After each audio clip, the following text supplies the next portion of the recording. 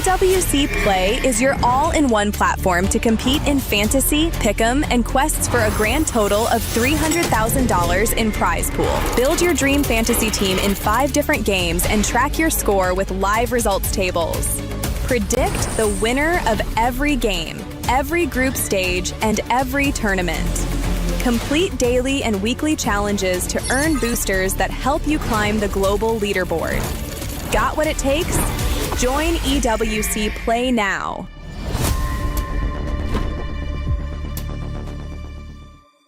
Do you genuinely believe that you are the greatest MLBB player of all time? Do you believe your teammates let you down at EWC 2025? Do you think I'm overrated?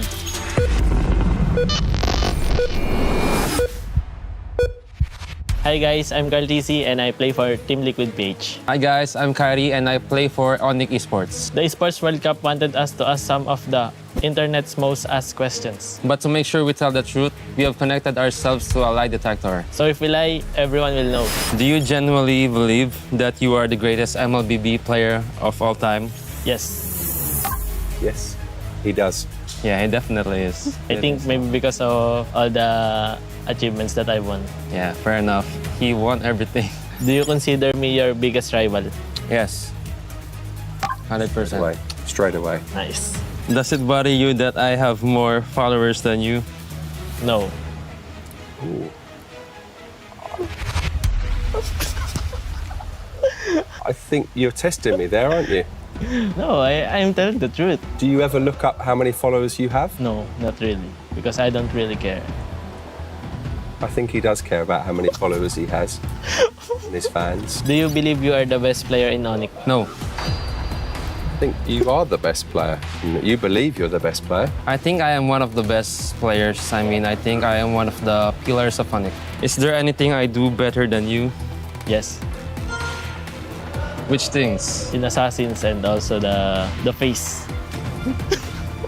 Yep.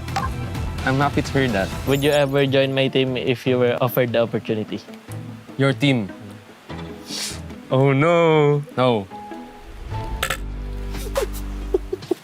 Why would you wanna join Team Liquid? Yeah, I think if I play with you, a lot of things would be much easier. Yeah. Good. Yeah. Who's the weakest link on your team? I have to answer that? Yeah, you have to. I think right now You is can just lie. Teddy. Okay. He's not lying. He's telling the Sorry, truth. sorry, Teddy. It's understandable because he's a rookie, right? Yeah. Do you believe you would beat me in 1v1? Maybe in some heroes. I think right now I would lose to you in 1v1 just because I always see you 1v1 on live stream. Yeah. Do you think we'll be remembered as the 2 greatest players? Yes. Yes. Wow! Ako nagsisinungaling pare. Do you believe you will finish your career with a greater legacy than me? No. Wow, humble. Why would you think that? Because I think your achievements are very hard to achieve and yeah, it's just being consistent is very hard. Good. Do you think I'm overrated? No. Thank you, Carl. I'm just surprised with the questions. Do you feel more appreciated by Indonesian fans than Filipino fans? I see. If I... okay. Yes. I think you love both of your sets of fans. Good fans in both countries and there are also bad fans from both countries. Do you think you will still be a professional player in 5 years? Yes, but I think maybe not in Mobile Legends but other games. Oh. Yeah, I was seeing a pretty big reaction there, but that's because you've been in other games. Yeah. That makes sense. Do you worry that you will eventually fall off? No. I think you worry about it. I worry that I might get tired. I've been playing non-stop and maybe getting a bit of rest is good. Is there anything about my gameplay that you wish you could copy? Yes. Which gameplay? I won't tell you because you might use it against me. Okay, fair enough. Who receives more unfair criticism, you or me? Me. Yeah. Why?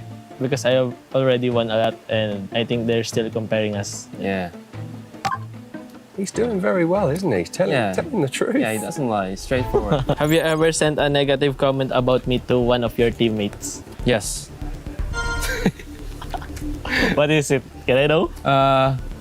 I always used to say that I'm better at Assassin's Creed more than you, but they would always say, you're better than me overall. Do you believe your teammates let you down at EWC 2025? No. In which part did they let you down? After losing, it's just I see the flaws of my team and I just couldn't help but compare my teammates to TLPH.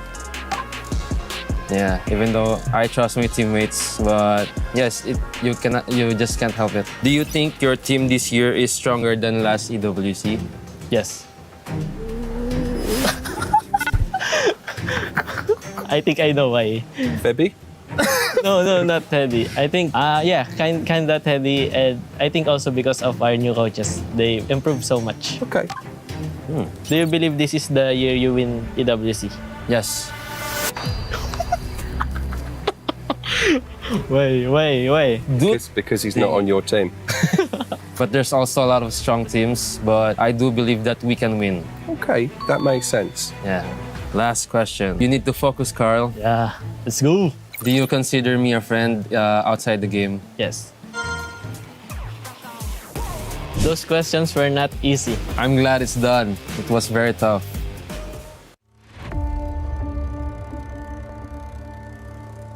Bloodshed, tears, and glory. The Land of Dawn calls for contenders once again. Against all odds, GK Esports is here to win MPL MENA Season 9. Guangzhou Gaming! They go straight to the main stage. Ignite Gaming! MPLSG Season 11 crowns a new team. True Rippers are your champions. The place where a new chapter begins. The newcomers. MSC at the EWC, Paris. For many of us, it's our first. We may be the underdogs. We may have sacrificed everything to come this far. We'll prove why we belong here.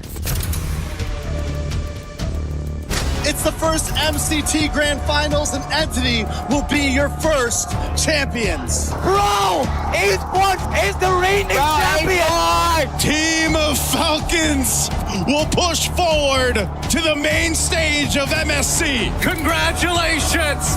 Vamos as you punched your ticket to France for EWC! Breaking barriers, defying limits. The aggressors come with nothing to lose. We carry the expectations of our country, our families. The fans who believed in us. This is the stage we've been working toward. Maybe this is where a new Dutch house is born. Aurora Gaming have wiped the Young Gun Galacticos out. Megatron have not merely joined the Kings, they have become the Kings. And the Dragons of the North defend their Empire spirit. Challengers of the throne, the Titans stand ready. We have already achieved what many thought was impossible. Whether it's defending our regional title Or taking down the champions of our region. We're here to break curses and set new milestones. Falcons AP Runner moving on through the Grand Finals. Slangor Red Giants are your new champions. MSC 2023 champions. Order! Team Liquid is your grand champions! The names that shaped history, the kings and legends. It's been a while since we stepped foot onto the world stage. It's been a while since we brought home an international title. Our fight continues because our story isn't finished. Our legacy awaits. The journey to rise above begins. Play is in our DNA. Whenever we let it out, it becomes our superpower. Now imagine an entire city being built to supercharge it. Kadir City, powered by Play.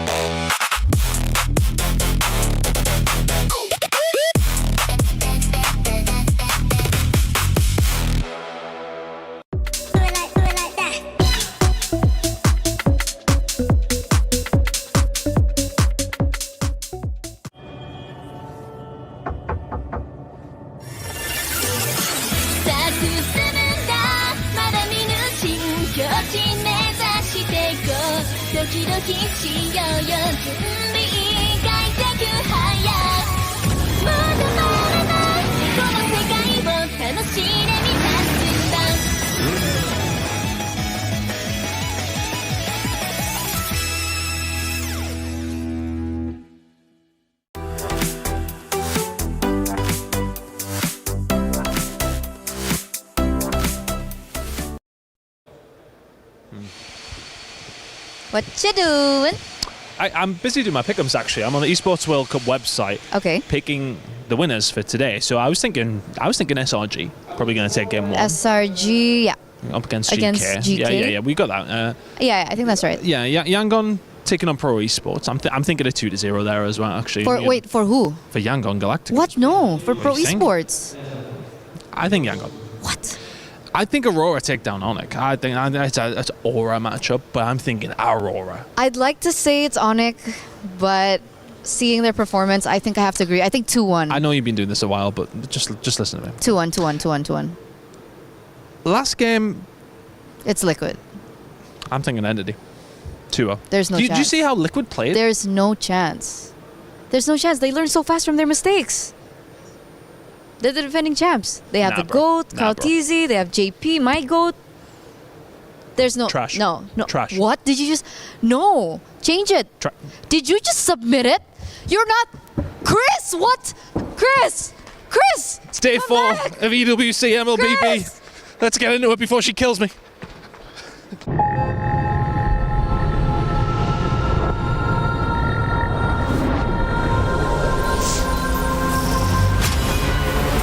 In the past, we were always in Asia. This year, we came to Paris.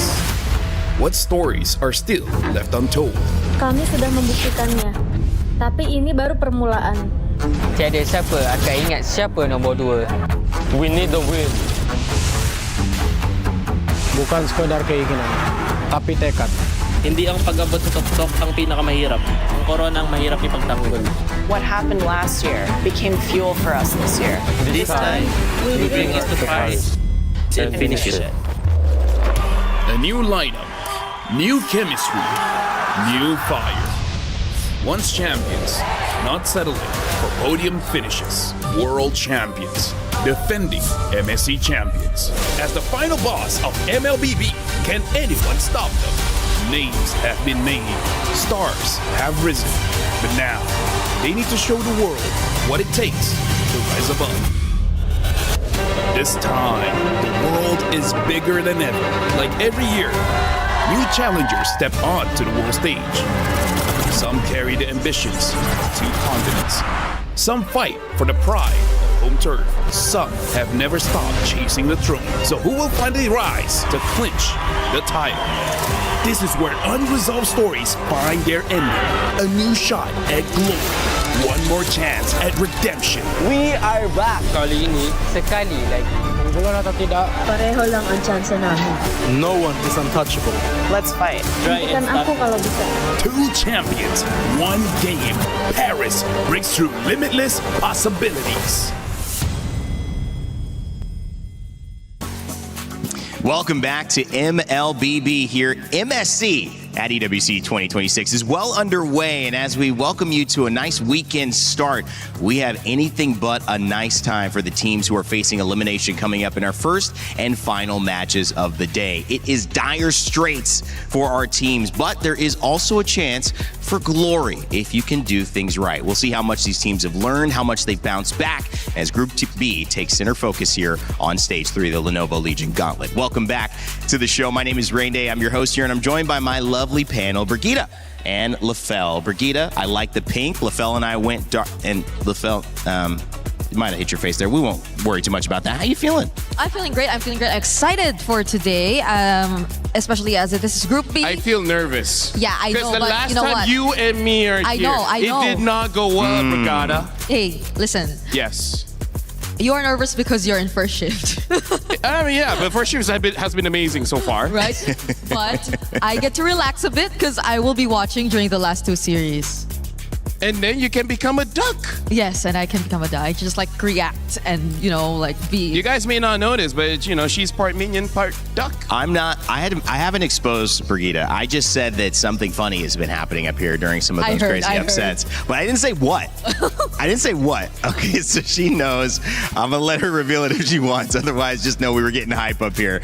Let's take a look at the SDC rewind from yesterday. Speaking of games that have already happened, it was again more fanfare. Maybe not as many surprises. Might have gone a little bit more traditionally, but the meta has evolved. Brigitte, you were over there and obviously casting and talking about this. How did you? She had an amazing time, especially the last game. I know. Bro, so much energy in that one. I know. Okay, now that you pointed out the last game, I might have to focus on the last 2 series we had yesterday. Because if we're talking about the meta and what else we got to witness yesterday, it's probably the Melissa that really stood out to me the most, because we saw very drastic performances on the Melissa. One where it was very efficient and one where it kind of struggled.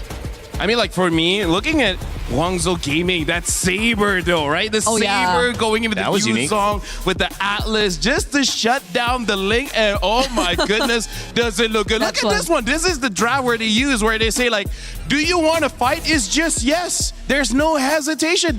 Dude, I love Guangzhou's draft yesterday.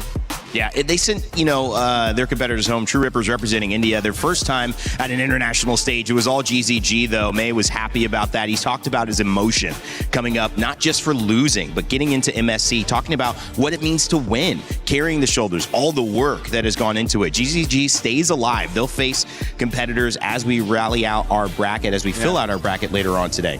And then, Vamos goes up against Team Spirit. Yeah. Talk about a surprise. Because we were like, okay, Vamos is strong, but are they strong enough to defeat Team Spirit? Which, by the way, hearing the rumors, apparently Team Spirit is doing so well in scrims that this, for the teams that know, is considered as an upset. Because it's not just a win, it's a 2-0 win. Yeah, it's a strong win, Brigitte. Oh, yeah. Even our casters were dancing, that's how hyped up our games were. But I agree, it was a very shocking result for Team Spirit going up against Vamos. And as much as we really wanted to celebrate Guangzhou winning in their previous series, they have to face Team Spirit next. But that's for tomorrow, I know we are all awaiting that matchup, but there's much more to look forward to today. It's kind of difficult because when you look at a team that you'd like to face, it's not a team like Team Spirit, but they did lose. So maybe you have something that you can use against them, Brigitte. Like maybe a Saber again? Yeah. We'll see. Team Falcons PH took up against Team Vitality. The Death Note was brought out, guys. One of my favorite animes. Okay, first of all, something that I do have to say. Bro, Moreno, bro, on that Selena. How does a Selena, it's already hard for you to get a stationary target. He keeps getting the fanny. Yeah. How does that happen? I also could not explain everything, and the fact that we wanted to really focus on the mid lane matchup, but I think that series was just all Moreno. We barely got to see anything from the KDA machine, at least in terms of the mid lane matchup. And this final one went all the way, the distance, 3 games, but Team Falcons Meta was able to move on. It'll be a Team Falcons matchup in the next set of games, so that'll be exciting. And again, it's kind of bittersweet because at least one Falcons member moves through. They have a chance to, add more points to their club championship defense, which they've won 2 years in a row here at EWC. But taking a look at the top side, we've got Yangon Galacticos and Pro Esports coming up. Onyx and Aurora Gaming are set for a matchup. Those will happen today. And then the other matchups happening, GK versus Selangor Red Giants. That's an elimination match, meaning the loser goes home. Their MSC is done. And then you've got Entity 7 and Team Liquid, the GOAT. Carl Teasy playing for a chance to go back-to-back in terms of MSC wins. But if they lose, again, they are going home. The stakes are about as high as ever, Brigitte.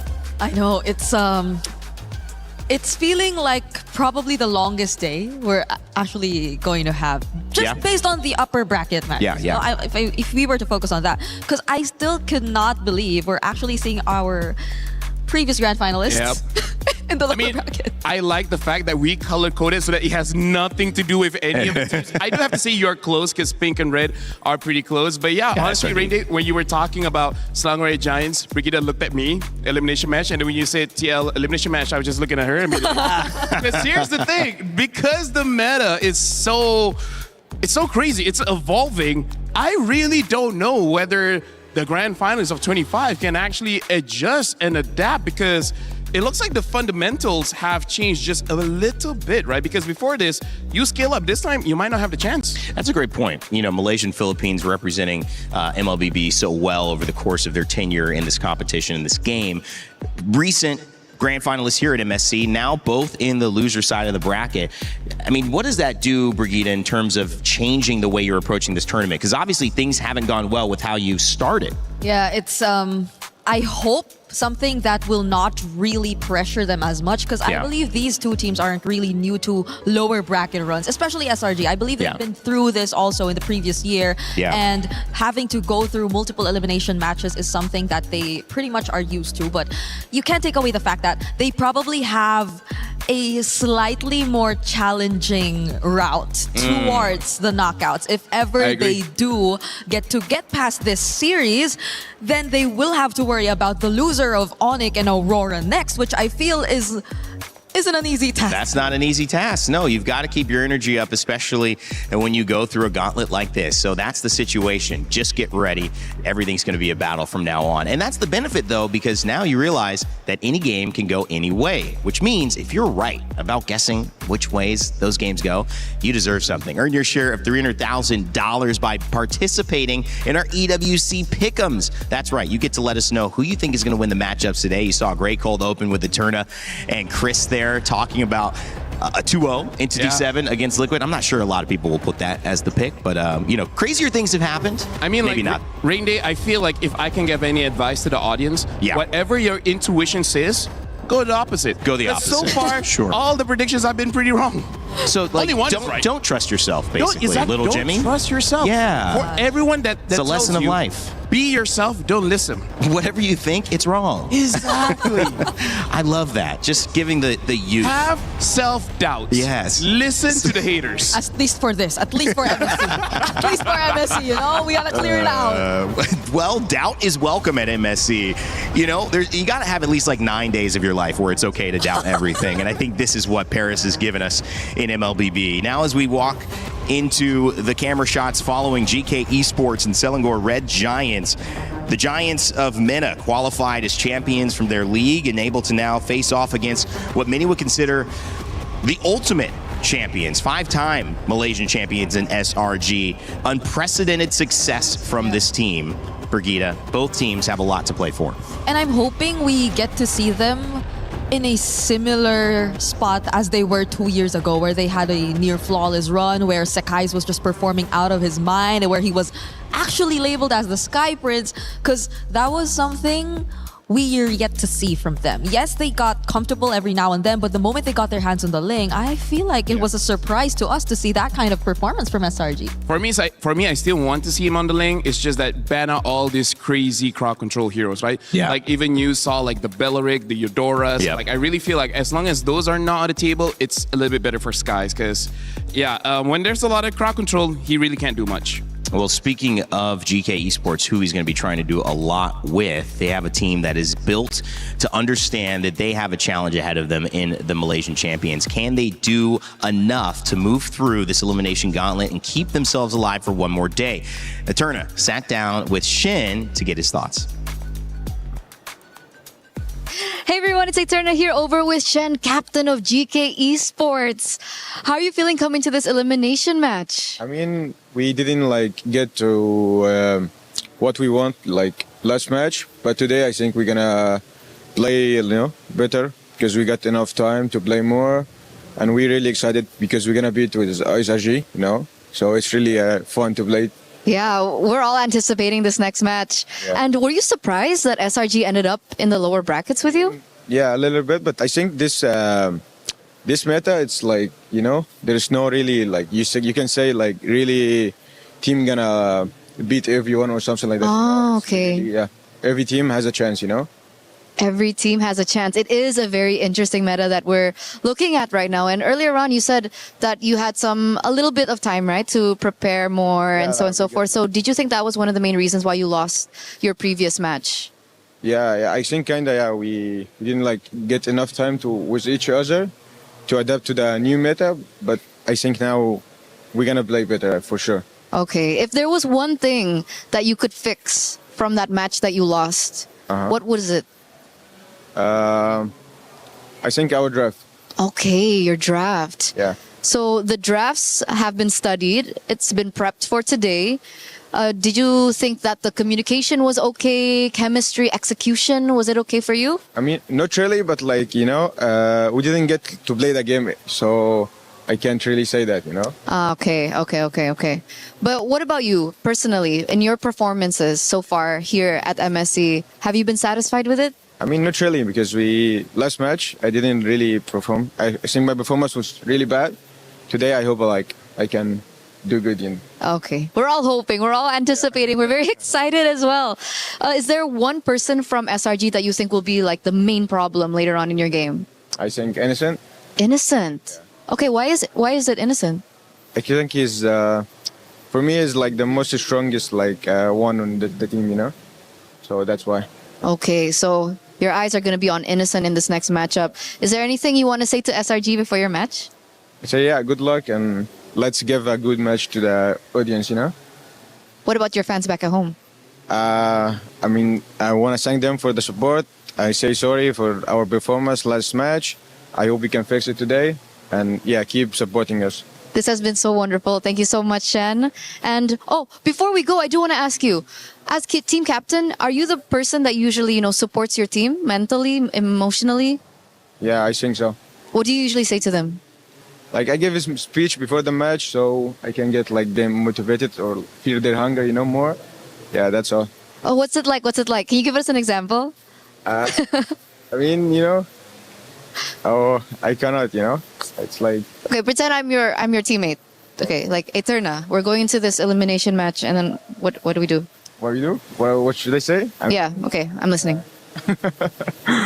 Usually I say it's fine, we didn't get enough to practice, but the match isn't decided because we didn't get that, but I know they're a strong team and it's fine, but they're only players like us. They do mistakes, they feel pressure, so we just need to play every minute, win it, keep winning it every minute, then we keep going until we win the game, something like that. That's captain for you, ladies and gentlemen. I feel so motivated today to do my job. Thank you so much, Shen. We're throwing over back to you guys. In order to stay in it, you got to win it every minute. That's what Shin basically said to me, and I like it. It rhymes, and I would be motivated after that as well. I'd say, keep going, man. Keep dropping some bars. All right, obviously on that side, GK Esports getting ready to go, but they're facing up against the Giants. That's right, in Malaysia. Selangor Red Giants. They've got the Sky Prince, and they've got all of the titles ready to go and seek and in search of another MSC opportunity to get back to a grand finals, claim a championship trophy. We had a chance to sit down and talk to who Shin thought was an important player, Innocent, with Eterna. We are now here with Innocent from SRG. Welcome. Are you surprised to be in an elimination match? Yeah. You are surprised. Yeah. Why were you surprised? Did you think that the meta would favor you this time? I mean, based on our scrims, it's good. Oh, okay. We don't have any problems during the scrim. But suddenly, during our first match, it shows that we're lacking something. Ah, okay, they're lacking something right now. And I do want to say, because this is kind of similar to what happened to you last year at MSC, but you managed to go all the way to the grand final. So is this just something that SRG does in the early stages? I don't know if it's normal for us, but every time that there's an international tournament, we really have this kind of problems during the early stages, and we just need to talk and fix it. Okay, so can we talk about these problems just a little bit? You can be general about it, you don't have to go into detail. Is it more on execution? Is it communication? Is it adaptation? I mean, there are some onto the communication side, and the others are more on to... I mean, there's a lot of heroes now. Okay, so there's a lot of heroes. There's a lot of heroes popping out, and sometimes you don't face them before the international because other regions they have different heroes. Yeah. Okay, so some heroes are popping out, and we did see an interview with Sakai's, and I think he mentioned as a jungler that he was really annoyed by the Eudora. Is that something that you share in the gold lane as well? Do you feel like the Eudora is annoying? I mean, it's more annoying for the jungler because they need to dive inside, right? And the Eudora will just press second skill and then it's over. Yeah. At least I can use Purify or what. That's true. Yeah. So if you could name one hero that you don't like in this current meta, what would it be? Eudora. So still Eudora? Yeah. Oh, okay. Because he's kind of annoying for Sakai's. Because it's annoying for Sakai's. Yeah. Okay. And we're talking about heroes right now. We've mentioned the Eudora, but what about the Melissa? It looks like the Melissa is rising in popularity. Do you think she's the #1 prio in the gold lane right now, or do you think there's still other options?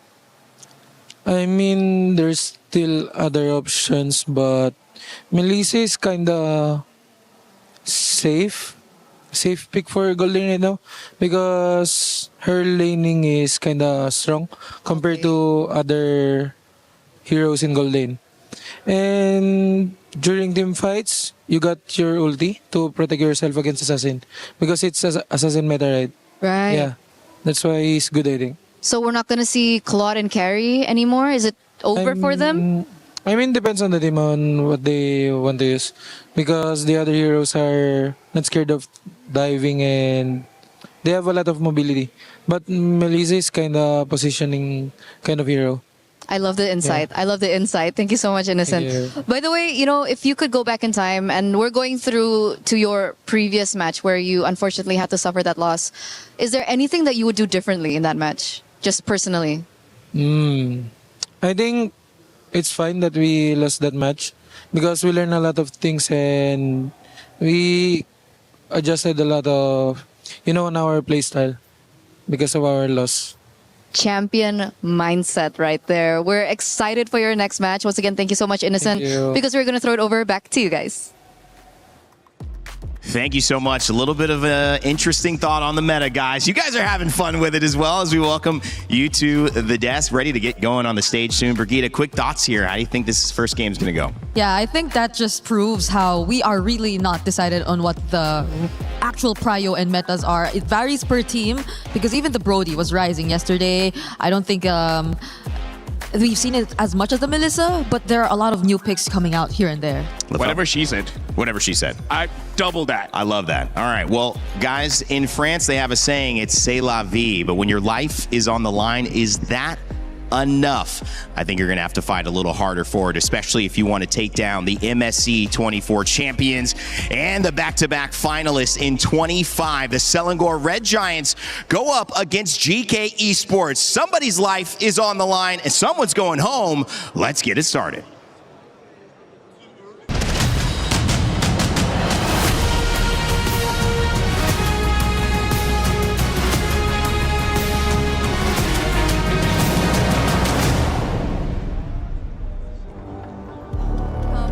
To the fourth day of MSC at EWC 2026. It's Rose and Milosh here again for another day.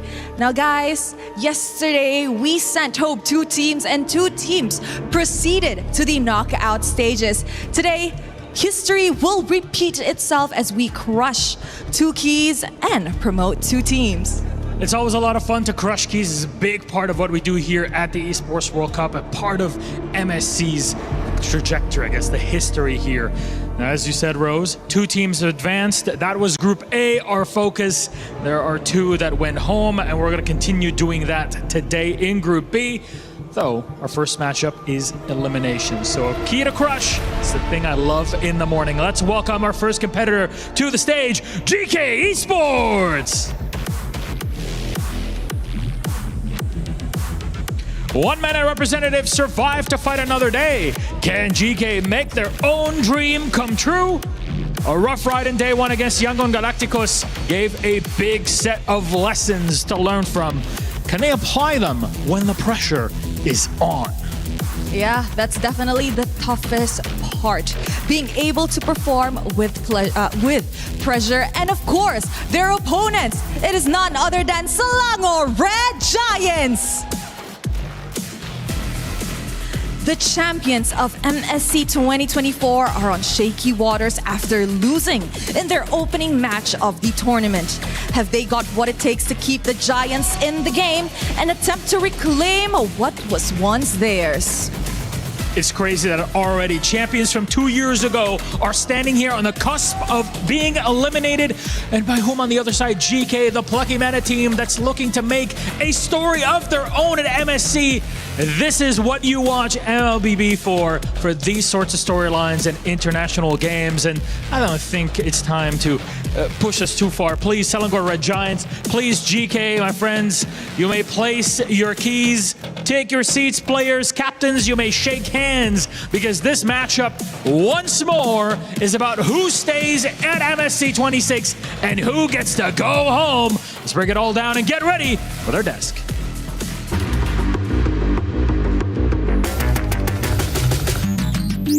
Day 3 just wrapped up and we went through our upper bracket and lower bracket matches. True Rippers were sent home by Guangzhou Gaming, but Ignite Gaming had to suffer the same fate. Then in our upper bracket matches, my GOATs, Team Vitality from Indonesia, sent Falcons PH down to the lower brackets. And we also have the boys, Vamos from Malaysia, pulling up an upset victory 2-0, dominating Team Spirit to make it to the knockout stage first. By Sawa with the Rapid of Dry, keeps him at bay. Tempest Blade Seal gets him away, error! As the first team yang lepas ke knockout stage, kita orang rasa bersyukur dan juga lega. And at the same time, kita orang rasa bangga juga sebab kita orang adalah tim pertama yang wakil Malaysia yang lepas ke knockout stage. 2-0 for Team Vitality as they secure the knockout stage. When we make it to knockout, we're so happy. I hope this is the chance that Team Indonesia and Team Vitality to win this tournament MSC. Team Vitality winning 2-0 against Team Falcons Philippines. I'm pretty confident that Filipino teams can survive the lower bracket because we are so confident and at the same time we know how to bounce back and we can handle the pressure. And there you have it! Day 4 will continue with another brutal 2 eliminations and 2 promotions to the knockout stage for top 8. We'll find out as Aurora and Onyx, Pro and Yangon also face off for that top 8. Somebody's key is getting crushed after this one. We start the day with drama. We'll end it as well as Entity 7 later on will take on Team Liquid PH. But for now, GK Esports or Selangor Red Giants, their life is on the line.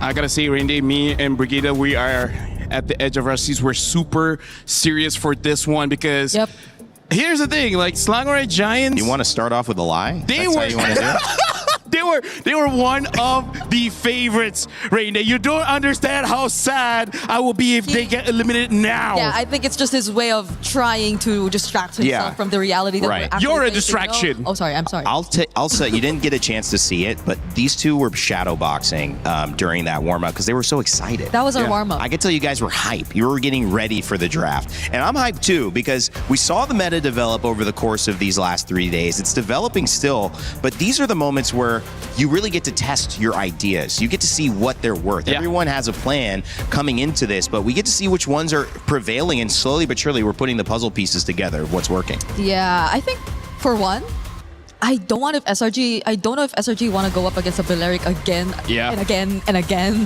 because that's exactly what happened in their first series. That's we right. saw that, and it was very effective against them and their playstyle as a whole, because as much as they wanted to split things up, when it came down to a point where you just had to deal with the fights, the Balearic just made things very difficult for them. I mean, like, that is one of those things that's like overlooked because when it comes to like the draft, you really want to pay attention to like the win conditions, right? But sometimes there's just way too much win conditions. You can't ban them all, so you gotta ban out these activators, you know?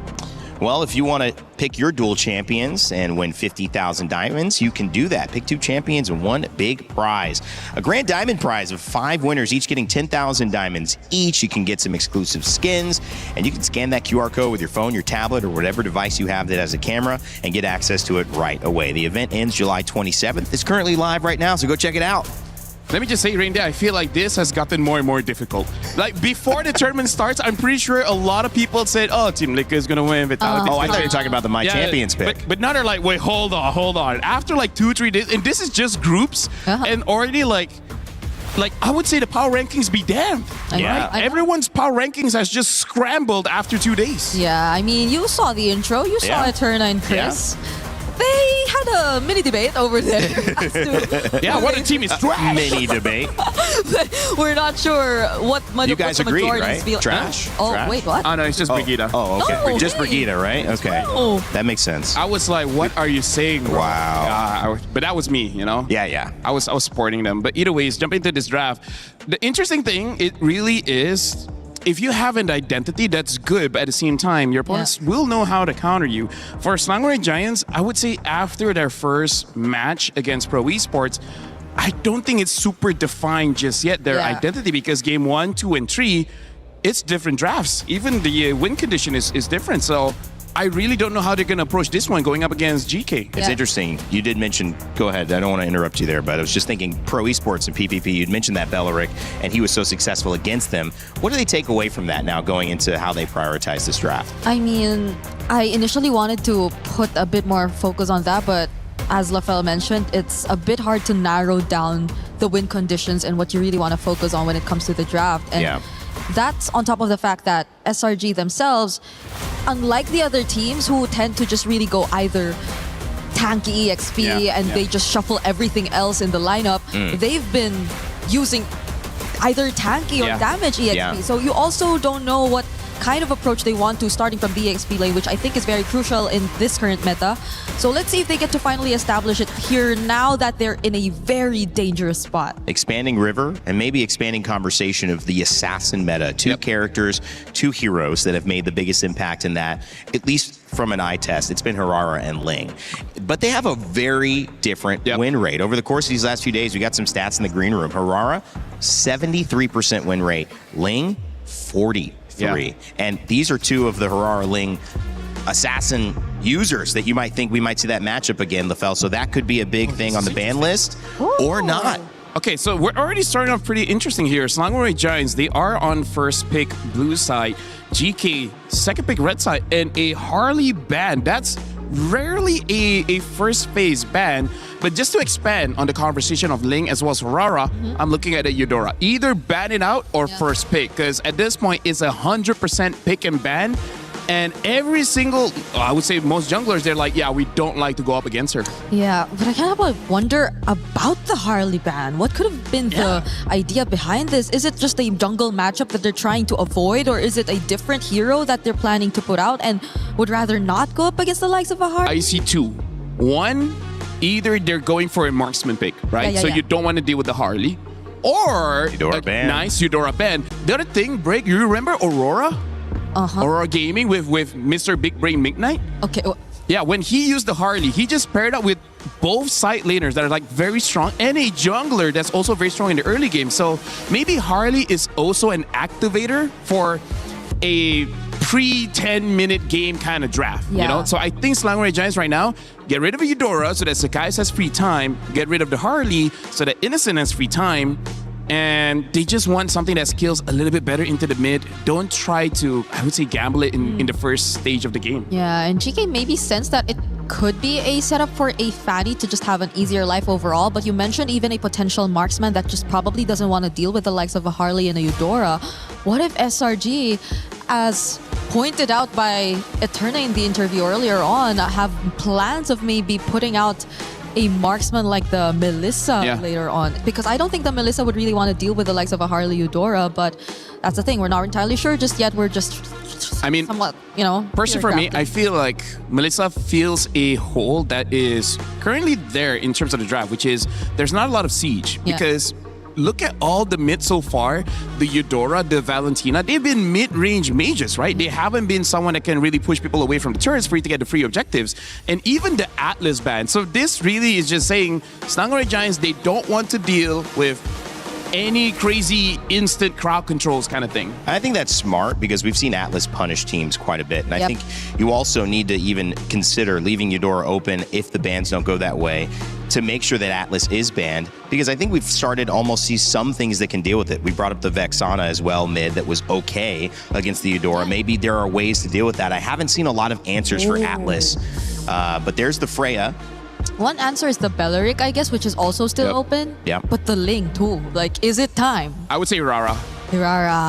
I think Hirara is just a bit better, but to be safe, honestly, I wouldn't mind if SRG just takes the Belleric, because after that, the other roamer that's kind of like AoE control is the Minotaur. Yeah. And Minotaur is much more manageable, especially if you get the Zushin. If you get the Zushin. Yeah, and GK have been very unorthodox with their roles. Like they went Jawhead. That was a Jawhead Selena, right? Yeah, it was a Jawhead Selena. So, okay, SRG do lock into Hirara. They've been performing better on this hero as well. And the fact that they did take out a couple counters too will make it much easier. But GK, on the other hand, do they lock into Belleric, which is somewhat a really good pick? It is a very good pick. SRG based on pro and in general as a whole. One way you could deal with that, my thought is, if you have trouble against Belleric, you prep for that. Teams are going to pick it against you because they've seen, that gives them trouble. But if in these days, SRG have kind of found an answer, LaFell, and I don't know what that answer would be, maybe give that to you, it could be a nice setup because they're like, we know teams are going to bring this out against us, but we'll have the answer now. Oh, do they consider the Valentina or...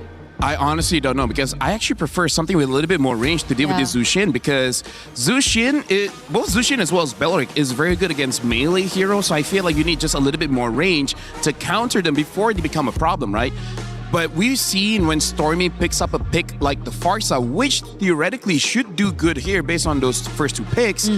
The problem is there's still a lot of junglers as well as EXP laners that can deal with the Farsa. Like, for example, the Yuzong's still up, so now they pick up an Eve, a much safer long-range hero, and they even pick up the Moskov just in case if GK does want to go for that Ling route. Yep. I'm liking SRG's opening draft because this is more honest, but at the same time, it's just very strong heroes. Yeah, and it feels less like them just willingly handing over some of the picks you would just really expect to be prioritized as power picks, as in contrast to the way that they drafted during the first time that we saw them, wherein they were letting go of picks here and there. And that's a Ling which they also did let go of this time, but it's not like they gave up on it. Right. They had the Hirara, which is stats-wise a much better performing jungler here currently in MSC. So now that we're on to the second banning phase, XP lane matchups. This is gonna be crucial. We don't see both XP lanes from both sides just yet. And everything's open. Esme is open. Paquito is open. It's only just the Freya. So at this point, I feel like for Selangor Giants, they're hoping for GK to show their EXP pick on 4th, just so that Cram has a winning matchup, right? Because I feel like that's also something that SRG is trying to do. Get winning matchups, secure the first 2 turtles, and then try to expand from there. Yeah, one winning matchup is a way to win the game. We've seen 2 kind of set them up really well. A gold lane that can push and have an impact, and also an EXP lane where you get off to a good start. I think the Phoveus is an interesting ban because I feel like they already have the counters for the Phoveus. Personally for me, though. Personally for me. And they themselves could have used it. We kind of are used to seeing Belleric in the roam, but they have used it in the EXP also. That's true. Oh, yeah, true. But the Phoveus ban, though, being taken out, again, yes, probably for the lane, but maybe there's a chance they also consider in an XP lane which doesn't want to really go up against a Phoveus. And that would be something like a Paquito, I guess. Paquito and Arlo. Yeah, they might try to get that. In terms of Arlo, I can see it because they do have the Belleric as well as the Zushin. And now the Barat. So this does seem more like an Arlet pick coming up. SRG, I think they would be okay to just let the Arlet go and try to fight back with either a Paquito or an Esmeralda. Both, I feel like, should be able to do their jobs quite well against GK's lineup. Or I don't know if they want to go for a Lapu. That's like not necessarily great, but that's definitely one of Cram's comfort. Yeah, even the Arlot or even the Barat's ban really tells you a lot. Yeah, it screams Arlet for this one. So Harith is taken out too. I wonder if SRG won't want to consider some of the more recently popping out marksmen or gold laners as well. What, like Melissa? Or Claude? The Brody too. Yeah, there goes the Claude. Yep. And expert Rain Day. Hey guys, I'm learning from the best here. Oh, wait. Wait, so they show up the Uranus. This means that SRG, they can get an Esmeralda and basically have a nothing lane. Yeah. Or again, just pick up the Paquito, win that lane, and then just establish pressure. Because as we saw, if you're going up against a Ling and the Ling does not have a good time getting those farms, it's going to take quite a while for the Ling to really be effective in the game. Yeah. And honestly, you don't know the roam yet. I mean, I would have considered Hilda, but the fact that the Belleric and the Juicin are just too good with melee heroes maybe might make you think twice about picking up the Hilda. So other roam options for Yums at this point. I wonder if they want to try a healer. You know, something like Matilda. Matilda is open. Yeah, it could be Funky. Yeah. I love Funky. Yuzhong, what about him? Oh, Yuzhong. Oh, Yuzhong is also very good here. Cram used that. Used that. And into he lost, but he used that. He used it. He used it, you know. Oh, Hylos. Oh. And Paquito. Okay, so a little bit of a different strategy there. And I feel like the Hylos is just a good combination with the Eve. There's a lot of slows there, making it so that the Ling can get away. Everyone else, nuh-uh. Yeah. They're just going to stay there. And they're going to be okay with Oh, unique hero. Okay, what's this Hellkurt mean? Who wants to talk about it before we throw it to stage? Wait, is this going to be Hellkurt gold? No, it's Rome, right? I mean, wait, no, gold. It's gold. I mean, Belly could go EXP. It's gold. It's gold, Hellkurt. Well, so Hellkurt burst, and then he can make the map dark. Burst, and then Vision Deny. Ooh. We'll see. We'll see. I love it. We rarely see it. It's kind of cool. Reminds me of my old Jibalanke days back in the game. That's very similar, but this game, there's nothing similar to this feeling of under the bright lights, your life on the line. You're playing for hundreds of thousands, maybe millions of dollars if your journey continues, and one team is going to have that key crushed after this. Let's begin game one, SRG versus GK Esports, and over your casters, Naisu and Trex. Thank you so much, Rain Day. I'm here with Naisu on the desk. Just a reminder, this is an elimination match between SRG and GK Esports. How are we feeling, Naisu? And you know what? It's weird to start the day with an elimination match, man, but that's been the course of things for the past couple weeks for all the journeys that we've made it up to this point. And now to think about a Hellkurt being placed in the gold lane. If I haven't been vocal enough about how much I love the meta right now, man, this is why. Because we're seeing even this come to play in an elimination match. This definitely makes things interesting, and I gotta say, the past couple big upsets that we have seen throughout the past few days have been because of picks like this. Now, The Hellcurt in the gold lane, not something you normally see. A little bit of action in the mid, though. First blood over to Stormy, Naisu. Wow. All right. Already burning a couple revitalize there to keep him up. But yeah, I was so surprised that was that early on that you're able to get a kill on Shen. A little bit of a misstep. Yeah, definitely a misstep. Yaga in this gold lane. Back to this Hellcurt, though. Nothing too crazy as far as emblems go across the map. We do have the pull together on Quanok. Overall, though, I'm excited to see how this plays. Are we going to see the Hellcurt roam around quickly? Normally, gold lane doesn't get too much action in the early game, but because of the speed, once he hits level 4 as well, getting the Dark Knight Falls might be able to help GK in terms of getting some of these first turtles. He hasn't hit level 4 yet. May be able to get it before this turtle. I'm wondering if SRG is going to want to rush it because they don't want to have to deal with that Dark Knight Falls. Because even when he's on the opposite side of the map, his team can still capitalize from it. So it's something we definitely have to watch out for, especially with the range, with the possible surprise of Shen hitting a Wrath of Dryad, something of that nature. So I'm excited to see how they utilize this pick. Oh, Eisenberg in the flicker too. Yeah, you're right about that. The utility that a Hellcurt can bring just with, darkening the map with his ultimate, that Dark Knight Falls, is great, but still, I think that's the main thing. Can he get out of the lane? Can he join these fights? It looks like he wants to do exactly that. They're going to force a fight anyway. Beacon already used Shen, able to flicker out for now. Dark Knight Falls comes through. They collapse on Sakai, so able to pick up one. Turtle still for the taking here. So for this, you got the numbers advantage, and there you go. Yaga's making it work. Gets another. Yaga. Things already turning around for the side of GK. Looking good. They take a death early on. But we're already seeing the possibility that Sakai's is going to have to be careful going off on his own, even if it looks like he can secure a kill, because at any point, Dark Knight Falls comes down, Yaga pops up, helps gets the kill. He is an assassin. He's still squishy. And that's what I feel like is going to be the target. You add that up with Stormy as well. We haven't seen Yve work out too well for a lot of teams. I feel like in a lot of drafts it looks nice, but the fact that there's things like Lings now being highly popularized, some of these assassin picks who can jump onto you, and the lack of movement from the Yve once you drop that ult, you are just a sitting duck. So Stormy, the big win condition for SRG, I think, is going to be positioning and timing on that RWM. Yep. And the same thing is going to go to GK with this Dark Knight Falls and things of that nature. Quanok already using the beacon. Actually going to flicker forward. Dark Knight Falls. They want to collapse on Stormy, as you were mentioning it. Tempest Blade's already going to be used. Yeah, trapped into a real-world manipulation, though, too. On the back foot, GK has to disengage. They wanted to go for that. Now multiple members are low, and here comes the follow-through. A spear from Innocent will be the find a double. He does it again in the mid lane. He just never misses. That's the reality situation with Innocent. And I want to go back to what I was saying with Stormy. That last RWM was huge, but Cram. Oh, Cram. Okay. This is why the Paquito's so deadly. Couple combos, and you're half health or less. Yaga's going to get spotted out. He does get stunned here, but he's fine for now. Yes, back to what you were saying, Trex.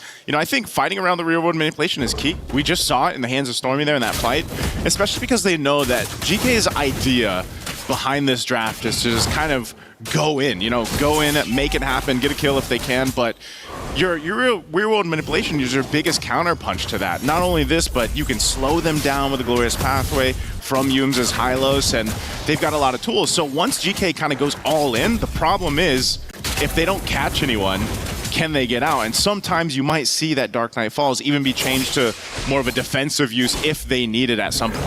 And that's where so much of it is going to be who will pull the trigger first. And Stormy did such a good job in that last fight when GK was invading onto the purple buff. He holds on to the RWM. Dark Knight Fall went down first. Stormy moves around, finds a good position, and then after the fight's already been going on, he drops it. Oh, here we go. Fight for the second turtle. Less than half health here. They're going to force it anyway. Innocent gets a solo kill. The turtle's going to be secured by Sakai's, but he might lose his life for it as Quanok picks up a kill. Looking for Cram. He's trying to get away, but there's just a whole lot of crowd control locking him down as Aizen will pick up for himself. So a bit of a trade across the map, but that's also a lot of gold and push now for Innocent on the Moskov. Yeah, I don't think we expected things to go like this. It's 5-4 right now. GK holding a small, ever so slight gold lead. Still, the game is at a standstill, but every fight has gone back and forth. Neither team finding full leverage. Neither team really getting a full grip on this game. GK Esports, I'm wondering when is the time to really pop off? Yaga is going to get a couple more items, and I kind of want to see where he's building towards. Is it just full burst damage? Do we have the... There's your Sky Piercer. Sky Piercer. I was wondering if maybe we were going to say like a Blade of Hep disease, something of that nature, but no. Sky Piercer up front. Berserker Fury already in for Zeno. On the opposite side, Innocent having a great game. 3-0-0. He's already got 2 items in, looking for that third. We're talking about a possible 8-9 minute third item very early in this game as long as he keeps on this path. Yeah, Innocent's going to be a problem for GK, and that's why, you know, at some point, Yaga's kind of... his game plan will be just to lock down Innocent, you know, try to go in. Of course, he's got the execute there to work with too. But, you know, that's the problem with the Hellcurt is you are very squishy, but that's, you know, the price you pay for this kind of kit and the ability to go ahead and darken the map. But now Aizen spotting things out. Even as a Uranus takes quite a bit of damage himself, GK wants to fight this. RWM already dropped down too. Dark Knight falls to follow through.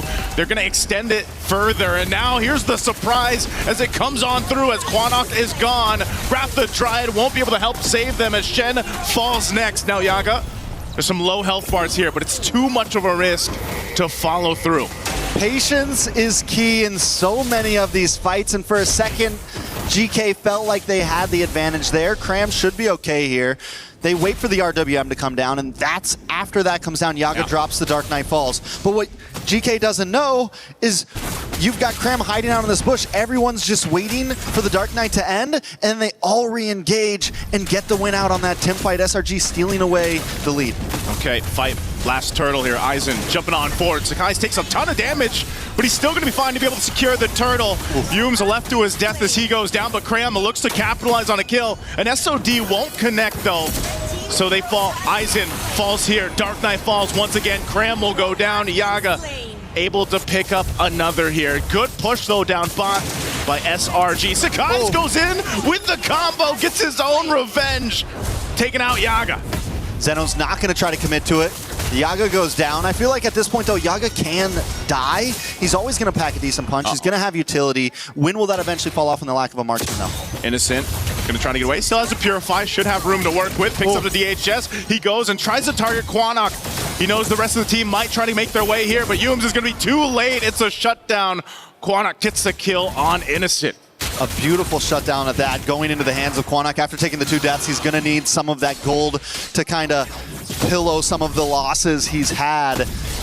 On the bot side, though, GK losing so many towers, already down to the inhibitor, top side as well.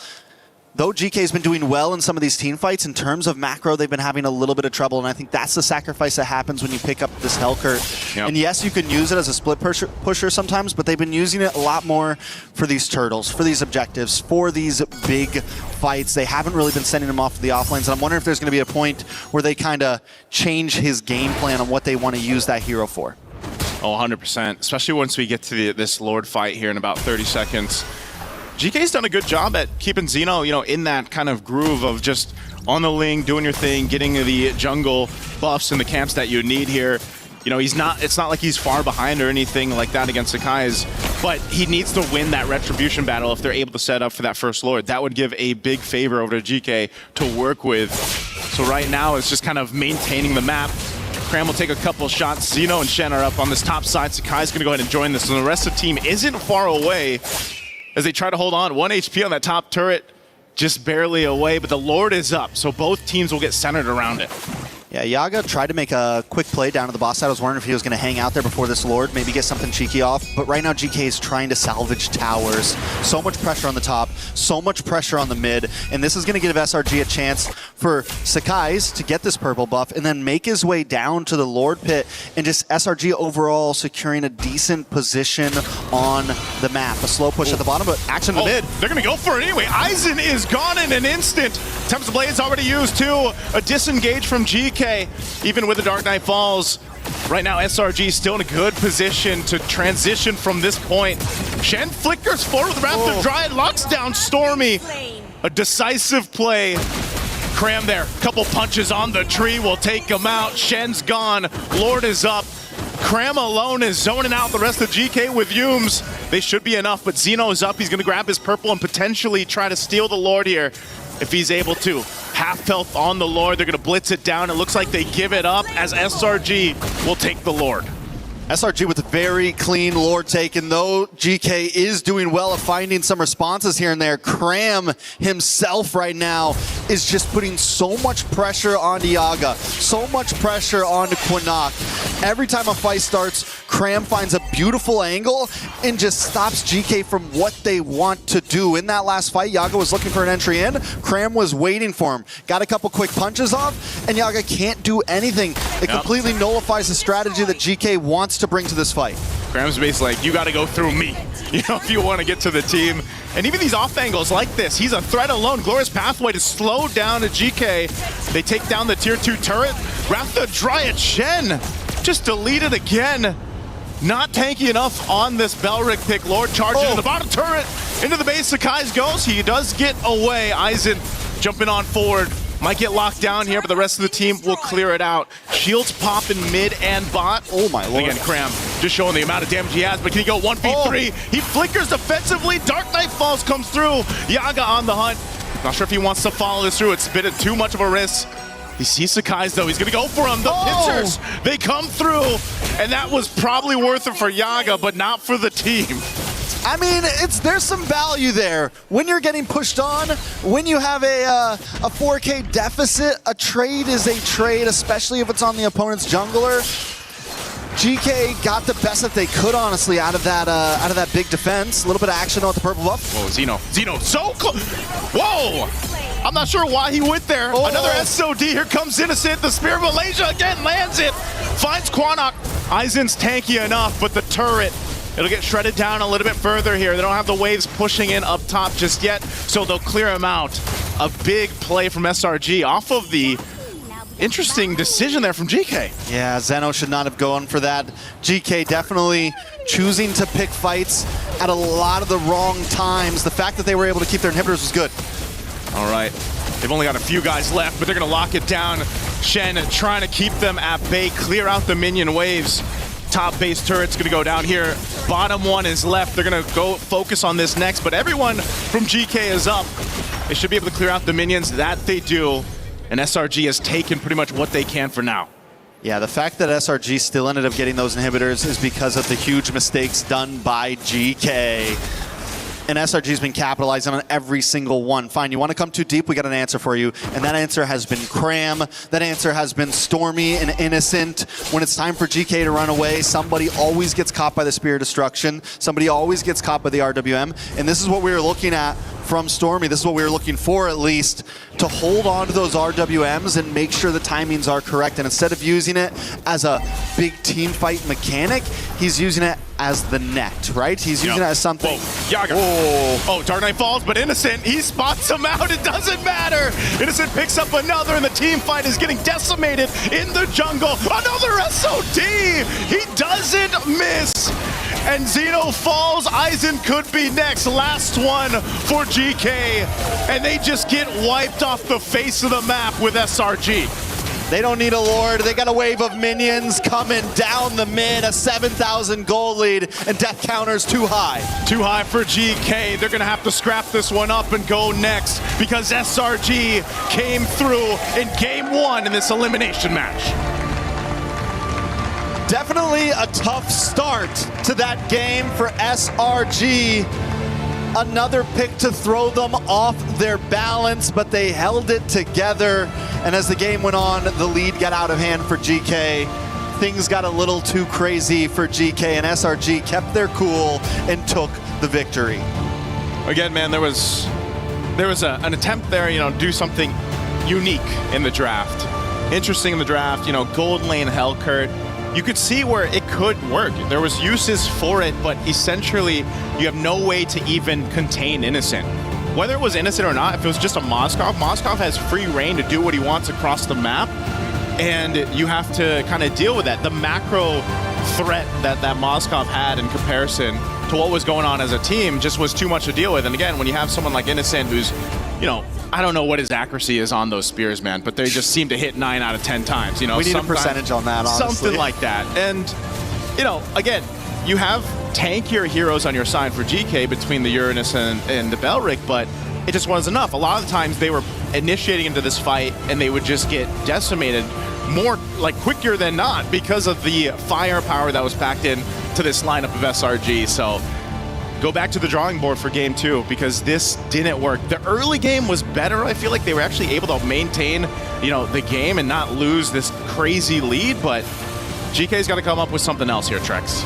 I mean, I get it, right? Game 1, you try something because if that something works, it puts you in such a huge advantage for the rest of this series. It's a mental game, and GK was not able to pull it off. But even more of that, SRG was able to keep their cool through it all. Let's see what our panel has to say about that. Rain Day, take it away.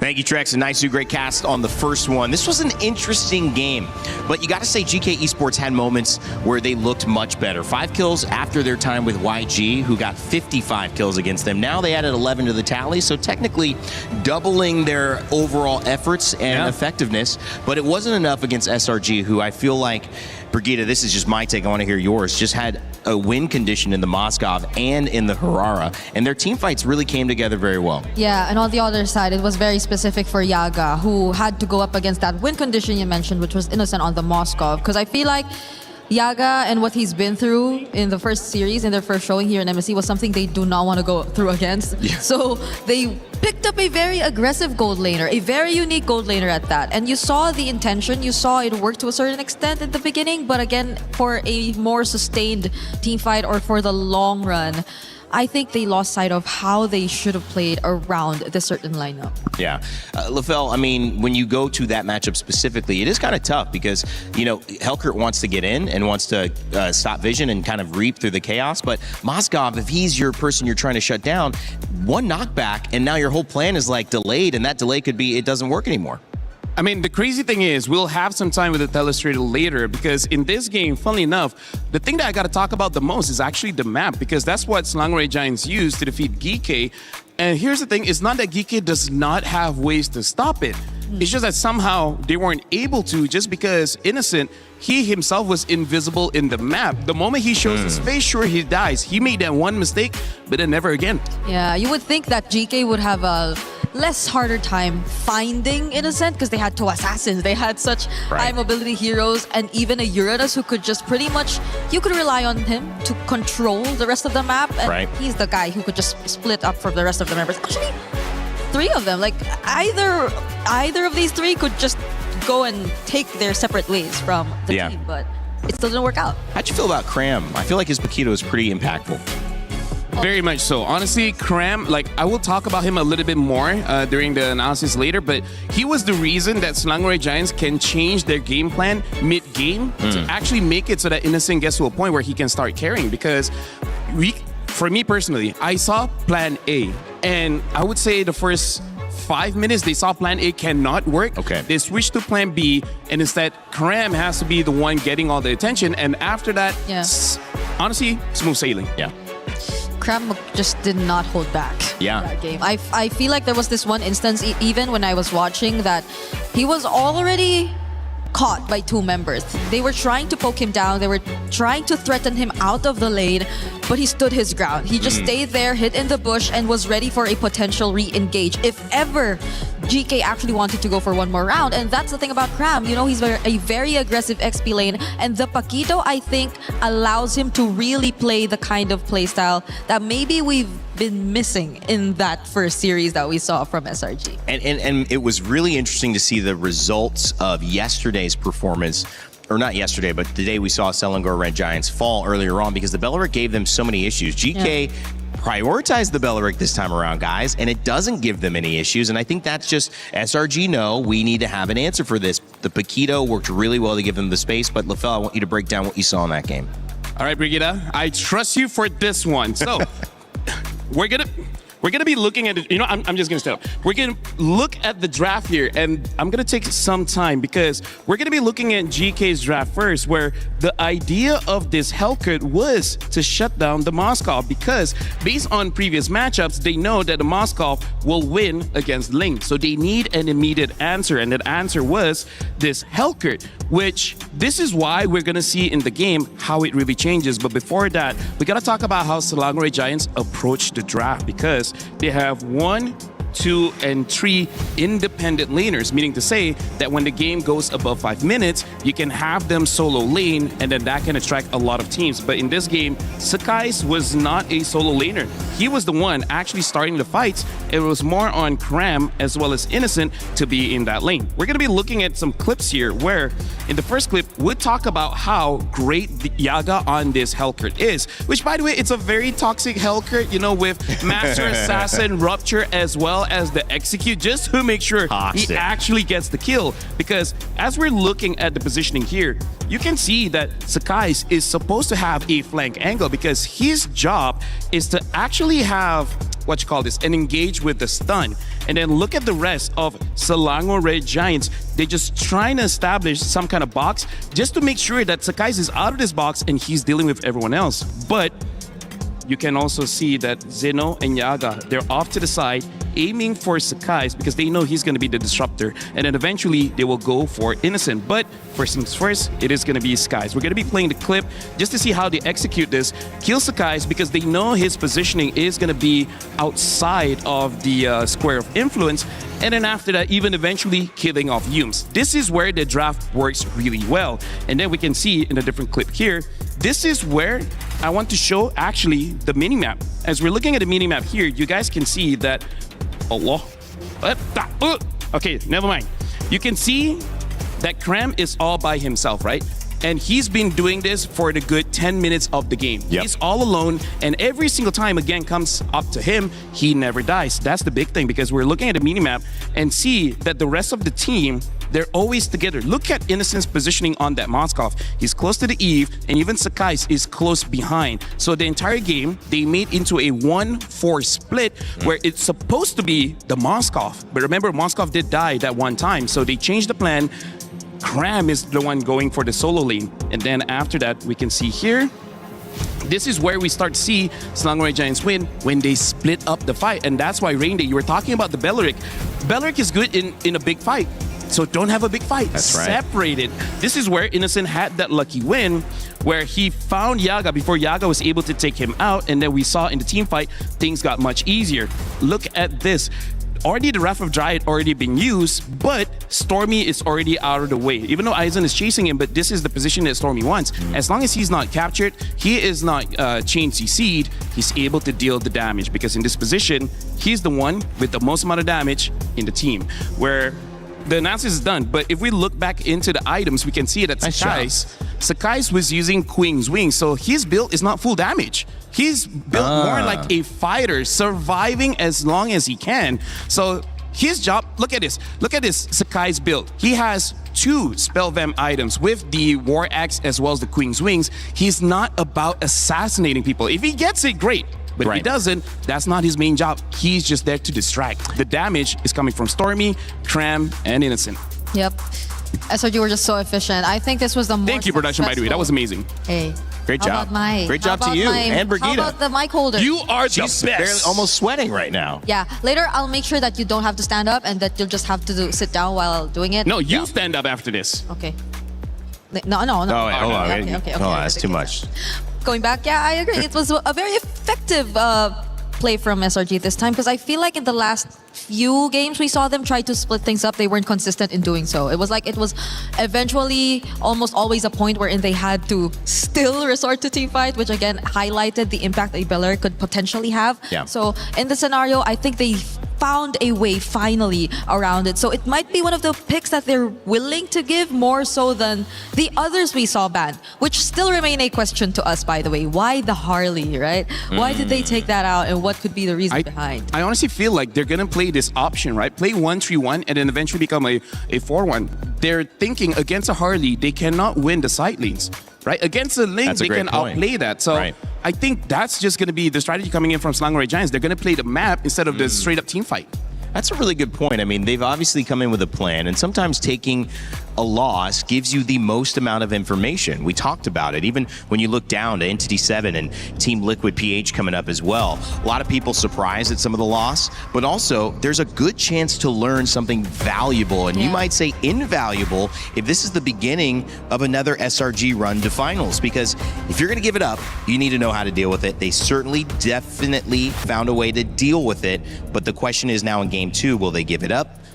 Will they go back to the same? Will they let GK Esports switch it up, or will they have another plan of attack? I mean, here's the thing. I feel like GK kind of read into it with the Hellcurt as well as the Link pick. It's just that the execution wasn't there. So I do wonder if GK wants to change it up just a little bit. Because Langway Giants, for better or for worse, they're showing that they're not interested in team fights. They're going to be playing the side lane. So I think more and more teams are going to catch it. And this is going to force Langway Giants to basically adapt. But here's the thing. This is an elimination match. Yeah. The fact that if you lose this or the next game or the next match, you're eliminated. So this is actually a pretty tough situation for both teams, GK as well as Langway Giants. Yeah, especially for GK, because really, you pointed it out. I'm not sure if they want to go for a similar approach in terms of just picking a very unorthodox lineup into SRG to potentially catch them off guard, or probably, you know, like shock them to a certain extent. Did it kind of feel like they were maybe trying to catch SRG in something and go versus playing to their own strength and finding a win condition? Kind of, yeah. Because I think it was something they observed. But that's the thing, like you get to observe it from one team, but you have to also acknowledge that that team is definitely going to learn from it. Yeah. So they're less likely to replicate the same mistakes that you saw from them, though you could definitely consider it. SRG this time showed that they were not the same team that we saw 2 days ago going up against Pro Esports. And this is my question, and they answered it already. You got to ban the Moskov or deal with what made that first thing do. But again, it's reactionary to what has worked. We'll see if that continues with the Fanny and, of course, the Marcel band on the other side of SRG. Honestly, I like the ban here coming in from GK because they're betting out the Moskov. The other gold laner that can play the strategy that Langway Giants already did was the Claude. Those are the only real two marksmen that can go play the side lane. They can go for a fighter. There are quite a few fighters that can handle the long lane well. But right now, with this Moskov ban, with this Harara ban... Interesting. Freya might eventually be let through. The Paquito will get through again. So, yeah, SRG, they're banning out the Harara. Do they just go all in and ban out that Ling as well? I think you have to ban Atlas here. Who Atlas is also a pick you got to consider, Because they're also leaving the Eudora open, so there are just so much trades that they could play around if ever they do leave that Ling. And if they hand over the Atlas, then maybe they can also consider the Beleric for themselves. So I think there are just so many trades on the board right now. Yep. SRG might even consider a throw ban at this point if they just really want to let all of these things open. Keep something open. Yeah, because at this point, I feel like it's either Ling or Eudora, because I feel like the rest you can kind of deal with. Yeah. Even if they pick up Atlas, you can pick up Beleric, Valentina, and then suddenly you're looking pretty strong, vice versa. Or maybe even try to ban out of Valentina and then ask Harley, the question. It's Harley. I mean, like, in a way, it opens up the draft. And it does keep them... You mentioned the only other people that could do that, maybe the Claude. Claude's still open. That was actually banned by SRG to prevent a counter to the Moskov that they wanted it to go. But now that they've revealed that's what they want to do, they're going to keep it open. Maybe they can do that since the Moskov is banned. Yeah, the only thing here is GK. I kind of feel like out of all the picks, I'm actually feeling that Eudora is probably a very strong early pick, but instead they go for the Ling. Might be a mistake. Eudora Atlas. Yeah, exactly. Langway Giants can go Eudora Atlas or Eudora Beleric, whichever is their pick. Yeah, whichever they want, honestly, because either the Atlas or the Beleric, I feel like would be really great tools already. You have so much ways to force out a Purify, and then GK might settle with just a Purify gold lane as well, which... We're not entirely sure if they will revert back to a marksman gold lane either. True. Earlier, again, you already saw them going for an execute Hellcurt in the gold lane. So, honestly, the fact that Innocent was able to survive for such a long time is actually a, I would say, proof of his skills as a marksman gold laner. He just doesn't miss the SOD. No, I was saying that immediate play that we saw, I was like, that was amazing. They skipped the Eudora. They go Valentina instead. I'm not sure how much I like this. And I'm guessing I don't. Why is that? Because nothing to steal? Or does it stop something from being picked? It's the Occam's razor. Sometimes the most obvious pick is the right one. And the obvious one here should be the Eudora. Right. And the fact that they did not pick it up is very interesting. Because as of right now, they don't have a real way to stop the Ling. I mean, like Atlas, if you can catch him, sure, but you can't. It requires skill and luck. Are they opening up something on their side? I mean, how the glue comes in. Must have a plan in mind, right? 'Cause Yeah. I think if the Eudora does get locked in by GK here, which they don't, okay, Take then the that's when quad. they might have to change Ooh. something. But Yeah. even GK just let go of the Eudora entirely and say, we have something else in mind for our mid lane pick. This is very interesting because GK right now, they're drafting in a way that Selangor Giants wants to play. So they're asking Selangor Giants, do you want to fight fire with fire and play a 1-3-1 comp? Or force Selangor Giants to play a team fight comp, which they have been avoiding for quite a while. But no matter what, they at least need one. So maybe the Paquito gets picked up again, handle the long lane, either like deal with the Ling or deal with the Moskov. Deal with the Claude. Yeah, because I think it will enable like whichever option SRG wants to go for. If they want to go split, if they want to go team fight, the Paquito works Or both pick up ways. Nolan. Barats is available still too. Yeah, to help out in. Yep, they pick up the Paquito. Makes sense. Because again, they need someone to deal with the side lane. Because if Paquito gets banned, I think the only other option might be a Benedetta, but that one has so many room for errors. Like, it's very easy to mess up that lane. Could get punished real quick. So now we at least get to see the XP lane for SRG, and they again have not revealed to us the jungler yet. So GK might want to really focus on narrowing the hero pool here for Sekais later on in the bans. But SRG, Yeah. what mid lane picks do they not want? Eudora. You know? Yeah, ban out Eudora probably. I have a thought here. We saw that build. I mean, it was assassin pick, but it was pretty utility. Yep. So is a utility jungler a thought here for Sekais to kind of mix it up? I was considering that if the Eudora was locked in for GK, but Okay. they didn't lock in the Eudora, and honestly, maybe. Yeah, honestly, that's a very good insight coming in from Rain. They might opt for something like an Akai instead. Yeah. And letting Innocent to perform. And I feel like GK, they're reading into it. That's why they're not becoming the Eudora. They're even betting out the Brody. So, hey, you might be onto something here. This could be interesting. We saw Barat's jungle once, still not banned. Akai was used really well also. Yeah, though there isn't a Mathilda really, but I don't think we're seeing the Mathilda as a requirement to the Interesting. Barats anymore. And still Melissa. Oh yeah, Melissa is Available, who's also been- there. Surprisingly, again, like I said, we had a 13-minute game where the Melissa did over 100,000 damage. Yeah. That's way more than I would ever anticipate. And they're still not banning. If they don't ban the Eudora, Yeah. okay, now they ban. There's Eudora. Maybe they're just messing with the head of Costa Rica. Be like, hey, we may pick it, we may not. Because they are on the red side. They have last pick. Yeah. They can really play with the minds of GK here. Yeah, so do they take out another safe gold lane? Oh, they And there's let the Melissa Harith through. Instead, they decide to pick the Melissa. Well, in the words of Innocent, he already described the Melissa as a Yep. very safe gold lane anyway. So And I think there's no more Good point. safe gold lanes unless you want to consider a Bruno with a House Claw where your healing is just enough to survive. But even then, that's not a guarantee. yeah, so it's that's not a probably guarantee. another Harith carry option here for SRG, unless they want to go something unique or want to flex the Paquito in gold. It could. Because If they do that, they go for the Yi Sun Shin. But going up against a Ling as well as a Claude, I don't think the Yi Sun Shin will have a good time. It is an option, just may not be the best option. Yeah. Because at this point, it's just the Yi Sun Shin left that you could really consider. So, Wow, great call there. yeah, they go for... Yeah. This is looking to be a Paquito Gold given this Yi Sun Shin pickup. Yeah.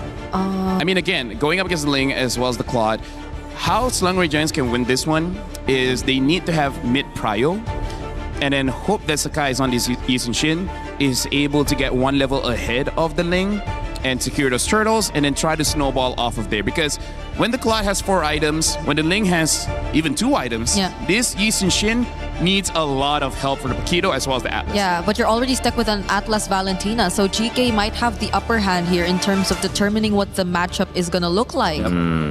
We don't know if the glue is going roam or EXP, but they could flex that too because they Okay, they flex it. Oh, they even have the Valier. Hero. So the Valier is good at denying, I would say, everyone from Slangway Giants. If they want to go in, Valier will just push them away. And they even have Esmeralda to say, if you put Paquito into the EXP, the Esmeralda can deal with this. Here, GK, this is another way to draft, and it looks very effective. Yeah, it looks very cool. I like hot.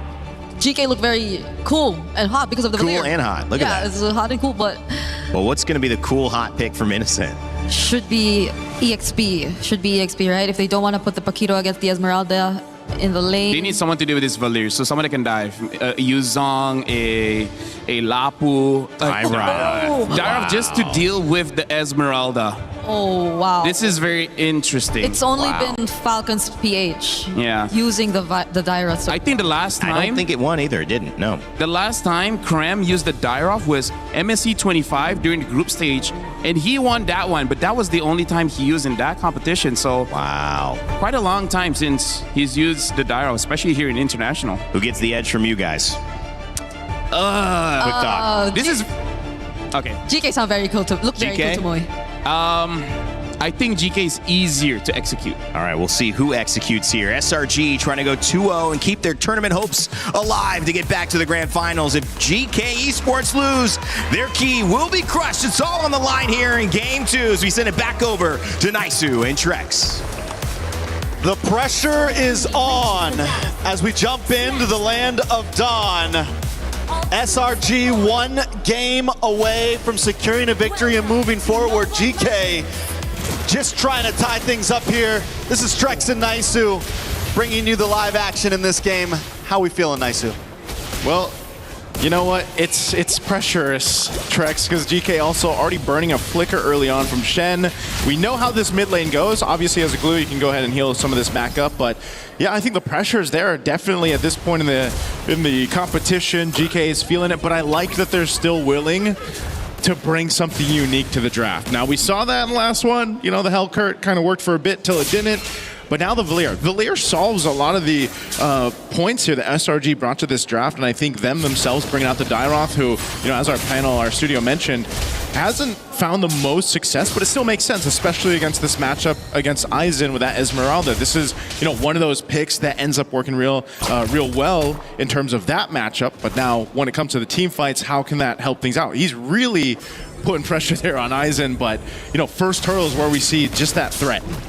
Yeah, what's going to be big for Kram is keeping this pressure up, maybe securing a kill in this early phase. First, second turtle, going deathless, and making sure you get that scale on. Kram has to be careful on a hero like Dairov. We've seen it before. If you start to take a death or two too early on, you fall off quickly, and at that point, you're just a useless hero. Yep, little check here in the mid, but again, because of the nature of the compositions, you're not going to see too much action until the first objective comes up. It's really big for SRG to have that Fatal Links. They make an attempt here on Aizen, but again, as an Esmeralda, really difficult to take up top. Kram, though, has level 4. Tempest Blade's already going to be used. Shen's low. Again, doesn't have the flicker, so he's got to go to the turret. It's Kram that does get punished. Aizen gets a double off of that.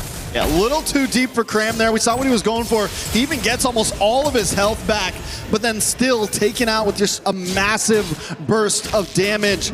And literally right after I say it, you don't want to take too many deaths early on. It happens. Luckily, it's flying clouds, so you're not going to lose too much from an early game death like this. Yep, and SRG still has really good control of, you know, the map, the presence that they can give with this lineup, and as you mentioned, flying clouds. So even after that, they do end up getting the objective. They secure themselves the turtle.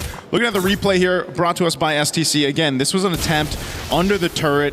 Kram buys quite a bit of time here, but it's, again, Aizen's very patient. Mind you, on this Esmeralda, he's able to just kind of sweep in there, get that first blood, get that double kill, which will really help him now in this lane against Kram for now. So Kram might need this help just because of that 2-kill lead. So they're going to go for it. Aizen brought to half health, but popped the Purify. They want that kill on Aizen so bad right now. In the past 3 minutes, they've gone up to that lane twice now just to put pressure down. Back on that replay, I gotta highlight Zeno real fast. The guy drops the Tempest of Blades. Instead of going for all the swords, he backs off for a second to sidestep the Dairov ult. and then re-engages, hits 2 swords, gets a bunch of damage. Aizen gets the final blows, but Zeno definitely very mechanically gifted in that last team fight. Now, SRG's been making plays across the map. Up on the top side, Cram. Oh, they're going for Cram. Now he picked up the blades there, Trex. He gets them this time. Good punish up top and a whole lot of gold going over. I was just about to say how GK wasn't playing the off lanes too much, playing a bit more defensively against SRG, but now they're finally finding their movement across the map. Quinnock and Shen stuck down in this mid. Fatal Links able to pick one. Shen very quick to take out here, and that's what you're going to expect. Every time that Fatal Links is up, maybe even the flicker for Yumes, he'll go make a play, and that's about what SRG can play around. As they were mentioning, throughout the draft, they got to build that lead over on this YSS for Sakai's. Now, bottom side, Yaga going to be the focus, popping the Blaze and Duet. There's 3 SRG Giants here, though. Innocent will pick that one up, but Sakai's gets punished. Zeno able to find one. Flicker from Stormy. Safety to the turret, and now Innocent should be able to get away here. The ultimate's already popped. He had to pop the Flicker, though, and Yumes, he'll have to be there for safety, but this is going to be a turtle fought for GK. Yeah, without that Flicker, Innocent may not be able to do much to help out. Zeno will get that turtle. Right now, both teams just looking for pick-off after pick-off. Oh, Shen. All right. Shen's fine. Good? Yeah, he's going to be fine. He burned the battle spell again, though. Yeah, so a lot of battle spells down for the side of GK. SRG, with only 2 kills on the map, still applying pressure, but GK with almost 2,000 gold lead, even after losing second turtle. It has dropped a little bit down to 1.4, but still the pressure is on. But this is similar to last game. SRG sometimes needs a little bit of time to get things going. They like to look for that 6-7 minute power spike. I'm also excited to see how Innocent plays in the Paquito. It's no longer Cram on it. Yeah. And it's so normal to see Innocent on these marksmen, right? On things like the Moskov, things that he can dance around. So seeing him on the Paquito this time, I'm excited to see if he's able to apply the same amount of pressure that Cram did last game. Yeah, Cram was able to do it last game. I think so far, one of the best gold lane Paquitos we've seen. Hold on, Innocent, speaking of, okay, he gets away. Was from Siggy Boom, right? From Aurora Gaming. They really made that work perfectly. And so Innocent being up 2 kills, he's got that momentum going on the Paquito. That's going to be great for them, but they got to control the map here as that tier 1 down bot gets taken down by Zeno. This is what you expect of the Ling. He's going to continue to push the map. Quinnock popping the Flicker himself. Some more action here in the mid. Whoa, Innocent got solo killed on the bottom side. Good play there from Zeno, man. Now picking up the Haas Claws off of it. As Zeno has been on fire, even in the last game that they lost. Zeno still made some amazing plays. A couple bad ones too, but here in game number 2, he seems to have gotten some of the rest off. He's finding solo kills. He's able to lock down Honest Innocent on the top side. Cram, not going to be able to escape this one. Yumes, too late to the party off that flying cloud. GK has found the footing in this one, Trex, for game 2. They've got a composition that's really hard to play against. SRG looking to lock down Shen, popping the Flicker. So he's still going to be fine. This last turtle's up, though, and right now GK will make their way for it. Conceal's already going to be used now from SRG to push them off the turtle. Looking for this engage. Stormy holding on here, too, up on that front side. They'll just face off for now, though, as buffs are going to be secured by Zeno. Man, GK, like you said, just looking for plays all around the map, but here at the turtle, little action. Oh, they're gonna go for it. Again, the setup, Quinnock gone so quickly. Yaga firing off the backside, though. It's a split fight. Now Sakai's trying to get some work.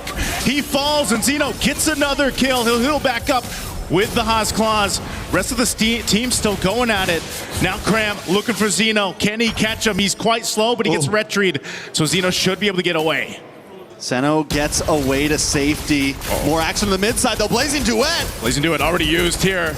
Looking to take out another. Yumes falls, and GK further building the lead that they have. Forget the turtle. We'll take the bodies. Giant after giant tumbles right now. It's 9-3, 5K gold lead, and GK are looking at securing another turtle to cement their advance in game number 2. Last time SRG was able to keep things at a minimum, but this time the Turnip is gone. They're bleeding out. Is there an opportunity? Innocent, we got to see something from him, but the problem is it's a tough game for a Paquito. You got the glue. Aizen's there. Okay, he canceled the recall. He's there to go ahead and supplement Yaga here. Falling Star on use. Oh, Zeno! under the turret. The rest of the team's gonna get caught in the jungle. They'll fight. GK wants to take it to them as Sakai's falls. Cram trying to get away, but there's 4 members here, and Aizen leading the charge. Meanwhile, Zeno will push mid. GK Esports has total control right now. All right. A little bit of a Fatal Links used on to Aizen there. Does pop the Purify, but at this point... Popping that Purify. GK...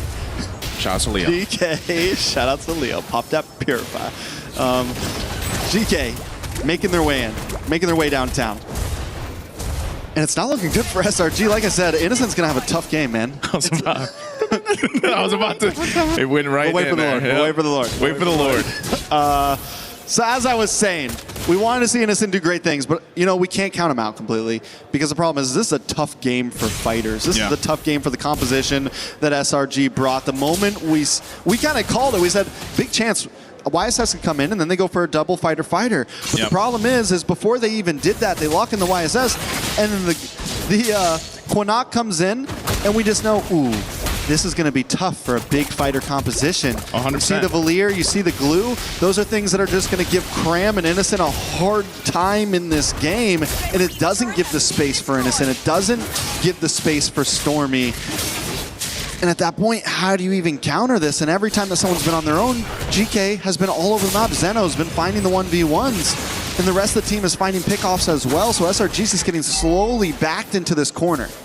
This has been amazing kind of recoup that GK has done in Game 2. I mean, they really had to go back to the drawing board after Game 1's win with SRG. Now for Game 2, this is a bigger lead than what SRG had in the previous one, and GK has total control. Now, if you're looking at this 9,000 gold behind, if you're SRG, you know, you're almost in that attempt where we just got to go for it because it continues to slip through.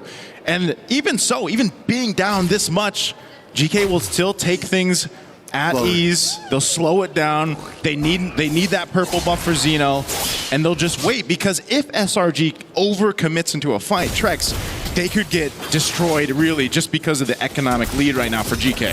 I gotta say, this is something so many teams have really stepped up to the plate on in terms of this MSC. I haven't seen that many super big brawly matches. A lot of teams have been willing to take the Lord slow, been willing to dance a bit, play the macro game, even when they're 8,000 gold ahead, right? Yeah. They weren't trying to rush things. They know that at any point, SRG is still a threat. Sometimes a dog backed into the corner is even more dangerous than one that's on even footing right now. Think about a giant backed in the corner. Exactly. GK respects that. They know what they're dealing with, they know the enemy, and they know they have to approach this meticulously. Right now they'll have to do that on the defense. Once that Lord comes up, it's going to come down the mid. They still hold on to maintain their shields right now in the base, but those are definitely going to pop here, if not all 3. So they're going to have to hold this on. And you know, when you look at this composition, you got to think too, how good is that base defense with this kind of composition for SRG? And it might be okay, but it's not the best. You know, you have to expend a lot, so they go for a play. Anyway, this makes it better. They take out Yaga. And now Lord will charge in the mid.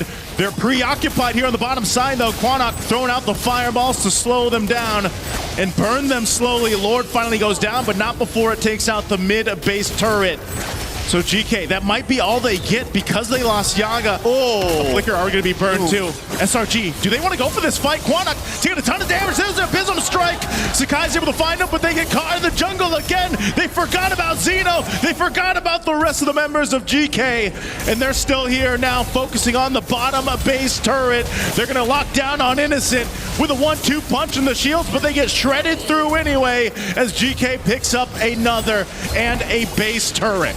Once Humes misses that Fatal Links, SRG had no reason being there because now GK's at their base. Stormy tried to clear it out, but not enough. GK will hold on to their hopes for MSC and take us to a Game 3. The pressure continues to build.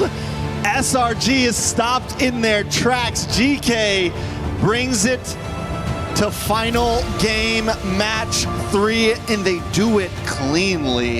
It wasn't just a, it didn't even feel like a close game, honestly. GK completely just has control, and I think it all started in the draft, personally. The draft, I feel like I don't know if there was a last-minute call to change things up, over for SRG's side or what exactly happened, but the Valier was also just a big part of this. Aizen, mind you, too, on the Esmeralda was phenomenal.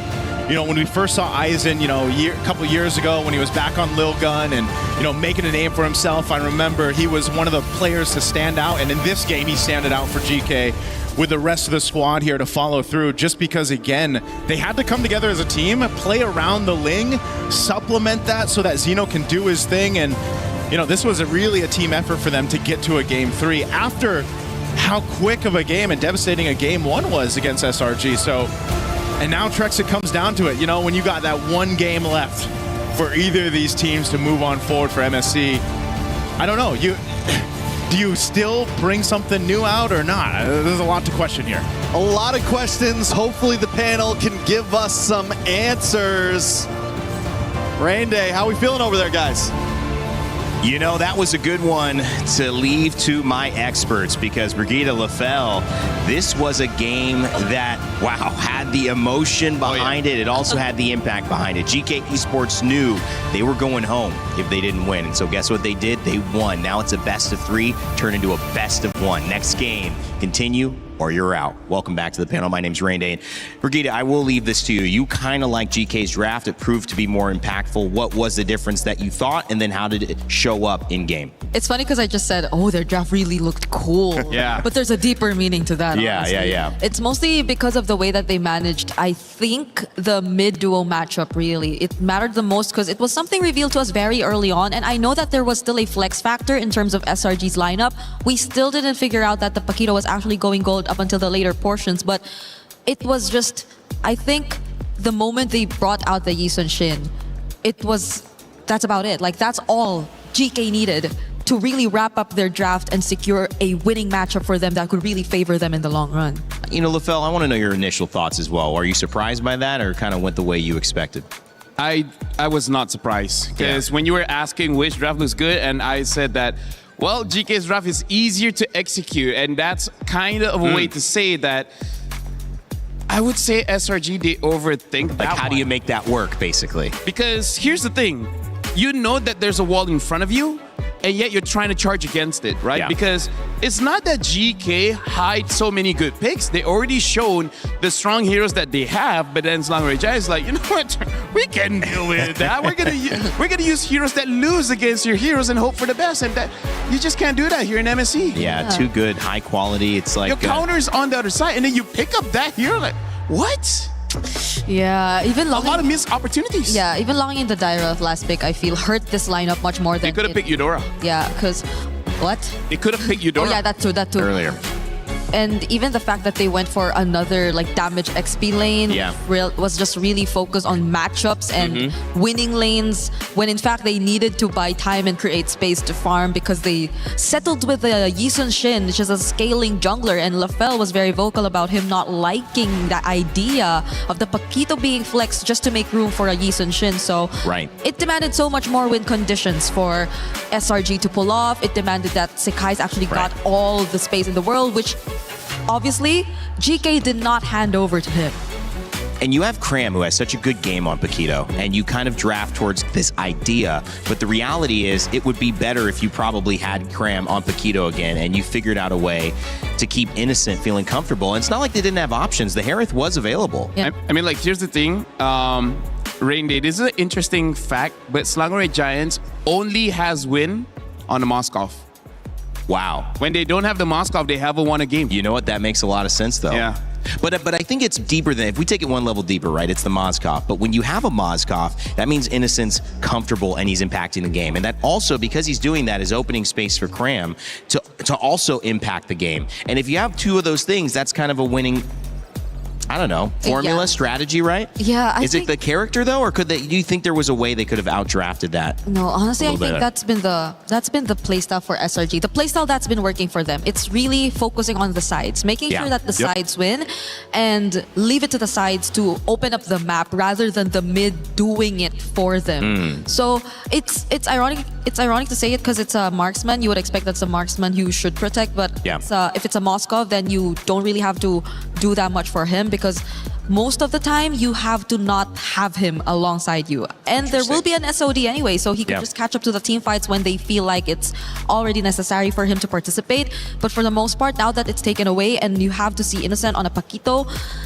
technically it is similar because you kind of can do it in terms of the same approach, but the fact that they had to focus so much of their attention on just Sekais, and Sekais being the sole carry of the game, I think really hurt them a lot because that was shut down by GK and they had no other fallback to resort to. I'd be curious to see Yi Sun-shin's win rate. Hasn't been great. I think it's quite low. I'm not sure if I've seen him win, actually. I don't think so as well. I don't think Yi Sun-shin has won as well. Part of the reason is because he needs time, he needs item. Because he's basically a marksman, right? And we see in the current meta right now, if you need time, there's not enough time for everyone. Yeah. Well, let's see what you put together for us, because you got another Telestrator segment. LaFell, Brigida's going to hold you. I can sit down? Yes. She's letting you sit? Well, I'm at the edge of my seat anyway. So, yes, we have to pay attention to this one because I agree with Trex where he said, this is one through the draft. Well, let's see here because let's remind ourselves, what are the first picks for GK Esports? Ling is pick number 1. And then later on, they picked up the Claude as well as the Glue, pick number 2. So this is no longer a surprise, right? So let's talk about why the Ling as well as the Claude pick is good. Well, just like SRG, they like to play the side lane. So this opens up the map for them, which we will see in a clip later on.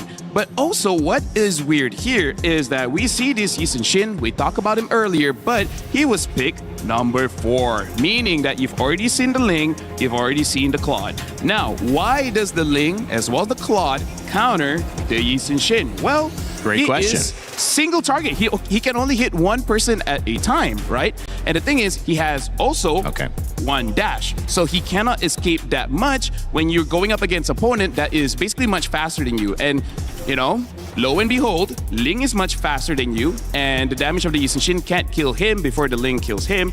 And the same as the Claude. The Claude can ignore all of your defense. No matter how many friends you have in the front, he don't care. He can just dive in. So this is already a non-factor. And then, as we look even more, they early pick the Valentina, which probably is just to make sure that the Atlas pick does not get basically countered. But the thing is, you already see the problem of the Ling, right? Shouldn't you solve this problem first with the Eudora? So that was a question mark. And then the piece de resistance, this one, the Valier. What good is he? Well, see this area? This is all Valier. If you're out here, this is already looking like an ice cream cone. You guys cannot do anything against a Valier. Valier is basically the mage equivalent to a Melissa, right? You create an area where no one can get in. So now, let's look at all the juicy clips here. What I want to show is actually the mini-map. See how Selangor Giants, they're in red. Look at how close they are, right? This is like 5 minutes into the game and their draft wants to team fight.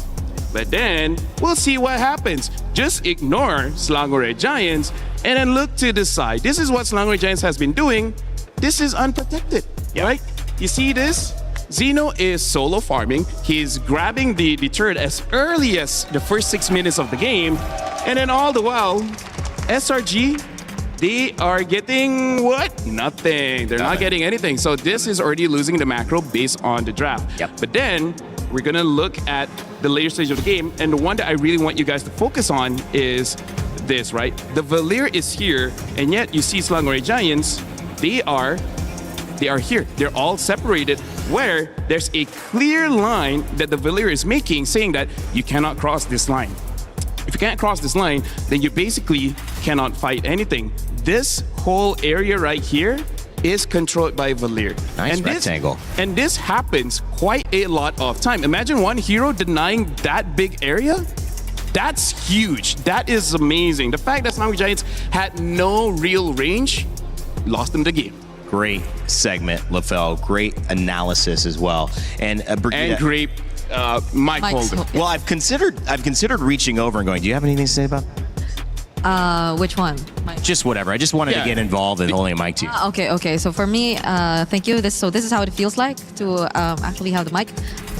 I would say really the Valier was what made a big impact in that game. I agree. Okay, that's enough. I think that's Sorry I can't to the hold. sound engineer. You did that for that long against him, with him?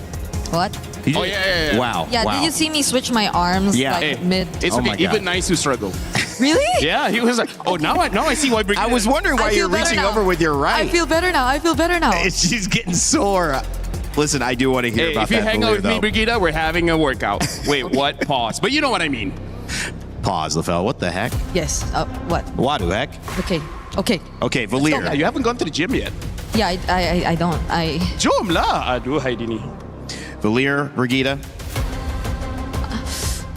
You were making a point. I interrupted you. I apologize. I'm trying to get you back to that. If you don't have okay. anything to say on it, that is okay. I can move us on to a different conversation. It's okay. No, I really feel like GK 100% won that draft. Yeah. And I don't know whether Selangor Giants like anticipated that or they were just as surprised. But hey, Salutes to Coach Costa Rica. GK won game one, and now there's a real possibility Selangor Giants, being one of the favorites, gets eliminated here and now. Game 2 victory for GK, bringing it back. SRG started strong, and now they are potentially facing a do-or-die situation. But they've been there before. They're kind of comfortable here. M6 saw them do it again.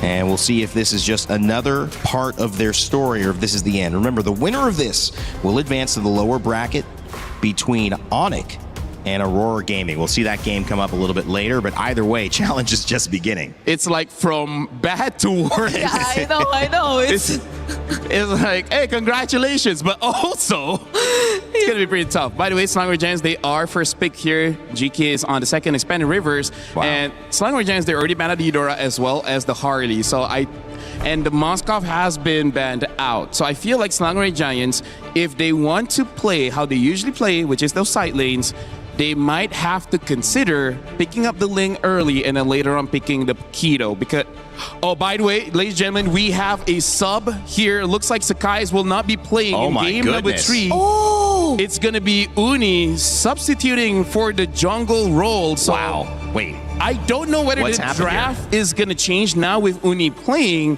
or not. What's happened here, Brigida? Your reaction tells a big story, but we can't see it on broadcast. I think it's just more on my emotions of being shocked and disbelief that it's not Sakai's playing in this do-or-die match. Let me ask, because I'm coming in and wondering, I've not seen this before or in this moment in MLBB. Does this mean Sakai's wasn't performing? Does this mean they feel that Uni can provide a hero pool that's better in this matchup? There can be an angle where you could consider that, but also maybe SRG just wanting to switch up the plan overall, because there might be some difference between their playstyle when it's Sakai's and when it's Uni, and that is something we will actually get to figure out here as we get to see the draft and how does this change the draft for SRG, because they went for very similar bans. The Hirara is open again. We can see Uni on the Hirara if they want to consider that, but you have the Ling option as well, and they banned out the Eudora. Yeah, at this point, it really is your own flavor, because Uni can definitely... Well, I haven't seen him use the Hirara because it's still a very new pick, but you know, when the Ling was meta, Uni was pretty good because in Malaysia, Sakai's is the #1 jungler and Uni was the second. But honestly, after MSC, it looks like Air 44 might be taking the #1 spot. We'll see how Uni performs in this one against GK, because again, this is elimination. This is very serious. And this is nerve-wracking as well. If you're Uni, all eyes are on you. But the good news is they let the Hirara through this time around, and I think that is a big part of the win condition. And remember, 73% win rate. That went up in game 1 as they won with the Hirara yet again, and the Ling lost. So now, we'll see if they can improve upon it with a response pick of the Freya, finally let through, and on the side of GK Esports alongside Zushin. Yeah. I would say this is pretty smart because they pick up the Freya because that's what they want. But they also pick up the Zushin because if it's just a Freya, Selangor Giants will reply with the Phoveus. But now they're sewing in a Zushin, and an option of a Hylos can come in later, and that will completely deny that Phoveus. So they're asking Selangor Giants, do you want to take the bait? Do you want to pick up a hero that can deal with the Freya, but then basically be useless against everyone else? Or do they deal with it differently? Because I think the Belleric is also still an option for SRG. Yes, true. So if they just don't want to match it, which SRG have been doing even in game number 2, right? They went for a Dairoth into the Esmeralda. It's a very straightforward approach. Then maybe they can consider a Belleric. So Oh, they get the Brody Paquito. Well, they want to win the lane here. Brody is Again, yeah. one of those, and I think the Paquito is also a takeaway because I think Brody, there are some tanks that he can deal with or fighters in the gold lane that he can deal with. A Paquito, not so much. So what we're waiting to see is that Brody, kind of just like Moskov, he has a stun with his second ability, and if he wins the lane, level 1, level 2, he can freeze the lane, deny a lot of minions, and basically win off economy at that point. So Slangoray Giants, this is a different way that they're drafting right now. Yeah. But still with the identity of having very strong side laners. Yeah, still playing around their sides, I feel, and Uni might just change it a bit because we haven't really seen his playstyle yet. Yeah. We don't know the kind of jungler that he is. We know for a fact that he's on the Hirara, but how does he activate the sides, right? That's something we are yet to see. At least SRG now saved their mid duo for last, so they can also really capitalize on that. But now we're heading into the bans and they're just about to lose out on more options. The Eve also taken out by GK already. But SRG can respond too. There are still roam options they probably don't want to go up against. The Belleric we also mentioned, they might want to consider that taken out. But they focus on the Esmeralda. Yeah, you don't want to add more counters to your lineup. Valentina, most likely not. I mean, my thought is, I haven't seen Valentina have the same impact that I think the players have been hoping for. I haven't seen her be the win condition. She's a good pick, and she's good on paper, but I've seen so many other picks be the difference. I'm curious if they let her go. Both teams, she's been picked before in game 2. I'm curious if they let her go here and they look for a different mid option. I guess, mostly depending on what the 4th pick for GK is gonna be, maybe, because at this point it's just really nothing that you get to take your ultimate. Right? More so, the range is also gonna be lacking again to a certain extent. Although you have the Brody, and honestly, Brody is probably one of those marksmen who just really thrives when it comes to range. But other than that, it kind of might limit them a bit more if they go out in the Valentina again without knowing what the EXP is going to pick. If it's not just really going to be a heavy duty ultimate that they can pick up. But there goes the Did they like ban. the Valir? That's the other question. Did they like it? And they say maybe we want to consider that as well. Belleric banned? Into this lineup, I think it'll be... I think it's usable. But I wonder if they want to go for something else because right now, Slangoray Giants, they have the damage, right? They're not lacking in that department. They just need utility. They need some kind of crowd control. And ultimately, you want a mid laner that can survive a Ling as well as a Freya. I think that's going to be the more difficult puzzle to solve. Like, you have picks like the Valir, which can honestly help you against GK's lineup. But once you use your ult early and you don't have your flicker, then most probably you will die. I agree though. It might be one of the safer picks like the Valentina against the Ling. But I think there should be much more considerations other than that. It really is just the crowd control here because the mid lane is also going to be pretty important. They pick up the Hilda here, which might be a bit dangerous. And now the Kimi. Okay, so now I see the idea from Slangoray Giants, which is we have more muscle. We just charge forward and we just show that we have better mechanics and damage in the early game. But now you know that you're going up against Freya in the gold lane. That's going to be tricky. We'll see whether Slangoray Giants will gank the gold lane a lot or try to help out the EXP. Either way, they have a side lane that wants to win that and destroy the turrets early. Slangoray Giants, high risk, high reward kind of draft. But I would say it's much easier compared to game number 2. All right, well, you heard it from the panel. I don't have to say much more. You know the stakes. A best of 3, now a best of 1. The winner moves on at MSC. The loser, their key is crushed. It's GK Esports and Selangor Red Giants ready to battle for one last time here in Paris, France. And let's send it over to your casters for Game 3, Naisu and Trex. This is the final move in this game of chess between SRG and GK Esports. Let's jump into the land of Dawn as the pressure builds. Naisu, the final sub, the final draft. Uni comes in to try to make things work for Selangor Red Giants. Thoughts on this? I don't know, man. I think everybody probably reacted the same way around the world watching this. When it comes down to that one game, you know, sometimes you have to take that chance. Sometimes you have to take that risk. As amazing of a player Sakai's is, you bring in someone new into this lineup to make something happen when it comes down to one game. You can already see the aggression coming out from SRG just to take a camp.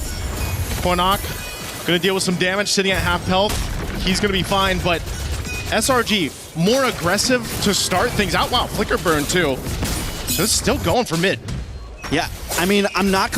Ooh, Uni actually able to still get that. The retry was a little early from Zeno, and he's able to get his own camp, but I'm not against completely the aggression that SRG is bringing. Sometimes in a game 3 like this, both teams take it slow, but SRG says, no, we're gonna hit the gas, we're gonna try to catch them off guard, and that is how they are playing this right now.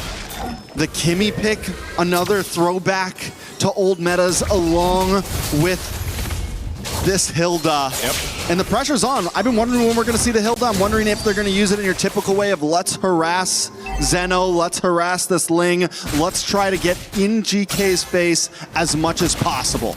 I think especially if you're SRG here and you're trying to take something from the last game, it's, you know, how do you contain or at least get rid of Zeno? Because, you know, last game he was able to go ahead and scale up so well on the Ling. And, you know, the panel mentioned this too. It was so interesting to know some of the facts between those top two. I feel like they're the top 2 pick jungler heroes right now. That Hirata being at 70+%. You know, the Ling sub 50, I believe it is. But hold on, mid lane, there's some action. Yaga taken out of this. And they'll able to go ahead and pick up a kill. It's a bit of a trade, but the objective for GK is the focus now for the first turtle. It's going to go over to them. And so Innocent actually gets the solo kill onto Yaga. Down in bot lane. Stormy goes down in the mid side, so a trade for trade. Let's take a look at that replay down on the boss side. Yaga gets ganked by Yums and Innocent. So even with losing, ooh, very close call, but even with losing that, still it's 1-1. Turtle goes over to GK. Small gold lead. Yeah, small gold lead to work with. Either team, you know, they can't let this gold lead get out of hand once we get to that mid game. And you know, if you're looking for picks across the map, that might be some of the best cases that you can go for if you can't fight for the objectives yet. An early kill too, going over to Innocent does help, of course, with that Brody. You know, you get the Blade of Hepsies locked in early. You can start to go ahead and build on that. It is going to be a bit of a difficult lane for him, just because, again, you got the Freya to work against. For Yaga, you know, he's running that Warcry emblem, so that's why you want that space to work with. That's why the hero that Brody helps really deal with that. All right, so things have kind of slowed down after the initial few minutes of aggression, or maybe not just yet. A little bit of action in the mid. Everyone should back off. Nothing too crazy to happen, but no. Oh, they're going to go for it anyway. Whoa, the beacon was gone, and Quanok next. Shen, the next to follow. Zeno's here, though. Tempest Blaze dropping down. Going to be looking for Cram or anyone he can find, and Zeno goes on through with the Tempest of Blades to pick up a kill for himself. Zeno continues to be the bane of SRG right now. It's been, what, 3 games of Ling, and every game he seems to step it up a little bit more and more. And you know, this was an amazing play. SRG backs off for a minute, but then they look for the re-engage right after the beacon's about to be done, and they're able to catch him. Luckily, Zeno finds a moment of saving grace, able to get the kill onto Cram. Yeah. So it's still 2-2. Both teams continue to go blow for blow, and that's been the story these past 3 games. So far, it's been such a interesting series for this one. You know, just from game 1 to game 2, how one-sided for each team it was, and now at this point, you know, relatively even as we get our way to the second turtle. And you have SRG trying to get this secured already, as Uni's going to go ahead and work on it. Meanwhile, mid lane, there's going to be a fight breaking out. Quanok already burned the beacon. Both gold laners going to make their way. Zeno goes in, but SRG will win the retry. But can they win the fight as Cram is taken out? GK might just be happy with 1 kill. Zeno going for more. Stormy will keep him at bay. Unless Uni wants to re-engage in the mid lane, goes in and gets the damage out. Yums is there, but still not a follow-through to get GK down. All right, so Hunter Strikes start to fall in maybe a little bit late for SRG. We just saw Uni get his. Cram gets his after death. Maybe just if they could have got that a bit sooner, we would have seen a little bit more damage, a little bit more possibilities. Luckily, SRG still gets the turtle in the midst of the chaos, but Cram now 0-2. In game number 1, this Paquito was the thing that brought them to victory. Yep. And with the start that it's have, GK's learned that, listen, we don't want to let that happen.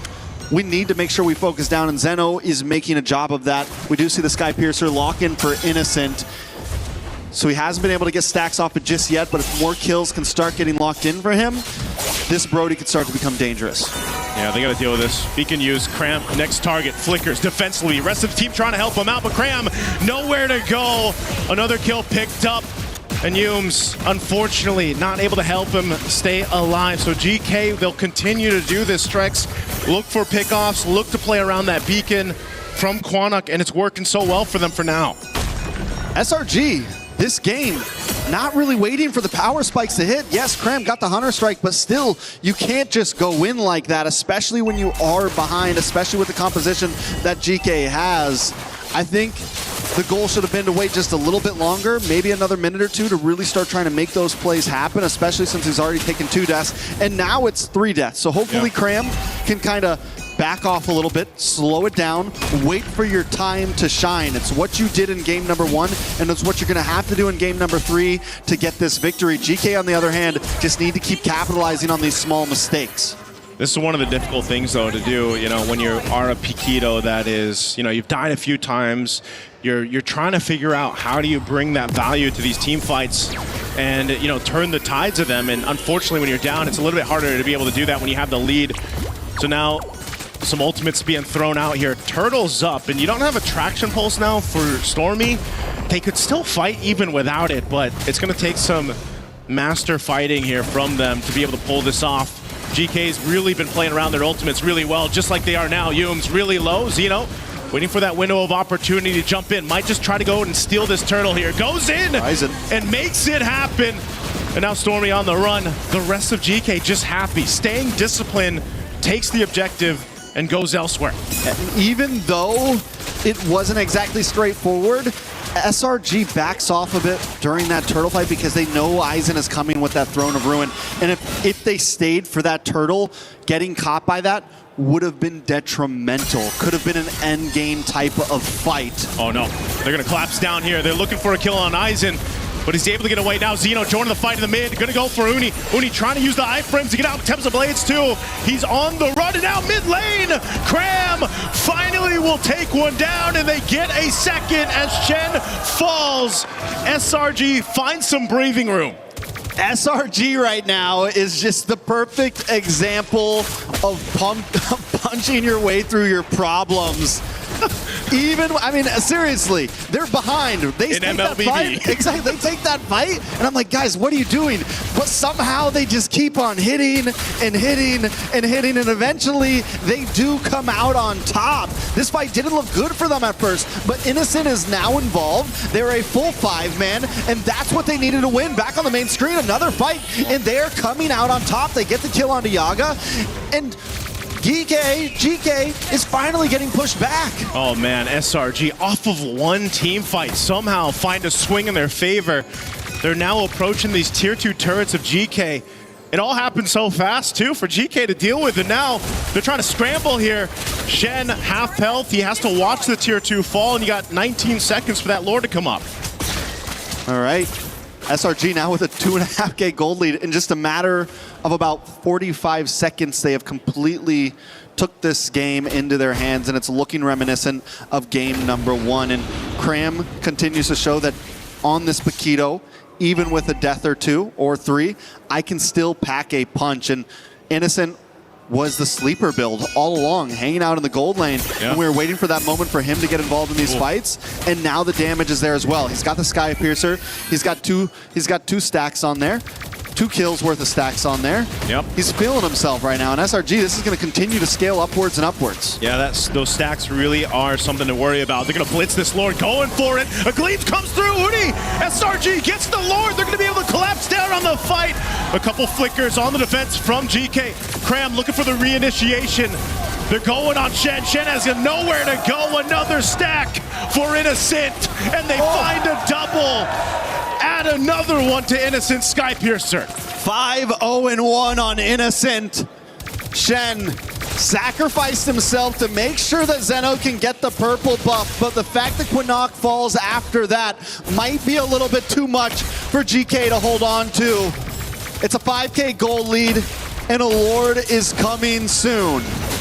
Oh, this was worked so well. Again, they blitzed it. They tried to go in for an attempt. They're knocking on the base turrets now, too. Back in the live cam. Traction pulse already thrown out, sending GK back to heal up. They got to defend this Lord push. SRG with a swing in their favor. Uni jumps in, bringing down half health bars for GK. They're going to collapse down anyway. Krabs in the base, punching, looking for Yaga. Finds him as well. Takes out Aizen. SRG, they brought out a new Titan. No, a new Giant to the mix. And they move forward for MSC, keeping their dreams alive. SRG continues to brute force their way through this bracket. They take some losses, but today they move forward on to their next opponent, GK Esports. They put up a great fight. They tried their best. They brought the Giants to game number 3, but with a quick change, a quick flex, SRG take the victory. Hey man, that was a risk in itself, but it paid off. And it felt a little dicey there in the early game, mid-game. GK, hats off to them, man. They really put up a fight against a team like SRG, you know, who's accomplished so much. And again, a lot of people probably question the switch in to bring Uni, but hey, it ends up working out. He played this Harara really well, allowing the team to shine, allowing Innocent to get the stacks that he needed on the Brody. And you know, it just ended up working out so well for them. Sometimes that's what it takes to move on to the next stage of the tournament.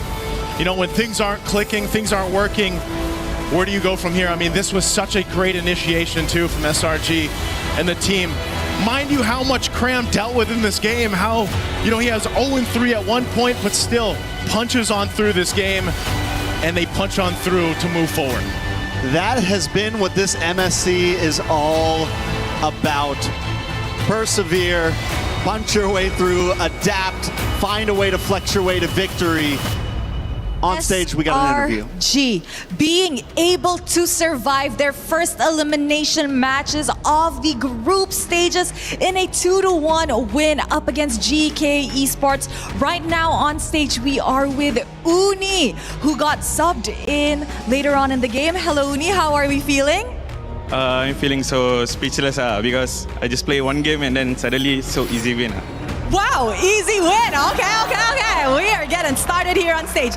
Uni, first of all, talk to us. Coming into MSC, a lot of the people were saying that, you know, SRG has what it takes to probably win back the championship, right?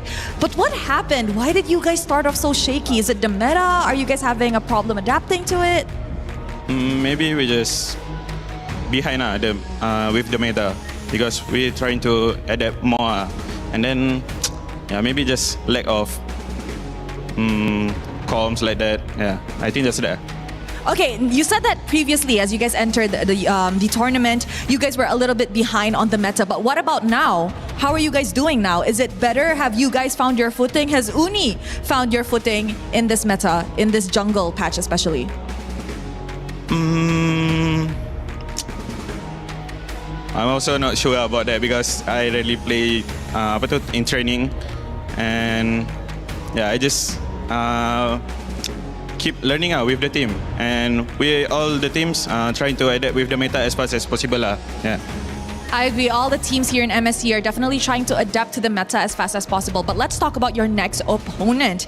Now, your next opponent, I'd like to think it's going to be a tough one because you guys will be going up either against Aurora Gaming or Onyx. Whoever it is, it's definitely going to be tough. So how is SRG going to prepare for that matchup? I think after this, we're just going to go on our training back, and then we just focus on our enemy. We don't care our enemy, who is them. Yeah, we just play as a team. Just play as a team and just play your game. Any message to the Malaysians watching at home, Uni? Thank you for our Malaysian fans that keep supporting us. Whether we lose, whether we win. Yeah, thank you guys. Now, I'm pretty sure a lot of the people were on the edge of their seat watching this first series of the day. But with that, boys, come join me up on stage. I have a question. Who wants to crush some keys? Uni? No. Okay, let's go. Come follow me. Let's go. I guess Uni is going to be doing some key crushing. on his first MSC tournament. All right, come on in, boys. Are you excited, Uni? This is going to be your first key crushing moment. I don't know. Okay, only one way to find out. All right, Uni, you may head to the front. Go on, go on, go on. The key is already in the key crusher. And Uni, all you have to do is press the lever. 3, 2, 1. There you guys go, ladies and gentlemen. Selangor Red Giants has officially ended GK Esports' journey in the MSC at EWC 2026. All right, pull the lever back. Ooh, that was a cut. Let us show it to the camera. There you guys go. That is GK Esports hopes and dreams at MSC shattered. That's it from us. Throwing it back to you guys at the studio. Well, SRG continue their run in the elimination bracket, and it's GK Esports for Meta who will be going home, but not after a valiant effort. In Game 2, they turned it around, sent us to a best of 1. You got to say, it's still not over for Meta. We still have Team Falcons representing the region, but overall, GK Esports, they did well. Just not good enough against SRG, who found their answer and maybe that little bit of momentum or spark that they needed in the substitution in Game 3 for Uni, a story that many, I'm sure, are already talking about, will be talking about for the rest of the day, maybe the rest of the tournament if he continues to play. My name is Rainday, joined by Brigitte and Lefel here back on the panel. Lefel, you got to talk about this because this is a huge moment that we just witnessed. I mean, first of all, I feel like me and Brigitte, we both share the same consensus when we say, like, sometimes in interviews, it's okay to lie, right? You don't have to be so honest, It's you know? okay. It's okay to hide a bit more. Yeah. You know, be like, oh, I just came in, it was so easy. Oh, that's some shade disguise. But also, I would say in that game, that reminds me of a beautiful quote from an amazing reporter called Eterna, where she says, isn't it great when you don't have to use your brain? And that's kind of draft game number 3, where it's all just, we just go forward. And that's the best plan we got. And then just keep on pushing. It's nothing you have to overthink about. Exactly. Nothing you have to overthink about. Just go. You see bad guy, you hit bad guy. You go bad guy. You see friend, help friend. It started with Stormy on Kimmy as well, which was super cool to see. I mean, here's some stats that are pretty interesting. When you look at Paquito, 2-0 when Cram played him. 2-0. Won both games on Paquito. The second game they played Paquito, it was on Innocent. And Innocent, when he's on a marksman in that gold lane, he's 2-0 as well. So the fact is they found a way to, I think, change what went wrong in Game 2, get everyone comfortable again in Game 3, and that ended up making a big difference. Another win for Harara as well. Yeah. Oh, by the way, let me just very quickly, Selangor Giants has to hope so hard. Yeah. They're not going to fight against Aurora because we see that their early game is not there. Yeah. Right? And they, like Team Liquid, like to scale up. That is Aurora's specialty. Their early game is the best in MSC so far. Yeah. So if somehow, some way, Onyx wins, Aurora goes down,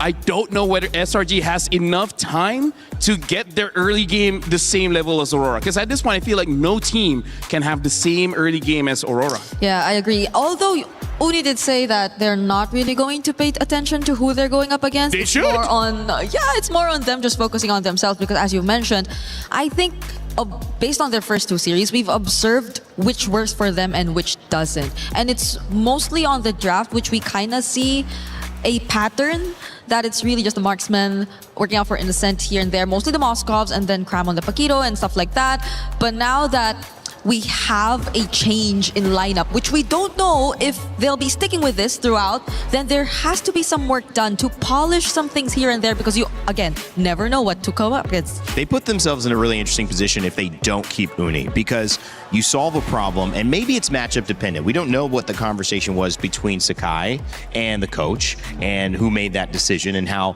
you know, they said, well, maybe Uni just needs to come in for me. Maybe Sakai volunteered. We don't actually know. However, I do think that when things work, you have almost, in my opinion, the onus of responsibility to try to keep it working. You don't want to stop your momentum after you found it. And it feels like they did have a very easy time on the Harara back when Uni was there. So if that's the meta, if that's what you're going to be playing, it may be nice to see. And as you look at these damage stats as well, I mean, no wonder, second in damage, I believe overall in the game, only to Stormy, who was on that Kimmy.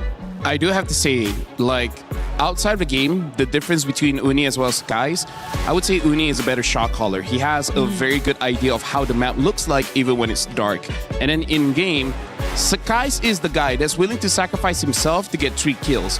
But Uni, he will play it more safely, which we saw in that game where there's multiple times GK went all in onto Uni and he was able to escape death multiple times. And maybe that's where GK really like, wait, hold on, this is not what happened in game 1 and 2. The jungler dies here, but this time they don't die. And then you're like, wait, what's next, right? That might be just enough to throw GK off. Yeah, because honestly, I think at least for the lineup, SRG might have read through what GK wanted to do every single time. Like the approach that they had during a T fight more or less started with Aizen. Yeah. It always had to be off of a really good Throne of Ruin from Aizen and then the rest of the members eventually going in. But if it's not for that, then they more or less have been read by SRG, I feel, because I think it's been Uni who's been a bit more creative with the angles. Again, with the Hirara, I think it's something you can really afford to do because you can just go in and out and also through very unexpected corners as well. But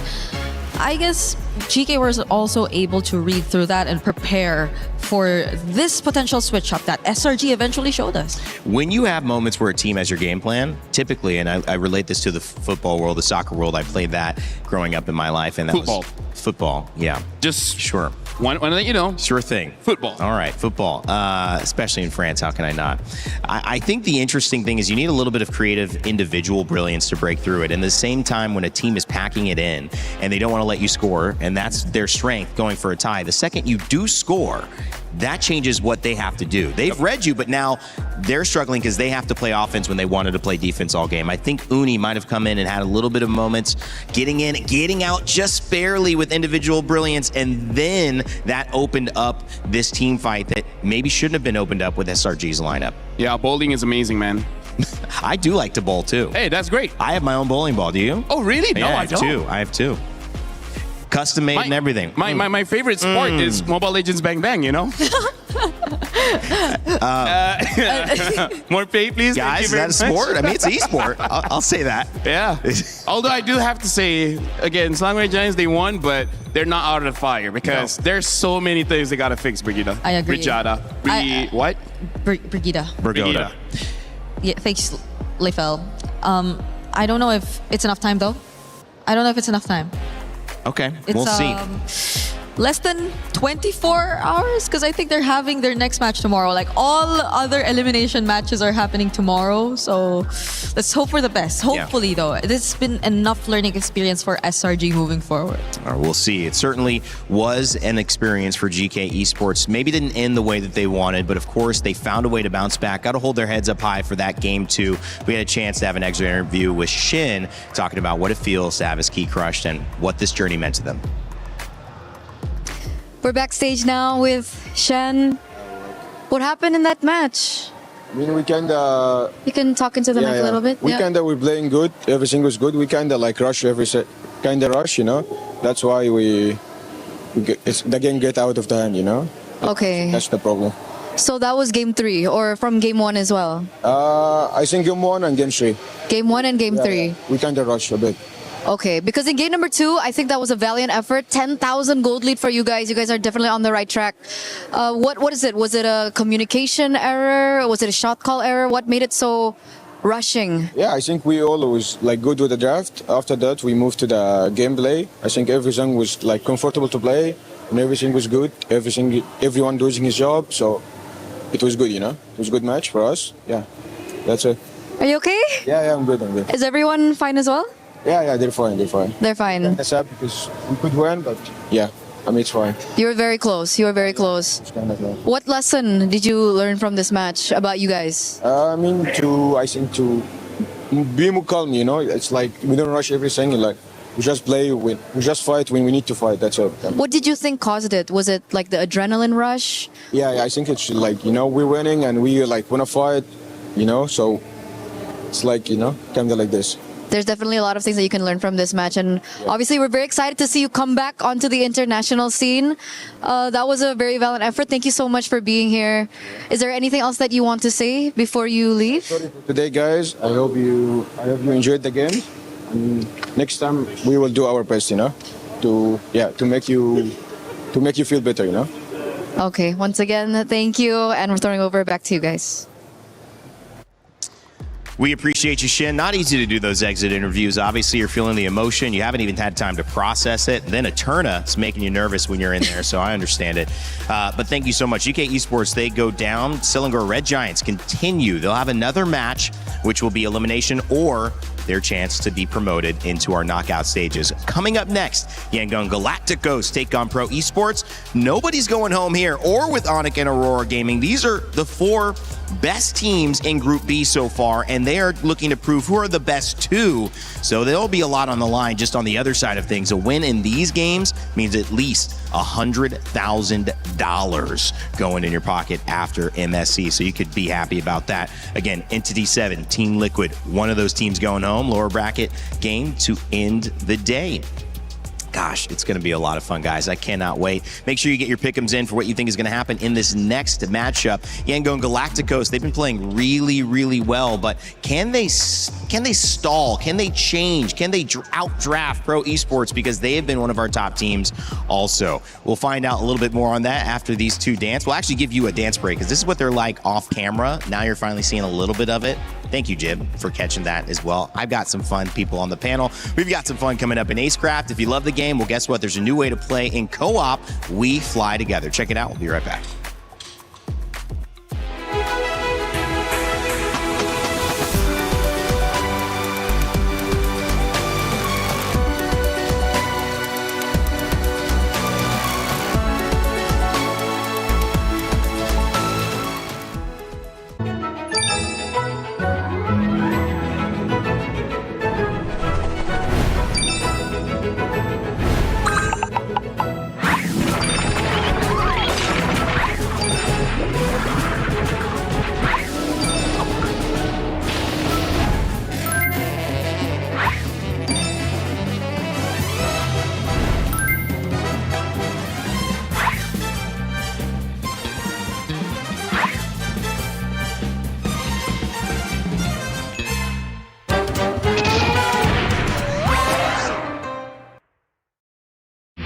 A lot of people are haunted by their past. I'm inspired by it.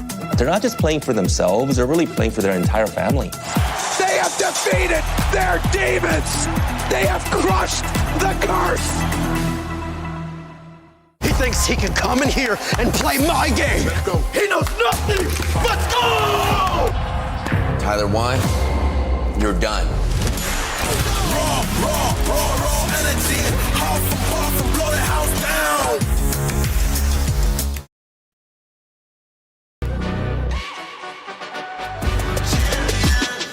This ain't no regular thing. I came for the ring, you know what I mean. You see my name in the lights, better get right, I'm champion.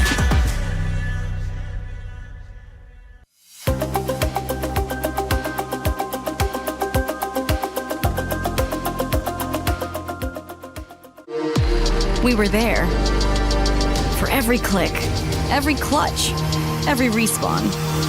We were there for the years of grind. And we're here. Now, the proud founding partner of EWC, powering the biggest event in gaming, shoulder to shoulder with the world's best, making history. Greatness deserves a stage. Lenovo Legion, reach your impossible.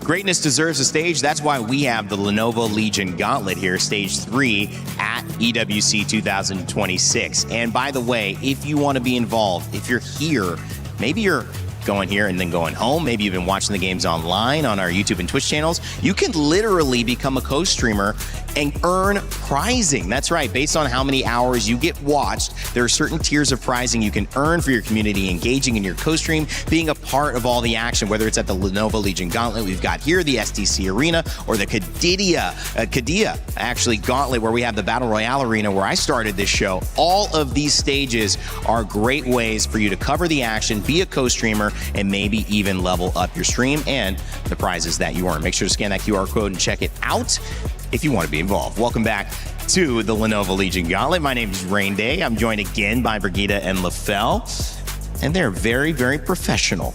I do got to say, I don't know how she does this. It's so hard sitting like this. I can't even, You need to move forward a bit. You have to sit on the edge of your seat. It does get easier. This is a really good point because I have to talk about pain. You know, this is for me. I saw Shiver sitting in this moment for Dota 2, and she crossed her legs. Okay, she crossed her legs and she held the tablet on her lap. So I'm just like, okay, this will work. If I hold this for 30 more seconds, I'm gonna fall off my chair. Okay, this is not functional. So I don't know how they do it. Brigida, you got the cross leg buff. I mean, we're too big. LaFell, I mean, look at my thighs. It's the soccer thigh, the football thighs. Oh, he got hurt already. No, too strong. There you go. I'm too strong. I don't know. She's been kind of winning the fights you guys been having off stage. We don't reveal that. Okay, sorry. That's too much.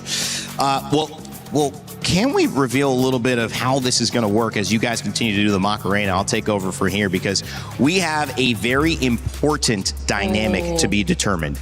You know how we have those upper bracket winners, right? We're going to see one in this next game show up. We're going to have another one in the following game.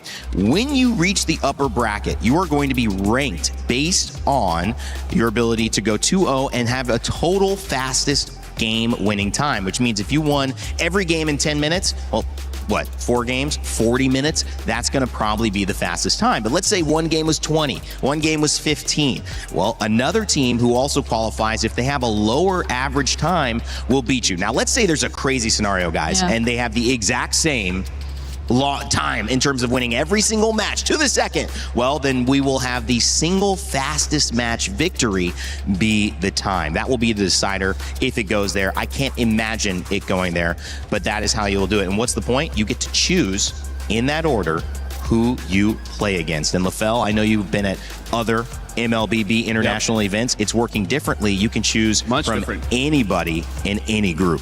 I do have to say though, based on just my memory, I feel like the fastest should be Aurora. They had a game below 10 minutes, and then even after that, it's like only in the teens. So I feel like if they're able to get a quick win over Onyx later on, they'll be first pick. And I gotta say, they keep it up. I gotta say, having first pick to choose who your opponent is gonna be, that's gonna be a huge advantage. Huge. Wait. Huge. Yeah. Huge. I agree. Huge. You know why? Why? I don't think you want to choose anyone, honestly, from the lower bracket. You don't want the Group B ones. Yeah, the Group B's. No, maybe not, right? Whoever gets to advance, honestly. So, like, any choice will be difficult. Yeah. Either way, you'd probably want to choose where you feel you'll be more efficient. How? Rain Day, I love it. No, I will say something here. Game 2 coming up. Let's start moving our way into it. We're having a lot of fun today. Yengo and Galacticos, they're going to be jumping on with Pro Esports, and this is the rise of the challengers. 2 dark horses, one will rise above. But if you've looked at the way that they've played, Brigida, they don't look like dark horses. They're not playing like them. 2-0s for these teams. They have been dominant in their showcases so far. Yeah, Pro Esports pushing SRG to the limit, and their jungler being such a standout player too. You see the highlights from Coily on the Hirara, and I must say it's very MVP deserving if we ever get to actually label an MVP per series. But on the other side, I don't think you can just talk about Coily. You gotta talk about Han.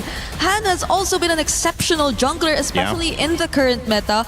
And it's interesting because Yangon Galacticos seem to have a really decent grasp of the meta, other than the fact that you're expecting them to be very unorthodox. But they're coming here into MSC with a not so out of the meta playstyle just yet, because every single time I look at Blink, I just can't help but think, like, is he going for something unique? Yeah, exactly. Is he going Hellcurt? Because we saw the Hellcurt in GK instead earlier today, right?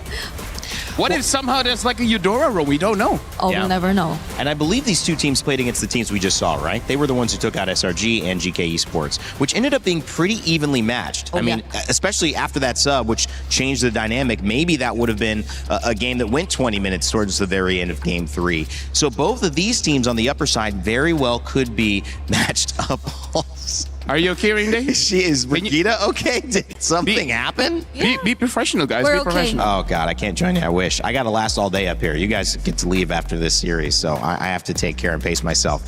Yangon Galacticos, their squad comes in. You mentioned Han being able to be a star jungler. That has been the focus so far with the Lings, the Hararas, the Fannies being banned. Will Han continue to have that impact? Yangon Galacticos and their road to EWC is hoping to prove successful. If they can get a win here, it will be everything they hope for and put them on the road for even more. Yep, it's a really great showing.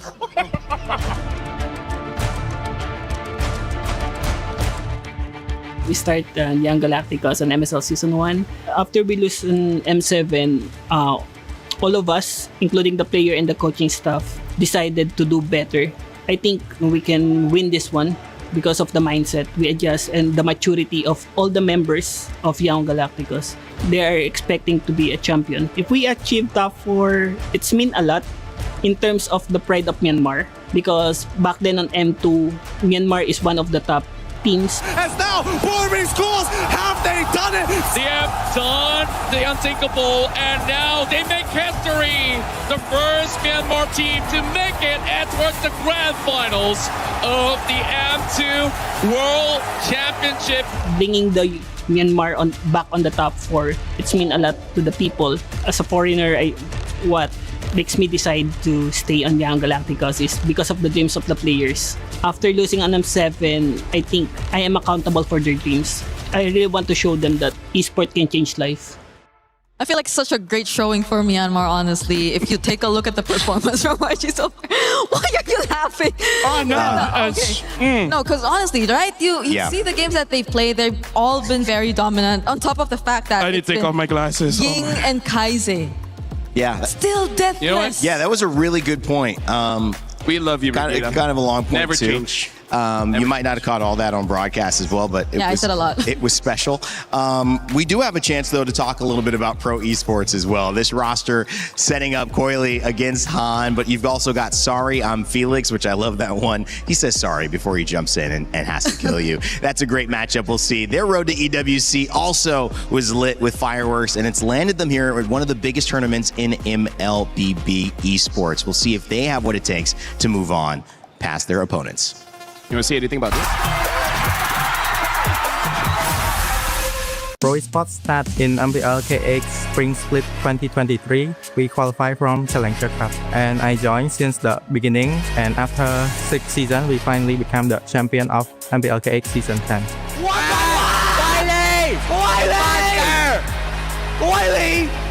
Triple kill though, Lin! Maniac! The grand final!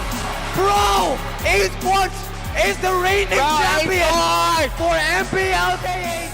When we win MPLKX, of course we are excited because we've been having this dream for many years already, and it's our first time winning, and we qualify to play on international stage, which even make me more happy and excited. Your mastermind, live the trophy! After we winning, I feel so impressive to come back to EWC because since last year I didn't make it. Right now, back to the EWC feels so impressive. See you soon. Now on to Kenji. It's a double kill for Seoul, and it's a 2-0 clean sweep for See You Soon. The Cambodian Owls will fly onward again. Because last time I come here and I just make it to top 5 and top 8. So for the best player that I had, I think we can make it to the grand final. In Pro Esports, we are like a family. We have a good bonding, so I'm pretty confident with them. They always talk out to me like, it's okay, don't feel pressure, just enjoy the game. For us, it's like a dream to represent our country. Not many get the chance to do it, and when we have the chance, we gotta do our best. អរគុណអ្នកទាំងអស់គ្នាដែលគាំទ្រ Pro Esports ហើយកុំភ្លេចគាំទ្រពួកយើងនៅ EWC 2026 Well, that key in sight in that slow-mo shot, it is not up for grabs just yet. These teams are not facing elimination. They're facing something even greater, a chance to get that much closer to that $1 million first place prize as LaFell and Brigitte get serious, ready to go. Oh, yeah. Yep. We got to start talking about this matchup, guys. I mean, quick thoughts after seeing those two roads to get to EWC. You know, Cambodia representing their country, Pro Esports said. I mean, that's a big deal. I agree. I think for the longest time we're so used You're to a big seeing deal.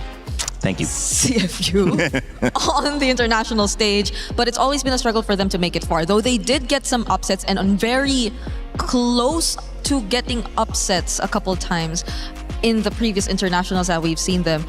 The confidence and the way that you hear Pro Esports talk about their team and each other, I think that says a lot about the amount of practice and the amount of connection that they have already established.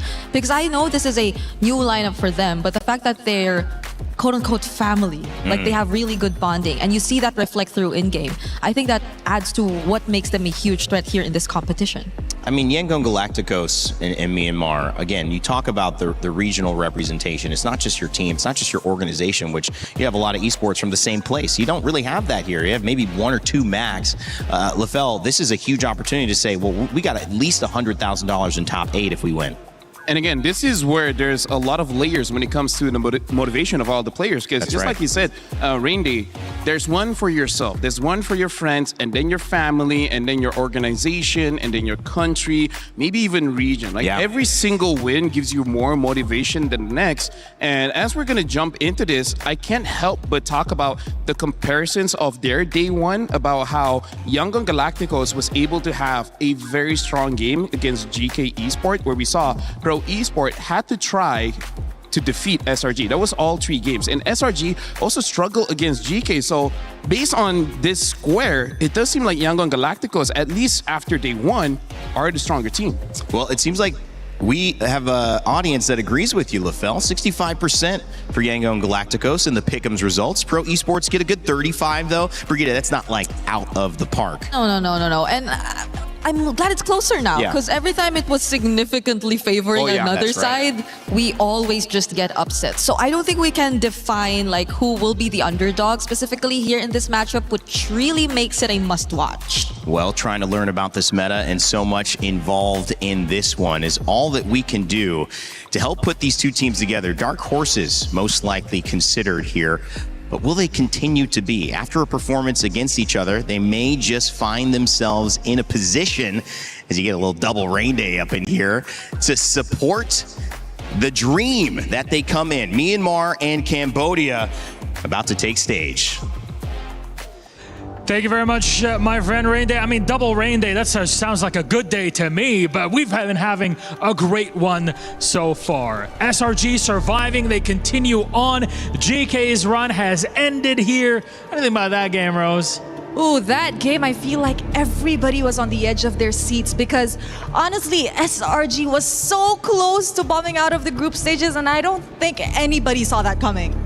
This is what we get here, right? It's the MSC 24 champions that had to fight for their lives in the low bracket in group stage just to show you how competitive MSC is. That's what we look for. That's what we're here for. Yes, sir, Milosh. So with that, we move on to the second match of the day, meaning the winner of this match goes to the knockout stages. Ladies and gentlemen, join me in welcoming Yangon Galacticos. This is a team that wants to bring the glory back to their region. Well, this matchup kept them one step closer to making their dreams a reality. 2 teams and 1 ticket to the knockout stages in this matchup. Who doesn't love a dark horse race? With 2 generational junglers, one on every single one of these 2 squads. So let's just bring out their opponents. Please welcome Pro Esports. The crowd has said it, you can hear it, and it's from one dark horse to another. Let me tell you, their stable is stacked, and they showed it versus SRG. Add to their talent the fact that this is a perfect storm for a Cambodian team to make the knockout stage once again.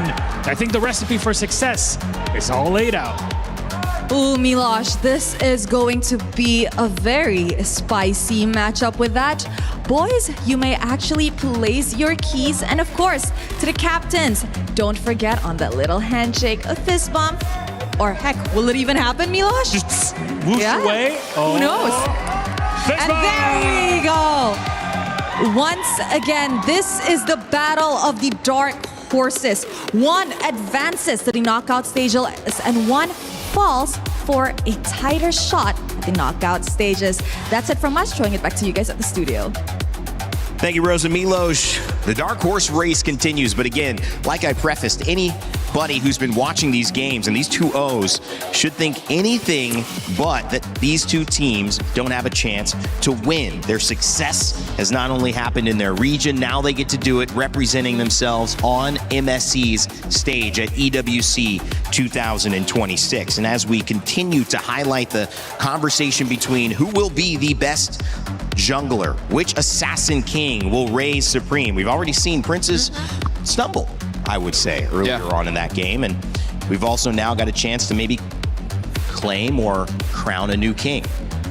And honestly, after game number 1 of Pro Esports going up against SRG, I can't help but really root for Coily, because it's one thing to do good. It's another to actually have a tough game and then clutch it at the end and then closing out the game. So I'm really looking forward to both these teams, especially because personally, I don't consider them dark horses anymore. At this point, they're contenders. They're actual contenders. Well, coming up in this shop, you have a chance to grab that new interactive effect. Rhino Day is live. Make sure to grab your cool stickers. What do you call these guys? Emotes? Emotes, yeah. Emotes. So emotes in the shop. You could spam them in your games when you, would get a triple kill, a maniac, a raid. Or just do it just to show people that you got it. Before you start laning, just be like, As soon as you get in. As soon as you get in. Yeah, so what you do is that you clear the minions, you stand in front of your opponents, you recall, and then you spam the emotes. Yeah. Okay, great. That's the MLB Good analysis, culture. guys. Show your aura. Show your aura. Aura farm. Yeah. The more emotes you have. Aura garden. Nah, it doesn't work that well. What? Or a garden, or a farm. Anyways, in this game, I really feel like because we know that the junglers is going to be pretty crucial. Funny enough, I really feel like we got to look at the roam matchups, because both the Belleric as well. I mean, like, as much as we want to build by saying that the roam is, I don't know, expanded, because honestly, there is quite a lot of heroes you can use in the roam position, but just by how good Atlas and Belleric is, there really is no reason not to pick them up if they're open, right? So much roam heroes to expect, especially if you're talking about Blink, but at the same time, he's just only been on the Atlas and the Cho.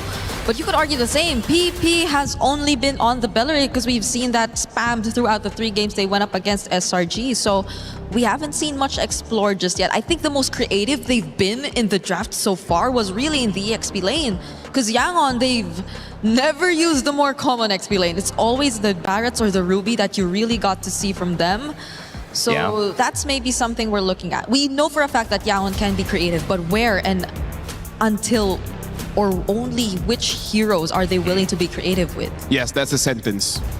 And it was a sentence that I liked the first part of, which was that Ruby was a hero we did not see involved in this last matchup whatsoever, because they were really focused on the Moskov, and they were focused on what was working in terms of banning the Harara, the Ling early on, the Fanny. But maybe we do see a different priority here, especially when we start to get towards the later phases of the draft and ban, where the Ruby does either come out or it gets taken away, and that opens something else. Well, we're looking at the map here. So far, I feel like for both teams, Flying Cloud should favor them quite a bit because they like to fight, but now Dangerous Grass. And this is what I bring up every single time we're in Dangerous Grass. Sometimes you go autopilot, but where you forget that there's a new grass on the map in front of you, and your opponents might be waiting in there. LaFell, realistically, for someone saying, hey, what's going on? This is cool. What's some MLBB? They're in Paris. Let me check this out. Dangerous Grass, like, what does this really do in terms of changing your draft or your pick? Do you ban around it, or is it just something that once you get what you want, you play around it? It's something that you can utilize an advantage in the draft. For example, you have burst heroes. Since there's more grass, that means there's less vision. With less vision, some people might forget that someone's hiding in this bush, and you immediately kill them all. So picks like the Eudora is good. Picks like the Hilda, where she gets advantages when she gets into a bush, also does pretty good. Catching heroes like the Saber, the Chos, the Kadidas. Pickoffs. All of these pickoff heroes love dangerous grass. I love that. Ling and Belleric banned, Freya and Atlas banned. Do you feel like YG say, PP, what else do you got? Because they take the Belleric away right away. Yeah, they no saw, Atlas and no Belleric. Yeah, they saw how comfortable they are actually with these picks. So it's great. I think now that we're in dangerous grass, it's all the more reason for them to just go more creative. Go crazy with the picks. There are multiple options out there and potential for pickoffs. But the Valentina ban. Interesting ban. Maybe just to open up the draft, trying to force Pro Esports to ban out the Harara. Because if Harara is let through, you know that's going to be first pick. So it's both the Belleric Atlas and the potential Ling Hirara banned out. Actually, no. Maybe YG just picks up the Eudora first and be like, yeah, I dare you to pick up Hirara. That too. That's a good way to do it, but I feel like this sets up a good thing for YG, and this is where you want in this part of the pick. Because obviously, if you get the Harara, great. If not, you get the Eudora, most likely to counter. So they feel pretty good. I think that the question is, if you give Han the Harara, you still have a Fanny you could prioritize. Oh, yeah. Oh, I forgot about that. On the side of Coily. But that was Yangon who also used the Fanny recently. Oh my Mars. God, we forgot. Forgot. I mean, rarely picked up, right? So now they can pick up a Eudora +1 plus the Fanny. Oh. And the Phoveus. That's very interesting. Didn't thought the Phoveus would get picked up this early, considering that there's quite a lot of EXP that can fight against a Phoveus. Yeah. Like the Alice, Uranus. You just probably be a bit more careful with the gold lane pick, given this. You already have a Phoveus and a Fanny to deal with, so... Wow. That takes out probably a Harith option here for YG. Or play double fighters. But they can do that too, honestly. Right? They can play double fighters if they want. But if they go double fighter at this point, then the jungle options are... I think a Hirara is still fine, but maybe the mid. It needs something like a Kimi or something. Whoa. Maybe no double fighters. Hero. Whoa. Coming up, it's the Fredrin. This feels very pre-patch. Yes, that's the best way to put it. This feels very pre-patch. Pro Esport already having a proactive kind of draft, and then YG, a lot of control. Like basically every single hero here has a way to start the fight and control the fight. When it comes to a Pro Esport, just like, I'm cooler than you. Yeah, I think a Lilia looks Patrick good is here. cool. Oh, Glue. Yeah. Why did that? I thought you were shouting out Patrick. Patrick. Hey, you know what? Patrick Production is also cool, all right? Coolest guy ever. He's the kind of guy you buy ice cream for. But he means the SpongeBob skin, Patrick, that Glue gets to be in game. Well, they banned out the Arlot still. Well, again, weird, it's Arlot Fredrin, yes, but... I mean, like, they already have the counters for it, so... I feel like they should have banned something like an Atlas, right? Atlas, Uranus, because they do well against the Phoveus. Ruby's still available, but not necessary now at this point. Yeah. There's just so much threat for the mid lane too for Pro Esports. Like you could pair a very annoying mid lane with the Glue. I think there's still like the option of Eudora is still available. Lilia Eudora. You mentioned that as well. But the fact that they took out an Arlot, is there just something they don't want to break formation? And look at this, YG, they ban out the Eudora because, again, even though they don't have an assassin just yet, you just know the EXP is going to be a damage dealer, the gold laner is going to be a damage dealer, and having a mid-trio like Marcel and Fredrin always in front of your face, Eudora has an easy time to stun both of them. Eudora will disrupt them quite a bit. And now even the Barats gets banned out as well. So they're drafting in a way that makes sure that their EXP laner gets to win, but again, there are options here. It almost looks like they want YG to use something like an Alice or Uranus that's, you know, I would say not super front-heavy tanky. Like the tankiness of a Uranus as well as the Alice is from healing, not necessarily because they have a lot of HP. But speaking of that, I think Pro Esports are yet to pick up something to deal with the massive HP that could come through for YG. Like they don't have Shred necessarily just yet when it comes to the team fights. The Moskov you pointed out is still going to be available, yes. But since YG are not going for an assassin, might they be a bit more comfortable to pick up the likes of a carry again? Maybe, honestly, maybe. Because you know that it's not going to be an assassin. The roam is a question. The XP lane is a question. So that's only probably the next consideration that they're looking at before locking in their goal lane. What's this? Let's go pro. I'm fan of PP. Oh, he loves PP. Oh. Claude. Which is, I mean, very good. Very good. We've seen Claude prioritized in almost every game so far today.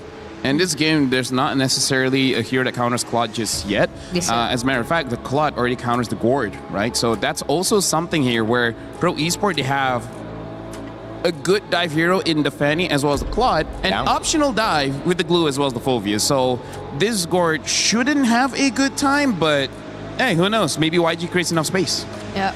And what does YG lock in for Do they want their gold Paquito? lane and their XP? Yeah, Paquito is still up. Oh, though it's gonna go into a Fulvius. It's not great, but hey, ignore the Fulvius, then you're good. Moskov gets picked up here for YG. Should be able to deal with the Fanny, and to a certain extent, the Claude and the Uranus gets picked up. Like we've been talking about, a good fight against the Fulvius. And overall, this kind of draft, you need a front line, because the Marcel is more of a support than a tank. Okay. Right? You still need a front line.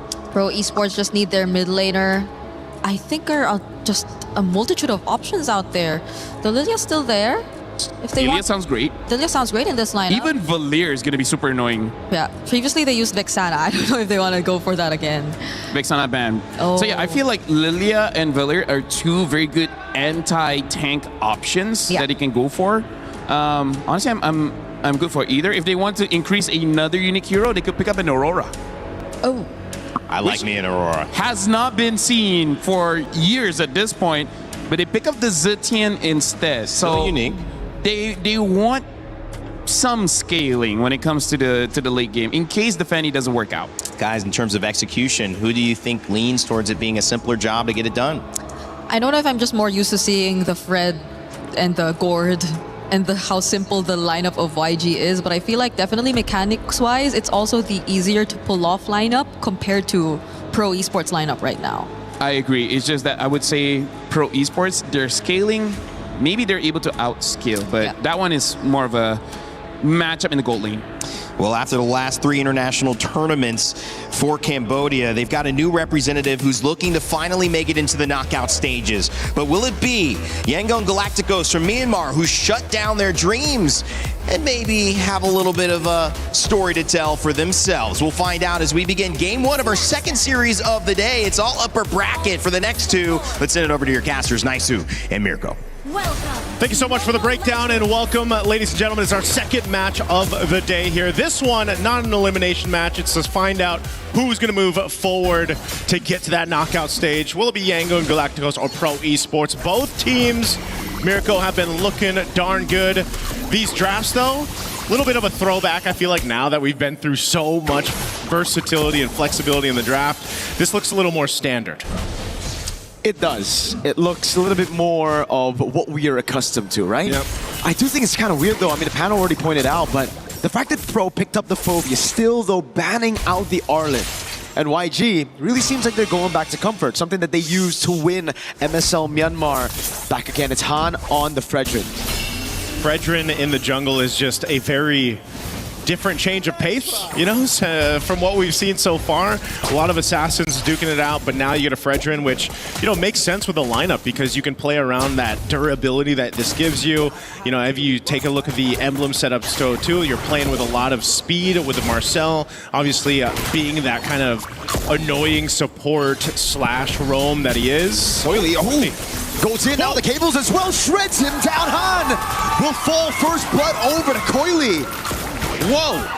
Oh yeah, I guess is that a statement of, hey, you're gonna pick a Fredrin, well I'm on a Fanny. This is the assassin meta. Is that where we're going right now? I guess. Coily straight into the orange buff set up by P. But dang, I didn't expect that damage, bro. Yeah. Straight up, walks up, well, flies through, and gets, even though Han was able to secure level 4, he wasn't able to tank up that damage. Now trying to steal this away from Coily. At least he gets a bit of compensation. Okay, yeah, you know what, at least something. Turtle's up though. Both junglers have those retributions ready. They'll get in position for this one, but Young Galacticos is going to go ahead and get that space to work with. There they go. Mystic Gush going to tear PP down with Han. Locking him down. Coily forcing to flicker out. Now Han's going to get caught by the Phobius of Felix. It's everybody disengaging. Ying still holding this angle. Back to level on the board. All right, so a bit of a trade. No one going to get the turtle just yet. Jungler is going to grab their buffs for this one. We'll take a look at the replay by STC. Great setup here, you know, to go ahead and capitalize that Mystic Gush, utilizing the Fredrin kit, but you get a lockdown, and you can see how dangerous it is for Han, though, because if he's, you know, in this vicinity of the rest of the team fight, he's actually shredded down quite quickly. It's just not tanky enough just yet. We gotta take a look at the items right now if we're talking about how Han can actually like deal with Pro, right? He's on the way to the Dreadnought armor. I feel like he should have just rushed that straight up. He went for the Ares belt first, a bit more HP, trying to play around with the passive and then Praetor's Wrath. Let's see if it works out. Felix on the turtle. Yep, just walking up. This should be free. Yep. No purple buff on the hands of Coily. A straight up red tree now is Sa. Has to flicker out. Good taunt though. Brings Felix in for the shoulder bash. A dark wave lands and then Praetor's Wrath is right there, but Felix is able to sustain for a bit as Coily jumps into the back again with the cables. Tears through Kaiser. He gets another with the cutthroat. Big double for Coily. Han isolated and it will be fed over to Kuzin. It looked like it would have been okay for YG on the way they went through that. Oh, sorry, Felix. Ying.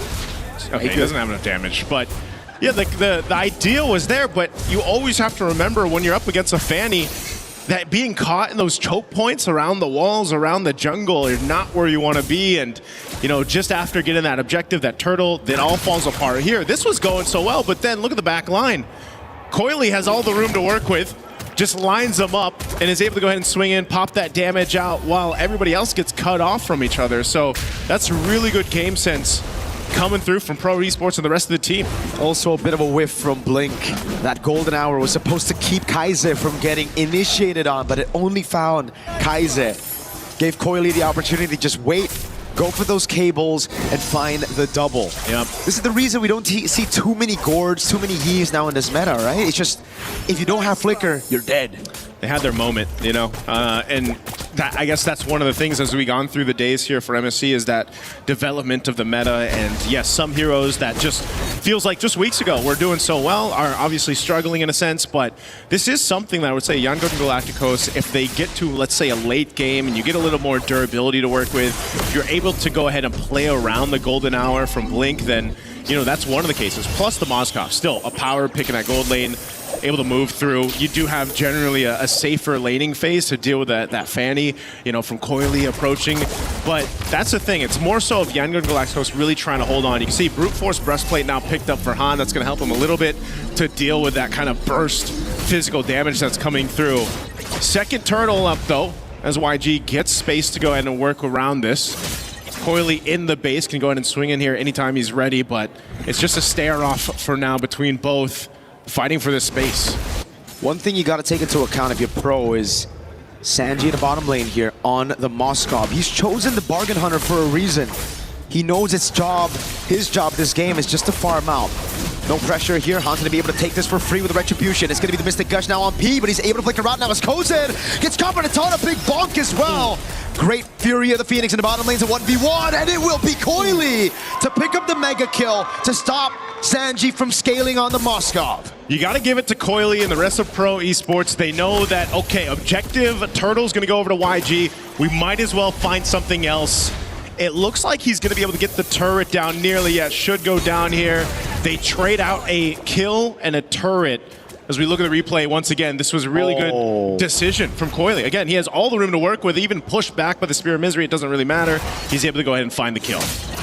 I was looking up top, the taunt landed on Kuzin, then we saw the Fury of the Phoenix. So in our eyes, it was like, oh man, Sa popped that a bit late to save Kuzin. Turns out it was a call from Coily probably down below to go for that kill on Sanji. That's why the Fury of the Phoenix was tying for the pickoff on Sanji rather than to save Kuzin up top. Blink though. Golden Hour, the SOD lands as well. PP gonna be able to actually walk away from the Appraiser's Wrath now as that's a shoulder back from Felix. A flicker out, away from the Mystic Gush. Coily with a jump in the cables. Pro, great disengage. Yeah, good use there. Again, to keep him at bay. Coily had an angle to go for, gets stopped in his tracks. Golden Staff here picked up by Sanjit as they continue up the top. Here the Phoenix appeal for Kuzin as he gets away with BMI, and Felix fights to pick up a Ying. Dives on the turret, picks up the kill on Kuzin. Now he's taken very low, still able to sustain. Again, the missing projectile saves him, but Coily walks up, finds the unstoppable now with the cables onto Blink. It's Han with the flank on top. It's a big bonk, and that's going to be 2 for Han. Coily, though, wants another. A triple responded over for a double. Kai's with a missing projectile and the gush onto P. What a bloodbath from that top lane. Both teams able to get multiple kills as we take a look at the replay brought to us by STC. Again, Fury of the Phoenix is great. And look at both junglers. They have their moments here. Han cleared out that mid lane. He makes his way up to the top. He sees multiple health bars low up on this tier 1. He sees his moment because he knows Coily's having his own. So might as well go in for this. Gets that double, but essentially will go down. And also really good response from Kaize to come back and get P down with that Mystic Gush. So this trades across the board, which will all ultimately lead up to setting up for this first Lord here now that it's up. So this is, again, just a fight to see who has that better team fight. And you've got one jungler on the side of YG who's pretty stationary, you know, more of this bulwark front line, while Coily is everywhere. He's 7-0-1 right now. And pretty much if he finds one of the backlines of YG, it's almost an instant guaranteed kill for him. So they have to play around with that in mind. A bit of focus here, knocking down some of the tier 1 turrets up top. Coily. Dude, against a Moskov, usually you'd see Fannies hesitate a bit, you know, like kind of think twice about going in. Coily against a Marcel and a Moskov walks up like that, or again, flies around like that. Again, it's different in the hands of junglers like Coily. Again, he makes his way through this team fight. Coily! Oh my god, the lethal ignition! What a god on the Fanny! Coily again with the cables. No fear in his eyes. Oh man, fighting for this Lord. As I said, goes to the back line, he's able to get a kill. Now with the numbers advantage. Felix the walk up again, the slam slam, the pass from P. That's a mount already. That means the Lord is going to be free again. Han he's so trying desperately to get through. Coily's taking a bit of damage now. Goes for the cut thrown as well. Blink with the golden hour. Oh, he saves the game. Han walks up. Goes for the red tree, but it doesn't land. It was still the golden hour. The red tree went over to the member of Pro. Goes with the pickup on the Lord. Now it's a big taunt on the Felix and slams on the pass comes through, but Felix gets around in front of pursuit. Almost takes Blink down with him. Woo, that would have been way worse if Pro Esports did not get that Lord. Kozin was able to go ahead and secure it, I believe, just in that midst of that fight because Coily went down. That's also a big shutdown, though, taking out Coily like that. So for now, Yangon Galacticos, they found a little bit of momentum to work with. They should clear out this Lord relatively easy. And now some of that gold starting to build up, starting to go in their favor. Sanji's got the items mainly that he needs at this point, and the rest of the team is starting to get tanky enough to deal with it. It's more about the execution part, the micro part when it comes to these team fights. The biggest threat here, too, is Kaize on that gourd against Coily. If he's taken out and he doesn't have a flicker and he doesn't, have that whatever defensive item he decides to go with, that's just unfortunate because your whole game plan is I'm gonna get a stun off, Mystic Gush real quick, get some people low, and build off of that. But he knows he's gonna be a target, and so now for YG they have to adjust these team fights. And it's just so sad to see the golden hour now 2 times. First time was okay, that was just unlucky by Blink. Second time, miscoordinated by Han and Blink. Right, the golden hour was there, it delayed the Lord. Coily was already dead, but Han went for the red tree. Because the Lord was still in golden hour, the red tree went to one of the Pro members, and that's why Kozin was able to steal it away. Yeah, once again, Marcel, that golden hour is so valuable, but at the same time, sometimes it can backfire in a way that you don't expect.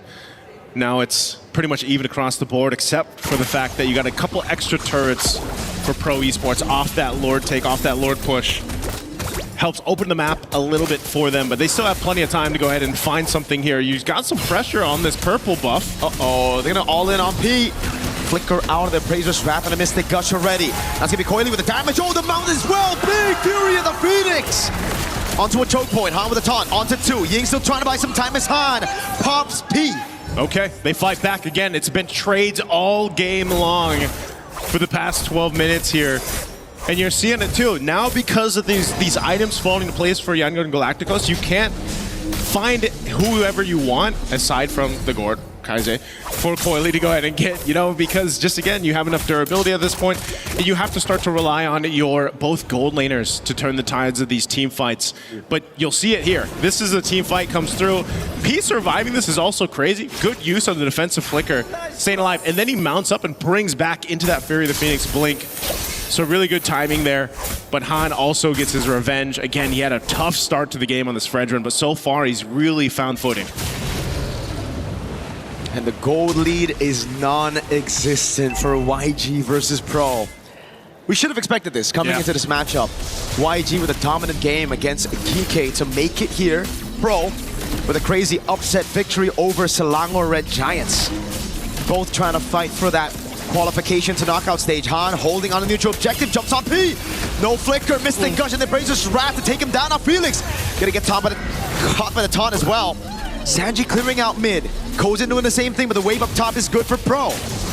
Oh, they're gonna fight for this Lord here. It's at half health. They know they're down P. They're gonna just blitz this Lord though for YG. Han's trying, the Golden Hour's placed down. Oh, Felix! With a steal on the Phobius! With the help of the Fury of the Phoenix, how did that just happen? Was that just a dark wave? Like, no way, we gotta get a replay on that. What? We have to see it. Again, that Fury of the Phoenix really helping. They're trying to hold on to this mid turret, but man, another Lord. Uh-oh. I thought he was gonna pay for his sins, but no. Flicker, get out of jail-free card, Coily. Oh, he's here. He gets caught in a frozen moment. Oh my God, it went a crown. Perfectly timed by Kaize. A bait away. Coily wants part 2 with the cables. This time trying to bait out a battle spell. That's actually pretty big though. The Winter Crown being down at least is something as they approach the base. That's what they want to play off of this Lord here now that everyone's going to be up. But again, at least for the Gord, at least for Kaize, he still has Flicker. He can just kind of post up in the base, help clear things out. The fight for these buffs though, man, P taking a ton of damage too. Kozin trying to take down a tier 2 turret. Lord makes its way up top now. Oh. Coily gonna be stopped here, clearing out the Lord. This might be all they get. They do get some damage done to that top base turret, but still, YG's base defense and their composition will clear things out relatively quick. So, I mean, based how things have gone for the last couple Lords here, it's got to be the retribution for the next one, man. It's going to be so important for either team to go ahead and secure that, to get this momentum as we look at the items coming into place. There's even a big difference gold-wise between the XP laners, but Sarion Felix is actually doing a really good job of just kind of being that front line that he needs to be on the Phobius. This is why even after those nerfs, the Phobius still finds itself at a pretty good spot in the draft, right? Still prioed, banned in the first phase, especially with the Assassins coming back into meta. Felix, though, he's had a tremendous game on the Phobius so far. That Phobius steal, it shouldn't even be possible. Again, I would have loved to see the instant replay there. How did he get his hands on it? Because it didn't really look like Coily was in a position to steal. Han had a free retry, it almost looked like. Yeah, again, at this point, that retribution battle needs to come down between the two junglers here for this next one. But both teams have been showing that they will go for pickoffs if they can.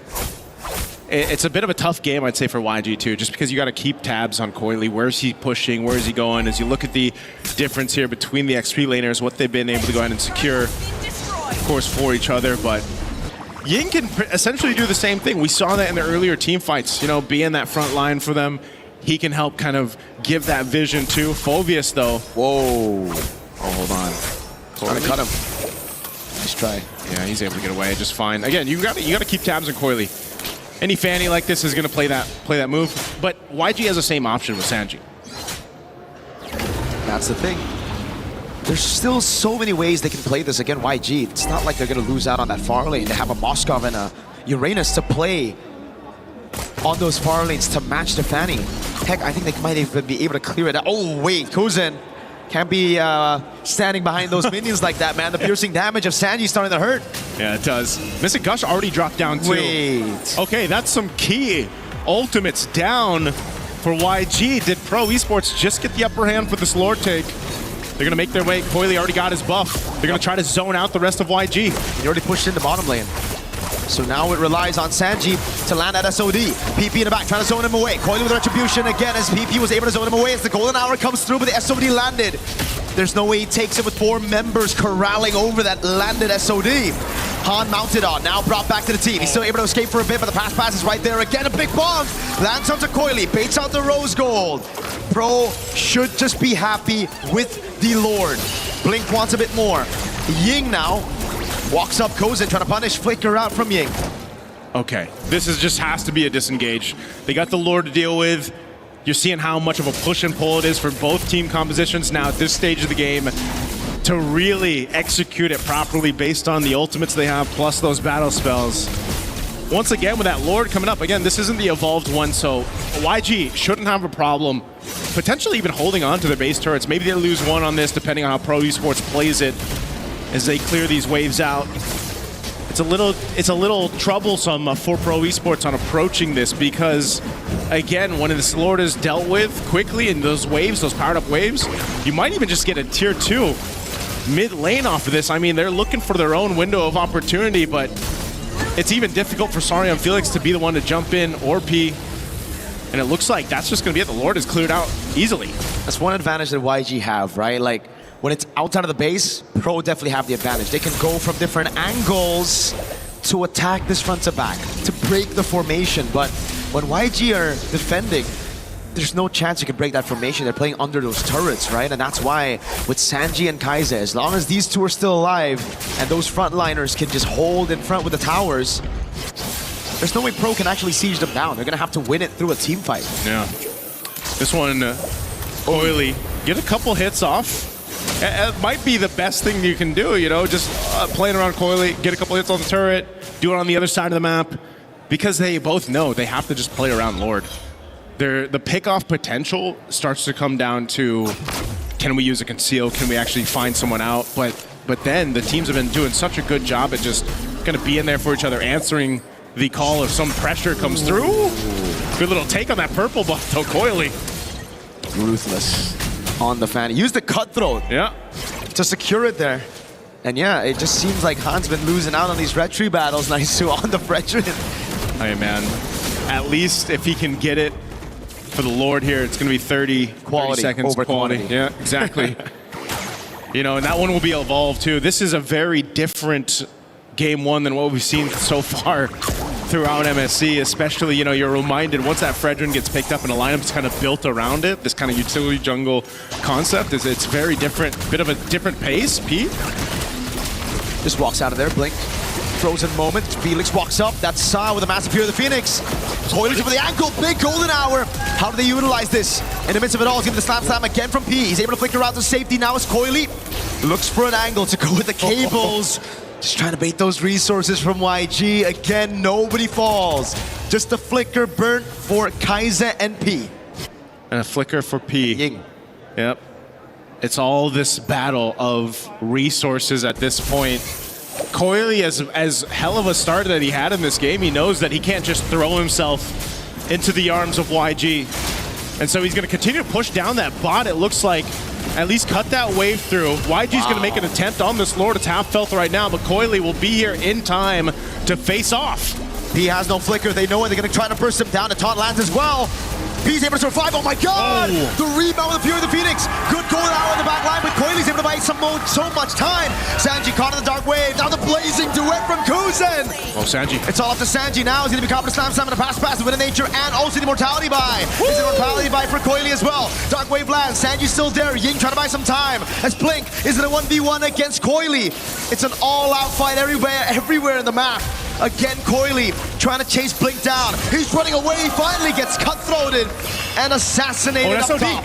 Oh, I thought that was a nice block, though. I thought it was going to land on Coily, but man, they bought some time, but Pro Esports, they want to go for this tier 2 turret. They want to take this purple buff out. Wait, they don't go Lord. They reset the Lord. They reset the Lord. I have to go. Let's look at this replay again. Started things up with the Mystic Gush over here. This fight breaks off into 2 areas.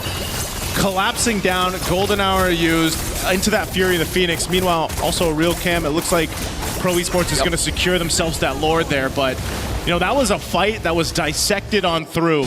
And that's one of the things that Fanny will do too. You know, you were able to go ahead and split the fights up, focus on the right targets. Golden hour, it just feels weird in some of these instances because it's like, it's clearly there to stop the momentum of a fight, but sometimes it ends up just kind of splitting things off in an odd angle for YG.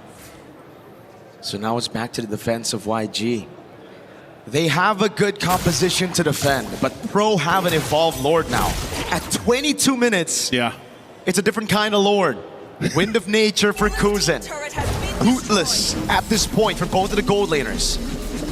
Okay, clear out these waves. Lord is up top. It's going to get that charge in. Taking out the base turret. YG has no choice but just to let that go. They're going to have to deal with the Lord, clear it out. Potentially losing some more base turrets. Conceal's going to be used from Pro Esports though. Double top from Han now with the force play as well. Coily with a jump in the back line, but it's going to be the winner crown again. Flicker round blink shredded to pieces, but he gets the golden hour. All base turrets taken out now as Ying buys the immortality in time, keeps himself alive. Han! With a big taunt on the Brazier Strap, but Kozen was able to Wind of Nature all of that physical damage. Okay, YG lost the base turrets, but it's okay, they're still in the game. They've got some more waves to deal with here, and knowing that they're down Blink, looks like Pro Esports still wants to go ahead and potentially end the game here. Ying again, pops into Consecration, baiting the mini waves over to the right side of the map. Sanji clearing it out. Kaise no flicker.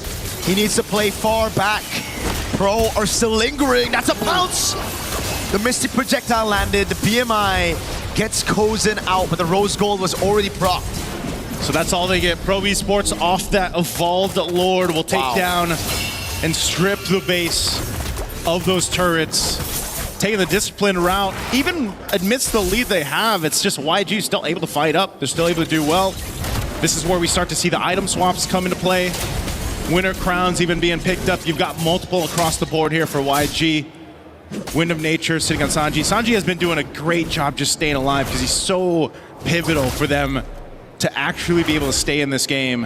Kaise as well, very happy with his Mystic Gush timings, but he's got to go in a way where we saw in that last fight where he pops the Winter Crown, he Mystic Gush. It's still being used even when he's frozen, but again, it's better for him to go ahead and do that in the base. But this time, now 24 plus minutes in the game, this Lord, I don't know, man. If Pro Esports able to secure it, even with this kind of defensive lineup YG has, I don't think you can defend against that.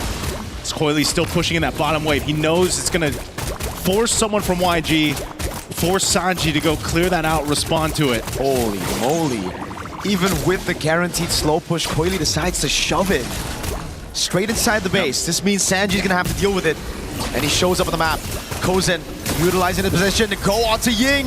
He has a bit of crowd, pops in Consecration. That's the Fury of the Phoenix, baited out already by YG. This could be the angle. They've reset it, and Sanji has cleared out bot. Yeah, he's cleared out bot. He's handled the waves really well. YG, this is a Lord dance as ever. Still half health on it. Fury of the Phoenix still on cooldown, so they don't have that right now. And Han's tanky enough to go ahead and sit here, like we've seen so much before on this Fredrin with an immortality to go ahead and just tank up the shots. Blink jumps in. Golden hour doesn't land on anybody. Felix is able to evade right now as he lands a dark wave, but Coily's gonna go up top. Mystic Gush and a big appraiser trap. Coily in the base. Blink trying desperately to go back into the base to save it. He gets there in time, but Coily has a few minions on it. Now it's gonna be the SOD that lands. Sanji gets Coily down. His first kill of the game, and it's a massive shutdown. Both junglers though will be taken out. A last-ditch effort from Coily to try to make something happen, knowing that the Lord was secured by YG. Really good timing against Sanji. Might have been his first kill, but it was an important kill. Might be the one to potentially win them the game here. They've got a really strong, evolved Lord to march down this mid lane. Now, 45 seconds for Coily to be up. Can Pro Esports delay this further? And without Han, the same thing. Is Ying going to be the guy to go in and tank this, lead this, or will it be Blink? He's got a golden hour that he can play around with. The game plan here might just be to knock down some base turrets. Mystic Gush already on Felix. Golden hour catches 3. No follow-up though. Felix is able to escape. That Fury of the Phoenix from Sa buying them a bit of time. Now can they clear this Lord? Base turret I think will surely fall. Sanji's on it already. But hold a second, after that charge, it doesn't seem like YG have the resources one hit to push in forward even more. It's just going to be the base turret taken by the Evolved Lord. Pro, again, able to defend through the wins they got all the way from the start of the game. Those base turrets on the side lane, nice. Yeah. So Pro Esports, mind you, again, they were up quite a bit, 7,000-ish gold. Again, at this point, it's more about switching the items, but they did lose that lead that they had. They also lost a base turret off of that. So YG now in a position, now in a seat to actually go ahead and be in a better position to win the next Lord fight. The biggest thing for Yangon Galacticos is literally just dealing with whatever Coily is going to do. He's the only guy that can push the opposite side of the map. And Sanji so far has been the guy that YG has counted on to deal with it. Ooh, dude. This is a very squishy Patrick in the face of Mystic Gush late game. Yeah, it's definitely hurting. A flicker down is something for YG to play around with. Some big waves down bot that they're going to have to deal with too here, but it's just playing around each other because they just know that if Coily jumps into this backside, even on Kaise, and gets a winner crown, that's value. Everything comes down to pop in battle spells or defensive items now that we get this point. You're going to see these potions being picked up now too. 28 minutes, man. This has to be, if not our longest, one of the longest so far for MSC groups. Fighting for this Lord up. It's going to take some time to go ahead and take this one down as both teams get in position. A whole lot of immortalities to play around too. Sanji clearing up that bottom side. Conceal's going to be used. Pete pushing out Han here. And just fighting for this space right now. Pro Esports trying to control this space around the Lord, but it's just too much to hold. That wave bot is just so annoying for YG. Constantly going to have to send someone down below. SOD nearly lands. Blink was the one to give him vision for that attempt. And that's where the mechanics come through. 28 minutes. Yeah. It's the macro, obviously, but you have to be clutch in these moments. You have to be the one to make the play to win the team that game.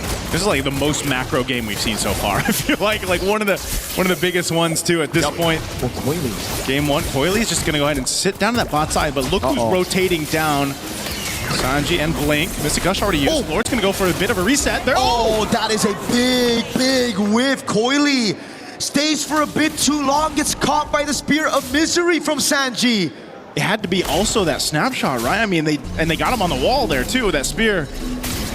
That is a huge pickup, and now without Coily for 60 seconds, a whole minute, YG cleared out the waves, and they know they have the space to work with for this Lord. Mr. Gush. All in onto P. Fear the Phoenix, P. Immortality down already, Blink now coming in as well. Good taunt, and the pierce from Sanji. ENG taking very low. Cruising to look for the play. Flickers in the Blazing Duet and the Wind of Nature as well, but Blink is able to get out of the way of the Blazing Duet. Felix, 3-man Dark Wave, has to flicker out. Big bomb with a missing projectile. Goes in as the Immortality, but he's going to go down to Ying. A big bonk sends Han, or rather Felix low, but now it's Sanji with Wind of Nature. That's an Immortality already down. Assault's going to get flickered down, but he buys the Immortality in time. Wind of Nature, everything with the Wind of Crown as well, but it won't be enough. It's a big wipe for YG as they come back in game number one. Talk about a defense from Yangon Galacticos to hold on strong even when down for the majority of that game. A composition built around base defense. Well, you see exactly what that can pull off here. Really good timing, really good game sense to make that play in the bottom lane, find Coily, and then make something out of it. They knew that they either had an option. If we get Coily out, we could probably just get the Lord, and if not that, then we could just win a team fight. Not having that threat anymore, and so Yangon Galacticos knew what they had to accomplish. They did it perfectly with this lineup. Took some time. They really had to buckle in for as we look at the highlights from STC with this one. Again, very strong showing though from Pro Esports.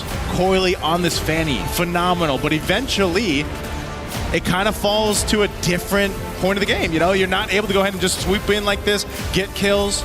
Han really held on, built up that durability, and you know, you got to give it up to Yangon Galacticos to hold on together.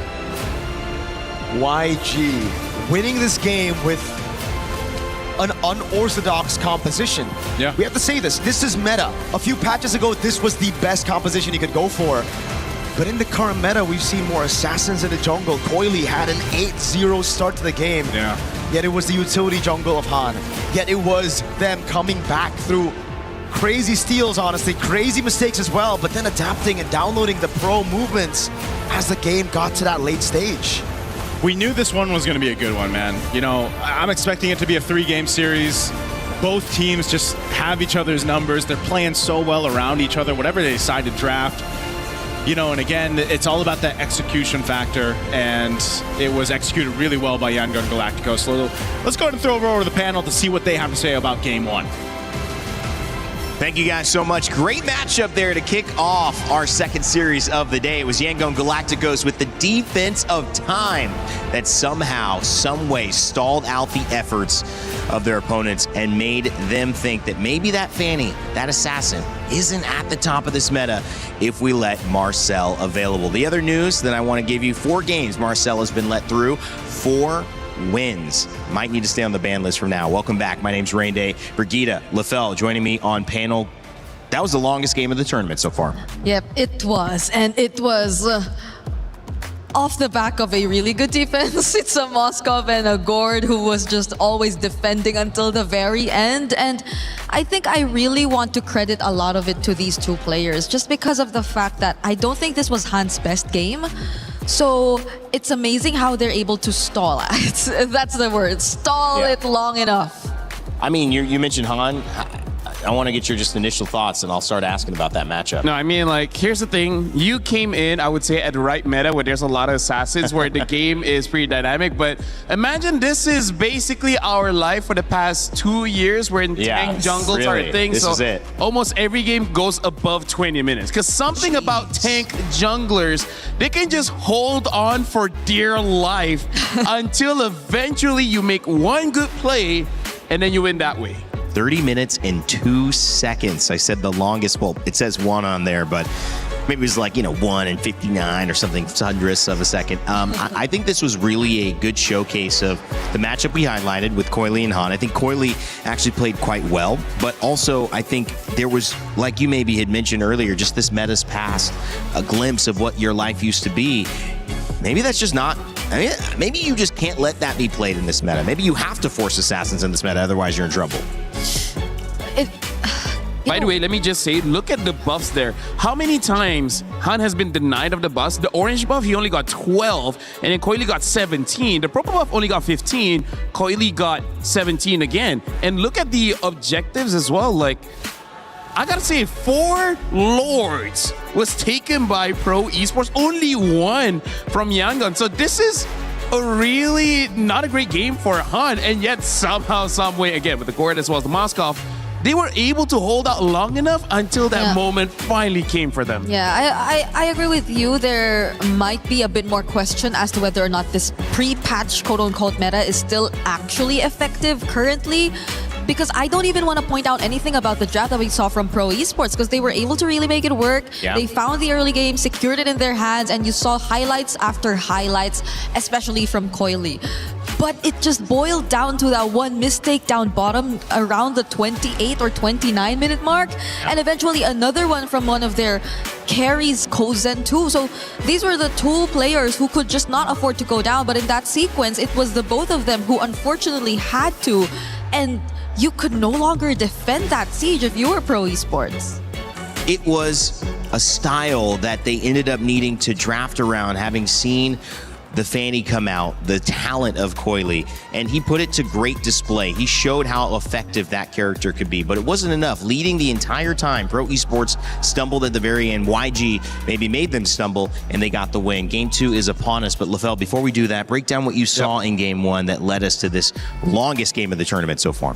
So I agree with Brigitte, we don't have to look at the draft too much, but I feel like we still have to talk about 2 things here. The reason why I say when it comes to the late game, it's going to be a skill matchup between the teams is because if you go to the late game, the Moskov as well as the Gord is amazing just because they clear the lanes very fast. The Moskov has an added advantage where even while he's clearing the minions, he can attack the enemy.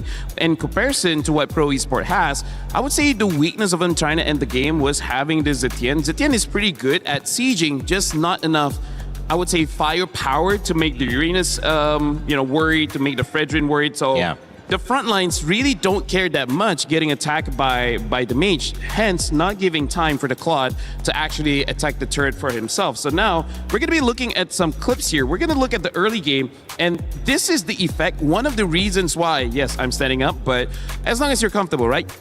one of the reasons why we don't see a lot of Fredrin is because he has been nerfed in the HP department. Rarely do we see this when Fredrin starts off in his own jungle, and look at how fast Fredrin got bursted down. And in that moment, we even saw Fredrin get level 4 first and then the Fanny. So I even had a level advantage, and yet the damage is just you know, he can't sustain it.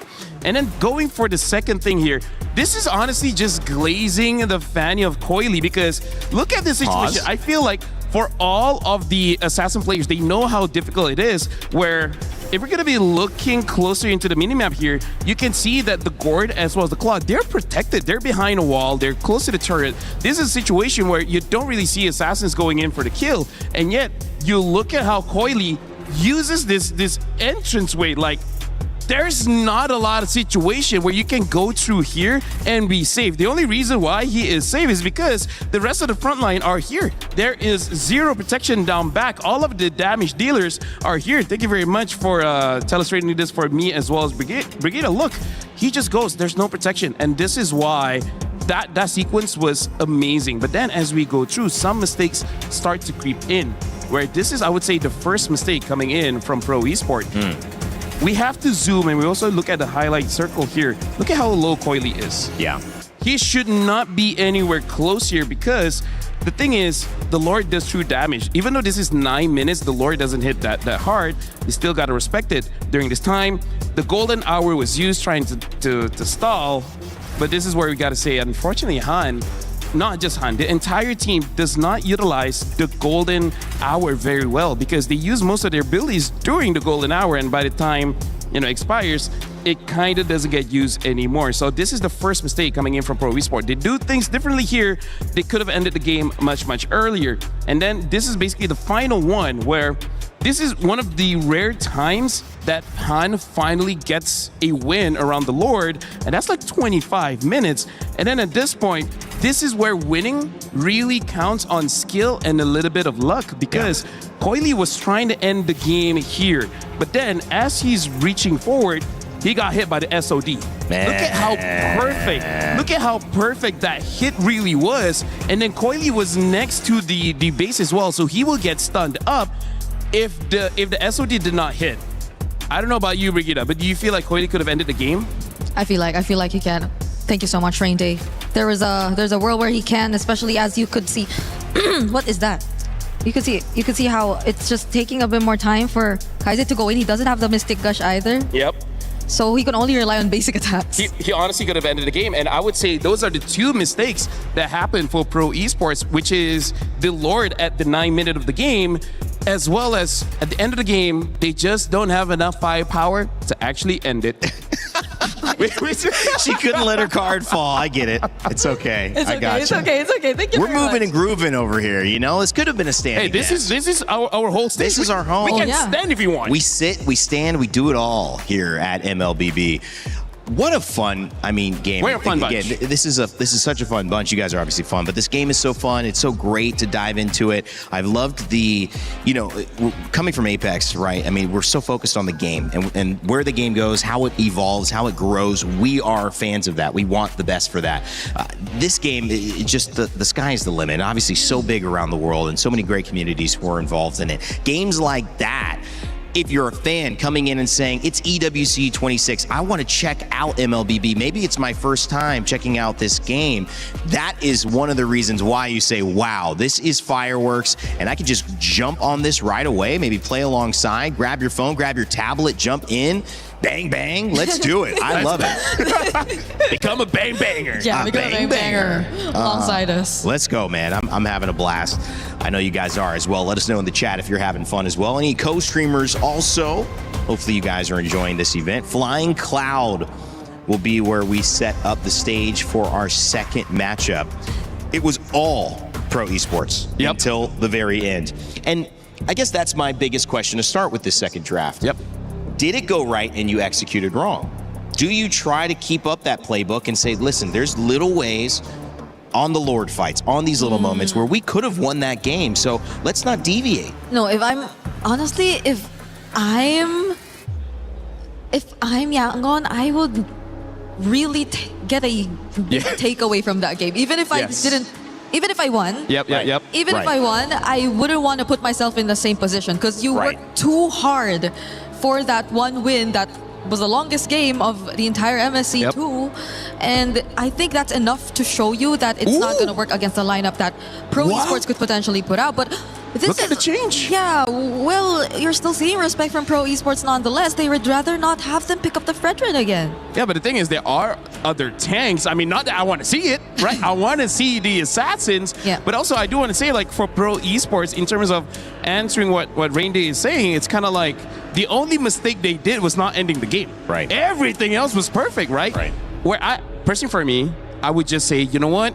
Glue and Phoveus, you guys don't matter. Dive into the turret. If you die, you die. But let me end the game, because that's, I would say, one of their mistakes. They should have just been brave enough to sacrifice some of their members and then ending the game. But again, going up against a Moskov as well as the Gord, it's kind of difficult to end the game. But now, the Freya does get banned out. Hirara is still open. Same as multiple other heroes like the Eudora, the Zushin. Quite a lot is still there. I mean, I think the good thing that's happened here. Oh boy, we probably did not expect this. But you know what? It kind of gives you an insight, doesn't it, Brigitte, into like how comfortable PP probably felt on that Sorry, I Valorant. just saw it. Finally. They probably were like, that's kind of how we've been winning. That's where we feel comfortable. So we should just prioritize that. Yeah, I feel like it's a finally moment here for PP because a lot of their playstyle really revolved around having a really reliable Belleric in the middle of everything, and that hands over the Hirara to end the Eudora. But I'm thinking this is something they should have expected, right? The fact that they went for the Belleric means that they should have pretty much expected this, and at least they can draft around this hero again, which worked out for them. Yeah. They don't actually have to change anything. They get PP more comfortable. They get Coily back on the Fanny if they want.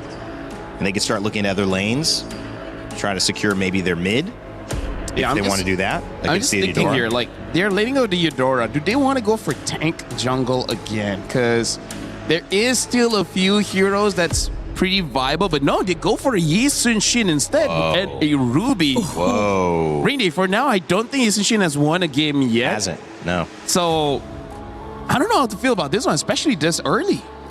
Right, you're showing your hand quite early here. Yeah. Because even the Ruby, and it's not like you're seeing a dive comp per se from Yangon just yet, but it seems like Pro Esports have built on their catch, have built on their capability to just... It looks like for Pro Esports here, they just want to build a castle around Yi Sun-Shin, right? Have a lot of utility and then let him free hit. Well, think about how long that game was, right? Oh, yes. The ability to scale, having an answer for late game. Yi Sun-Shin does suffer early, but late, that's where he's going to shine, right? And Hirara, not like a Ling or a Claude, can dive in super fast. She can still dive in, don't get me wrong, but not the same way. And now having the Barats, where I think that's a pretty good answer to what Pro Esports has already shown, because when Barats gets the max stack of the big guy, he does have some resilience, meaning that he doesn't care too much about crowd control. He does care, but not too much. So that's a good way to like just be a front line for the team and waiting for your opportunity to go in. I gotta say YG is drafting pretty sound, and Pro Esports does seem like they're showing new-ish things here. Yeah, I agree. It's also making me wonder, because I think the probability of us seeing a double fighter lineup in Pro Esports is pretty much very high. Yeah. But for YG, on the other hand, who are showing a Hirara right now, I'm wondering, and a Barretts too, I'm wondering if they're planning to even consider that route as well. Because if they do, then that's going to make things... I guess that's going to allow them to play around the Hirara, yes, but the range, I think, is going to be a problem. Melissa. I feel like Melissa would work well against the fortress that Pro Esports is building. Yeah. As of the moment, they still have that option. They can pick it up. They banned out the Carmilla. Interesting. We haven't seen a Carmilla just yet, so maybe they got some information about what's going on with Yangon Galacticos here. And right now, they can pick up their gold lane if they want, because they don't have the gold lane as well as the roamer. And I feel like showing either or doesn't exactly expose the draft too much. Because it's not like, oh, you show Melissa, I'm going to pick up something like a Farsight to kill you. There's multiple ways to deal with a pick like that. And you know that the Yi Sun-Shin is going to the jungle anyway, so there's less things to worry about. It's, at this point, really just a potential... What if Yi Sun-Shin gold? Oh. I don't like it, but hey. Who knows? Oh. Ixia. Okay, Unique hero. Another new pick again. Okay, We're going deep here. if they're going double fighter, then the other fighter has to be a backline. Yeah, like a Lapu, Benedetta, Yeah. Yuzong. There has to be someone to reach that Ixia because, well, it can I think also be the CC mage. is okay. I think CC is okay. Yeah. If you want to put CC gold, but Ruby EXP against Barats may not be a good matchup there. Or if they don't want to do that, then maybe the mid lane too can compensate for the range, for the reach. Eve probably is the safest. Yeah. We don't see much Farsas currently, so We see one loss, but we've seen one. let's see. Oh, All right, they pick up the Vexana as well as the Uranus. I feel like Vexana. I like this. Vexana has one win. But do you remember how I was mentioning that she is pretty tough against Eudora? In my limited experience. I mean, you're not wrong. But I'm just saying it's like a matchup that does okay, which it means you're not going to get behind and you might be able to pressure her out so she doesn't get ahead. Another element to the fortress. Just add a Lord as well, right? This is a clear fortress for Yi Sun-shin. This is a, I don't know, walking battalion? Walking? Not all of them walk even. It's a strong vanguard for sure. Last pick coming in from YG. it's all for Coily now. Synonymous with Myanmar at this point and trying the to do another Matilda. historic run. The Matilda. Wow. So another unique hero. A lot of defense coming in from Pro Esports and Yangon Galacticos. They have a lot of ways to approach the fight. I gotta tell you, Brigida, I do not know how to approach this draft.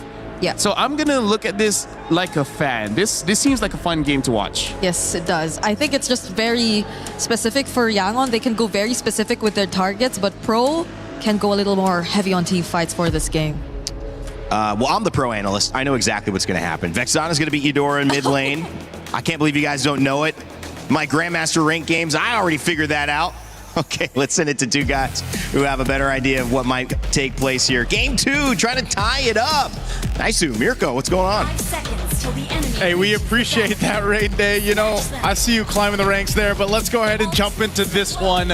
It's me and Mirko to bring you the action right now. Again, it's interesting drafts across the board. Another unique pick. Yangon Galacticos, last game paid off with patience because they turned the game over on its head, got the victory. Now, Pro Esports, I like it, man. This is all playing for your Yi Sun-shin. Maybe that's what it's going to take, Mirko, to get him a win because, yes, the YSS hasn't really won anything. Nope. Been used twice already. P already has to use a Revitalize early as well.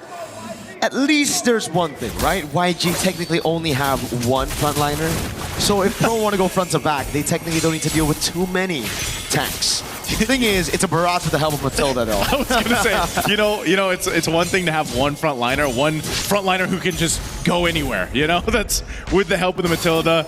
And even so, if I recall correctly, the Matilda can also do some interesting things with a Nixia pick, man. Yep. You know, drop down that full barrage and soar on through. So I feel like for Yangon Galacticos, the upper hand here, aside from just Sanji. Okay, that was all right. Burn the flicker. One of the upper hands that I was going to say. Oh, hold on. Whoa! A Purify out. First blood for Hans still, despite the Purify from Felix. So that's an upper hand, getting the first blood, but it's also just, again, mobility options that they have to play around with this composition.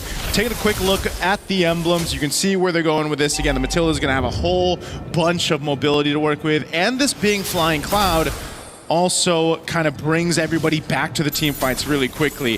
The Barrett's being the one tanky guy, you can see him. You know, he's got the tenacity, he's got concussive blast, he's on the tank emblems. Ying knows his job for this one. Koza's going to be able to take that gold crab away from Sanji. Obviously already won that lane earlier, but Sanji can just walk back up in Flying Clouds very easily. That's the thing. Doesn't matter if you really pull your opponents here this early on with the Flying Clouds map. Oh, big chomp by Ying, spits him out as well, gets a stun, and look at the peel from the rest of the team. Felix able to stop that from happening, the pick off on Coily, but he's a bit too low to participate around this turtle fight. Yeah, I really like that sound effect there, Miko. That was a good one. Now for the turtle, fighting it off. Not sure if they're going to get in range. Han gets the turtle secure. Okay, circling Eagle. Oh, not on Sa. XP was already a free kill, I'm guessing, for Blink. YG go up 1,000. Go up 1,000 gold because they've got a couple kills in their favor. A turtle, a little bit of extra gold off these gold platings too. So this is all really starting well for Yangon and Galacticos, and I think that's why even our panel was kind of mentioning this with the composition that Pro Esports brought to the table. You know, playing around your YSS, you've got enough bodies, I mean, even an extra one with the Eternal Guard to protect you and give you space. But if you're not able to go ahead and utilize that and let Coily get farmed up here, scale up, it's going to be really difficult for him. I mean, look what Han is doing to Coily's jungle. Hey, if he can win on a utility jungle in this meta, imagine what he does on a Hirara right now. I wonder how he feels after going from a Fredra to a Hirara.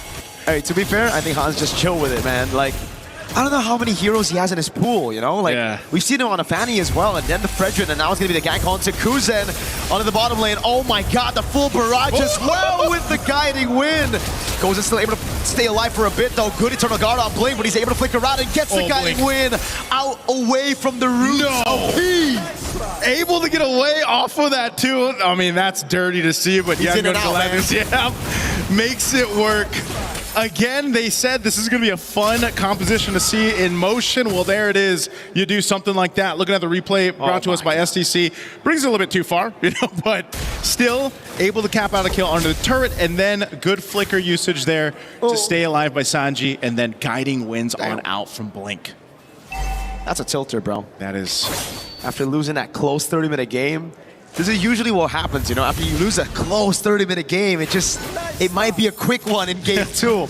We saw the Brimmies fans earlier. Yeah. Up on stage. I got my sound effects approved, by the way, by the king. the king yourself. The young man from the Philippines. Yo, shout out to the king, man. Shout out, man. We'll see you really soon. And now for this second turtle. Up here, Pro Esports has control of it, but they wait for Coily to get in range here. Little poke back and forth right now. Both teams, Ying playing up that front side. There's the Mount Shocker. Pulled in the Dino, the Eternal Guard as well. Full barrage comes around. The red tree is good for Coily. Dives onto Han, untargetable for a bit. Able to escape with the help of the Flask of the Oasis. So it ends up being a big win for Pro finally. XP and Turtle. Yeah, that's something they needed. At least get the objective secured. You don't want to let this scaling happen even further for YG.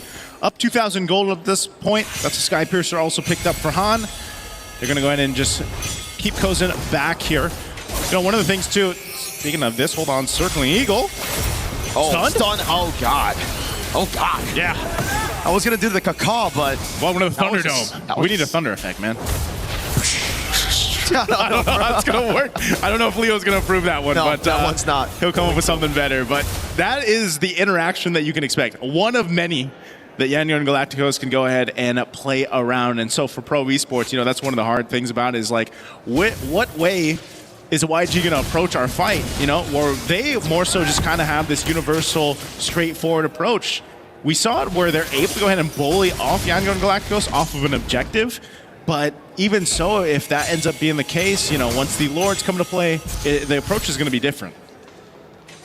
So Pro are just going to take it slow, but YG scaled pretty well as well with the Ixia, right? Yeah. So, I mean, we're just going to have to find out again. A 2,000 gold lead for YG. We've seen massive gold leads turn around in very, very good games like yesterday, Falcons Meta against IG. They held like an 8,000 gold lead. IG were able to come back through forcing Falcons Meta to make mistakes. Seems to be the case, you know, whatever team makes these mistakes kind of gets punished on them. The teams so far that have been competing throughout MSC, they all do that really well. Once they see an overstep from the opposing team, they're able to go ahead and punish it. Now this is also just the nature of the compositions you have, you know, with Eudora. I mean, there's a reason why the Eudora is picked up so much. One of the top picks right now in that hero pool. Last turtle, though, again, playing around that stun that you have, the mobility that Matilda brings, YG will wait for their own moment. Goes in. Oh, the chop missed. Ying's going to be pulled back as well. Oh, great taunt to read the flicker too. But it won't be a kill. They're just buying time right now for Coily to get his hands on it. But Han walks up. Great CC from the Circling Eagle of Blink. To steal it away now, Han locking him down for Sanji to get a few shots on that full barrage. PP with a walk up, a taunt that doesn't land. And it's the combo, but it's It's a Beleric. He should be able to get away from this, right? Hold on. Revitalize, taunt. Oh, he picks up the kill with a basic attack through the CC chain. How many stacks does Han have right now? Can we take a look at that? I mean, I know he picked up the Skypiercer, was it a couple kills ago? Let's take a look at the replay here. This looked like it would be so good for Pro Esports, but Blink with that Matilda coming through on the circling eagle, and then Han able to swoop on, get that, and then capitalize a kill. You know, this is one of the things you got to watch out for. We've seen it before where Hirara gets like max stacks on the Skypiercer, and next thing you know, you're gone, you know? And so Pro Esports, even if they want to buckle in a little bit for this, it might be one of those cases where you don't want to wait too long just because of the scaling that's happening here with YG. Now, bringing it further, you can see, okay, couple stacks. So 2 kills off of that when he picked up that Skypiercer, but it's that threat now, that threat of just kind of almost lining up the kills too easily for YG to capitalize on. Even then, when they're trying to buy some time for Coily to get his hands on a neutral objective, it's just so difficult because they don't really have CC on on Felix. So all he can do is really just stand up front and hope that YG get intimidated by the aura of a Uranus. All right now too, look at this pressure. Ooh, again, no CC from Felix, he can't chain it. So I can drop down as much CC as he wants to. Yep. But as long as it's not going to be followed up by a Mountain Shocker, an I'm Offended, or a Don't Run Wolf King, Han's going to be good, bro. Yeah, Han's got a lot of space to work with, just by himself, basically. Han. Yeah. And Han can do this. Han can do this.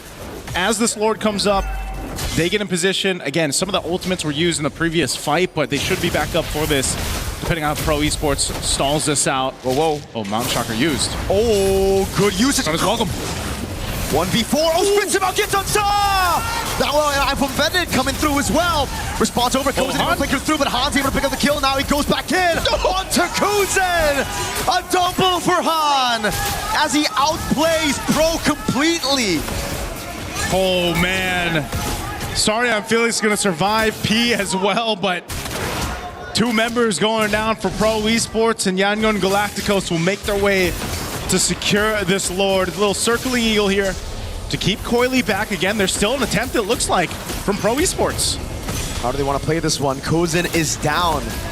Coily doesn't have enough damage. Han gonna go in. Wait a second, Han. Oh, he baits him everybody into the full barrage. PP taking a little flicker in from Sanji. And Han with the red tree now as he walks back up again and he picks up the godlike. YG up with 5,000 over Pro. That was such a good bait from Han to go ahead and utilize that. They know they have a full barrage in the hands of Sanji. And so just line up Pro Esports into it. And you know they want the Lord. I mean, look at this replay here. Again, Han popping that winner crown. What a bait. And just follow him through the full barrage and then comes in, help clean up after getting the Lord. That's a whole lot of value for YG off of that fight. And now Lord in the mid lane, they're knocking on this tier 2. Full barrage. Oh my God! Kuzen just got bleeped out of the game. Welcome to the Thunderdome, basically. Lord charges in. Oh! Okay, Purify used. There's the shields. They're going to pop in mid and bot. Asanji is still down there right now. Down Kozin for 10 seconds. Pro Esports just has to let these turrets get whittled down here. Han's walking in that wave up top. They're trying to hold on to this one holy defense shield. This is such a problem, man. I mean, even alone, if you go too far forward, if you're Pro Esports, you're going to get stunned. Or you're going to get Circling Eagled, or you're going to get Daytona's Welcome. Like, this is what I'm talking about. There was so many options that YG can play around with, and that's what's gotten themselves almost this 9,000 gold lead. And it just seems like the Yi Sun Shin might not be it in the meta, bro. Yeah. Like, he's done... it's not Coily's fault. It's a pick. He's done nothing in this game, right? Farming up. Oh, whoa. Finds him, as we were talking about, throws him back to 3! Ying, what a play on the barrage! And now it's Han on Kozin, trying to find the kill, the stun lands, and it's a basic attack that gives Han a double. Now on Felix, can he get it? His hands on the 80 stacks of the Skypiercer! Han with a triple to send Yangon Galacticos to the knockout stage of MSC at EWC 2026. What a dominant game 2 for Yangon Galacticos after an endurance test in game 1. They just came in to this one with a different game plan, and my oh my, did they execute it well. Talk about draft diff for this one, and just execution. Again, Yangon Galacticos, familiar names across the board for the most of us here that have watched international MLBB, and they are a team that just does it so well in so many different ways. And they're definitely going to be a force to be reckoned with in the knockout stage, man. Again, that mobility that Matilda brought to this, and I mean, to make an Ixia work, Mirko it's insanity, but it's the insanity that I'm really liking with our meta. No front line except for Ying, but that was already enough. And again, we saw those moments come through again. Nice zoom. Full barrage, pulled back by the guiding wind. So many times here was just them corralling onto Ying, but then forgetting the plot, everybody else having the time to deal damage, to pick up on those sacks. And once Han got the first 20 sacks, it almost seemed like it was over. Yeah. Han did, again, this Hirara, there's a reason why it's 70% win rate. Plus, 70% plus. Because you do things like this, man. I mean, Han was what, 10-0-2 by the end of this? You know, multiple stacks. But also the Eudora. Like, if you get Eudora and Hirara right now, it's almost like, okay, what are we going to do against that? Because even when you thought you were able to get away, look at that. Boom, stunned. You have nowhere to go. Han can just kind of swoop in, clean up that kill. And, you know, sorry, I'm Felix. He's sorry, but Han's not. He goes and gets that triple. So it's just phenomenal execution here. We're going to have to throw it over on stage, of course, with Milosh for our interview. Hello, my friends, and yes, congratulations, they advance on. It's Yangon Galacticos. What a performance we had, especially that game one. What a long bout. Sanji, thank you very much for joining me on here. That game one was incredible, a 30-minute back and forth between you and your opponents at Pro Esports. I want to ask you, why did you pick the Fredrin to be on your lineup? Because it's mostly been kind of redundant at this point. What was the plan behind it? Sanji အရင်ဆုံးတော့ဂုဏ်ယူကြောင်းပြောလိုပါတယ်ပထမဆုံးပေါ့နော်ဒီ Pro Esports ပေါ့နော်ကိုယ့်ရဲ့ပြိုင်ဖက်ဟာလာဒီလောက်မိနစ်30ကြာခဲ့တဲ့အချိန်တာအရှိကြာဆုံးပွဲပဲဒီမှာ Fredrin ကိုဘာဖြစ်လို့ရွေးခဲ့တယ်လဲဒီအနောက်ကဒီ view ဟာပါလဲFredrin ဘာလို့ရွေးခဲ့ဆိုတော့ကျွန်တော်တို့ ਨੇ ပို့ပြီးတော့အဆင်ပြေမှထင်လို့ပါကျွန်တော်တို့ player ဟန်လဲသူ Fredrin မှာ confidence အများကြီးရှိရဆိုတော့ကျွန်တော် Fredrin ကို pick ခဲ့ရပါ The reason that I picked Fredrin was this one will be match for us, and one of our teammate Han experienced a lot with this Fredrin. It worked out really well for you. Now, this was the longest game we've had so far here at MSC, but how do you bring it back? Because there was so much back and forth in that game. How do you bring it back given the pressure that there is in this game on you? အဲ့ဒီတော့ဒီပွဲဟာပထမပေါ့နော်အကြဆုံးပွဲဖြစ်ခဲ့တယ်အဲ့တော့ဒီလိုအရှုံးကနေပြန်ပြီးတော့အနိုင်ရအောင်ဘလို့မြန်ပြန်လုပ်ခဲ့လဲဘယ်လိုပြန်လုပ်လဲဆိုတော့ကျွန်တော်တို့တယောက်ကိုတယောက်ယုံကြည်ပြီးတော့ပဲအကောင်းဆုံးဆော့သွားတာပေါ့ဒိန်းနေ defend ပြီးတော့ပဲ We trust each other and then we fight back together. And it was honestly a beauty to witness. Now, you're the only Sanji that's qualified, the first one and the only one so far that has qualified to the knockout stage. We've all seen the Spider-Man meme between all of you here. What does that mean to you? အဲ့ဒီတော့ဒီ Sanji တွေရှိတဲ့အထက်မှာပထမဆုံးပေါ့နော်ဒီ qualify ဖြစ်ခဲ့ပြီးပြီအဲ့ဒါဘလို့ရှိပါလဲဘလို့ရှိပါလဲအရင်ပြောပါလေ I'm so happy. Should be, definitely. And on top of that, you're the Myanmar representative. What does that mean to you also as a representative of the region? အဲ့ဒီတော့ဒီ data အတွင်းမှာ Sanji တွေရှိတဲ့အထက်မှာဒါမြန်မာတဲ့ပထမဆုံးတစ်ယောက်ဖြစ်လာတာအဲ့တော့ဘလို့ပြောချင်ပါလဲဘယ်လိုပြောချင်လဲဆိုတော့ကျွန်တော်တို့ကအခုနှစ်ပွဲနိုင်သွားပြီးတော့အရင်တက်သွားတာဆိုတော့ကျွန်တော်အရင်တက်သွားတဲ့ပုံစံမျိုးပါပဲအဲ့လောက်ပါပဲ I would like to say that we have won 2 games already and then so I'm the first one who is in the next match. It's a great thing. Is there anything you'd like to say to all the fans that are watching you right now and also for all the teams that you'll be facing off against in knockouts? အဲ့ဒီတော့ဒီ knockout team မှာပေါ့နော်အစစ်မှာဘာတွေပြောချင်တယ်လဲနောက်တစ်ခါဒီကိုကြည့်နေတဲ့ fans တွေပေါ့နော်သူတို့ရောဗာမြန်ပြောချင်ပါလဲနောက်ဒီမဲ့ knockout stage မှာလည်းကျွန်တော်တို့အကောင်းဆုံးရှိမြင်ပါမယ်ကျွန်တော်တို့ဆက်လက်အားပေးပါအောင်လို့ပြောချင်ပါတယ် I would like to say in the next match on the knockout stage and keep supporting us. Thank you. Thank you very much, Sanji. Once again, qualified into the knockout stage, it's Yangon Galacticos. Congratulations to you, Sanji. Thank you very much, Coco, for joining us on our interview. We'll send it back for desk. Have a little chat. Thank you so much, Yangon Galacticos. Make it through, and $100,000 at bare minimum for them as they advance to the knockout stages. That's going to be a fun one, but we'll see who waits to join them as we have another one coming up in just a moment. Welcome back to the desk. My name is Rainday. I'm joined by Brigitte and Lafell. Brigitte, that was a game very different than game one. Very different. But Very. the same result for YG. Yes, I'm happy to see and hear from Sanji. Because I can still remember your joke about rumor has it still goes on. It's still going on. It was that funny. She's still thinking about it. Yeah, I still think of it. And it's great. It's a great showing. I think whatever we were thinking in game number 1 about YG and them probably struggling or having a slight misunderstanding or being behind of the meta, I could just disregard all of it now. At this point, I'm just thinking it's mind games. I told Lafell, I think it's just mind games. Yeah, it might be, Lafell. Yeah. Fantastic analysis. Thank you. Anyways, honestly, like, it's nice to see Hein going on that assassin again. Because on that Frederick, I think even he was like, Coach, no more. First time, last time. And then the barrage though. Let's talk about the barrage though. It was so good. It's close to a quack. It's close. Hey, you know what? Technically, it's a giant chicken, right? Oh. Because it's a dinosaur. Yes. Dinosaurs are giant chicken, and chicken are like ducks. Is that how it goes? He always does his research. Wow, that must be proven. That's got to be proven at this point.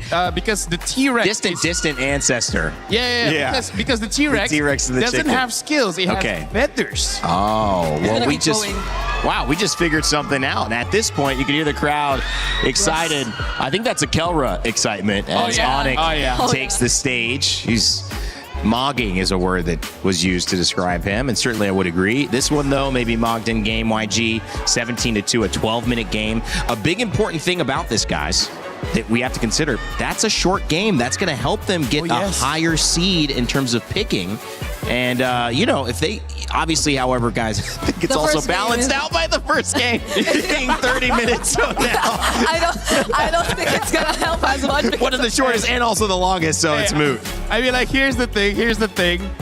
I feel like something to consider is that you don't want to be like number 3 and number 4 in this selection, right? Because number 4, you don't have a choice. Yeah. Right? Number 1, number 2, I feel like you still have some solid choices. But then number 3 and number 4, you will have like champions for sure there. Yeah, but that's if it comes down to the shortest single game time. Yeah, exactly. Because if there's no tie. Yeah. With that 30-minute game. With that 30-minute, I don't know. There might be 3 or 4 after that one. I'm like looking at it, 30, 20, 47. That's like 22-minute average. That's not so great. However, that is an indication that maybe these upper bracket games, we're going to see another one here. You saw Onyx, you see Aurora about to take the stage. That is going to be another tight contest with 2 metas, 2 ideas, 2 strategies that maybe lean towards longer games themselves, Brigitte. Yeah, we've had long series. The first one, game 3. That's what she said. This one, not necessarily game 3, but it feels like we had a game 3. Yeah, it does feel that way. Yeah. 30 minutes. Honestly, like, this is going to be such a good game to watch in the green room on the sofa while having lunch. Eat some lunch. Right? Come on. Or together with the audience. No. No, green room, lunch. That's going to be good with Aurora, though, can you, I mean, it might be 9 minutes. What? You can eat lunch? With like a Raphael Amid again? Maybe, who knows? Can we eat lunch? I don't know. I saw someone. Did you see that? You know what I want here? Guys, you know what I want at the venue? I'm just going to say it. It's personal preference, ice cream. Oh, that would be so good, bro. If there's any way we could like have an access to ice cream. Yeah. I mean, that would cheer me up. Speaking of ice cream, Aurora Avalanche, though, I don't know how Onyx can deal with that because Aurora, they finished the game so fast. Like, what do you have to look out for? Rafa mid again? That's right. Something like that, something crazier. He said they weren't done. There's still more. Yeah. Brigitte, but what could there be? I mean, we've seen these meta changes happen so fast, but also it feels like in the sets they're happening very slowly. The one pick is trying to counter this other pick. We're really getting to that point in this tournament so far that chess is being played and we're working on just your approach to the game, not really understanding the pieces. For me though, I feel like it's mostly really on Rosa that we're seeing all these surprises. I mean, ever since it's always been Rosa. So if they actually the Selena go for an upgrade and show us something new in a different role as well, then that's gonna make things a lot more difficult for Onyx. Shoutouts, I see Coach Chip right now. A fighter in the mid. Let's break down a little bit, guys. I think maybe a learning lesson there. If you are pro, you do get to go ahead and play again, and that is a benefit for you. You don't have to worry about being out of the tournament yet. But yes, I keep going back to that Belleric first pick and leaving Hirara and Eudora to YG. Yeah. I feel like although it was a comfort pick, that was probably letting too much go. And in hindsight, it seems like it was.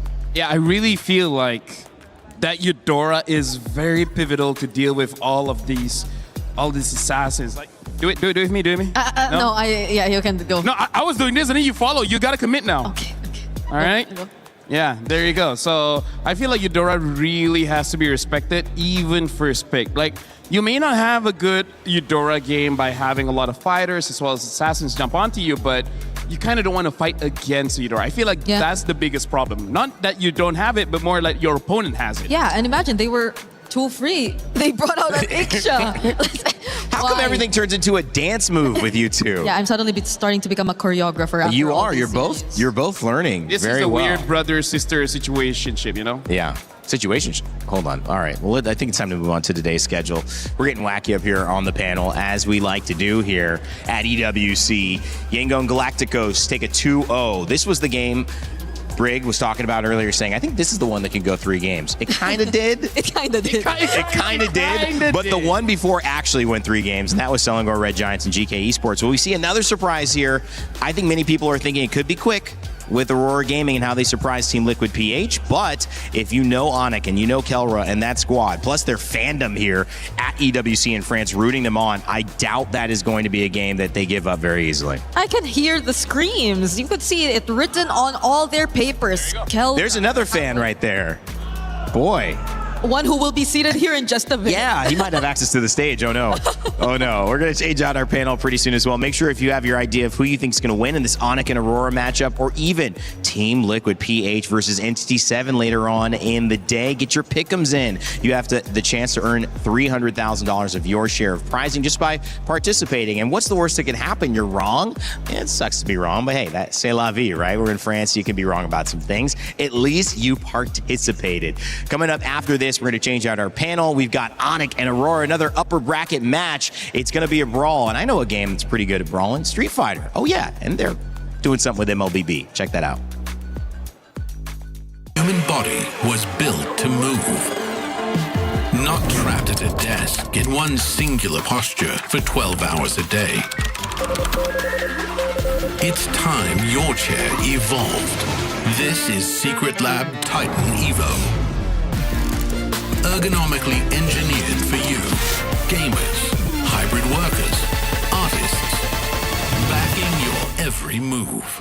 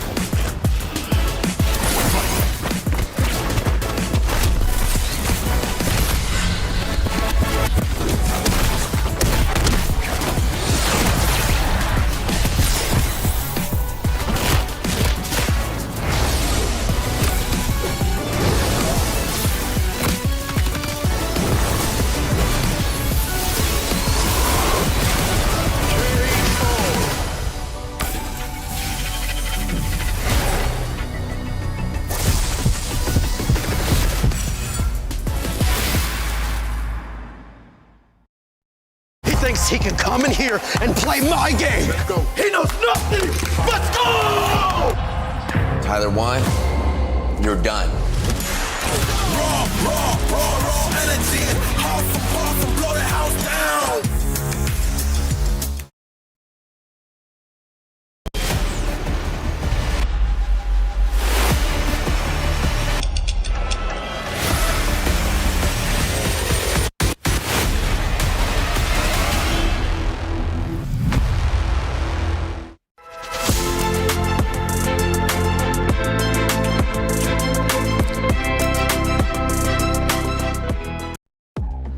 Welcome back, ladies and gentlemen, to the Lenovo Legion Gauntlet here at EWC 26. We've got MSC action all day long. 2 series down, 2 to go. And this one's another upper bracket match, which guarantees the winner of a spot in the final 8 and also $100,000. Something that you can be very happy about leaving Paris, France with. For the loser, they're still alive and they will face off in an elimination match later. But of course, I'm joined by 2 amazing panelists to talk about all the storylines that'll be developing. Renmar and this time, Gideon, my man, off the desk, joining us on panel.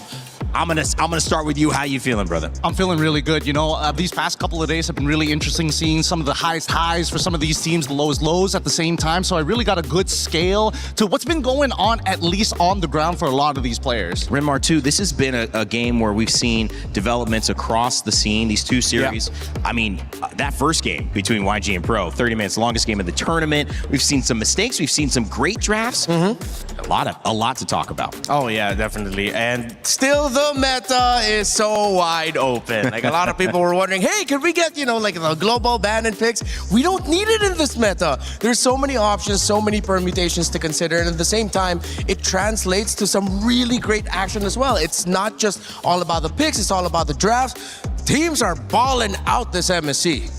Yeah, I mean, this is honestly a tournament that to me has given us a little bit of a surprise, Gideon. But it's continued to kind of balance out, in my opinion. Have you felt that we've caught our footing here, or do you feel like there's a little bit more to go? I think there's a lot more to go, actually, because especially when you're casting the first couple of days, you're expecting a lot of these teams to come in with their comfort picks first, put their best foot forwards, make sure they get the games that they're looking to win, and then solidify their lead. However, I think we've seen that as of right now, the meta is way more open, as Renmar mentioned, and a lot of the draft starters, they're not linear anymore. And I think that's the biggest problem. A lot of these teams here today are still adapting from the day before. We've already seen 2 different variations as we've seen the past couple of 3 games. It's great. Adapt to the adaptation and just keep going. We'll see what mutation of this meta shows up.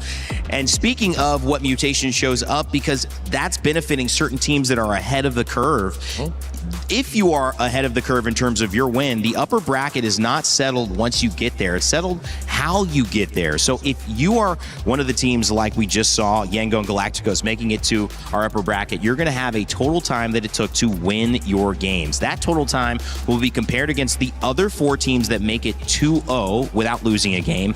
And the fastest total game winning time will have the first pick of the other 4 teams that qualify, having had a loss, 2-1 in our elimination matches, who they want to play in the knockout stages. So essentially, you get the fastest time, you win the fastest, you're going to have your first pick of who you want to play in your quarterfinal. The lowest time is going to be given their quarterfinal in the 4th position, which Renmar means there's another layer of drama, spice here in France for MSC. Yeah, and it fits the meta so well because teams are encouraged to go faster. Teams are encouraged to not really wait for a certain point for their winning condition. They want to get their winning condition as early as Turtle 1, as early as the first few kills in the first 3 to 4 minutes of the game, and then you snowball from there. All right, well, it's time to bring up our Crunchyroll story of the day. And of course, when you take a look at it, this gives us some nice highlights, but this one is done with the GOAT, now with the Sky King. We've seen Carl TZ and Team Liquid, the GOAT, find their way into an elimination game. Maybe something that they'll be able to work on. We'll find out in just 1 series from now. But it is up to the Sky King here on this stage to prove that he has maybe the main narrative in this tournament. Yeah, because now people are looking at TNZ based off all of the rumors and the scrims, quotes from the players.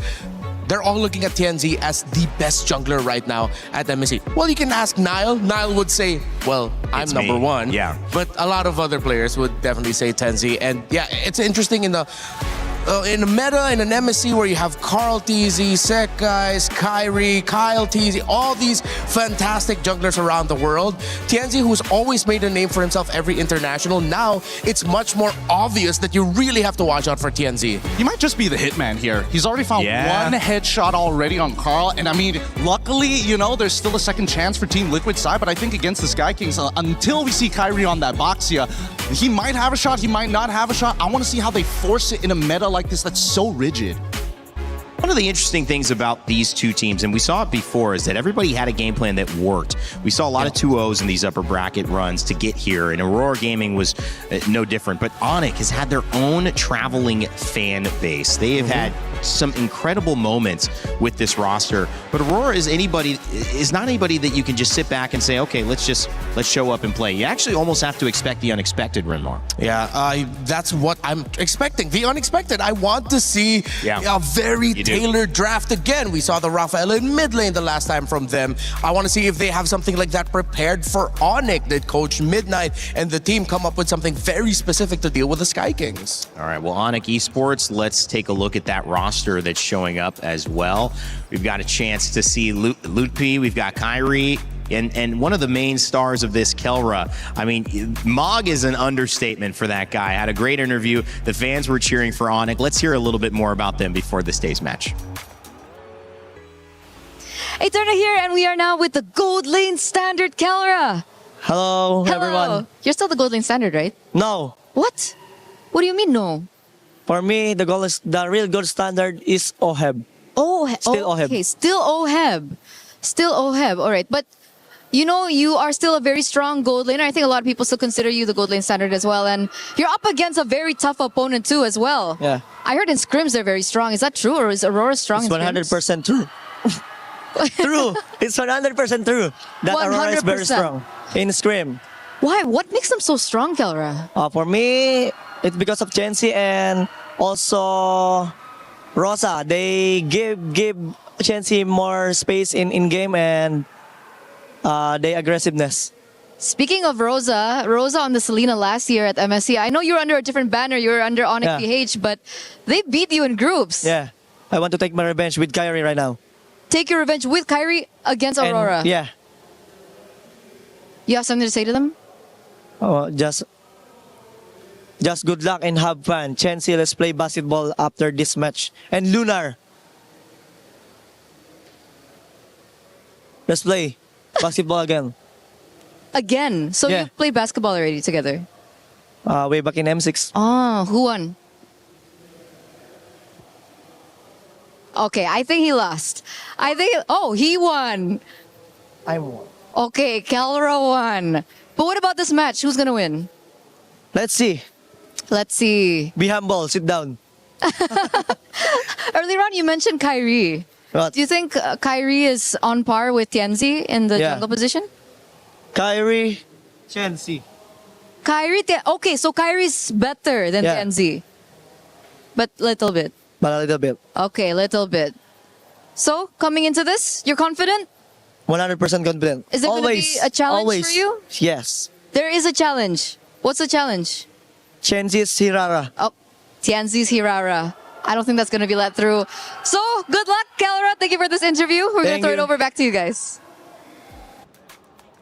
I would have loved to see that basketball match. We have a court here at EWC. Yeah. I mean, we can get some shots up. Hopefully, they got to watch out. Kelra is really good at shooting three-pointers. Yeah. Like, the humility was there, though. He didn't want to say that he was the winner, but he had to correct Eterna, right? Yeah. He had to correct her. I also love the fact that he only talks in statements. It's just factual every single time.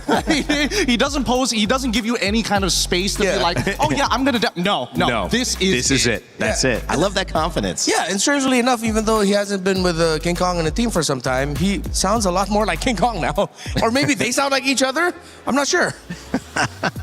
Well, when you look at that team, obviously they've got to go up against an opponent that's been surprising everyone. And we thought, can it be the Sky King now that goes down? TNZ has been a threat, but so has Rosa, bringing out that Rafaela and Coach Midnight as well. Even Lunar got a call out. I mean, you know, the only person not mentioned is Pagu here. This is a team that we need to see. And when you put this team together to get here to MSC, their journey just beginning. Now they have a chance to make it into the knockout stages and do it by taking down some of the best.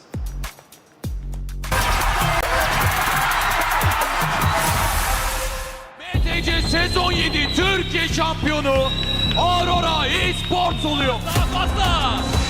O zaman şampiyon Aurora Gaming. We are Aurora Gaming, 3 times champion of Mobile Legends Turkish Championship. Selangor Red Giants throw Aurora Gaming down to the pits. Bu zamana kadar katıldığımız tüm turnuvalarda birçok güçlü ekiple karşılaştık ama açıkçası beni en çok oynamak istemeye teşvik eden ekip SRG şu anda. Çünkü yaklaşık 200 senedir sürekli onlara kaybediyoruz. Hiçbir şekilde win alamadık. For us, it's hard to beat SRG because they used to adapt a bit better than us. I hope this time it will be different.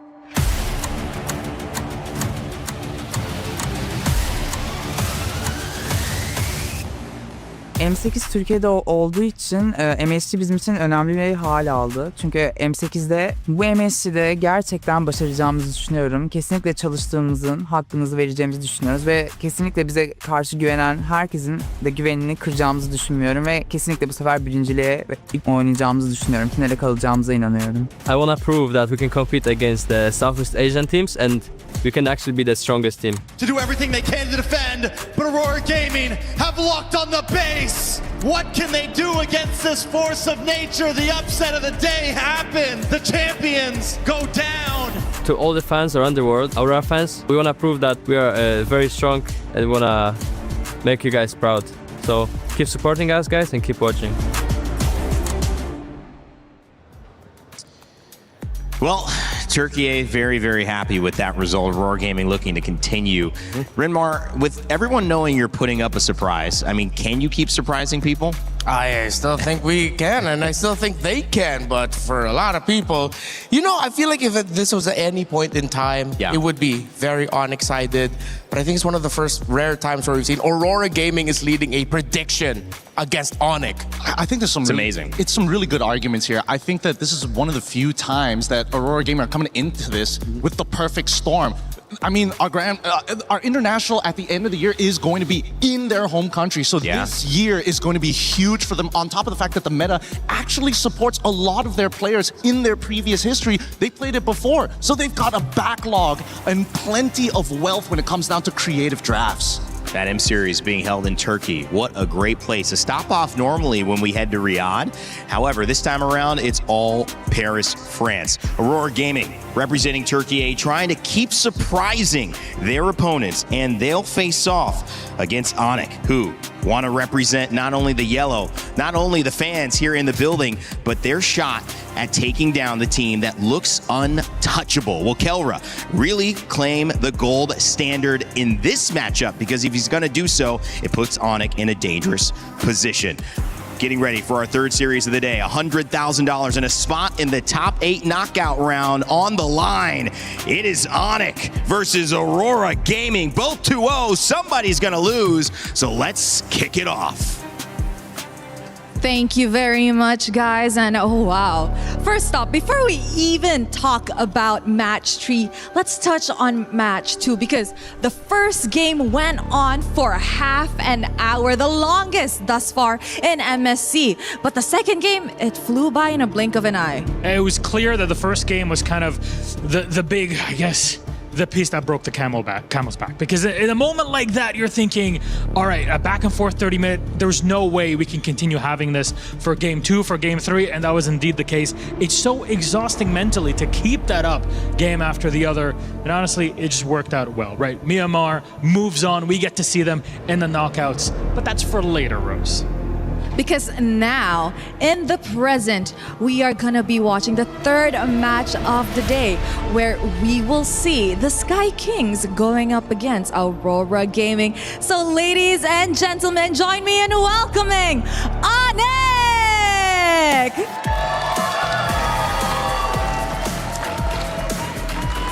The Sky Kings are here to claim their knockout stage ticket with a meta that they are oh so comfortable with. Is that enough to push them through the day? All right, the Sky Kings, not bad, not bad. They're great in their own way. They got fans here even all the way in Paris. There's always somebody looking to cheer for Onic, but I'll raise you one. On the other side, a team looking to prove themselves. Please welcome the King Slayers, Aurora Gaming! Word on the street is that these guys are an absolute menace in scrims from how we saw them send the Liquid Cavalry packing. Our current MSC champions, Aurora, are not slowing down anytime soon. A win here isn't merely a spot in knockouts, it's proof that they are a contender to be feared at MSC 26. This match will be a menace. This match will be chaos, and oh boy, will it be fun.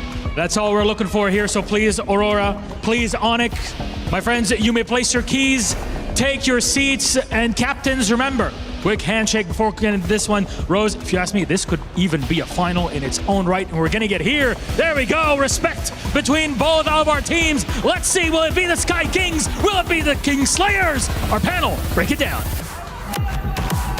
So exciting to be in a moment like this at MSC where the fans are ready, the audience around the world is ready, the players certainly ready, and I know my panel is ready. Rinmar, Gideon, it's time to break down this draft, start talking about what these thoughts could be, what else could catch us by surprise. Could be a performance, could be a lineup. So many different ways. I think first starting off with Aurora, you have to look at the gold lane in Sigiboom. Great on the Freya, great on the Paquito. That's one thing that Onyx needs to look at. Next, of course, you're going to be trading around the centerpieces in the center of the map with the Romid trio. But then you also have to consider, wait, what are they fielding for Rosa? Are they really gonna go on with the rumors that we've been hearing that there are some teams still considering fighters even in the mid lane and then just shifting around there? Is that a knockouts thing? Is that gonna be a group stage thing? We don't know. It seems like the more we talk about the draft and consider the permutations, it's more difficult for Onyx to think about Aurora. I agree, but we have to listen to, what not only the fans have said, but what we have on data so far. So far, the permutations when it comes down to that mid trio has been devastating. Do you attack the jungle? Do you start attacking the supports? The big Belleric Atlas Valentina trade is still up in the air, and I think right now Coach Midnight is already thinking about it in his head. How could I either blind pick or have flex picks in that particular area to keep teams on their toes? 2 champions, 1 pick. Make sure to grab your My Champions pick in-game right now. 5 winners, 10,000 diamonds each. Scan that QR code. Events live until July 27th. Good points they're getting in as well. I mean, talking about that Atlas and that Valentina conversation. Also, I think it's just a matter of how far do you go into the assassin pool, because we started off with Hirara and Ling, and then we started getting Hirara Ling bans, and now we've gone into sometimes Marcel's, which has a 100% win rate after being let through 5 times, to the Fannies being much more allowed versus they were banned earlier on. And we're even seeing YSSs which have a 100% loss rate every single time. So Gideon, I think, still trying to figure it out on that backside of the assassin bans too. Well, I think the backside of the assassin bans, it really just boils down to whether or not Hirara is in play or not. I think Yishin Shin into the Ling has been a matchup that a lot of these junglers have faced off before in previous metas, that it becomes somewhat a little bit more comfortable. And honestly, the matchup hasn't really changed in terms of item progression or even power spikes. But is it tempo? Is that the problem? I'm glad you mentioned this. I'm looking at Remar. Both of us agree. It's all about tempo. That's why everybody is looking to pull yourself together on that flicker just to make sure you're just 1 second faster, just 1 moment quicker to catch you off guard. I could be in the club, though, that is asking, may we no longer see Claudes in the YSSs? I don't know, it's just not doing it for me in this meta. The YSS feels cursed. The Claude has less than a 30% win rate right now with multiple picks, and there are 2 very talented gold laners in this matchup. You have Kellera, you have Sigiboom. I know they could do a fantastic job with the Claude, but I feel like in this meta is such a dangerous spot for him right now. Hell, even Onyx was able to bring back a Granger and make that work. I'd rather see that right now instead of the Claude. Well, these early bans are going to set the tone, and what they've done is answer at least one question. Marcel, not allowed. Neither is Atlas or Hirara or Zushin or Paquito, which has been kind of a flex potential gold lane or EXP laner that's picked up in that second phase most often. Atlas a first pick, so is Marcel, and obviously Hirara. So it leaves some things open, Gideon. What's your thought? This is an interesting opener, because I think from the get-go, I think that J-Way has already figured out, hey, we want to make sure that we can, start to alter some of these matchups. As much as Midnight is saying, you know what, the Belleric Atlas trade, CW is telling them, you know what, let's take it 1 step further, right? We're going to get rid of Hirara. Now, do you want Ling or Freya? This time they go for Fanny, but that just means that it's less likely for them to go for the double fighters. Yeah. So let's see now where Onyx will be putting the pressure on. They don't need to pick the Ling right away. That could show up at a red 3. Just don't consider the long time to carry carries anymore. No more long farming. Go fast as well. Something maybe to make it comfortable at the center of the map. I mean, we've seen some surprise Selena, surprise early Chose as well from both Vitality and Onyx in the past. I wouldn't... Whoa, they picked it up right away. They didn't need to wait, and then they went ahead and picked up the Eudora. I thought they'd want to pick up maybe one of their roamers already.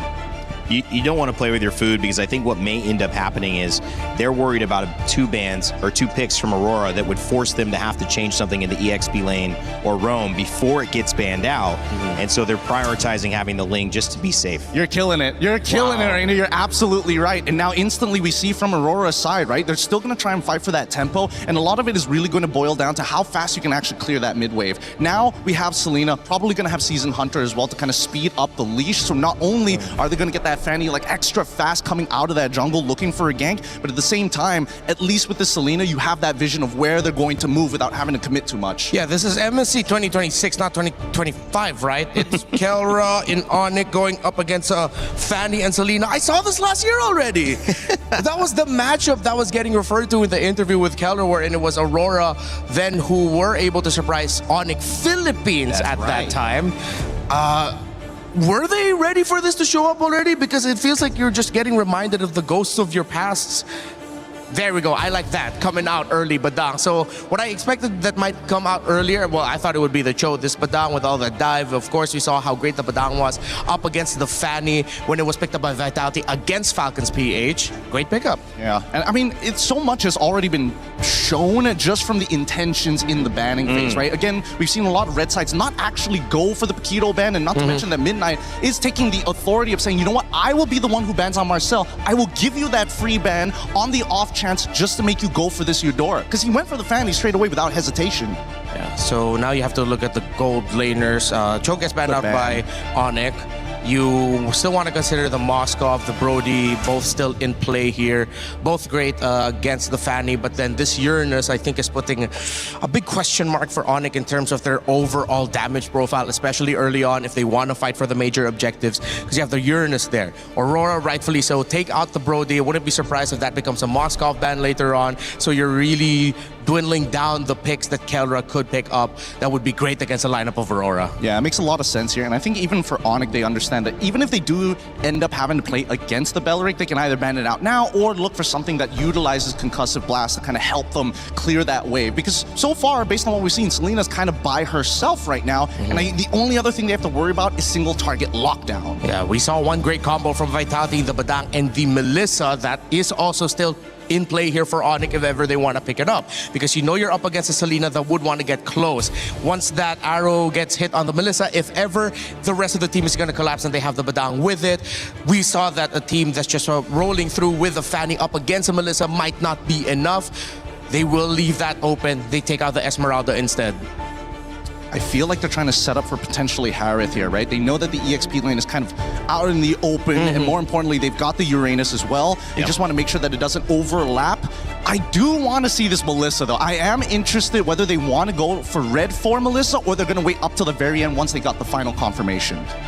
Could be until the very end. They could also be thinking of damage profiles and considering, are we crazy enough to pack a Granger up against a Fanny? We do need someone with a Sky Piercer, if ever, to start giving difficulties for that Uranus. But can you even start snowballing kills around that, considering that there is a Fanny? That might be one of the conversations that Onyx is having right now. It's early game stuff, but like, I'm thinking about the late game as well, because at this point, now Melissa doesn't really have much contention anymore. I don't think there's actually a quote-unquote winning matchup, thanks to, CW getting rid of both Freya alongside with the Paquito, forcing Aurora to kind of play, you know what, we got to start team fighting, but majority of the heroes don't scale, and there's the Harith. They needed that to match up with the Melissa. Minotaur as well, very good at the initiation. We'll see if they have enough peel, and that's the conversation too going on the side of Onyx. What are they going to bring to round out this lineup? I'm thinking maybe an Alice would be their last best bet. Alice versus Uranus in lane, and then you also have the AoEs to mess up with the Harith.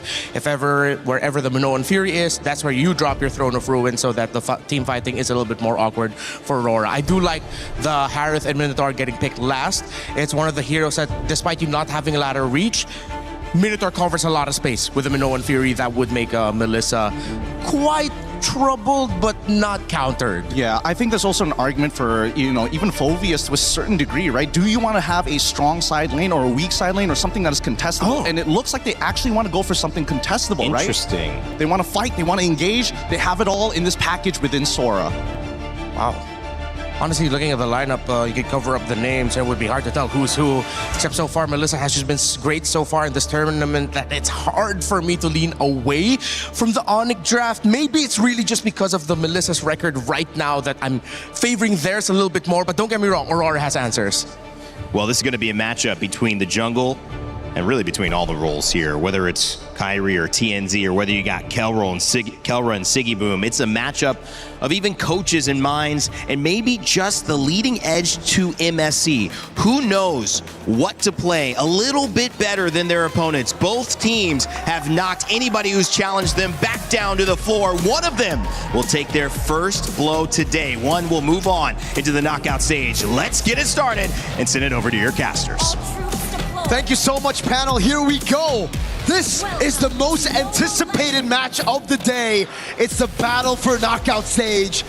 One whole match. Could be 3 full games of this incredible matchup to send us one team to the top 8, the last one. I mean, Aurora has just shot into the limelight, and now they're going up against another huge, fierce opponent, Onyx. Another favorite for this event. Can Aurora take them down, or will Onyx show that they are still champions in their own right? TNZ early on already. Trying to go in. Whoa! A lot of damage. TNZ falls. First blood over to Kyrie. Maybe biting off a little bit more than he can chew. That was very much TNZ-esque, but not the TNZ you would expect here after that match against TLPH, where we saw such a clean TNZ. Getting a bit too feisty early on could work, could also bite you back in the butt. Emblems though, we gotta take a look at the checkups here. Bargain Hunter already to pull yourself together for both Minotaur and Melissa. It's also the Wilderness Blessing here for Rosa instead of what we've seen from Moreno, the Bargain Hunter, or even the Season Hunter for a lot of different Selenas. Keyboy doing really well with these walls though. Even that earlier catching TNZ, the wall just came out of nowhere, able to stop him. And Kyrie immediately capitalized on it. We just saw it once again to slow down Pagu, to, if you're going to come into our jungle, be ready to possibly be taken out. And that is what Onyx has already shown Aurora. We got to take a look at the bigger picture as well, though, for Aurora. They have the 2 lethal ignitions. One burst, one good arrow could send Onyx back a lot, but I think Onyx just have the counters here. Missile arrow. Speaking of arrows, a lot of damage on a Keyboy. Brings it down to about 20%, but Kyrie maybe looking for the re-engage here. TNC's there as well. Oh. Wants to dive in, not going to fully commit. Aurora's learned their lesson. They're going to kind of take things slow. No purple buff just yet for Kai. He's going to be delayed quite a bit here. TNZ should be able to get it before Kyrie, and you can already see Rosa here trying to maybe force out a retribution, but knows that it's a bit too risky to go all in. Arrow lands. Oh! Rosa takes the purple. Very well done, but Lunar taking a lot of damage. Loopy able to get the kill. TNZ wants to engage as well, but look at the damage. Keyboy tries to stop him. TNZ can't be stopped. Gets the kill on a Loopy, but now Pagu in a little bit of danger under the tower. Kyrie doesn't want to let him get away. Tempest of Blades does come down. Kyrie in a bad position though under the tower. Has to back out, but Keyboy wants to chase it as well. The response, Keyboy bites the bullet for diving too deep. No purple buff on the Ling, and you can see instantly a massive mistake, I'd say. In those blades, he couldn't catch all 3, or even couldn't catch 2. Caught 1, and that was about it. We take a look at the skirmish again early on. It was TNZ going in a bit too aggressive down the bottom lane. Live view. All right, TNZ doesn't go for the kill. But then it starts off with the purple buff being stolen away here. Keyboy as well wanted to go for the pick, but this is why the Minotaur is so good at making you miscalculate. You can see a bit of frustration there for Keyboy. The heals from the Minotaur, it gets bigger as you get lower. All right, so each team has now made their small mistakes and recovered from it. Gold at a standstill, and it's still first turtle. We're almost 4 minutes in, and the first turtle has not been taken. Blade does get locked in for TNZ, gonna be able to see a little bit more damage before this turtle. The thing is, Strex, and I think for a lot of the viewers, man, we are so used to seeing tank jungles that they usually just don't retreat for their buffs. For Assassins, I think their buffs, purple mainly, is more important than these turtles. So as Kai, I think you gotta be a little bit more concerned about your purple buff. You need to take it away. If it's getting threatened, retreat. It's all good. Aurora, though, with those 2 kills up top, will be able to pick up the neutral objective for free. And now it's back to a level playing field. Oh, what an arrow there. Crazy angle. Sigiboom and Kelra have been going head-to-head. The range on Kelra is almost matched, honestly. Sigiboom's, even with being outranged by the metals, he's still able to kind of keep up in this lane. Lunar. Down on the top side. Lunar may not be able to get away from this. Tempest of Blaze does come down. They're able to collapse on him. Loopy gets the kill. Tienzi's got to get out of town. Over to safety. Another kill into the Book of Onyx. Onyx is just playing it so slow, trying to read out Lunar's movements, and so far they've done a good job at doing that. Abyssal Arrow lands again for Rosa. Just a bit of poke onto Keyboy, but it's all about that right now, Onyx. They know there's only one lane right now that they can really punish, right? In the mid lane, it's just the Minotaur and the Selena way too good at escaping. Did Tienzi get that one? I believe Tienzi did with the Retribution. Kyrie's Retri was still off, and now he goes for yet another invade. Tienzi. Sans though. Nice knock up, a lot of damage. Sans goes down. Aurora able to find pick after pick in there, constantly just testing the waters, pushing in, looking for any target. Arrow comes low. Kelra in a little bit of trouble at a tower. The go away does come out. Rosa doesn't have another arrow to fire off, and Pagu can't connect. No wonder we've heard shouts for Aurora being #1 with another team. And scrims, dude. They're so good at taking these awkward fights. Onyx built a composition that wants to go in, that wants to just dive straight. And it's really good at countering the Assassin jungle as well with the Eudora and the Melissa. But if Aurora find a way to split Onyx up and take these individual 1v1s everywhere across the map, it just gets so awkward for Onyx composition to react to it. And it's all about the positioning for Aurora right now. Even Pagu coming in, keeping vision. We talked about splitting them up, and then we have Rosa in the river shooting out these arrows. One does connect onto Loopy. Tienzi decides not to get involved. Pagu making his way up as well. Another arrow comes down, lands on a Keyboy. Keyboy in a lot of trouble, will fall. Rosa now gonna reposition. They claim the turtle pit, and Kyrie has no way in. Tienzi wants to find a target. Kyrie's forced to Finch Poise, and now Onyx is backed off to the jungle. Rosa on the Selena, an absolute beast. We saw them knock Onyx Philippines down to the lower brackets of the group stage just last year in MSC 2025, and it was also with Rosa on the Selena. Loopy in mid. A lot of damage. Loopy trying to defend. Big Minoan's Fury on multiple members. Whoa. Into the back line. Tempest of Blaze does come down. Kyrie able to find Tienzi. Loopy very low, but still survives. But Rosa gets a kill on Sans. Rosa looking for more. Looking for another air to shoot out. Decides not to do it as Pagu and Rosa back off. It's Tienzi for Sans. Onyx wins out on that one. Crazy skirmish. Kai's recall gets canceled. Now Lunar wants to go for the cut. Ooh, Kyrie under the tower. Not in a safe spot. Does have full energy. Should be able to get away from this to safety. But the tower will fall on that top side. Again, it's Aurora just making these moves proactively around the map. Yeah, they went in under that tier 1. It was a bit of a mistake, but it was a risk that they were willing to take to push their lead even further. They didn't lose too much. You gotta remember right now that even if Tienzi dies, Lunar, or even Sigiboom, they're not gonna give out any bounties. It's all about Rosa. He needs to stay alive, but the others can dive. They can pull out these gambles. And Onyx are still behind. A whopping 3,000 gold behind. Kelra's not given space to actually farm out, and it's because of these arrows again from Rosa. Not only that, but even when Onyx able to get a kill, they find Tienzi earlier. Aurora's movement on the map has been so crucial. They find both offlane towers. They're consistently hunting for this mid lane tower. They aren't only evening out or winning the skirmishes, they're winning on map play. Just truly have become a whole new into this MSC.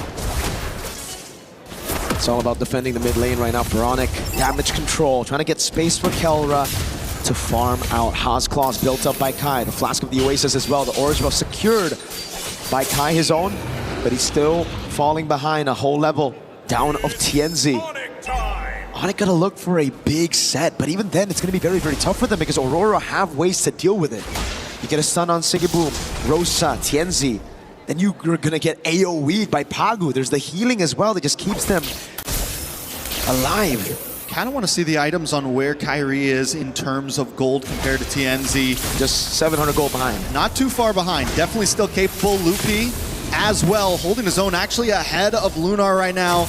That could be the big play. Keyboy sets something up, and those two can output the damage. Not to mention, Kelra has been free farming, hasn't taken any deaths. It's definitely not GG's for Onyx just yet.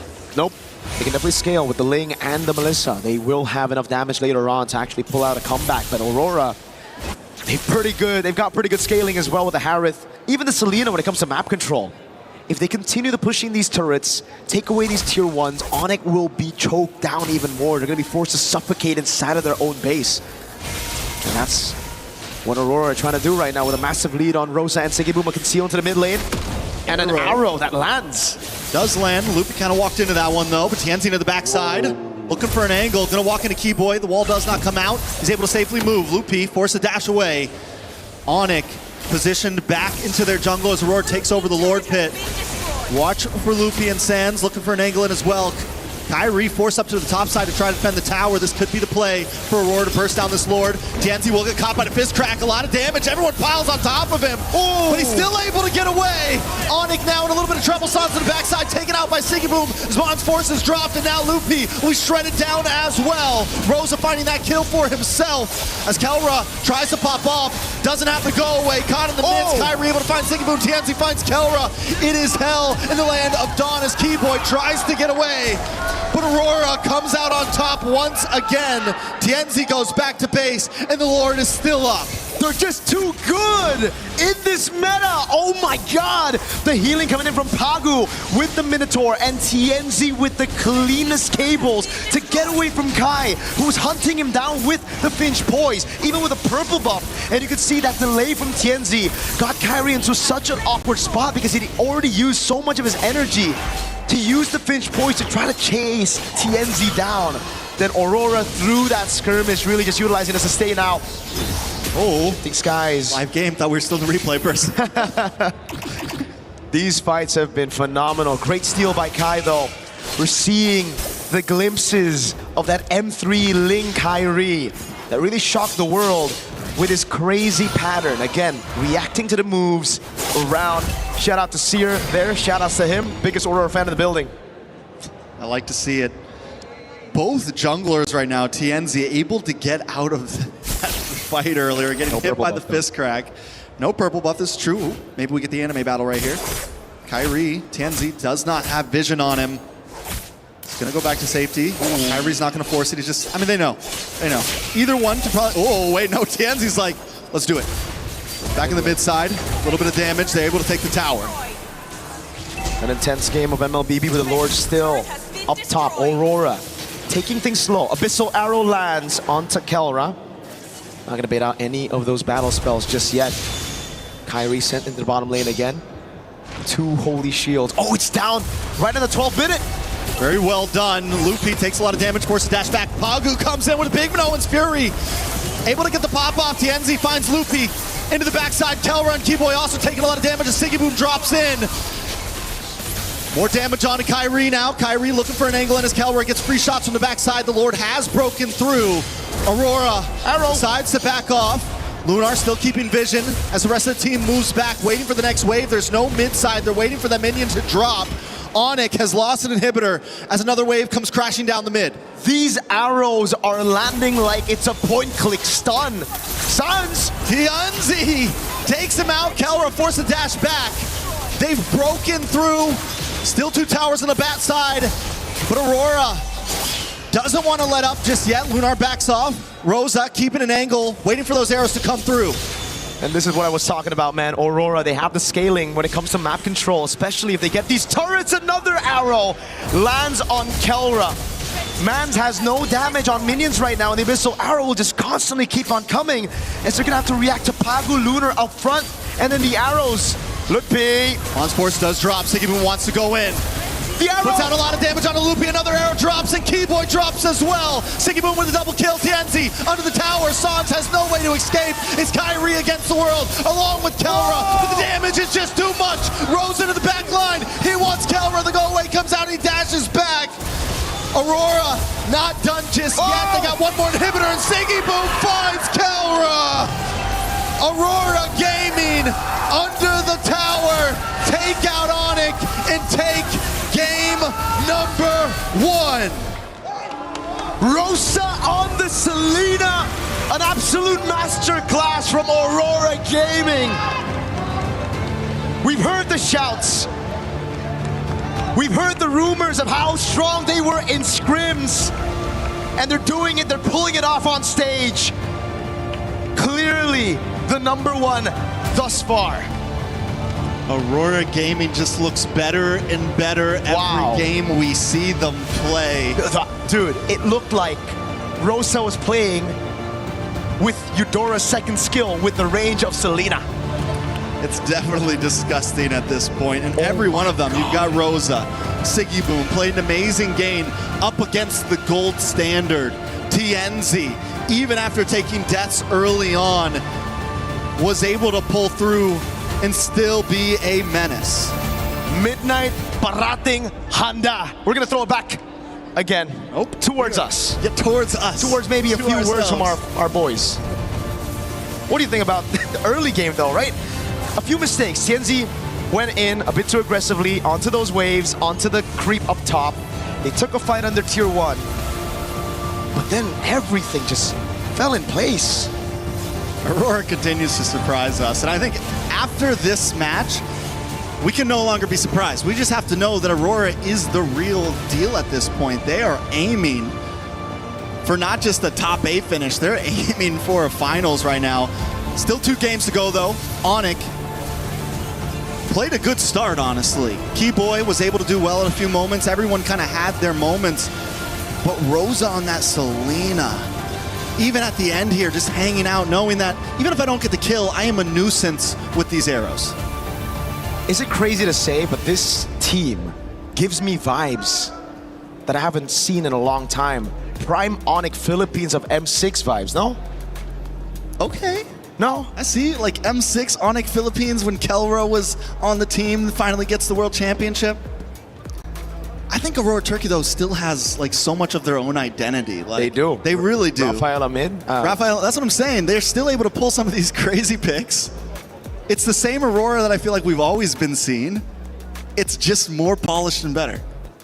That's crazy to say, right? Because all this time, it always just feels like Aurora, they've been good. They've been kind of like creating the meta here and there. They were the ones that started the Harley as well at M7. But they were always so close, yet so far from being a top team. By top, I mean top 2. Because clearly, I think in the world, they're always going to be rated as like a top 4, top 8 kind of team. They will always be the ones to make it to knockout stage. But now they look elite.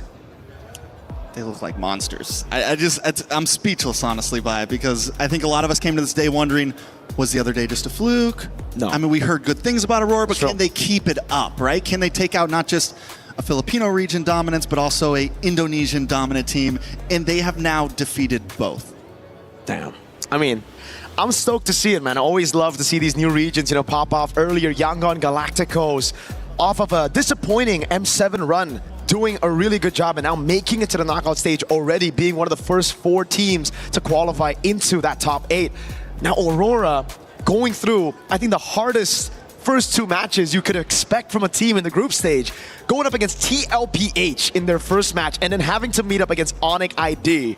Speaking of Onyx, though. Speaking of Onyx, I think we have a guest. We have a guy, a dude. You know him? I've heard of him. You know him? I don't think I've ever done an interview with him before. That's cool. Oh, there he is. My guy, King Kong. How you doing, hello, bro? Guys. Hello. What's up? What's up? What's up? King Kong, first question, man. Instantly, I gotta ask you this question, right? You see the meta right now. You see all these assassins. You see the Selena in mid. How sad is it that you're not here, dude? Because it really feels like it's your meta. Very, very sad. I bring that up first. I gotta bring that up first. Playing assassins. What would you have done in the meta, though? Like, would you have dominated this scene? I don't know. I guess we'll never know. I guess we'll never know. Any tips for the sister team, the brother team, Onyx? Did you watch that game? How we feeling about it? What went wrong? Oh yeah, I watched. Give us your viewpoint. Game 1. Advice: Maybe just be aware of Aurora's early game dominance, especially the first minute of the game. Earlier, I think they were aware, but it's just that Rosa's Selena, mind blowing. It is mind blowing. You know, you've played with a very, very good Selena as well, one of the best in the world. You know, any advice to deal with a Selena for Onyx, or maybe just for Onyx? Advice for Selena, maybe. Let me think. 1 second. I think just ban it. Just ban it? Just Straight up? Just ban it. Just ban it. Makes a lot of sense. No advices, just ban it. Just ban it. Okay, that's the advice for CW and Yeb. Let's see if they actually take that into game number 2. But now I want to ask your thoughts on Aurora Gaming, because they have looked phenomenal right now, right? They beat TLPH. Very phenomenal. 1. Yeah. Very phenomenal. And now they're on course to actually getting a 2-0 win against Onyx ID. So thoughts on Aurora? Thoughts on Aurora? Actually, our preparation for the next season, every time we have a scrim versus Aurora, our scrims convinced me that as of now, TNZ, best jungler, TNZ. Whoa. Mechanically. Best jungler. Best jungler. All right. Better than you. What about you? Yeah. Would you better than me? Wow. Better than me. Yeah. If I will base on our scrims, because we don't do scrims with Team Liquid, Team Falcon. So for me, TNZ. All right then, man. Thank you so much, King Kong. It's always a pleasure to have you on the mic, man. Always great, always charismatic. Thank you so much. Nice hair, by the way. Good Oreo hair. You call it that. Thank you so much, Sir Mirko. Thank you so much, King Kong. And with that, Trex, I believe we're gonna throw it over to a segment. Yeah, Brigida's got some confessions. What confessions? Let's see. Play is in our DNA. Whenever we let it out, it becomes our superpower. Now imagine an entire city being built to supercharge it. Kadir City, powered by Play.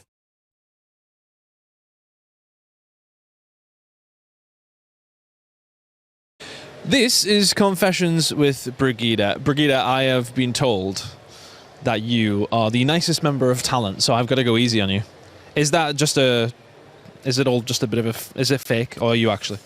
I don't think so, or it's probably because I'm a bit quiet, honestly. Okay. So they probably associate it with being nice, but at the same time, I think I'm nice. You seem nice to me. I've known you for 3 days, and you seem lovely, which makes this even harder. Okay. I need to use my hand for this one. What does this mean to you?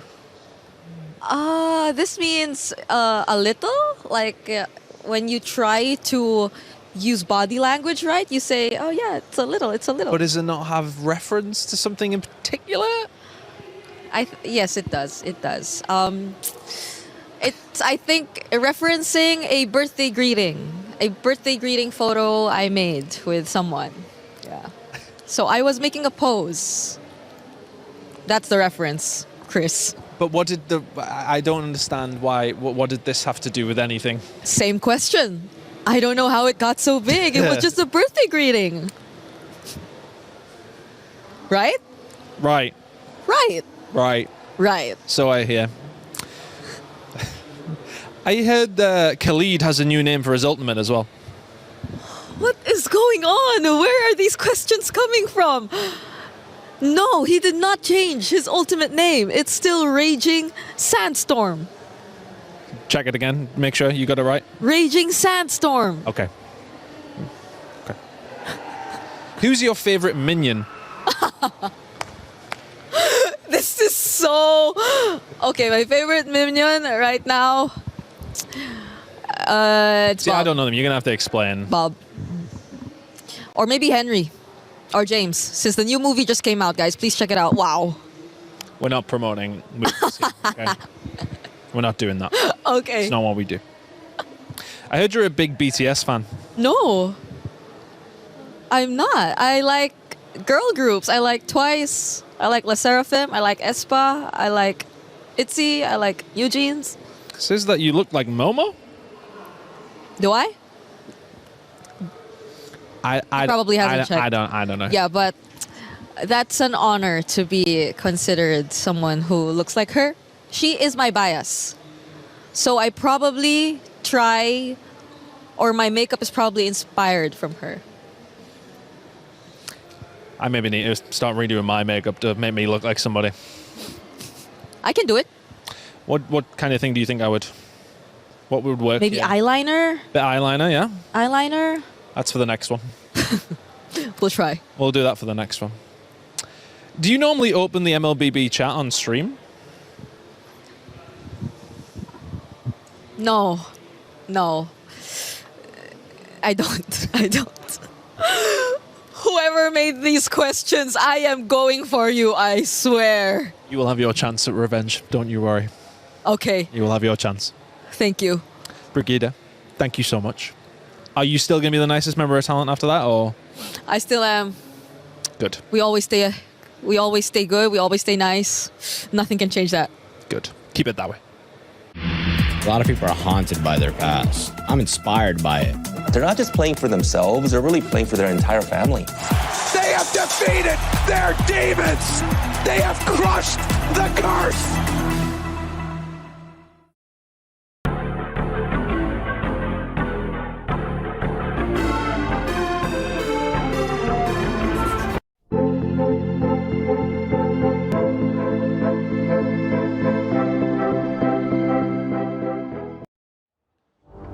Welcome back to the series of this day. Aurora Gaming in the lead against Onyx.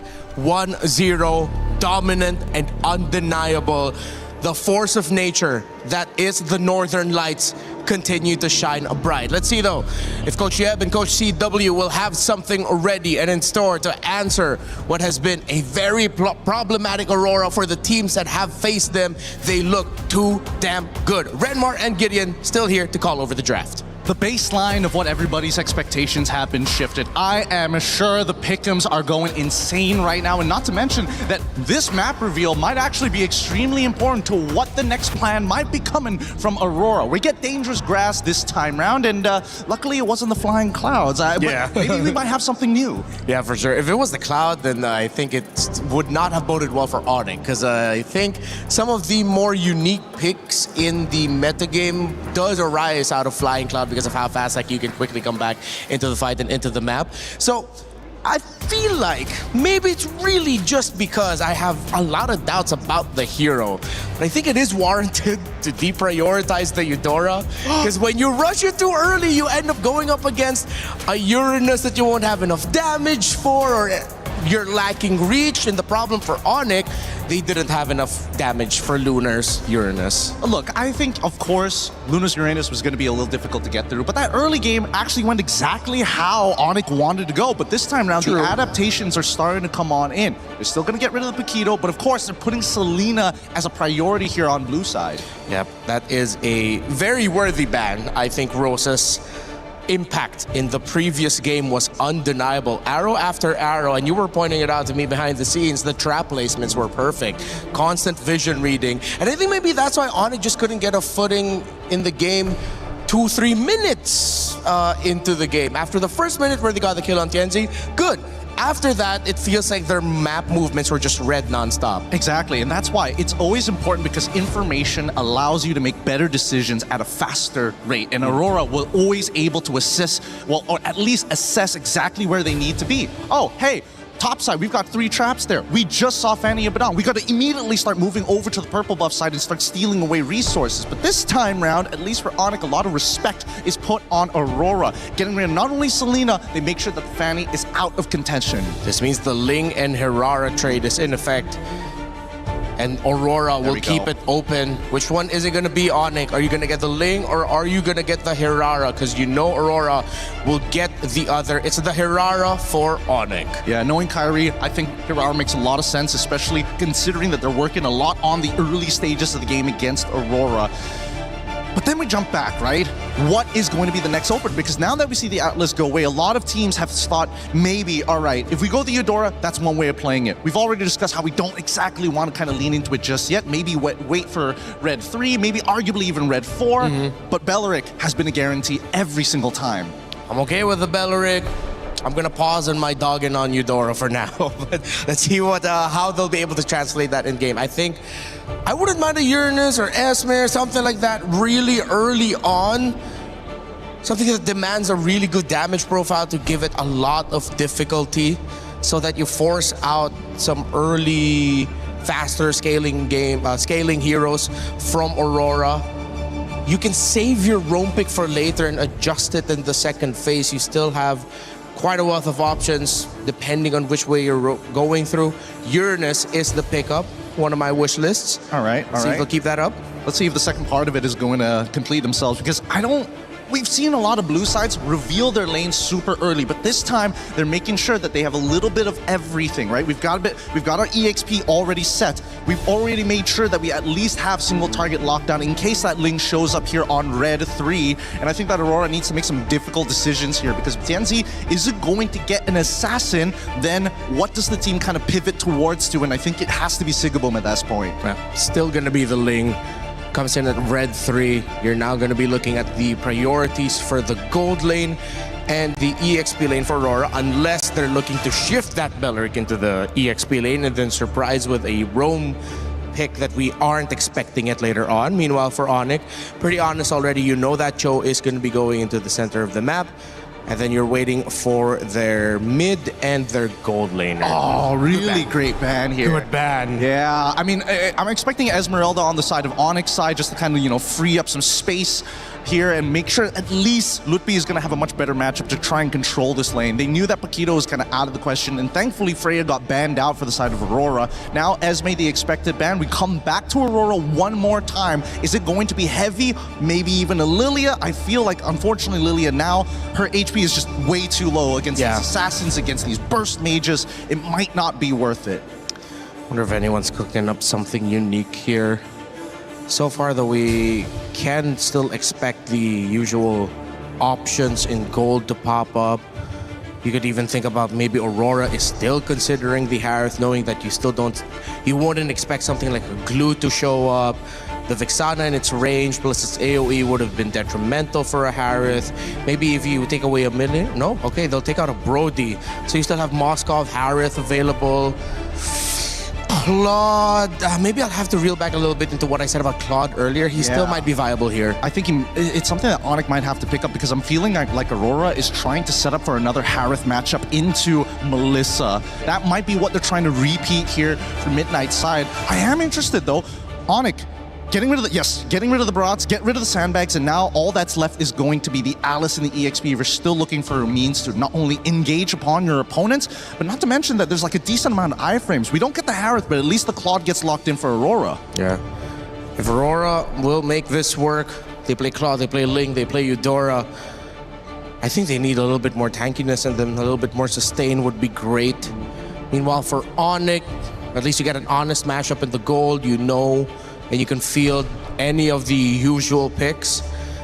They do have dive, so if you want to go for something like the Itcha as we saw earlier, wouldn't be worth it. Yeah, there's a lot of things that could go wrong here. I'm thinking whether Valentina might be worth it just to steal the Wrath of the Dryads, but really it's kind of tough overall, right? Because you're still not going to be able to get the correct battle spells out of certain targets, and I think Eudora never is going to take Purify ever, especially with the meta, the way the meta is shaping. Moskov, as you called it, has already been locked in to deal with the Assassin instead of the Melissa matchups, and now we get the Hilda at the very end to round things out, and I'm liking this a lot. I really thought the Hilda might end it up onto Onyx side, but with their opener, there was just kind of no way. All right, you get two aggressive roamers that field around the map, and hell, the Aurora draft, they were blitzing right through it. Gideon, last thoughts about the lineups? Last thoughts about the lineups. I'm going to say that this is a lot more even than I thought it was going to be, but most importantly, Lunar on this Hilda is going to have to do a lot of work, especially in the early stages of the game. That Uranus has full control. So, you know what's strong side, you know what's a weak side. Maybe that might be enough, but that mid, that's number one. Aurora Gaming at the cusp of history to make it into the knockouts. They already took down Liquid. Will they take down Onyx in a sweep as well? This is game number 2. Will Onyx force game number 3? Drex, Mirko, let's go! A back-to-back win, a back-to-back clean sweep from TLPH to Onyx would certainly put them up there when it comes to greatest performances for a team in a group stage, but we'll find out here. Onyx have some solid answers as well, and just like Gideon pointed out, it is much more even here this time around. Yeah, this seems like a much more straightforward draft from both teams. It's honest, it's simple, the game plan is there. There's nothing cheeky, there's no crazy Selena, there's no weird healers on the field. I'm excited to see how Lunar decides to rotate. How much is he going to harass from the CXP lane? All right, quick check on the emblems again. It's going to be the Bargain Hunter this time for Kelra on the Moskov, trying to get that item power spike. Quick Suns! The damage on Hassan's first blood already, but Tienzi in a little bit of trouble. Keyboy will respond with a kill of his own. Jungler for mid lane. Feels like a win for Onyx, and now Kyrie's looking for more. Dashes in the mid side, gets some good damage on Rosa. Pagu as well, but Kyrie can't get the finish. But still, they may have to go back after this lane. Keyboy. Kyrie once more! Pagu falls, but Keyboy gets the kill. Deja vu to game number 1. It's Onyx who strike here early on, getting the lead 2-1. Last time it was a 1-0 pick up on Tienzi. And just like in game number 1, it seems like Aurora are going to have to force, or are going to be forced to climb back in this game already. No purple buff on the Ling, but everything still is relatively calm, right? Some pretty good picks here and there. Yeah. Just that. I mean, overall, they're going to go back and forth. It's the same thing we saw last time. Like you said, last time it was 2-2 in the first 3 minutes. Gold sitting at a standstill. Tienzi, just like last time, takes a death right in the beginning of the match. Can he recover like he did last time? Kyrie, though, it's sad that those kills had to go into the pocket of Keyboy. 2-0 and 0 would have looked a lot better in Kyrie's hands, but still, a win is a win in the Book of Onyx right now. Turtle is up. Tempo-wise, Aurora have been able to keep up with Onyx, and the thing is, with Rosa staying alive earlier in that skirmish, he'll be able to get level 4 before Sans. Sans has gone to the XP lane, soaked in the entire wave, and still isn't 4 just yet. He'll get 4 very soon. But that means Tienzi will almost a steal. What a crazy SOD to be sending there. Sans steals the Wrath of the Dryad. Lunar again with a tempo in the bottom lane. Onyx on the turtle. Yeah, Lunar's going to have to try to make his way up. Tienzi's looking for a possible steal here. Lunar is going to try to open things up. Kyrie still able to get it. Tempest of Blaze does come down right next to Kyrie. Kyrie takes a bit of damage, forces the top side. Rosa falls to Loopy, but Tienzi also low, and Keyboy gets the kill. Onyx finally responding in game number 2 as Pagu falls. Sigiboom comes in with a blazing duet, but unable to get the finishing blow on any members of Onyx. Keyboy still chasing down Lunar. Loopy uses the flicker, gets the final hit. No, it's Keyboy who dashes in to finish him off. A big win from the Sky Kings, this time on Turtle number 1.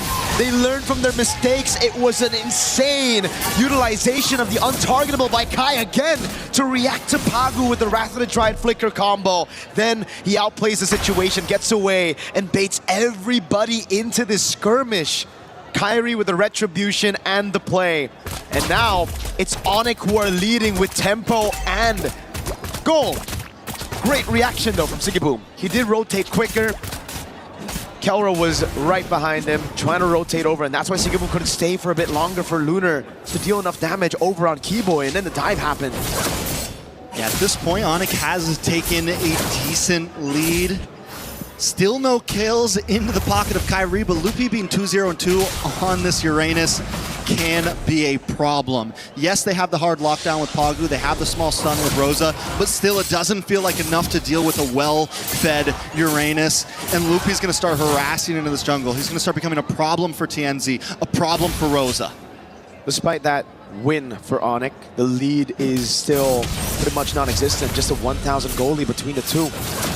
Tienzi still level in XP against Kyrie despite dying 2 times. And it now comes down to who utilizes the Wrath of the Dryad better. Sans has been on it 24/7, always, after getting that level 4, stealing the Wrath of the Dryad over. Kyrie with a jump up top. A lot of damage. Sigiboom might not be able to get away from this. Use the BMI, and in comes Tienzi. Just to try to ward him off. Keyboy is there as well. The disengage is clean from Aurora. That's a massive win for Onyx. They were able to bait out the Purify, a Blazing Duet, and the Tempest of Blades with the Retribution as well. This should be free for Onyx, but it's always awkward. Rosa. Boy, trying to get the knock up, will go in, gets the kick, but it goes the wrong way. Well played by Rosa, but another utility gone. Flicker off the map for Rosa. Loopy now harassing them away. They know they can't fight for the turtle. But Onyx doesn't just want the turtle, they want a little bit more. A lot of damage onto Pagu. Wrath of Druid does come out from Sans. It's enough to buy time to take out Pagu. Kyrie gets the kill and Loopy continues to zone Sigiboom and Rosa away. A stack on the Sky Piercer for Kyrie. He wants a bit more now as Sans rotates over to mid, but that is a Hilda. Lunar still going to be able to survive right now as Pagu wasn't... Oh, wait a second, a dive perhaps? No. Lunar gets away. The SOD thrown into the bottom lane, but TNZ is still able to clear it out. Purple buff gonna be threatened now. Onyx know what they need to take, but they will play it slow. Sans in mid! Sans takes a lot of damage. Lunar gets the kill. And now Aurora's gonna just, I mean, at this point, they just want their purple. You guys are in our territory. They don't want to fight. They're just trying to gain some ground on the map. And this is where you get to see Rosa and Sans be a lot more vulnerable than in previous metas against tanks.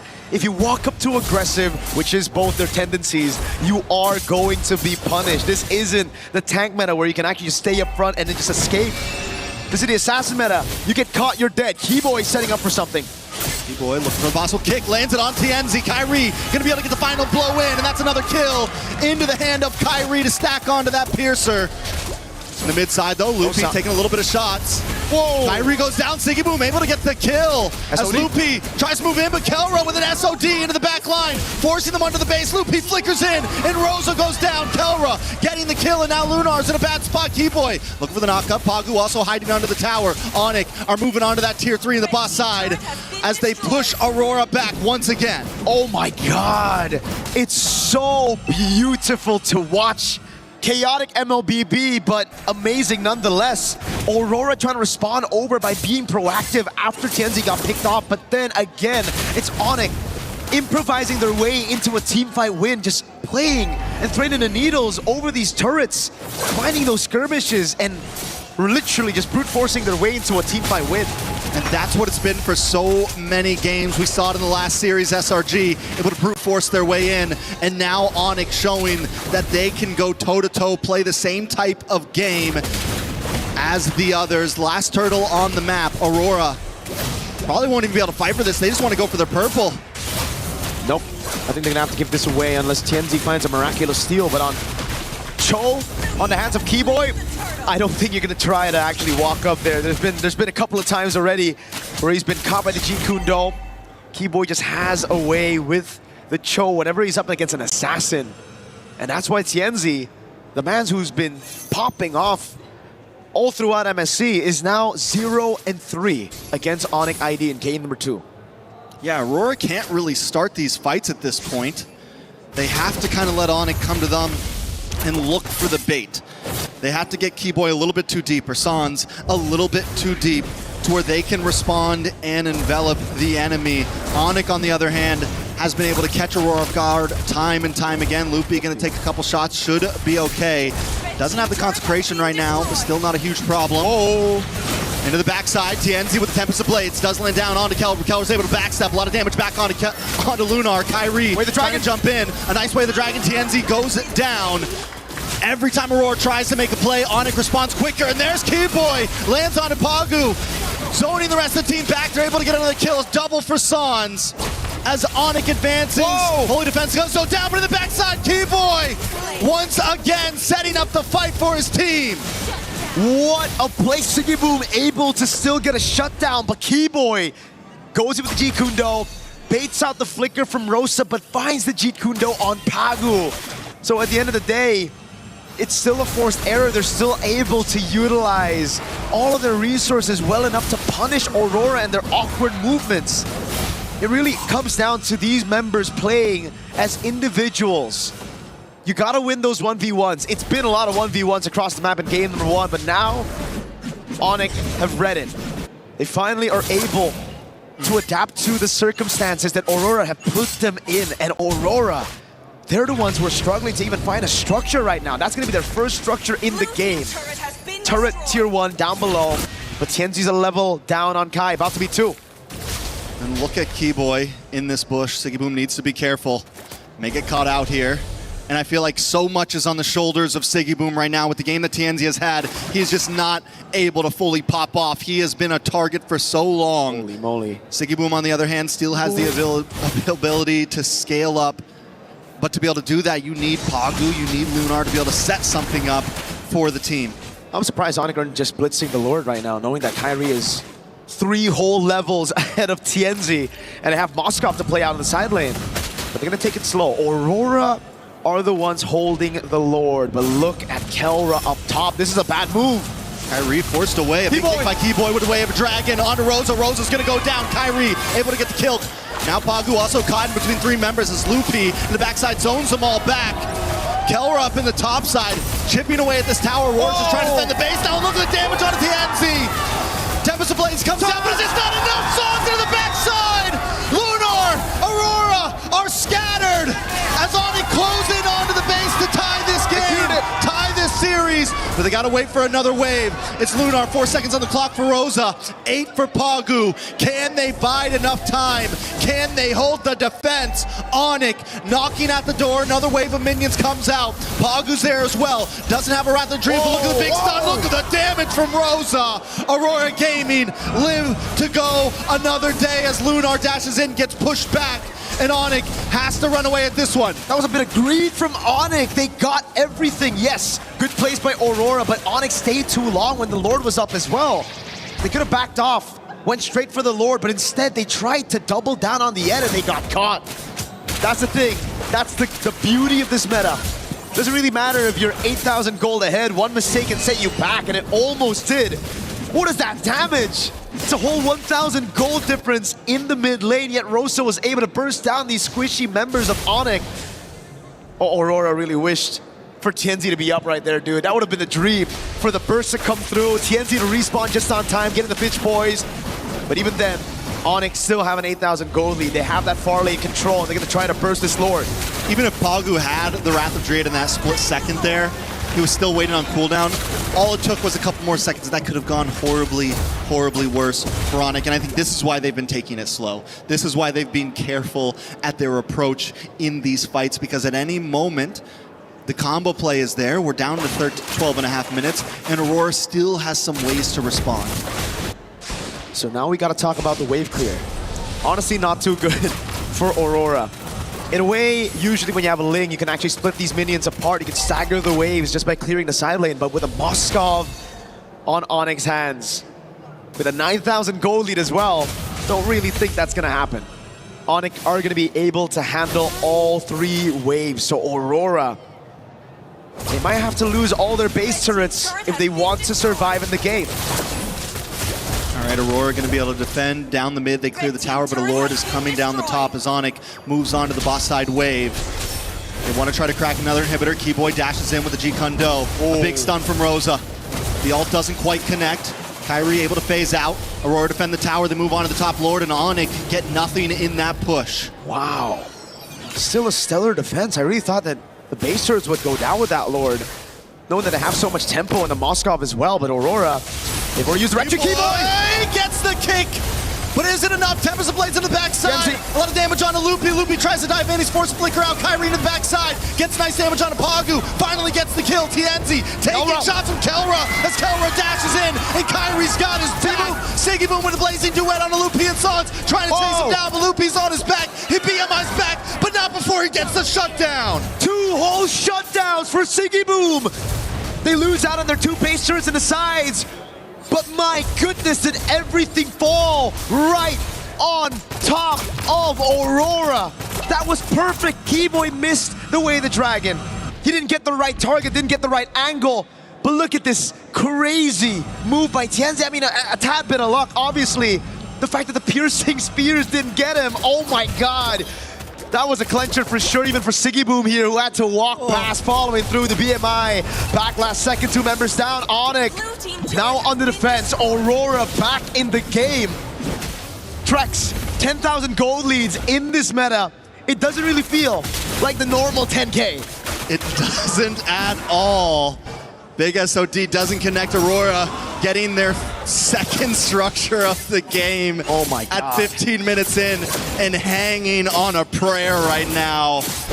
But showing that at any moment they can still outplay, and Onyx has to respect it. And now it's back to that slow build. It was Winter Crown earlier for Siggy Boom. He sells it, gets the win in nature, knows just how much there is of a threat from Onyx when it comes to the physical damage. Kelra scaled up completely. Kyrie on the Hirara, a menace. Shut down, but still a menace. Not as many stacks on the Sky Piercer, but that survivability of his. Now Aurora, the key boy. Do they read it out? Do they do housekeeping properly, right? Pagu's done it. doing it, but it's already on Rosa.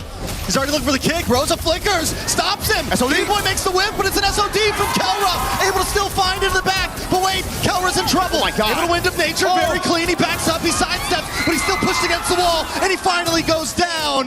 That's not worth it. Kelra for Rosa is not worth it. In trouble. Lunar, maybe in a bad spot as well. Kyrie able to pick him up. It's two members down on the side of Aurora. Pagu, Siggy Boom, trying to defend. Sans moves on. Pagu goes down. A double kill for Kyrie. TNZ, where are you? They need you. You gotta get back to base. Up top, Siggy Boom clearing out the wave. Final baser of the game gonna be falling. Keyboy. A lot of damage. He will go down. Keyboy finally gets the kick. And it's Siggy Boom. 6 seconds on the clock for Rosa. Siggy Boom may not be able to do this alone. He doesn't have the blazing duet. He doesn't have the damage. He's trying to defend. The base is low. He's cleared it. Rosa's back. And Kyrie's down. No way. Aurora still holds on. The iframes are there, but Onyx wants to end it. Can Rosa do it on his own? And Lunar's back up. The base not down yet, but finally, Kyrie and Onyx tie the game.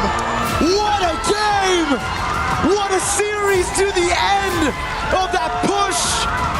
Rosa keeps everybody on the edge of their seats. Onyx still though, holding on, utilizing the leads and pushing through with the iframes to touch from those Suns.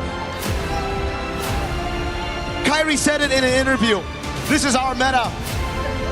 And to level this series 1-1 in a battle from a promotion to knockout stage, yeah, that's exactly what we needed. That's exactly what we anticipated. My goodness, what a good game of MLBB. What a good series. We still got one more to go at this point. I want 4 more of those. Yeah, just give me the best of 7 at this point. Let's just keep it going.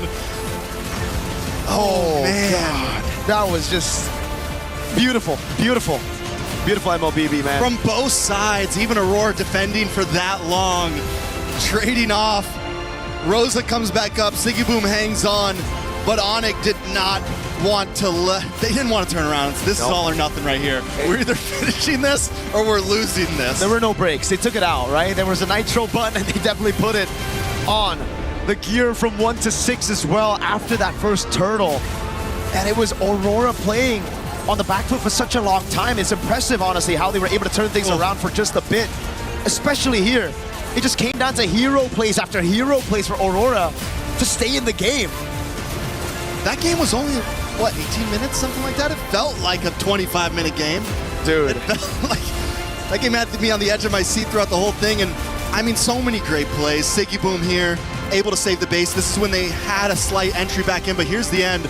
Rosa up, Kyrie gets the immortality, Winter Crown's back, able to get to safety, iframes out of the shot, Keyboy Loopy re-engage, and iframes the Forked Lightning once again.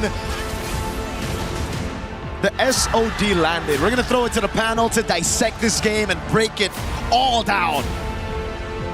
Man, that was a fun one. Onyx tie it back up, and we go again. Best of 5s coming up soon, but best of 3s for now. So we turn it into a best of 1 to tell us what the story will be, who's moving on, and for a match that has about at least a minimum, if you win versus if you lose, $40,000 on the line. Oh boy. That's kind of the way it should go, huh, Rimar? Yeah, I love the show that we are getting. Yeah, clearly that was a one-sided on the game, but Aurora on the defense. But Keyboy went into this game with a mission, man. He wanted revenge, and he got it. It's some hot stuff. Honestly, some of the best Hiraras we've seen so far, the best plays that we've seen so far, and really high caliber decisions that are being made from both sides with compositions that honestly, one mistake should have been kind of over for. It was a lot of like base holding almost and continuing. Gideon, was this on in your mind more of the fact that Onyx was making a moment that shouldn't have been a moment, or were they needed to be more aggressive? Were they less patient? Was it just really good defense by Aurora, even though they should have died in some of those earlier moments? What do you think about those base defenses, how they kept going? Well, I think a lot of it just really boils down to how you kind of envision your opponent, right? I think they understand that Aurora is coming in really, really hot right now, and if they drag the game out any longer, the higher the possibility that maybe they were going to drop the game afterwards. Obviously, there were some moments where maybe the most correct play was to go down to the Lord, but why risk it when TNZ has been this close every single time to stealing away neutrals? So just pushing and pushing, saying we got to end it now. This is it. We throw it all against the wall. It worked. I mean, it was great to see Onyx bounce back. And Rinmar, I know you got some plays that you've lined up for us in terms of how that game went. What did you catch when you were looking at game 2? Well, I was looking at the draft first and foremost. Gideon and I had some very important discussions about it. Looking at the draft, of course, our priorities over the side for Onyx. We both really liked that the choke came out early. So the orders have been a little bit twisted, but then just keep in mind, all right, Gideon, I need your help out here. All right. You don't need to put your armor on me, but I like it. So I like it too. It's great vision. Somebody take a photo of this. Smile. So the Joe actually came out of the first phase alongside with the Hirara, and the pick that I really liked coming out of the first phase was the Uranus. Onyx knew that Aurora needed to pick the Ling at the 3rd slot here, and that's exactly what they did. Because if they wanted to match the Esmeralda into the Uranus, they can't. If they prioritize the Esmeralda over the Ling, they're losing the Ling, and then suddenly they're down on Assassin. They needed to rush the Ling at red 3. They banned out the Esmeralda later on. Now, I feel a little bit vindicated with my, I wouldn't call it hatred, but dislike for picking up the Claude and the... Yeah, you do. Eudora early on. It doesn't work. Especially with the Uranus up, but... Gideon made a fair point that it was the Cho coming out early that was really good. You want to hop in real quick as to why you really like the Cho coming out? Because the beautiful thing about the Cho is that it forces a lot of gold lane matchups to be skewed in one favor or the other because of Flicker. Sometimes, especially when you're facing off things like Harith, or when you can get run down by someone like Claude, having Flicker is the make it or break it in that laning phase. So here, especially when it comes down to first phase Cho, there was a lot of value because you see Sigabum now has to take Purify. Yeah, all right. So now let's go back to the first play that I want to break down here. This was like the first big team fight for Turtle number 1, if I'm not mistaken. So this got stretched out, and you can see the difficulty here for Aurora when it comes to fighting, especially with the presence of the Uranus around. You see how much hell Lutfi is giving them with the movements that he's making in the fights, but then most importantly, the impact of Kiboy on the Cho. Those two together early on gave a lot of problems for Aurora in the team fights because of the single target lockdown of the Cho, the AoE that he has,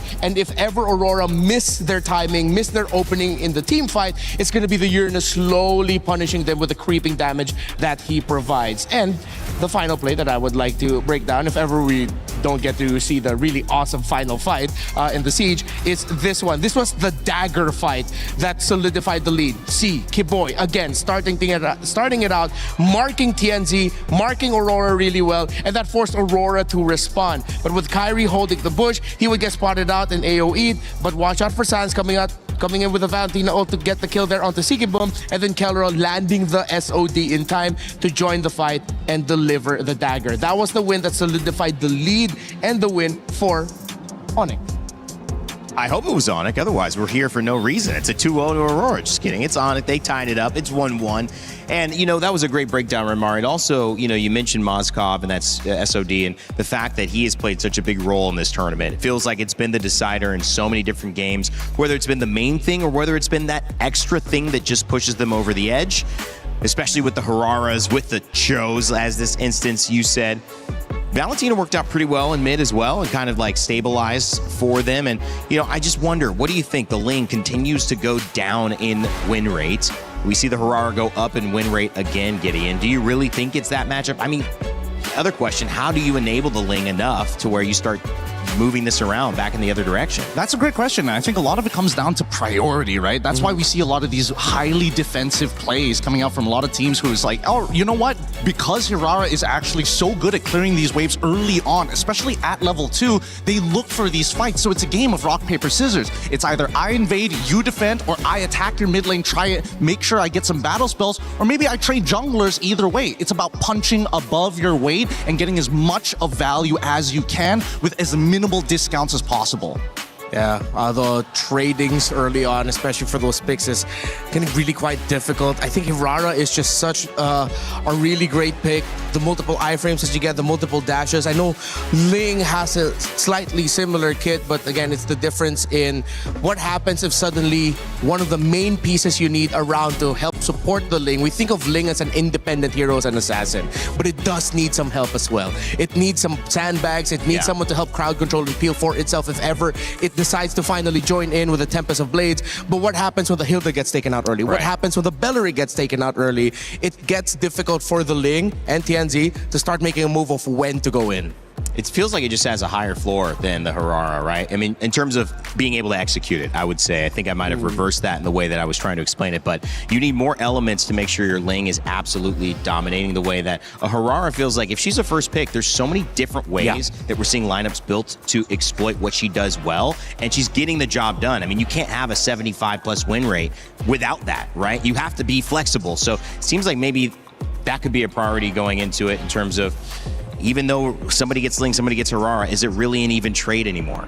Yeah. I think it's the acceptance of, I'm going to play for the later stages of the game and Hirara wants to play in the early stages of the game, right? It's very clear identities when these jungles have to actually battle against each other, because even so, there are some pros and cons, right? Despite Hirara having 4 abilities at level 2, Ling can cross the map in less than 3 seconds, right? You're giving away pressure for extra strength when you are playing this Hirara. So that's why it really boils down to that mid lane. And I think that a lot of teams have started to recognize right now, hey, if we can influence the lane with our picks, Cho, very good example of this, to force people to take out Purifies, I think then it starts to open your mind to what other options you have of what truly is strong side and weak side. Yeah, so we might need to revisit the importance of showing up Cho a little bit earlier in the draft, as Gideon pointed out. For me personally, the type of mid laners that you have and the damage profile that you have, looking at the opposing EXP laner. If Eudora's up, I really don't like to pick it up if the Uranus is around, if the Barretts is around. Yeah, Onyx coming back from that first win. We thought Aurora was going to continue on doing what they did, early, quick success, and now Onyx has forced Siggy Boom, and the first time Aurora's coach, Midnight, to come up with another plan. This is their first loss of the tournament so far. I think at this point, maybe they just go for the trade. They go for the Ling Hirara trade. They gotta ban one of those options. Ban one of those out, pick it up, and then force the other to play a different kind of assassin? Exactly, because so far blue side first picks have been very interesting when it comes down to like whether or not you're going to get one of these assassins. So the 2 predicaments that we're currently in, the Hirara Ling, on top of the fact that, you know, Atlas, Beleric, and Valentina are still highly contended. Now that we're adding Cho to the mix one more time, I think now, especially with both of these teams who heavily depend on both Ziggaboom and Kelra, there's more priority for the supports to go up. With the rivers being the map that we're playing now, you're gonna have to commit abandon to Freya at some point. You always expect with Freya in rivers to always join Turtle One. That's a given. If it's not gonna be the Freya, then it's a really fast rotating gold laner to see if they can build an early lead, similar to the Claude that might want to join in, or a Moskov, you SOD in for Turtle One, and then you just walk back right quick through the river as well. Well, the Atlas and the Marcel taken down, Fanny as well.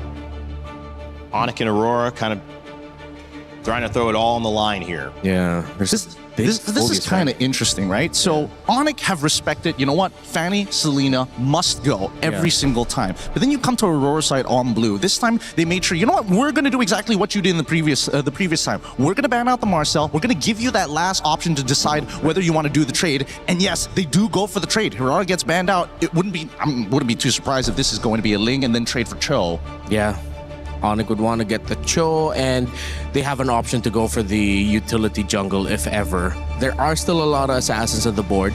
You could still consider bringing back the Harley, but of course, as we discussed earlier, the Freya trade is active, and Aurora would rather go for the Freya. They can play the flex.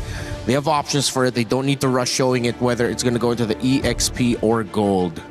Interesting. Interesting. It just means that they're more confident in that in comparison to giving TNZ an option or trying to expand the pool just a little bit more, which means that Onyx at this stage need a decent amount of peel. They could go for traditional counters, but that might reveal too much early on. I think it's going back over to the Eudora once again. You think Aurora's going to be crazy enough to go again with that Raphael in mid, Barrett's XP, Freya Gold? They could set it up. They could set up for it, but they need something that like hard scales in that jungle, and without the Harara early on, I think now they need something else to kind of fulfill that position. Ooh, Pack. Ooh, an early Paquito. Now that's interesting. So I think they're also opening up their options as a flex in the gold. So if ever that Freya goes gold, then you send the Pack on over, and then at least you get a fighter trade in the gold lane. So that means the Esmeralda, Ruby, Trigger Fingers need to be there. So let's see whether we find any of those indicators in this draft. Then, if you're already getting rid of Zushin, I would have imagined that they would look for something a little bit more peely, right? Or at the very least, the Cho at some point of time. It makes a lot more sense now for Aurora than earlier, now that they've shown the link. But even so, I still think that there's a lot of value in it. It also makes sense to take out the Jushin if ever you're going to be going for like a full dive, because you guys do not want to get like all crowd controlled up in the air by Jushin. So that might have already been a tell by Aurora that despite this looking like a flex, this could be a close to mid-range style of composition for Aurora. And yeah, here we go again with the Uranus coming out early. They get the Belleric. I wonder if they're trying to bait out and signal to Onyx like, hey, commit a ban into the Rafaela in the second phase. We did it before, we'll do it again. It's a tanky lineup right there as well. A lot of frontline and presence. We mentioned Rivers rotating will be on the docket. Yeah. And the interesting thing is that they're trying to... I feel like they're trying to get in the head of Onyx because within the draft lobby itself, they got Rosa to pick up the Uranus. So it's like sort of telling Onyx, hey, maybe you want to consider that this might actually be going to a mid lane, and then we're going to be pulling out a lot more surprises. So draft lobby in-game, interesting mind game stuff going on right now by Aurora, potentially. Yeah, it's putting Onyx in a pretty awkward position because last time they didn't have to worry like too much about certain things, and they were also actively banning out the Paquito. Now they kind of have to take it away to deny options. But now, once again, you get this Eudora, and the same problems are going to occur. It's great when you're trying to peel away this Freya from you before her ult gets ripped, but even so, that pressure we've seen many, many times, you lose that out fast.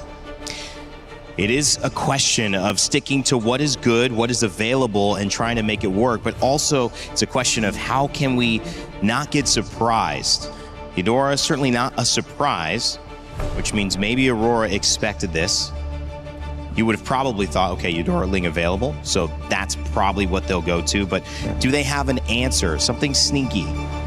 I'm thinking whether or not this could be a potential Kimmy angle as well. That's another thing that I'm scared of. Yeah. Oh, they're banning out the Guinevere just to make sure that these neutral objectives are going to be less easy to contest for, especially since you have anti-CC with Violent Requiem. Esmeralda, really good ban here. And this is an admission from Midnight. It's like they recognize that both sides could actually lean into the double fighters. Yeah. So now, that might actually be a bit of a reveal of where the Uranus is already going. Because if you ban out the Esmeralda, it makes a lot of sense that the Uranus is going EXP, the Freya gets sent to gold, the Belleric is at Rome, so now you're just waiting for mid and jungle. Because I was thinking, I wonder if Aurora drafted something that would be so... a surprise. Yeah, exactly. Like, is it crazy flex that the Belleric could still go XP, or the Uranus could still go jungle? That's what I'm thinking, like, is Uranus jungle going to be up to speed to the lane? And then I realized, no, it's going to be way too slow. Is Uranus, Rome, Belleric XP, Freya Gold an option? Uranus, Rome, a little bit kind of funky. It would but be Belleric XP definitely good. Oh, they banned out the Rafaela. I love it. I love it. This is a position that Midnight wanted them to at least say, hey, recognize me, look at me, right? Get rid of the Rafaela. And now that you've committed to it, I want to see what the conversion is going to be at the end of the day, right? Because, again, Midnight's got a lot of plans, and at the same time, he's shocked us in the first couple of days. If he's got something else in that pocket of his, I'm interested to know why. I do like this. Double Fighter's been talked about, but we'll see if that ends up becoming a reality for either of these teams. Still on that final ban phase for Aurora. What will they take away? Oh, they got rid of the carry. That thicker lineup is going to be a lot more. It's going to be real hard to get through. And now that they've already locked the Eudora for themselves on the side of Onyx, they don't even have the option of Gord to lean into after to try and deal with the frontliners. What does that leave us with? There's not a lot of good support options here as well. I mean, you can sort of go down just to like slow peel stuff, but after game number one, I think that Keyboy is going to have to take a step back here as they get the Barats. Yeah. I wonder, are they crazy enough to send that Uranus to XP? You pick up. No.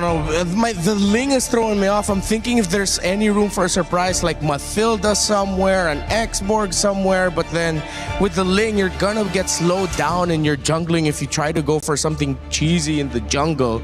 I'm gonna be honest with you, Matilda is looking real good for either side. Really? Yeah. Oh, they go for the YSS. Man, guys, a little controversial here. Oh, the Low Yi. And Wait a not minute. a unique hero. Here we go. Interesting. So they want map pressure to be able to kind of, if we're a little bit slow on the turn, the Loyi is able to teleport multiple people at once to a target location. Yes, it is reveal, big whoops, but it's still a way to kind of maintain pressure. Oh, I lose priority? Doesn't matter, I'm still there.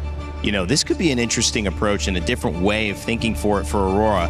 Onyx, you think they expected this one? I mean, final pick, they have a chance to respond, but I mean, first time we're seeing Yi in this tournament, and YSS again has not won a game, been played about 6 times. This will be the 6th. We'll see if that changes here. Let's see if they'll make it work. You see some cursed options so far, and I think this will balance things out in terms of like the cursed option curses, I guess, with the Eudora getting picked, knowing that the Uranus is still open, the YSS getting picked, knowing that it's going to be a little bit slower because there's a Barons on the other side. Oh, interesting choices, but with the Low Yi, this might be the X factor. Whoever flickers first loses. Yeah, pretty much. Well, it's going to be a flicker battle. This could be over in a flicker as well, because you see these two teams, how good they are, how effective these drafts can be. But only one is going to move on into your knockout rounds. One will still be alive and will join another elimination game. But for game 3, it needs no hype added. It's a big one. Onyx trying to take down Aurora Gaming. Let's send it over to our casters, Mirko and Trex. Here it is, the final game of the series. It's Mirko and Trex to bring you the action of this game 3, and conclusion awaits us. The climax, here we go. I'm not ready for it, Mirko. I'm not ready for it. We got a Liu Yi. Midnight's either cooking or overcooked with this one, but so far he has been a chef in the draft. Let's see if this one is going to pull it off. Mirko, any thoughts on the way this draft turned out? Okay. Just against these very low-range targets, the Low Yi makes a lot of sense, I'll be honest with you. Back in the day as well, when it comes to the utility jungles, man, like the Barat's over, everybody who wants to stick together, they kind of get countered by the Low Yi, right? So it's AoE damage that Aurora are playing around, and they have a very good front to back. If they can somehow get the tempo, which should be kind of like the win already, just based on the composition here, on those side lanes, they can play around Rosa early on. So we'll find out. Again, it's the Wilderness Blessing with the Brave Smite Rosa. Even though he's on the Low Yi, does a lot of good damage on Onyx composition, still got to get that safety net, man. A little bit of sustain.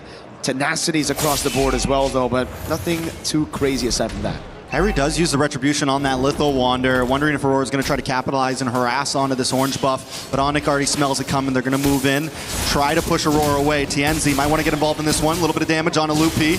Nice Mountain Shocker, good stun. Kyrie takes a lot of damage as well, but they all get pushed onto the tower by Loopy. So well done to disengage by him. Aurora's forced to back off. And that's what I'm talking about, man. These melee targets clumping up together, it's just so good for Rosa to find the constant yin-yang reactions on him. And it's gotten them a free Golem. Yeah, they should be able to get this one. Let's see which way it goes. TNZ actually does. Oh, TNZ down! First blood, I think that's 3 games in a row. First blood's on to TNZ, but Rosa does find Sans a quick trade. Hasn't been the best 2 games for TNZ, man. Onyx really have set their sights on him. But Rosa has done a good job taking down Sans. Now it's 1-1. Tempo up top for Aurora. So TNZ should still be able to get the orange buff and make it in time into the turtle. So let's see again what happened here. It's just Sans with the flicker in, dude. Gets it, shut down, a stun. Kyrie, just Chicheri on top with the Tempest of Blades. But it will be traded, so not the worst. Still really good for Onyx, but not the worst for Aurora. And Aurora is not, whether it's game 1, game 2, or game 3, they're not going to stop their style of play. And that's that early aggression. That's exactly what King Kong was talking about in an interview. They have to watch out for that first minute or 2. And Onyx has been dealing with it well. Diversion play up to the turtle. Kyrie's already there, forced to back off. A nice pullback from Loopy. Good stun. Nice stun on Loopy as well, but a nice stun from Sands as well. Rosa trying to get involved with the yin-yang overturn, but not able to land. TNZ able to take the turtle. Tempest of Blades does come down. Rosa able to flick back. The Keyboy's in a little bit of trouble. TNZ falls to Loopy, and now Loopy drops Siggy Boom. They're going to try to move on to Kelra. Kelra might not be able to get away with this one. Enough damage, and Kelra goes down. A double kill into the hands of Siggy Boom. TNZ is nothing but a bait to reel Onyx in for the rest of the team to corral over and just pounce. Siggy Boom with the rotation, similar to Kelra. Kelra had the instant rotation first, but again for Siggy Boom, it's about waiting for those resources to be depleted by Onyx already from the rest of the team for him to come in as the main carry. 2 kills over, now the gold lead as well. They even got the neutral objective with that turtle earlier, so man, Aurora really cooking. Maybe that's how you make the Yi Sun-shin work. Every other team, they pick the Yi Sun-shin, they play around the Yi Sun-shin. Aurora like, this is the Yi Sun-shin, he's a support. He gets the turtle, he dies, then we kill you, and that's just the goal. You know, but honestly, this has been the start for TNZ in all 3 games. Even in game 1, he got hit by Keyboy, died very early on. So I don't think we completely count him out. Yes, right now on a YSS, you don't want to have 2 deaths this early, but at least this time Siggy Boom has something. They have other heroes to rely on this game. And I really gotta say, man, very underrated member of Aurora, right? Everybody talks about TNZ, Rosa, even Pagu at M7 because he was the newest member, but Siggy Boom, just a constant growth from this man right here. From his debut on Aurora, actually from his debut in S2G at M6 to then joining Aurora. He's now all alone, but that's why Freya's meta, you know? Never really out of the meta since M7. Thank you, Arfi. I hate you, kinda, a little bit. I like the Freya. I like seeing it. It's fun to watch. It gives us a little bit of taste in the gold lane. But you were mentioning Siggy Boom, and the fact is, yeah, a couple of years ago, would we have said Siggy Boom's going toe-to-toe with Kelra in the gold lane? Nope. That growth right there shows how far this team has come. But Onyx has the talent to match it, has the talent to snuff it out. Keyboy works his way down, gets caught by the yin-yang, will have to back off. Loopy taking a lot of damage as well, may not be able to get away from this. Siggy Boom gets a knock-up, and Lunar gets the kill. A nice taunt on to Keyboy as well.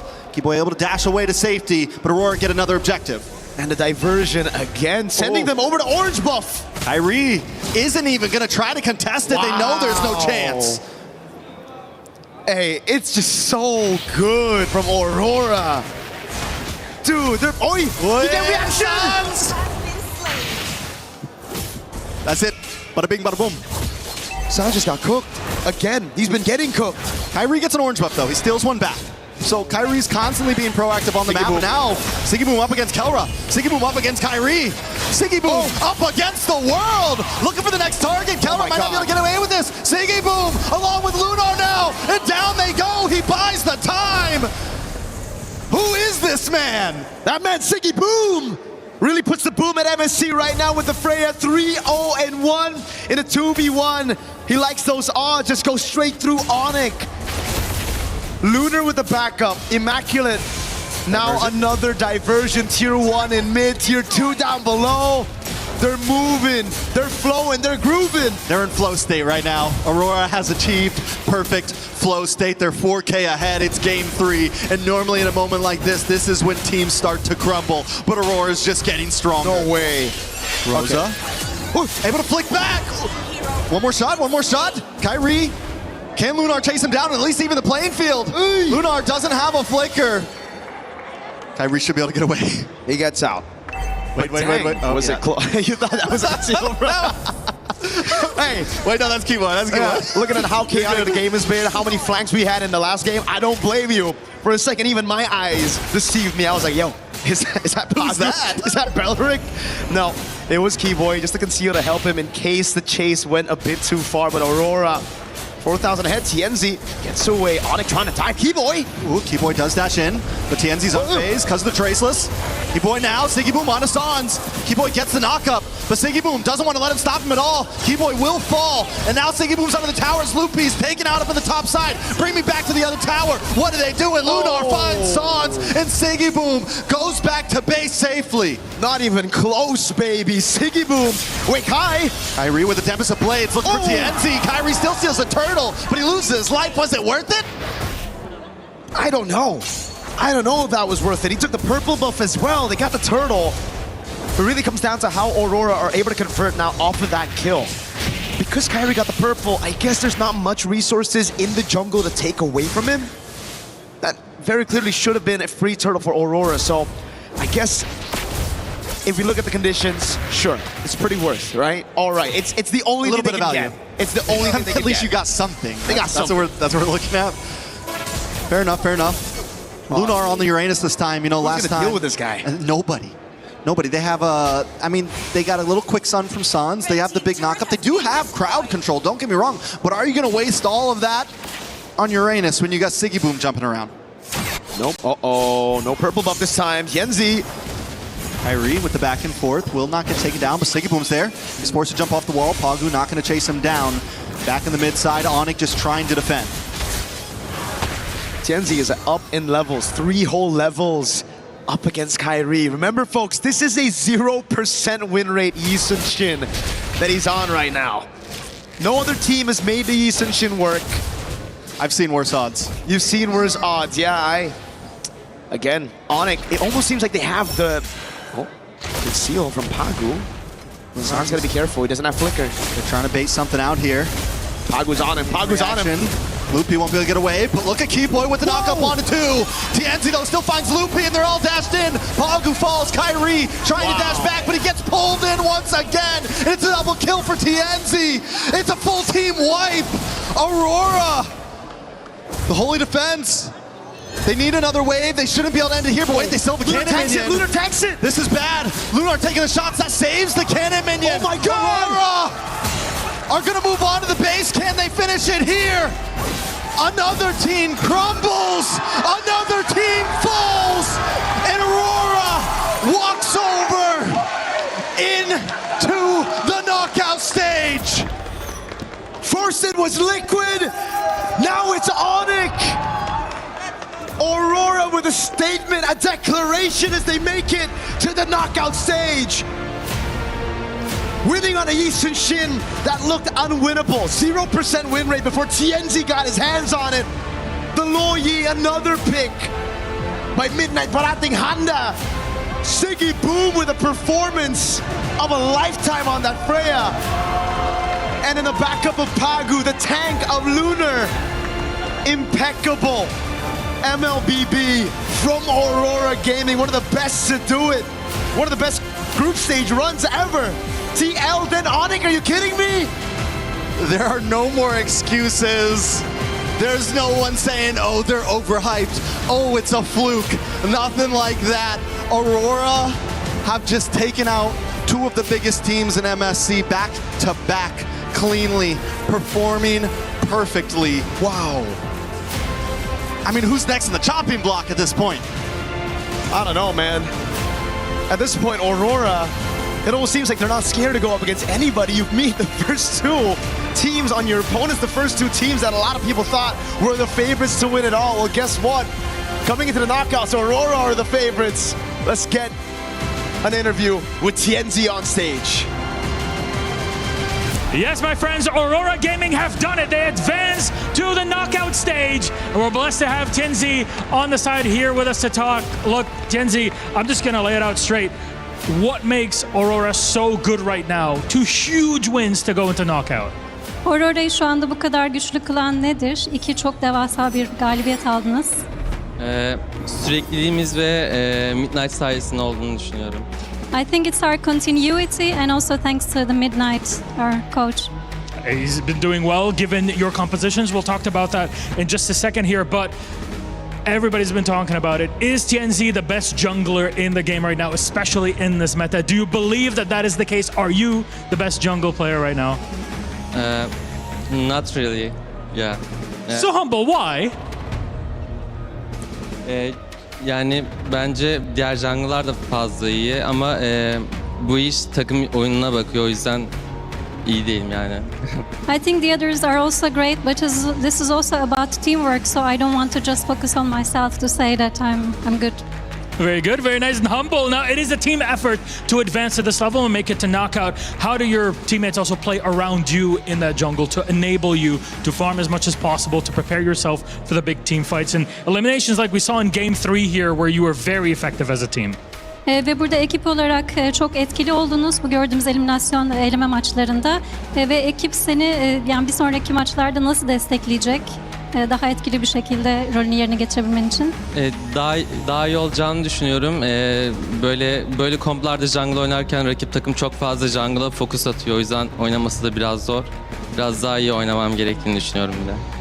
Yes, I think it's going to be better in the future, in the upcoming games, and I think that it can somehow be challenging to focus as a jungler in these types of games because we get a lot of focus from the opponent team on my role as a jungler. There's a lot of focus on you. You're able to clear it. Now, one of those reactions, I guess, especially in Game 3, was you bring out the Yi Sun-shin. Was that a reaction to something that Onyx were setting up in Game 2? Burada şimdi Onyx'in ikinci maçta, ikinci roundda yaptığı şeye bir reaksiyon olarak mı Onyx'ini seçmiştin 3. roundda, 3. oyunda? 3. oyundaki seçimine nasıl bir şey yaklaşabilirsin? The Yi Sun-shin specific. Çok fazla jungle kalmamıştı zaten. Ban yemişti. Oynayabileceğim en iyi hero'yu seçmeye çalıştık. I tried to select the best hero that we could play because there were not many junglers left. Very good. Very good. It works out very well for you. Now that you've advanced, right? Aurora is in the knockouts. You've took down two teams that really are incredibly tough to make it to that spot in the top seed of the group. Do you feel that you're no longer a dark horse, that people are looking at you as true contenders for the crown here at MSC 26?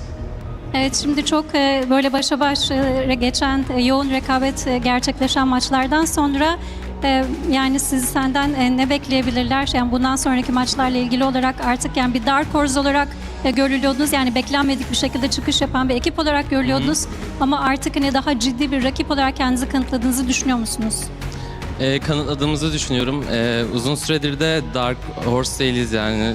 Diğer STR takımlarla birebir olduğumuzu düşünüyorum. Diyeceğim bu kadar. Yes, I think we have really proven ourselves with the game that we have played at so far. I think we have also not been a dark horse actually for a long time, so I think we are very much comparable to the other teams in that sense. There you go, seeing yourselves as one of the greats. Thank you very much, Tenzi. Congratulations, teşekkürler. There it is. It's Aurora Gaming advancing to the knockouts. What a story. Onyx, they're going to have to work through it. Panel, what do you think of that? I love it. The Turkey A representative getting ready for Turkey and the M Series. We'll see what happens all the way over there. But right now, we got a tournament that they just advanced the knockout stages in, and that means $100,000 at least for Aurora Gaming. That's not a bad game of MLBB. And I love the humility as well. I'm learning that that's kind of a bigger conversation here than, some, I'll say it, braggadocious pros that we have in other esports. Yeah. It's kind of a pleasure to see the difference, and also the fact that everybody is really focused not just on themselves, but the fact that this is a team effort. And yet, in the same face, Renmar, the second that the comment Dark Horse comes out, he says, whoa, wait a second, whoa. We're not quite, I think we're very comparable. And so, yes, hesitant to take too much of a leap forward, but if anyone puts them down where they don't belong, they're ready to correct it. Yeah, so something I'd want to share about Coach Midnight, he's the type that if he knows he has players that have an ego, he would want that ego to thrive in a healthy fashion. Sure. But he also understands that if he looks at his team and sees, okay, maybe they're not about the ego, but they're more about looking at their efforts together as 5, as 6, including the sub, like what they can do as a whole team, then that's what I'm going to be focusing on. So it's good to see that these players, historically, they have also always just been very humble as well. And to see that thrive now and be really damn good in this meta, it's a sight to see. We've seen them grow up over the years, Gideon. Yeah, no, Tenzi, he always had that jawline. It only gets sharper every single year. Same can be said about Rosa. Everybody on this squad has history, and I think. Oh, they're going to say a jawline. I mean, Great jawline. I was gonna say that too, but I'm waiting for the M Series so that everybody has got that cut. But overall, I think it's really unique to see Aurora in a position where they've not only gone through multiple iterations of their own lineup, but they are finally settling into themselves, saying, "This is it. This is the moment. This is the culmination of an entire region working together to get to a 15-4 score." pre-10 minutes against the Sky Kings. I mean, going to a third game, it's going to hurt their overall time. But I mean, if you go to a third game, you want at least under 10 minutes. Yeah, and at least they were able to clear that out. And it was fast, it was clean. Clearly, you knew that Aurora Gaming and their conditions early to mid were clear. They can play around their Freya, they can play around the disruption of the Uranus, and Lunar was definitely a presence to be felt just to set up for TNZ and the Yi Sun-shin eventually to climb up. And TNZ was given some difficulty here by Onyx. He was targeted, his rotations were somewhat slowed down, but it wasn't ever completely disrupted to the point where it felt like Aurora had no movements. With the Freya on board, with Uranus on board, even if the Yi Sun-shin's movements are nerfed, the side lanes can flow the game, the tempo of the game so much better. Let's not forget about the logistics problem here. Oh no, my jungler keeps on dying. What do we do? And now you're really utilizing Rosa here on this low E, being able to not only teleport you from buff to buff to save you the walk time, but always continuously reaching further and further on those conversions when they do actually get those picks. And that's why I really love seeing Loyi come back in this particular game, playing from behind instead of ahead for the first couple of minutes of the game until they really started to ramp up and hit the nitrous button, because then they took everything. Gets me excited about when we start heading to best of fives. I mean, that's going to be fun, because then you're going to have adjustment after adjustment. Now, after what we just saw was a great and first time seeing Lil Yi that worked out for Aurora Gaming. Renmar, I want to get your thoughts. You've got some Telestrator lined up for us. Yeah, okay, so we're not going to be looking into the highlights of the game specifically here a lot. We're just going to go back into the draft. I marked here for you all what the first three picks were on both sides. It was Freya, Blue 1, and then Belleric 2-3 alongside the Uranus, and then the Paquito as the first pick alongside the Eudora, and then they picked up the Link. Again, okay, maybe I wouldn't once push the issue about picking up Eudora when the Uranus is open, but I feel like the pick that actually delivered the death knell was, well, two of them specifically. You get the Barretts over here, which would eventually get picked up at the red 4 slot, if I'm not mistaken, and then the Loyi that Gideon got to mention. So the interesting thing about the Loyi, besides the fact that with what Gideon mentioned, with it being able to deliver the team around the map faster if ever the Yi Sun-shin's rotation was nerfed, look at it from a team fighting perspective. You have the Paquito in the gold lane that I feel like was decided very early on by Onyx, but then there was a reaction from Coach Yeb by the end of the draft where he realized, man, I need to pick to round this out. They picked up the Minotaur, because in every team fight, once they were all fighting as 5v5, there was so much difficulty for the Paquito to get close. Even the Barretts didn't feel chunky enough up against all that shred and the burst that the Loyi has.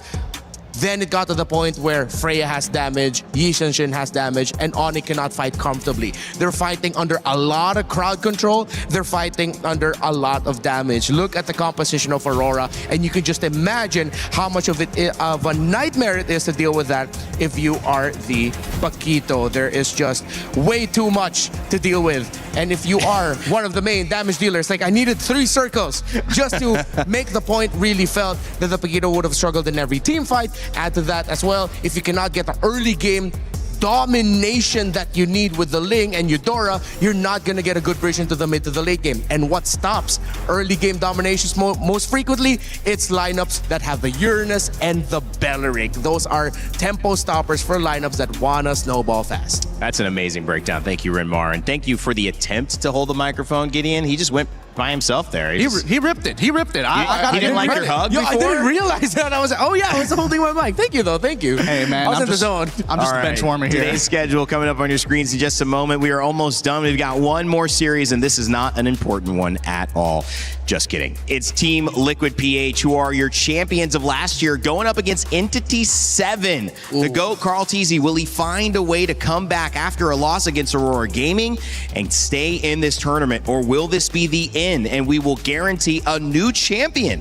Entity 7 has a lot to prove, considerably the underdogs in this matchup. However, Gideon, we have seen a lot that we didn't expect in this tournament so far, so no one's counting anyone out yet. Absolutely, but it's about the level of polish coming into this tournament, and so far Team Liquid has shown that they're a little bit behind on what they were going to. Well, I don't know if it's they're behind or whether they're like holding back on what to show in these tournaments, because remember, our format isn't like, oh, we go through a round robin of a group stage. No, it's immediately, you got 2 lives, you mess that up, you don't get a second chance. So I think Entity 7, if we need to see something good, first off, foundation, and polish. All right, well, let's make sure you guys are watching because you can get your pick'ems for that final match. If you haven't done so already, before it gets going, let us know who you think is going to win. Is it going to be Team Liquid PH? Is it going to be Entity 7? We will follow along with the fan vote and give you guys information on where it stands before we head into game. Before we do that, we're going to get the teams back on the stage, take a little bit of a moment away right now and let you listen to the Saudia radio comms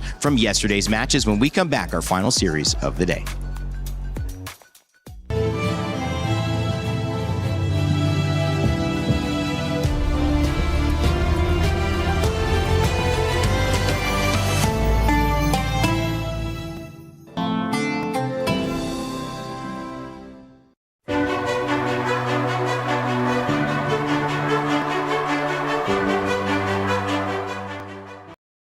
没人啊，一个瓦伦而已。来，我把它指出来。这龙血得看呀。可以看呀。哎，来看我啊，我这有人啊。哎，没踩。哎，跟过。哎，等我被动结束，我可以看啊，我可以看。没了，看呀。Go eliminate。这边。Sorry, may ulti. Ada mana guys? Bantu sana pasal ulti lagi. Aku tak ada mana. Aku boleh sekali selebel ya. Tutup batas satu. Aku recall. Buruk macuk. Aman. Atasnya gua ditutupin Uranus sih. Gua bagi dulu ya. Kau buat chestis kapan? Aku nih brute force dulu. Biar buat chestis ah. Oh anjing. Yes sure. Кайся, дальше фармите. Мид. Даем черепах, да? Да. Просто байтаймите, фармим. Я готов на ней. Чекан будешь? Не. Можешь пушить чекан, я зоню. Я понимаю. Я иду, кит. Парень, мы точно не можем? Херара, блядь, одно хп бегает. Я ответ все скиллы.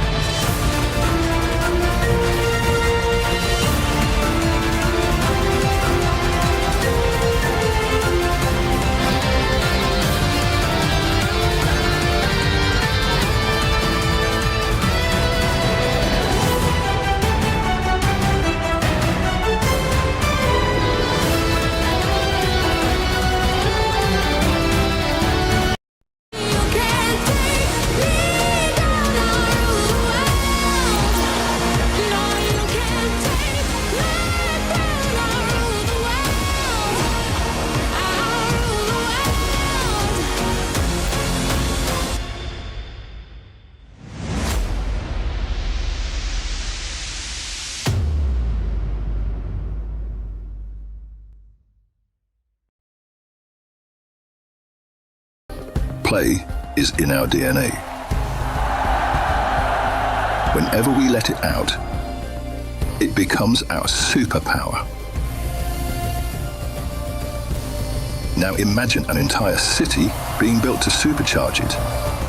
Kadir City, powered by play.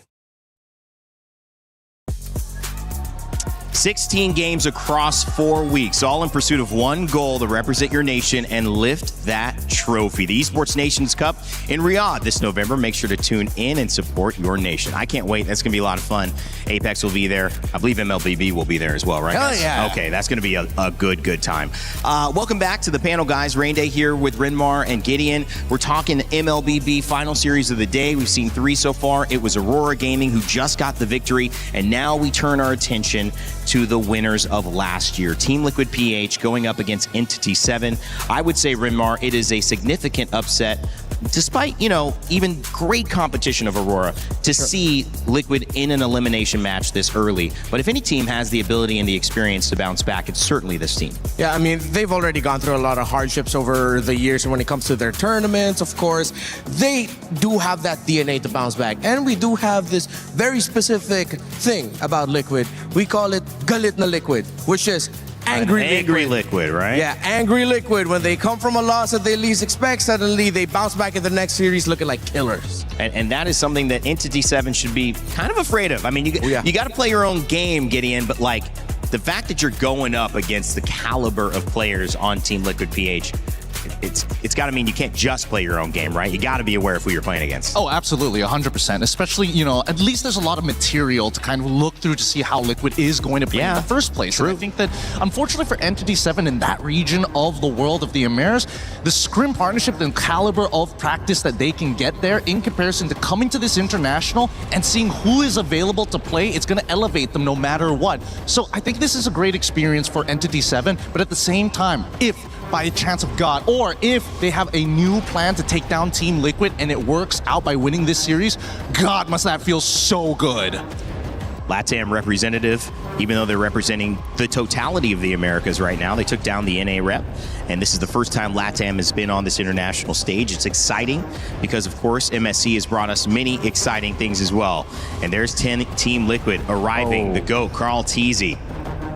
There was a lot to dissect about the loss, but there's also a lot to dissect about the history of somebody who knows exactly how to get the job done on any and all international stages in MLBB history. So, again, so many big narratives. We're going to have to somehow focus down on the little things, though, as this meta is still, again, surprising people here and there. Yeah, I wonder if Liquid are going to approach this similarly to how Falcons Men approached their previous game, wherein they forced the meta to go back into something just a few weeks back with how they got through the wildcards, trying to force to bring back those utility jungles. Will Liquid have evolved in the, 1 or 2 days since we last saw them?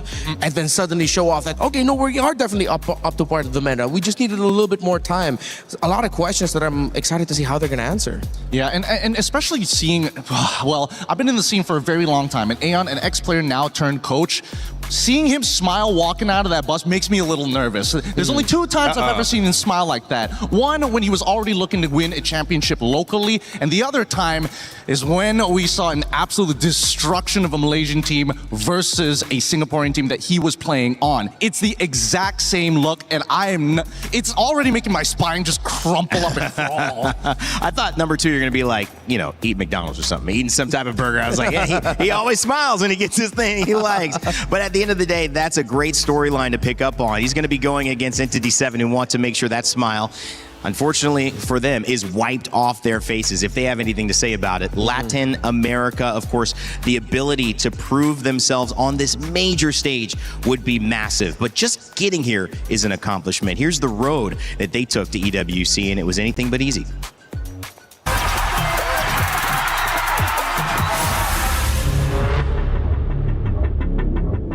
Yo me uní a Entity 7 en esta MST Amber Season 1 porque Akashi y Baggy me llamaron. Después fui con Shin y Hidden Bush. Este roster es similar al de la M7 con Black Sentence. Now just 2 members, now goes Detective, and ladies and gentlemen, we have Black Sentence. Com a junção que teve da América do Norte e América do Sul, eu acho que elevou o nível das duas regiões em si, porque a gente não se jogava junto contra. Eu acho que a América do Norte é uma região bem forte, inclusive tem players que já ganharam o MSC, então elevou o nível de todo mundo e a gente consegue chegar mais preparado para jogar o stage internacional. Este es el momento en que esa llave se convierta en de ustedes. Esa llave va a ser con la que ustedes abran la EWC. Norteamérica y Sudamérica no han encontrado un avance porque creo que deberían mejorar los tratos por parte de las organizaciones hacia los jugadores, como también apoyarnos más y dejar de odiarnos entre nosotros, porque al final somos una región y hay que apoyarnos mutuamente. A última vez que eu joguei evento internacional foi o M5, acabamos não indo tão bem, mas eu acho que deu para pegar bastante aprendizado, pegar bastante experiência internacional de evento presencial. Eu acho que dessa vez vai ser diferente. Yo creo que este roster es mejor que el de Black Sentence porque con la experiencia a la M7 fue muy buena, como también la sinergia que tenemos con el nuevo equipo es muy buena. A Onyx é um grande time, estão sendo campeões faz bastante tempo na Indonésia, tem jogadores muito bons, ainda mais que entrou o Kelra. Eu acho que eles são muito fortes nas lanes, eu acho que a gente se pegar alguns heróis que tem pressão no começo de jogo, eu acho que a gente pode lidar bem contra eles. Para todos mis fans, espero que puedan apreciar a este nuevo y mejorado equipo gracias a la nueva competencia MCT Amer. Eu acho que os fãs podem esperar bastante coisa de nós, mesmo que caímos contra time forte e se ganharmos caímos contra o atual campeão do MSC, eu acho que eles podem esperar bastante coisa da gente. High expectations for South America here. Yeah, they are looking to show off a little bit more of their playstyle. I feel like they got the short end of the stick. They went up against Onyx, now they're going up against Team Liquid. Against Onyx, they tried to bring back what made them work out and get success in Amber, but the problem was it looked like they were drafting 2 metas behind. They were drafting before even wildcards, and even though they got some of their picks, it was picks that we were thinking it's not the picks that we're looking for now. So maybe they learned a lot from Onyx. They said they learned a lot from their previous experiences. Hopefully they learned from the Onyx matchup. Well, honestly, I think they've got a lot of ambition going behind them because it's totally understandable from their POV that it's like, not only are we looking for organizational support and the fact that, you know, they've combined the region to raise them up, but they have yet to have that amazing international finish to show, yes, this region has what it takes to play against the best. So again, this may not mean much for a lot of people out there, but for those players up on that stage facing up against Liquid right here, right now, if they could take even one game away from them, that could put that extra chip, you know, that one extra chip to say, these boys are worth investing in. And that's what I'm hoping that this game and this series raises up the region as a whole. Yeah, and we started off the day with a result like that. We didn't expect that it would get to the point we were wondering, is GK actually going to eliminate Selangor Red Giants? What if how we started off the day is how we're going to bookend it? What if we get to the point where we're wondering, I can't believe NTT7 might be close to beating Liquid. This is the MSC where surprises come every single day, every single match. I'm not going to completely turn off the idea that NTT7 might come running right out of the gate. Yeah, you can't do it because again, you have expectations and sometimes you just set yourself up to be surprised. On this side though, we have to look at Team Liquid PH, and when you look at this roster from Sanford to Sanji to JP to Teddy to the GOAT, Carl Teasy, who back at MSC 25, I tried to say this in a different way, but said, yeah, I've done it. I've accomplished everything that can be accomplished, and accepting that honor is a very good thing for him to say, this is where I am at now. Where can they go from here? Because as defending champions, of course, they have high expectations and high hopes. They're going to work their best. But what if they learn from that earlier loss this week? We had a chance to sit down and talk with Sanji about it. We're now here over with Sanji. It's so good to see you again, Sanji. Yeah, good to see you again. Good to see me again. That's great. It's mutual. So Sanji, we didn't get to talk to you after your match loss yesterday. What did you think happened in that match? I think we're surprised. Their drafting is so good, and now we're very confident. You're very confident now because I think a lot of the casters, especially the ones on the panel, they were talking about the early game. I feel like TL usually dominates the early game, but Aurora gave you kind of a hard time, and your upcoming opponent, E7, likes to play the early game. So what do you think about that, Sanji? Now our enemy is like, we read it's like, and before we face entity, we have a scream, and we know that's their gameplay, and they love the early game. And Aurora, we're not having the info. That's why we lost. Okay, so you didn't have a lot of info on Aurora, but upcoming against E7, you're confident? Yeah, I'm very confident. Very confident. So talking about the picks, you mentioned some surprise picks, and I think a lot of us were also very surprised. Rafaela mid lane, Sanji. What's going on in the mid lane? I don't know, maybe a lot of heroes came back, and I think even if you pick like Angela or like Matilda, I think it's okay. Okay, so there's a possibility for those two heroes to come back in the mid lane. Have you heard about the new rumor? Fighters in the mid lane? Yeah, I heard. Is that something that could possibly pop up here in the meta? I think it's possible because of the like strong mid. So that's why fighter is good also. Okay, but do you like it? Do you like this meta? Does it suit you, Sanji? Yeah, I like it. You like it? Yeah. So are we expecting some crazy picks maybe coming up from you? Not for me. I think for my teammates. Okay, we got a little bit of info there. Thank you, Sanji. But after that, obviously you're coming into this. Do you have maybe a message for Entity 7? I think good luck and have fun and give the fans the best team. Oh, best show? The best show. The best show. Okay. Thank you so much. This was very fun. Sanji, good luck on your next match, and we're throwing it back to you guys.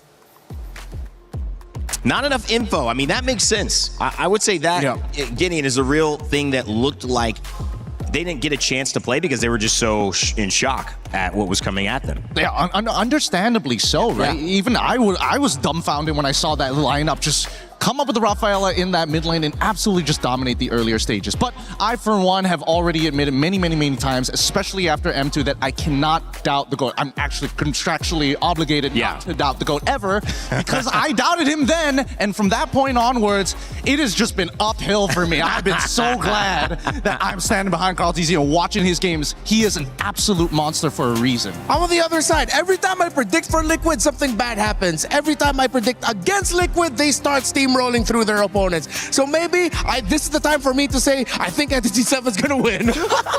Wow. Going against the GOAT, Rinmar. That's pretty surprising there. It's just to reverse the curse. I love Carl TZ and Liquid, man. Oh, yeah. Reverse the curse. We'll have to wait and see if the GOAT, Carl TZ, and Team Liquid PH can do what they need to do to keep their tournament hopes alive. The representative from the Philippines trying to turn this early loss into some information to grant them all they need to rise up to the top of this mountain and claim the trophy, standing in the middle of the Lenovo Legion Gauntlet for MSC. All of it on the line as Entity 7 do it for South America. Can they surprise us yet again to end the day as we throw it over to the stage to begin our final series?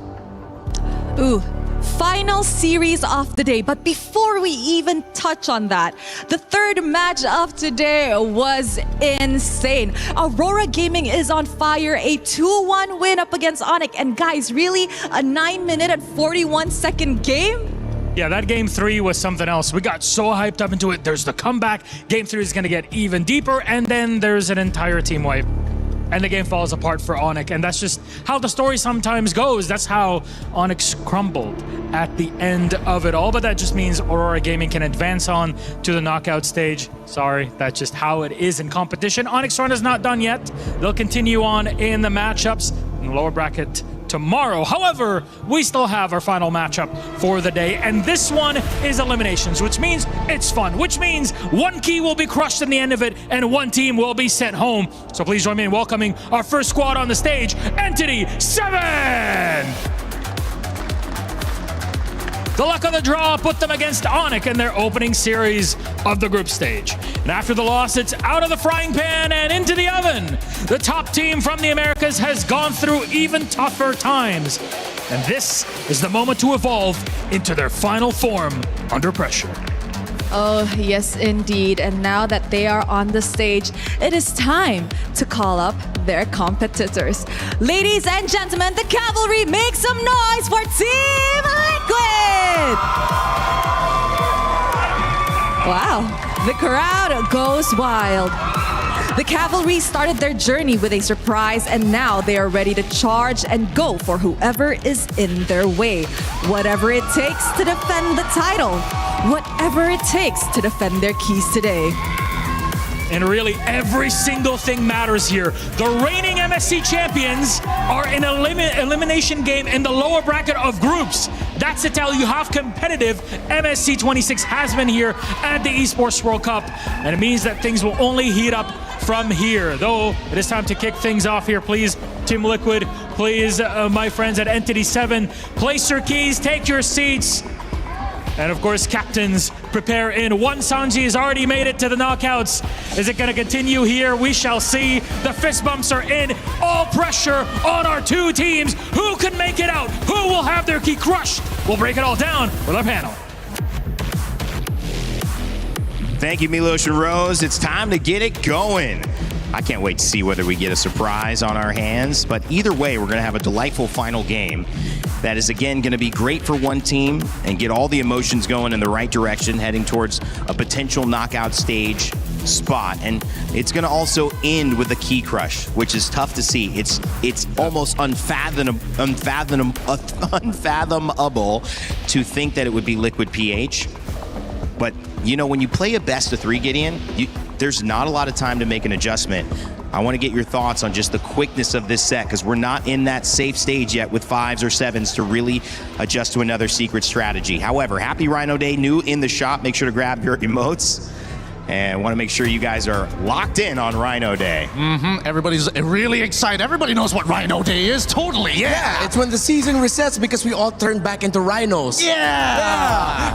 every single time, and except for some people. But for the most part, I think that this game, especially seeing how confident that they're walking into this, it's already giving us information, right? Both teams have technically scrimmed against each other, so they have a little bit of info coming into this. Better yet, I feel like the major adjustments coming in from Liquid is now understanding, hey Teddy, maybe you can put in some fighters for us, huh? Some fighters. Maybe let's not keep bringing up your Claude. We know Claude is your signature pick, but right now it's just a little bit too tough. Just hovering around or under 30% of the win rate is the Claude. So let's see if we're going to be seeing some new Teddy pickups, maybe a reprioritization of picking things up like the Harith, which has done well as long as it's built well around it.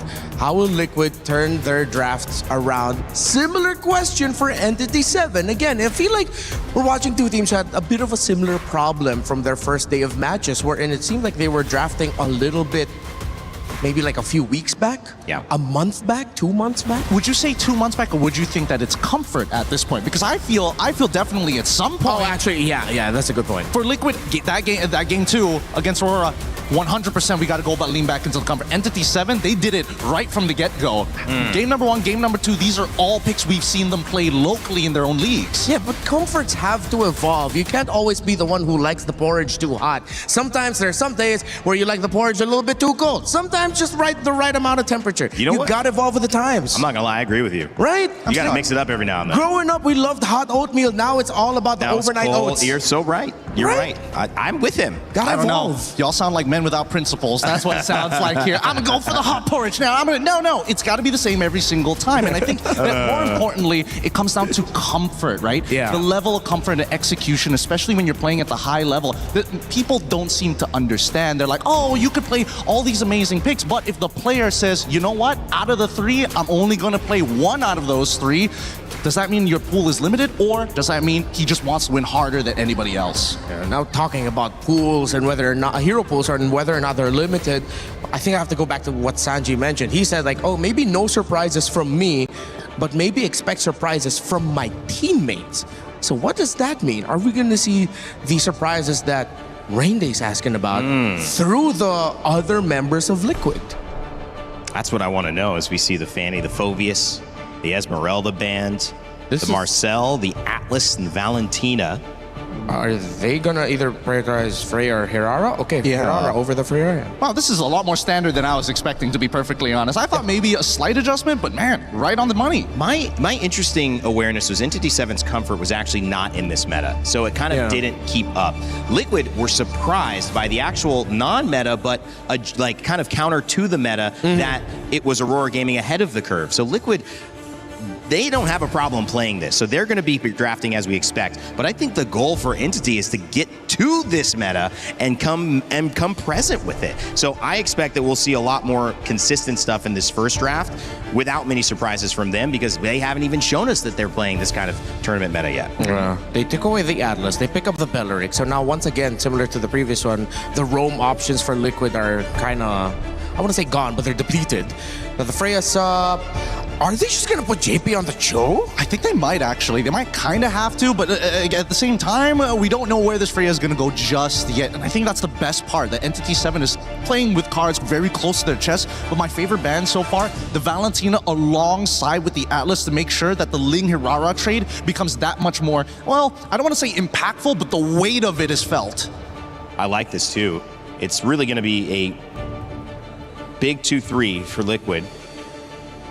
Does that mean that they go straight into their mid lane at this stage? They could technically lean back into the Eudora if they wanted to, but we've seen how that works out most of the time as well. I think they're deciding between Paquito and Uranus right now. Okay, they pick up the Paquito and they get the Eudora. So they have the Hirara Eudora together. Entity 7 can just safely pick up a... a Selena. Now that's unexpected. Going back to Shin, this is a pick that he's picked up over the years, and we not only regionally but internationally as well. Yeah, which begs the question. Now that they've kind of secured their first 3, they've opted not to go for Ling at this stage of the game. I mean, the Eudora counter on the opposite end was in preparation to maybe expect the assassin. Does this mean we're expecting the pivot here? Because I feel like at least for Entity 7, they've got the guaranteed scaling from that Freya side. No matter if it's gold or EXP, we get to late game, she's gonna punch a hole in the wall. Yeah. I think Entity 7 want to keep their options open, put that Freya in the gold, because having a Belleric and Alice together in the comp is actually going to be really tough for Liquid to deal with once they start jumping up together and then fighting together as 5. The Eudora, Paquito, and Herrera would not be happy going up against a Belleric, Freya, and an Alice. Are they trying to replicate Aurora's draft in game number 2 it's against pretty Liquid? similar. It's eerily similar, actually. Yeah. I don't think the order is exactly the same, but a lot of the picks are starting to show up here. That means if, let's assume, put the template on Entity 7, that's the lineup that they're trying to go for. How does Liquid actually adapt? And I think this will be interesting in the second half because they're already getting rid of the Guinevere. They're trying to make sure that the other jungle options don't feel as good anymore. If not, go back to the Ling. We've already got the counters ready and set. Oh, the show gets banned out by Entity, so they read into that. Maybe the order could have been a little bit different for Liquid, but what are they going to end up with in the roam? Gatakacha doesn't completely cut it anymore. It's still an alright pick. I've seen Minotaur come out. Oh yeah, Minotaur. Minotaur is not a bad idea. Yeah, you're right. But at the same time, it's one of those like trigger fingers. Do you want to like fight on a dime, or do you always just want to like wait for that big ultimate? And I think right now it's very flexible for Liquid, right? A lot of their heroes can go in and out of these fights. Yes, they can't fight forever per se, but the push and pull is a lot easier to pull off. Last ban. I mean, Liquid already said they were able to get info on Entity, but I feel like this last ban is taking a little bit too long. Maybe Harley? They took away the YSS, but the Ling is still open. Are they not worried about the Ling? Oh, maybe they're considering an Akai roam. Akai roam might be... That would be interesting. Yeah, that's why they're not worried. If not the Akai roam, then maybe the Grok for JP because you don't have to worry about the Valentina stealing the tech charge. That might be the top 2 in their list. Yeah, that's actually a pretty good catch here. Considering everything that's going to happen, this Red 4, I would imagine, then would have to kind of reveal, the EXP lane. Baratz is going to try and lock that down. I would have imagined Alice would have been the pick, like you mentioned, but I think the Baratz more so just in case it's a double fighter on Liquid side. So it's also a precautionary tale. Yeah. Sure. Still 2 picks for Liquid, as one more for Aurora and, for Team Entity 7 in response, kind of doing what Aurora did earlier on. And now 3 more picks before we jump into game 1, which will set the tone for this elimination match in our final series of the day. Seems like they're going to be stuck with just one source of magic damage, and that's the Eudora. If they go either Akai or Grok in the roam, it's going to be stacked with physical. Oh, they go the Uranus? Okay. Oh, they're going to go gold lane Paquito up against the Barretts, the Belleric, and the Freya. Yeah, this one's tough. This one's really, really tough. And Rainday, he's got it right on the money. The Minotaur gets locked in here. And Entity 7, I'm looking at their composition. This last pick, they played this draft real nice. Yes, really nice. And then they end up with the Moskov. Wow. This, I don't like it, man. This looks like it's gonna hurt for Liquid. Entity 7 might have walked away with this one draft-wise. Hey, it's not over just yet. There's still a lot of micro mechanics when it comes down to like the laning phase here. Absolutely. I'm most interested in whether or not Teddy on this Paquito has what it takes to go up, especially against the Moskov on the opposite side. The good news, maybe, is that even though they're seeing some good heroes here, not a total surprise for Liquid. So caught off guard, maybe not. And for the side of Team Entity 7, the fact that they are in this meta now and not playing maybe a meta you could have seen 2 months ago, it's got to feel good for South America. It's SA versus the Philippines. It is an elimination match. It's our final series of the day. Man, oh man, MSC is only getting more fun from here on out. Let's kick off our last series. It's Entity 7 versus Team Liquid PH. And here we go, it's our final match for today. Today's been jam-packed with quality. Let's see if this one can bring it as well. Team Liquid Philippines facing elimination after, as Coach Aeon put it, getting punched in the face. Can they readjust this quick against a team like Entity 7, who, yes, I have to agree with the panel, Trex, I like the draft from them in game 1. Yeah, they are picking up little things that we have been seeing throughout this event and implementing it into their own strategies right now. Whereas on the side of TL, this is textbook for them, right? Yes, we do get to see Carl Teasy on the Harara, but everything else is comfort in a sense. Teddy, we had a couple hiccups the other day, right? And this time we're going to get to see him on the fighter, on the Paquito. Hopefully he's able to play through, but whoa, a lot of damage on the Begin. JP, first blood. First blood going to the hands of JP, but nonetheless, TL scoring that first kill here for the game. You know, an arrow's gonna land. Oh, good rockets too. They'll burn the flicker out from Sanji. A lot of damage. Shin able to get the kill onto Sanji. It's gonna be good for E7, able to kind of tie things up. Okay, so E7 gets one back.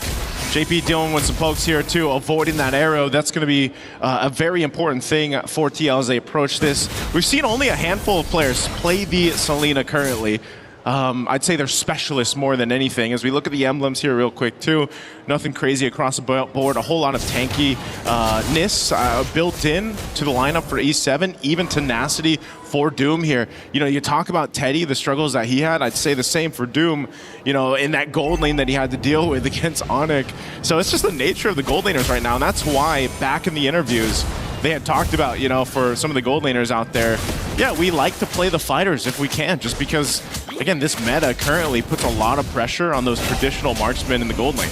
Yeah, I feel like it's got to be a little bit relieving too sometimes to switch it up, play something that, yes, Paquito is still very micro-orientated for a fighter, you know, but it's a bit more straightforward in the amount of decisions sometimes you have to make on that marksman now. Speaking of him, Teddy will be trying to rotate his way up to this turtle. Nice knockback onto JP. Sanford in the midst of it all. Brought down to about half health. SOD does connect. Tied on Bush, able to get the turtle. Carl Teasy taking a lot of damage. Ooh. Teddy on the run. And Entity 7 is collapsing onto Team Liquid. Entity 7. They gave the call there, and they're going to take more as well. Sanford in a little bit of trouble as well. Forced to dash through. Entity 7, they get a purple. They get a turtle. They get 2 kills. They're looking good right now. Man, what a play. I was expecting Teddy to look for that opening to go and initiate that fight. I'm not sure what the call was there, but look at the replay brought to us by SCC. Again, it looks like they're in position for this, but then they just kind of decided this wasn't the fight they wanted to take because of that tankiness up in the front line that E7's lineup gives them with that Belric and, of course, even Hide on Bush on the Barretts, plus that Freya. So, you know, and at the same time, Doom just got to go ahead and chill in his lane. All right, on the top side, Akashi and Sanford just having a little standoff, nothing too major. And everything kind of goes back to a standstill. I'm wondering if, honestly, this might be a time that Entity 7 needs to push in a bit. You have the Barat's jungle. You have that tankiness. You have that Ube-type strat that can bully a assassin jungle. Oh, Teddy. Teddy takes a lot of damage, gets caught up. Entity 7 just collapsing once again, consistently looking for plays across the map. Hey man, we talked about, you know, you pick up the fighter so you don't have to deal with too much of the bullying. You're still gonna get bullied, it's just you can survive it a little bit more. As we saw, even though Teddy had to burn the flicker, we'll see where TL looks to make a play. They're really centered around that top side of the map. Again, a part of this is, again, allowing that Harara in the hands of Carl Teasy to go ahead and get farmed up. Get what you need to do. We've seen it also in the previous series where, hold on. Beautiful play by Team Liquid. The stun, the knock-up, and Carl Teasy comes in to help clean things up. A kill goes to Sanji, a kill goes to Carl. As I was just saying, hold on. They're going to push Hide on Bush out of his jungle, so getting some back here. But that's one of the things I was about the Eudora. Whoa, Daytona's welcome. Daytona's welcome. Gonna get him against the wall. Sanford does pop the consecration. Should be able to get away from this, though. Turtle is up. Entity 7 does back off a bit as Shin fires off an arrow. Okay, no Daytona's welcome available. There is a Retribution, plus the Wrath of the Dryad, so they're still going to contest this. They're actually going to get in range to fight for this Retribution for the Turtle. Wrath of Dryad does connect onto one. Hide on Bush able to take it right out of Carl Teasy's fingertips. Carl Teasy trying to dash back, trying to get to safety as Hide on Bush gets chased down by Sanford. Carl Teasy re-engages, gets a kill onto Shin, and Sanford up in the top side. One more hit, and Hide on Bush goes down. Sanford doesn't want to let him go, but he doesn't connect. Sanford gets the dash through, but he's going to take a tower shot and fall down himself. Hide on Bush gets a kill for that one. It's a back and forth battle, but TL does come out on top of this one. Yeah, they might have lost the turtle in that, but they definitely got the kills. And I think that's what TL wanted to go ahead and get. Again, they're scaling up Carl Teasy here on this Hirata, and Sanford goes in just to, you know, it's a bit of a sacrifice whether he went down or not, but ends up pushing them off of that space so they couldn't follow through the team fight. That's big for them. Looking at the replay, again, we expected Entity 7 to fight this with the tools at hand, but again, fighting into this whole mid lane. Penguin. Big attack from TL here. Entity 7 just trying to defend. They don't want to force anything. Gold still at a minimum. Only about 750 into the hands of TL. Entity 7 has taken the first tower on the map. TL needs to start converting this lead into something more than just kills and gold. Yeah, Entity 7 letting Doom kind of build up on here on this Moskov like we've seen many times. That might be a play in itself that they want to lean towards, but they're going to just watch this tier 1 turret up top get taken down. gets worked on slowly but surely, but Doom, again, a play here for them is to build it up. The problem is because of you have JP on this Minotaur, and I think his first item that he locked in was the Chastise Pauldrons to go and help with some of that attack speed. His setup plus Sanford's zoning potential is what is the obstacle for Entity 7. Plus that damage that we saw, you know, with Eudora needing just basically 2 items to really pump out that damage. The stun that comes with that, and then followed through for either a Paquito from Teddy to come through or Carl Teasy on the Harara is what is working so well synergistically for TL's lineup. But still, you know, fighting for this turtle, see if they can secure it. E7's done a great job securing the 2 turtles already. As, again, playing around this tankiness. An arrow. Big stun does land on to Sanford, forced to use the Consecration plus the Purify. He is a sitting duck at this point as Carl Teasy moves in as well. Nice detonus welcome on to Sanford. Wow. But a big dive in from Akashi. But the knockup still connects and SOD as well. Doom able to get the shutdown onto Carl Teasy. Getting some nice gold as Teddy's on the run. And E7 splits up, splitting TL apart. Sanford, the last one to go down. It's nothing but JP left. A turtle, the third and last turtle, into the hands of Entity 7. Entity 7 is making it work right now. Again, give it to Hide on Bush to go and win the retry battle against Carl Teasy now. That's 3 for 3 for Turtles. And the rest of the team to fight into that team fight. Again, Doom has been farming his mind out, and then he just comes, joins the fight with an SOD, and helps turn things around. This is why they were talking about it in the draft. How good this composition from Entity 7 is, and how well-rounded of a profile for damage that it has too. I mean, the tankiness alone helps place things up. And then if you just follow up an arrow from Shin, it's almost an easy catch with the Daytona's Welcome, the Wrath of Dryad, and then to pump out the damage. Now they're going to start moving into buffs, and this is what we used to see in the days of Barat's jungle. Against assassins like this with a bulky lineup, you just slowly push forward. You slowly strangle the life out of the opponent, and that's what ND7's trying to do. They now sit at a 3K gold lead, another tower falls. This is a bit different too, just because of the nature of the lineup from TL. You know, you would think typically when you have that claw under the Moskov like E7 have, it's like, well, eventually you're gonna hit that power spike and you're gonna be able to play for that. But right now, TL's just gotta play for each other as a team to get back into this game. Entity 7 having almost a 3,000 gold lead at the 9-minute mark against a team like Team Liquid is just insanity, and it's a statement for themselves to have this kind of draft, make it work. Now, what it comes down to, Trex, in a couple seconds, this Lord is going to come up. Carl Teasy and the rest of TL have to win this retry battle if they can. Again, 3 for 3 turtles for Entity 7. It's all broken out into a team fight too, but you saw that Sanji picks up the Divine Glaive. And someone's also got to deal with the off-map push happening from Doom. Arrows being thrown out here for Shin, giving information over to the rest of Entity 7. And so this is a tough one for TL. They've got to decide to not let that bottom wave push in and also to set up around the objective. And Entity 7 are playing the macro game well, pushing the long lane. They've got Akashi up on the top side. Sanford does have his eye on the Lord, but it still feels like Entity 7 can slow play this. And this is a position Team Liquid's not used to, right? Yeah. This is a position that they have to think about how they're going to approach this. They don't have a marksman. They went for the fighter off. Teddy not having the greatest game, and how does Teddy even get to the back line right now? If he is able to get past Hide on Bush, Shin's waiting with an arrow. Doom's able to push him back. Uh-oh, Lord, quarter to health. They're going to fight it. Conceal already used. Easy makes his way in, but Vagine catches him, and the Detona's Welcome helps Hide on Bush. Secure it. JP goes down. He's able to flicker back at least, but not just yet. Will catch up Doom, but Doom's not going to let him go. Teddy's on the run as well. JP finally shredded to pieces. Carl Teasy, Sanji, JP all off the map as Entity 7 forces in 5 with the Lord. Man, they get the Lord. They win the team fight. Entity 7 is now knocking on the base here of Team Liquid. The rest of the members going to be up here shortly, but they're going to lose the base shields as they're popped up top, mid, and now E7 working on the base turret. They're just trying to hold on, and they're going to clear out this Lord. Entity 7 kicking down the front door of Team Liquid Philippines. I don't think anyone thought we'd be here right now in just game number 1. They're going to move on to the orange buff. 7K gold lead. Man, Trex, again, for anyone that did predictions coming in this MSC, have definitely been thrown off. Again, that Lord secured by Hide on Bush. He's been phenomenal in the Retribution battle. Doom as well, farmed up to the grit.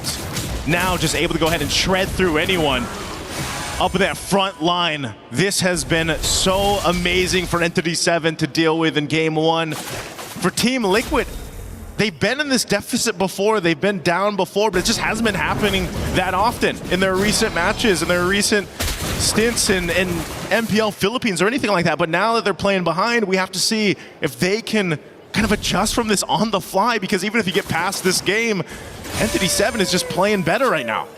Begin will keep vision, and I love the placement of the traps around from Selena. This is another big advantage for Entity 7, the constant vision they have on the map. Another trap goes down. Sanford's got to keep on taking them to the face, but it's fine because they can just keep this going. Look at Akashi in the boss side, ready to help out this slow push or wait for any target that's going to walk into him. 3, 1, and 6. Level 14 ahead of everyone on the other team. I mean, Entity 7 is just in such a perfect position right now. Arrows being thrown out here. Gotta dodge those for the most part, but I think what's really difficult here too, Trex, is unfortunately, with this kind of lineup, there isn't much of a surprise angle you can look for other than maybe that flicker setup from JP, maybe the flicker setup stun from Sanji. It has to be one of them, but at the same time, if they overcommit being this down, you probably are just going to lose that team fight. You know, you're not really able to go ahead and shred through, for even a Barracks alone, when Hide on Bush has those stacks and he's leading that front line, and then you got a Belric to worry about too. Meanwhile, how do you even catch Doom? You know, he's just been able to go ahead and free hit in the back, utilize his flicker if he needs to. Honestly, he hasn't even used it that much just because it's been such an easy sailing game so far for Doom on this Moskov. And now with Lord up, they're going to go ahead and start this one up. TL knows what's going on here, but there's a Daytona's welcome. Might have been a waste a little bit early on to Sanford. Sanford uses the consecration, able to get away. Arrow comes out. Team Liquid is forced back. Sanford going to look for the re-engage. Keep vision up. Entity 7 knows they don't have the Detona's welcome, which gives Carl TZ a little bit of freedom, but there's minions on the base, making this a forced 4v5 if TL wants to go for it. This may not be the fight they want, but Carl TZ doesn't want to give it up right here. Shin does take a bit of damage on the boss side. Akashi, along with Begin, are going to try to push TL back. Carl TZ gets a little bit of damage onto Begin. Akashi going to dive down onto Sanford, and Sanford goes down. Begin with the flicker in. Teddy's there. Looking for two, but only catches one. But a big Minoan's Fury in response. Doom falls. Teddy to the backside. But E7 aren't done just yet. They're going to move on to Carl TZ. Carl TZ dashes back. Kashi doesn't want to let him go just yet. Hide the combo. This is the knockback. Shit, it's a lot of damage. Carl TZ still under with the iframes, but he finally falls. And now it's Akashi up against Teddy, the 1v1. But Shin shows up to help the jump. Minions on the top side. 6 seconds for Sanford. Teddy had a plan, but a boxer to a Valkyrie. The Valkyrie is going to win. And now E7 looks to cap it out. Can they end it here? I don't know. Sanford's got the survivability. He doesn't have a consecration, but a Lord is coming soon. Team Liquid on the brinks of losing game one. Sanji's back up. I think Entity 7 has to make the call to back off. Oh, man. So they stay in the game. That was a really dire attempt as we look at the replay here. Teddy knew that this was the angle he had to go for. He's completely stacked up there on the combo, goes in, finds Doom, the perfect target. But again, because of the nature of how far behind they are in terms of items, this fight would have been very different if they weren't down 7,000 gold, but still, nonetheless, it's a good fight for Team Liquid to get some gold in their pockets. Again, you can still see some of the frustration across the faces here of TL, Carl TZ especially, but they still have 2 base turrets. I think the question still stands, can they actually contest the next Lord that comes up? Because even that fight was all just started up. I mean, they do get lucky with the RGN, right? Lord will be spawned on top side. They still have a disadvantage in the long lane, but it's not as bad as before. Yeah. Not as bad as it was before, with the fact that Inhibitor's gone on the top side. Sanford already kind of holding positioning, but again, the traps from Salida, constant vision. Akashi just combing out in this bush. The positioning from E7 is good. Man, you're looking at this across the board too, you know. There's not much of a difference, too much across, except for the XP lane. but Sanford on the Uranus is still going to be that tanky guy to go ahead and do this. Again, part of it is given that vision around the objective. If he has to pop the Consecrate, that ultimate, it's fine. He can go ahead and sustain himself. Obviously, if he gets a little bit tankier, then he's able to go ahead and do that much better for TL. But still, most of their fights that they're going to have to win have to come through these weird angles into the team fights, or just a setup of the lifetime for JP or Sanji. But they'll buy time as much as they need to go ahead and kind of catch up on the itemization here. You know, across the board, 10 seconds for that lore to be up here as we look at this. Once again, you know, it might take some fancy footwork from Carl Teasy too. And Sanford getting a little more defense built in now for that physical defense. Lord is up. They have to get in position. And yes, as you mentioned, that RNG, at least it's on this top side where that turret is busted for TL. So they can clear out, manage these waves, but it's already going to be started up very quickly by Entity 7 here. Half health on the Lord. They'll still respect what Sanford and the rest of TL can do. Yeah, they're letting the reset happen a few times, still taking it slow. They know they have the general push on the bot side. Entity 7 doesn't need to rush things, but the thing is the clock is ticking, and TL are getting more and more items. We already saw in the last fight they could almost break it even, and that is in a deficit, let alone when things get tied out.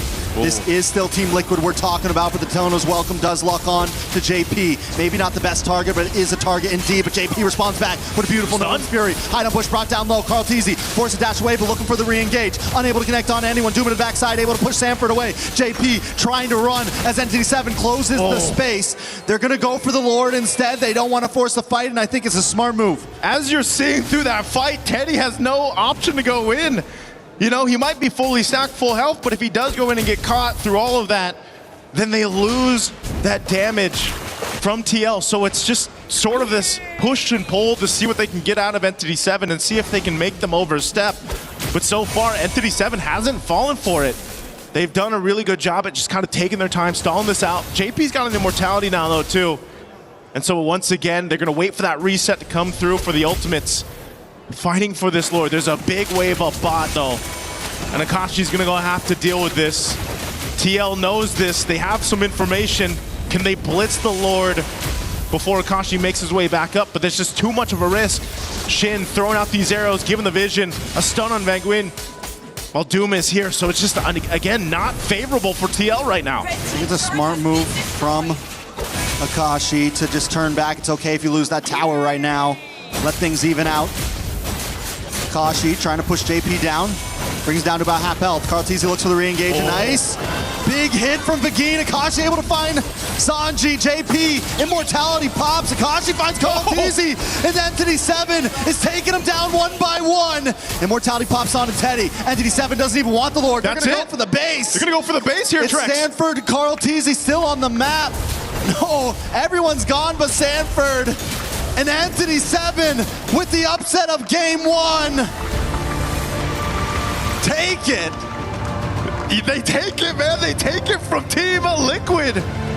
Entity 7 surprising everyone. I mean, they looked a little surprised themselves, but what is going on here? Is the meta that different? Is the drafting that different right now that it might be almost too much to handle for even a team like TL? I don't know. Question mark? Question mark, dot, dot, dot. What is going on? That's a question mark, exclamation point, question mark, exclamation point. Surprise. Yeah. Questioning so many things that need to be answered right now. Entity 7, though, honestly, did adapt. They did. They were able to implement so many things we've been seeing and make it work with their composition. And I feel like TL kind of tried to do the same thing. Yeah. But maybe at the wrong time. I don't know, man. I mean, even there was a lot of these fights, a lot of these instances where you're thinking, okay, there may be room for them to engage into this fight. Even Teddy, I felt like he was really struggling to find that window of opportunity to jump in, you know, utilize this Paquito. But maybe it was just, again, big draft difference. They couldn't actually utilize what they brought. The counterplay was there, and it was just really difficult to see Team Liquid try to make this happen. But props to Entity 7 for getting game one. Let's throw it over to the studio to break it down.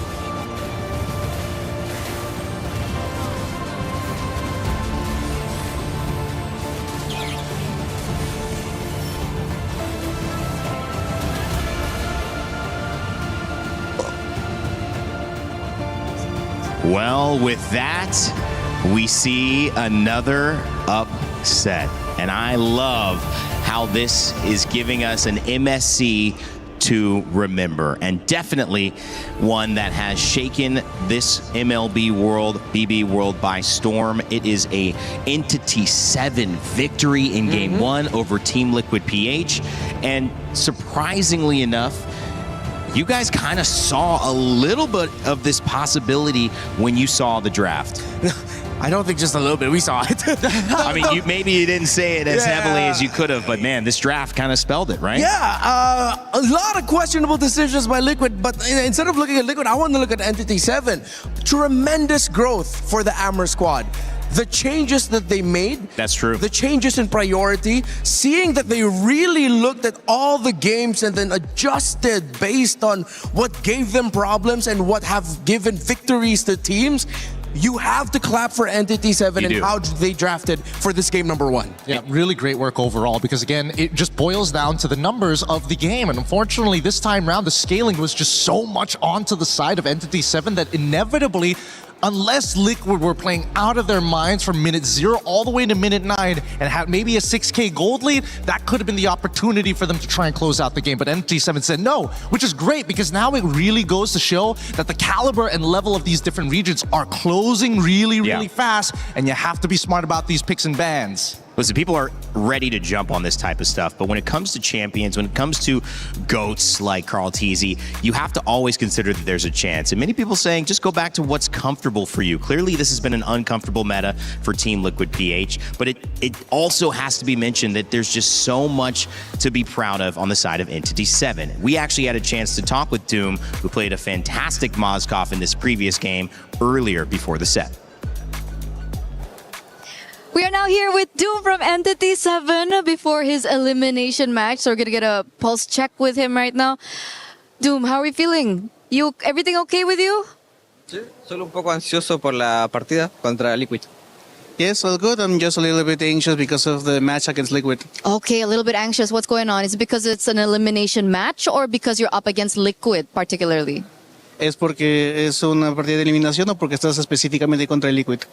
Diría que me da mucha emoción poder jugar con un equipo que admiro mucho y nada, o sea, poder jugar contra ellos me da mucha emoción. I'm really excited to be able to play against a team that I admire quite a lot, and so that just has me excited. Oh wow, he's excited because he's admired them for a very long time. If you admire them so much, do you maybe have a message for Liquid before this match? Nada, decirle que los admiro mucho, que siempre los veo y espero una buena partida porque son unos grandes jugadores. I just want to say that I admire them a lot and that I expect a really great match because they are really great players. Wow, that's beautiful, Doom. That's beautiful, Doom. Okay, we didn't get to talk to you after your match loss yesterday against Onyx. What do you think happened in that match? Creo que no veníamos tan preparados como lo pensamos. Además que tuvimos un problema con el vuelo de mi amigo, que es el como líder del equipo, así que no nos pudimos adaptar tanto, pero bueno, intentamos dar lo mejor.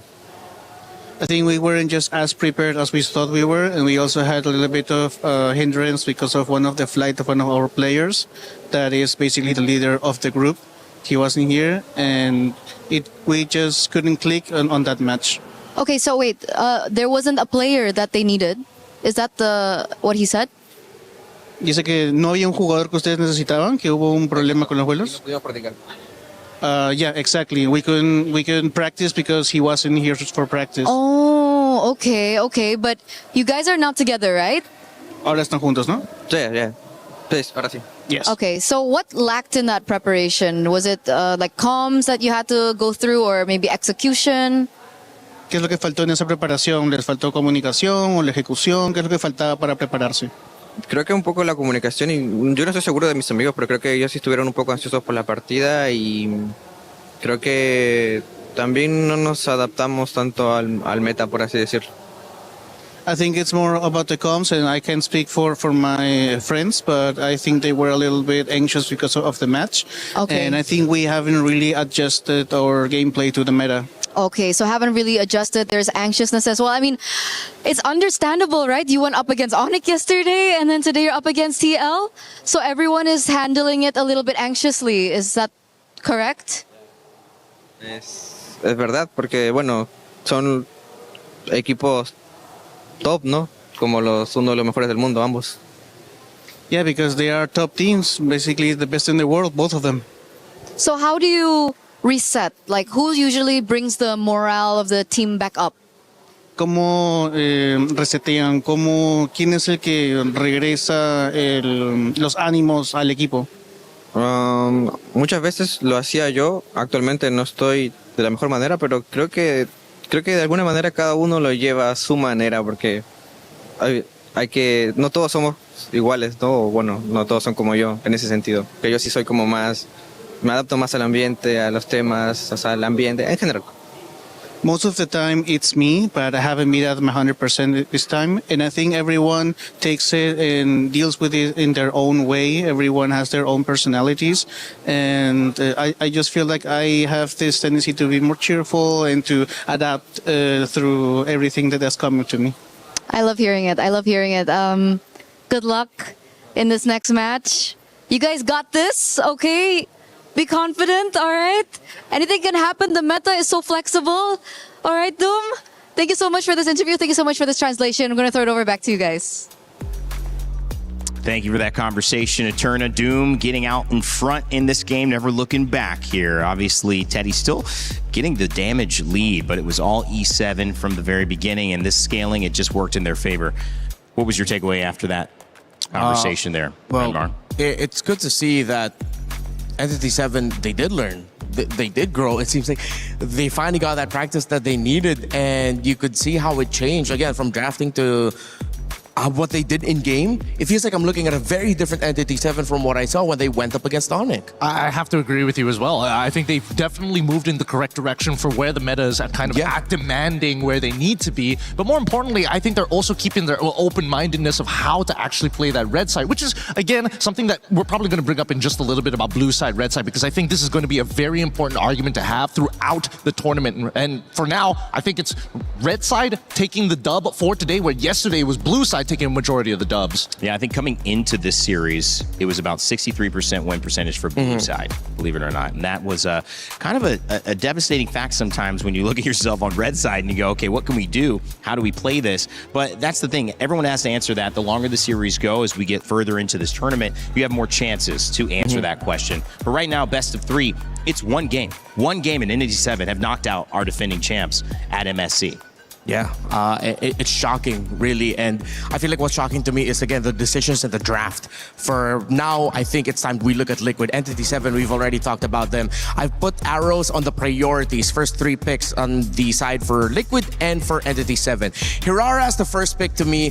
As great as she is, and despite her very high win rate, I really thought Liquid was setting up for a Freya on their side and then willing to give up the Hirara, meaning that they'd end up with probably a Freya Ling together, and then they'll build around that, see whatever they could get to pick up for Teddy. But it seems like now, looking at the Esmeralda Phoveus 2 bans, it wasn't to set up for a Freya, but to set up for a Paquito that they already looked at as the centerpiece for their draft heading into this game. While for Entity 7, they flowed with it. I did not see that Selena pickup come in, and it worked out. Despite it going up against a lineup that can heal through the damage of the Selena, what are you providing with the Selena? Vision and that little bit of burst. That means that you'd have to spend a skill from the Uranus to regain, or just make sure that he gets his passive up so that he can heal through it, or maybe a quick little motivation roar from the Minotaur to be able to regain the health that you lost. But Shin on that Selena, what he provided was really just the vision and that constant little bit of crowd control that would make Liquid hesitate.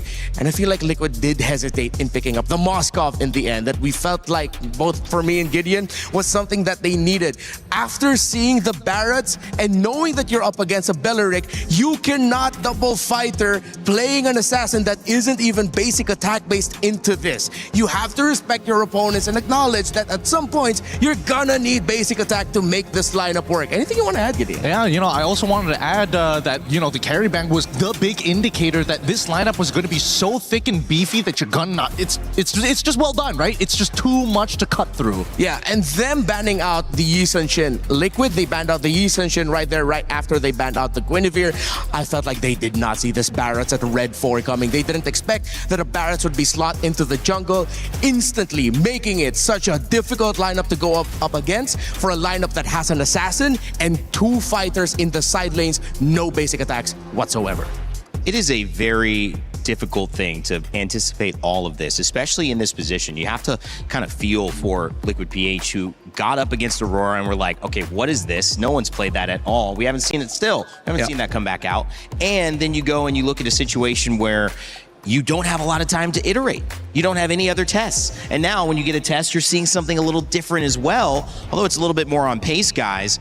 I mean, this is going to be a masterclass in one way, or it's going to be an amazing story. The masterclass side is Team Liquid PH went back in there for those 10 minutes, and they came up with a plan. How we're not going to get surprised, how we're going to get the edge in this draft. And getting, if you're that coach, if you're looking at this team with the tools you have, what does that conversation look like? A lot of it is going to come down to how much can we scale into this game. And I'm sorry, Carl, it can't be you this time. We are dependent on the side lanes to make this happen. I'm looking at Teddy specifically here in this particular matchup. And hopefully we're not going to Flying Clouds, because maybe then there will be a time that... What'd you say? Oh, man, you know what? Never mind. I'm out of here. Check it out, boys. See you later, man. All right, Remar, what's your thoughts? Just kidding. Flying Cloud. This is not going to bode well for Liquid, knowing that Entity 7, they have the momentum. They know that they have a chance to make history here and etch themselves in the history books of MLBB as the team that eliminated Team Liquid in MSC 2026 as the defending champions. That is nuts. Liquid, Coach Aeon and Coach Snap, they are running through all the permutations. They have to get creative. We know Aeon and Snap to be very logical dudes. Yeah. They have proudly proclaimed themselves to be huge nerds for the game. But this meta is about creativity. It isn't just about the permutations, it's how creative you can get with all the numbers here presented. Not just creative, but also getting into the minds of your opponents. If you understood their top 5 list, that helps you so much walking into this draft. And immediately, surprisingly enough, Team Liquid said, you know what? One more time. We're going to go back on that blue side. We're going to contest. But interestingly enough, Entity 7 are the ones who are banning out the Freya. Yeah, they don't pick it up for themselves. They opened up the Valentina that they banned out earlier, and I think this might be a Valentina Belleric. Unless they're thinking about it, they're taking their time, whether or not they have, they don't need to rush their assassin. I think they're also considering what does Liquid have in store in their pocket that might come in as a surprise for Blue 2-3. I want to say, I mean, they're changing things up, right? So if they're changing things up, I would only imagine that they want to kind of show their jungle now, just to keep it like really, really honest. Maybe give that Valentina over to TL and then just overload them with really, really nasty ult to maybe unlock Akashi a little bit. But for now, at least they got the Eudora on their side. We'll see how that plays out. I think just pick up either the Uranus or the Barretts here. The Esmeralda's gone. No need to go for double fighter. There's the Barretts, and then you... Okay, if it's not the Uranus, you're getting... Oh, maybe they're... Oh, wait, no. Yeah, you can get a gold laner. It's fine. Get a Moskov or something like that. Or Cho, just lead them on a little bit. Red herring them. Make them take purifies. Yeah, that Cho was taken away in that second ban phase, so not available. This time it is available. Oh, yeah. The Barat's Cho. Maybe prioritize the Cho and then readjust your mid lane and gold lane picks for later. Liquid doing something. Kind of close to the edge you were looking for. Are we getting there? I think we're almost there. I think now that I like that they took the Barats away. Yeah, getting rid of the Barats is already one thing, right? But the question is where exactly he goes into the EXP, and now you also have to make sure that this is going to be somewhat of a dead lane, right? Because looking at the way that Team Liquid kind of wants to hold out is, can we get Carl back into the turtle site without getting messed up by like a bajillion different ults? I think the Valentina makes a lot of sense because Belleric is on the opposite side. Yeah. But right now, we need to make sure that at least the big ones, slots. The Alices are kind of out of the way, the hard divers. And I think that's why they picked up the Valentina, that if ever, depending on the pick of Entity 7 and the Alice is still open, and if you cannot ban the Alice, I'm talking about Liquid here, at least they have the Valentina to steal the ultimate of the Alice away just to balance things out. Uranus and Bellaric, another very good composition for roaming and handling team fights, giving space, disrupting. You got Eudora on top of that. I like that 3. Yeah, that was the trade up. Now, what are the fighting for odds? golds. What are the odds that we're going to see Uranus go flexed into the jungle? Like, we're really pushing the meta here at this point. We've seen it a couple of times. 100%. No, kidding. But even so, it's one of those picks where I don't think Hirara can actually deal with you even at level 2. Wow. Unless, if ever they decide to invade it, that could actually be really deadly. Joe taken away again in the second ban It will work phase. out. Yeah, if the problem of the Uranus against the Hirara and farming is speed, then why don't you take away that problem just by invading? You have the Bellaric and Eudora together. Okay, yeah, I think Liquid do need to watch out for that. Yeah, even a Paquito is kind of dangerous on either side. So this could be interesting. These 2 picks at the very end determined a lot as well, but it was already looking good last game for Entity 7 after the first 3. It still looks good, but definitely by stealing that Barrett's and then having the Hirara, the Valentina, Liquid playing with a little bit more of an option in case another surprise, a spanner is thrown in the works. Okay, with the Moskov taken out, Liquid and Entity 7 still have a pool. If ever Entity 7 decides to pick up the carry, you can still trade out Melissas, Brodies, Claudes. I think you have to be careful of when you pick up the Claude, because if you pick it up too early, it's going to be an easy Brody pickup. I completely agree. At this stage, I think we're now stepping on like really dangerous territory for either side as they're looking to try and make sure that they get one over the other. Chobans make a lot of sense. I agree with the Claude at the same time, but now that we're getting rid of the high loss, it will give us an idea. It feels like Entity 7 might just be leaning back into, you know what, we need that scaling marksman just one more time if we're going to have that invade, because we know which side is strong. But if mid doesn't push out, it's not going to happen. Look at that, 4 bans towards the heroes of JP. That's 4 roams taken away. It's a lot of respect on the side of Entity 7. Are they setting for a Melissa? I feel like they're setting up for a Melissa. Yeah. Melissa with an 83% win rate coming into today after 6 games. Claude, you mentioned as a counter, actually only a 33% win rate, guys, despite being the most picked. Because, bit of a Ling Hirara conversation there. Yeah, exactly. If it's not the Melissa, then it's something like the Ixia. There's not a lot of dive by Liquid, because if this Barret is going into the EXP, you don't have dive, and then you force picking up something like a God that got you for JP just to access it. But then, Entity 7 can hold off onto their gold pick for last. I think they just need to take a deep breath here. We need to see if this is going to be an assassin, or it's just going to be something else entirely, right? I think that's the one confirmation that we need, because the Ixia is 100% possible for TL side, plus they can add the Matilda on top of it to really tie this composition together. Yeah, EXP Barret's, Matilda, and then close it out with an Ixia. I think that's what Entity 7 is waiting for. They're trying to decide whether or not they show their jungle or their gold lane already. Yeah. It's a tough choice for them, and they're taking their time. So they're showing their jungle. Okay. So now the Ixia should probably be off the table, knowing that Link can actually just jump into the backline and take you out real smooth and easy. That means that you would have to lean into the Claude at least. Yeah. It's either the Claude or the Brody, maybe? Oh, Harith is up. Harith is still up. Fine, yeah. But then with the gold there, no more carry. Is it going to be Liquid? Oh, tough choices. Deny the Melissa and then get the Hilda on top of it for the extra bit of shred. I'm okay with this. They get to roam around. So the Harith back. Get vision. Barrett's is going to be their anchor through the EXP. You have the Hirara. This is Roman Trio dependent. Very Roman Trio dependent. I wonder if there's a pick Entity 7 can pick up that can just mess everything up in the lane for the Melissa. It's not a lot can actually do that. I would say that the Harith probably is safest. Claude would also be really, really good. Just BMI on top of her, blazing duet, get it over and done with. With such a heavy front, I wonder if Granger is viable. But then Muddles. Yeah, Granger, Skypiercer, Muddles. They're not gonna do anything crazy like a Leslie, right? No, Claude. Claude. Play it safe, play it safe. Go past Claude. Maybe one of the points that we prepared back in the green room before this, because of the win rate, lose rate in this case, 33% when a Claude is picked up.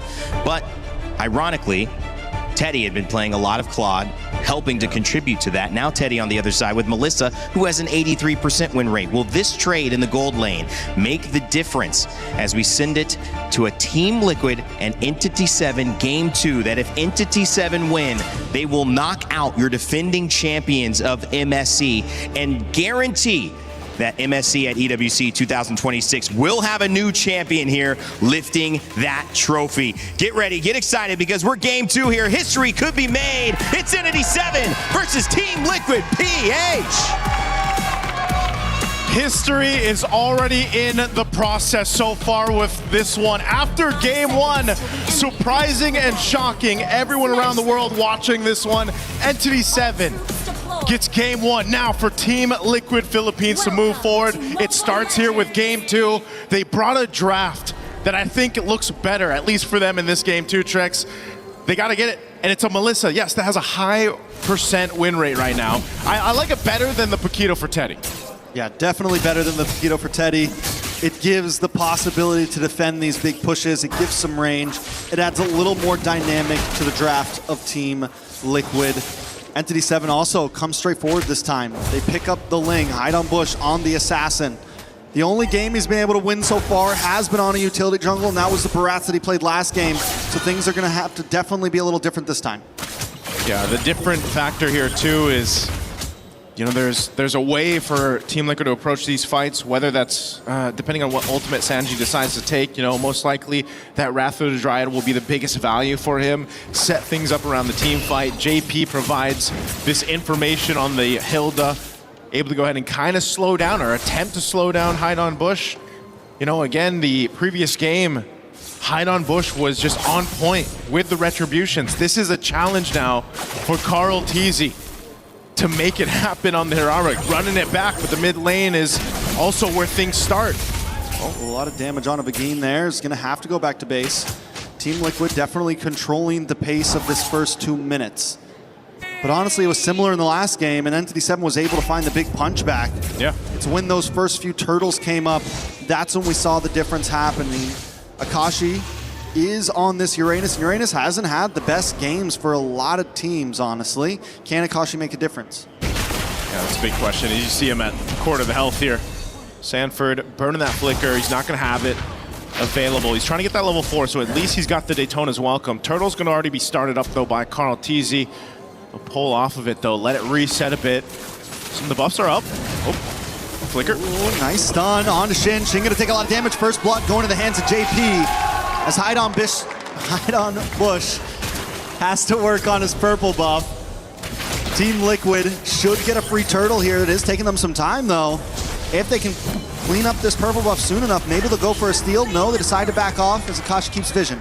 Yeah, better for them to go ahead and just secure the buff for now and not get a little overzealous around it. It's just the first turtle there for Entity 7. Yeah, they lose that first blood over to TL, but you know, they can adjust from it. We've seen this, especially with the Ling. You know, Ling able to go ahead and move around the map pretty quickly here. JP, again, this is going to be his job. And you can see E7's kind of dealing with it now. Whoa! Ooh, another kill into the hands of Sanji. This Hide on Bush brings down the Tempest of Blades, doesn't connect onto Andy. Now he's going to take a lot of damage, gets stuck in a double kill over to Sanji. Man, JP, he planted himself in that bush. And he's like, you know what, I'm going to hide on this bush so I can heal back up. Very well done. I like your way with words, sir. Thank you. On the top side. You know what? That's what you do. That's what you do when you have this job. But yeah, dude, it's already an early lead for TL off of this composition. You know, this is a very different start. This is the flow that Team Liquid is usually used to. And a big part of it is just the amount of damage that they can do early on, and you know, setting things up around, again, the information that is provided by having a Hilda in the hands of JP. Oh, he could be in trouble. Nice hit on the JP there. Wrath of Dryad as well on Sanji. Sanji's going to back off, get a couple free shots in as Carl Teasy does miss the skill. Entity 7, TL, both go back to a standstill. But wait, no, Carl Teasy. A lot of damage on a Shin. Is he going to go for the dive on the tower? Sanji tries to get another shot as well. Carl Teasy going to move over to this purple buff. Doesn't have vision. JP's going to open it up for them. They push Akashi back. He does have the consecration. He can deal with a little bit of crowd control. TL just testing the boundaries right now. Yeah, all that pressure for the purple buff, right? To take it from Hide on Bush if they can. But also TL can't risk it. You got to think every decision here up to this point, because you're down in the series 1 game and you're facing elimination here, you really have to stay calm and collected through this. You know, they can go ahead and kind of thread that needle as much as possible, but they want to maintain this lead they've already built. They want to go ahead and scale it up even further. The second turtle is up, and right now they're fighting for this space to work with. Hide on Bush is going to make his way here. Wrath of Dryad already used. Carl trying to run. Carl looking for a way in. Nice then as well. Come on to Hide on Bush. Sanford able to lock him down. Akashi will secure the turtle as Carl. JP gets brought down low. Tempest of Blades does come down on Sanford. Sanford just trying to walk away behind him. Bush doesn't want to let it happen. He's able to get the kill. Back in the mid, Carl Teasy's forced to go back to base, and on the top side, Doom and Teddy continue to battle it out on the bot side tower, though. JP's not going to be able to defend it. This should be a good tower for Entity 7. Really surprised Carl Teasy didn't go down there. I mean, he had 1 HP. He tried to attempt to take the turtle, but E7 able to secure it, get themselves an objective too. So for Entity 7, they pretty much just dealt with that bit of a lead that TL built up. That was a 2,000 gold lead now taken care of as Sky Piercer is picked up for Carl Teasy. So if he starts to get these kills, we've seen it before, those stacks can really build up and be devastating for Hirara. Conceal going to be used on JP. They're going for him. JP will get stunned by Shin. A couple more free shots from Dune, and he will go down. Sanford and Sanji are forced to just watch from the tri-bush. A nice terrifying onto Akashi, but he's going to continue to get vision for the team as Hide on Bush goes back to the jungle. You know, that's the difficult part there, Trex, too. You know, you have these tanky heroes like this Uranus. Whether he's, you know, as nimble as the other XP laners, he just tanks up a lot of damage, and he can just go ahead and be that front line for you. You pair it up with a Belric, and it's nearly impossible to just kind of barge your way through the front line. Carl Teasy will be able to get his buff, though. So E7 is pretty much mirroring what Team Liquid has done minutes ago when they had the lead. Now mid lane. Nice Wrath of Dryad on Shin.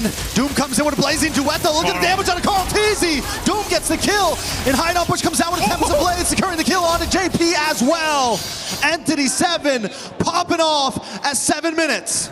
Team Liquid is trying to make things happen with the Wrath of Dryad stolen by Sanji, and then they get punished in the mid lane. 2 kills for E7 to scale up further. That last turtle of the game is going to be up here. Oh, we did see a stun alive cam. He's going to be able to get away, I think. Should be okay. Oh, they're still chasing. Comes in.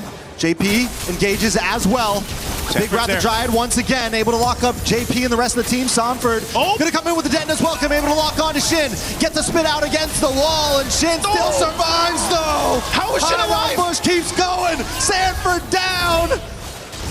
Entity 7 is pushing the Stampede away. How was Shin alive again, TL? They try to make something happen and they get punched to the ground off the decision. That is not what you want happening with your backs against the wall in your tournament life. But for E7, looking to make history, they're a step closer at that point.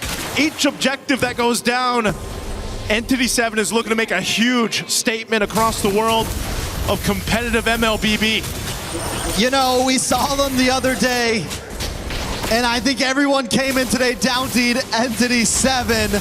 Another ult lands down onto Sanford. Entity 7 are controlling this game, and this is match point.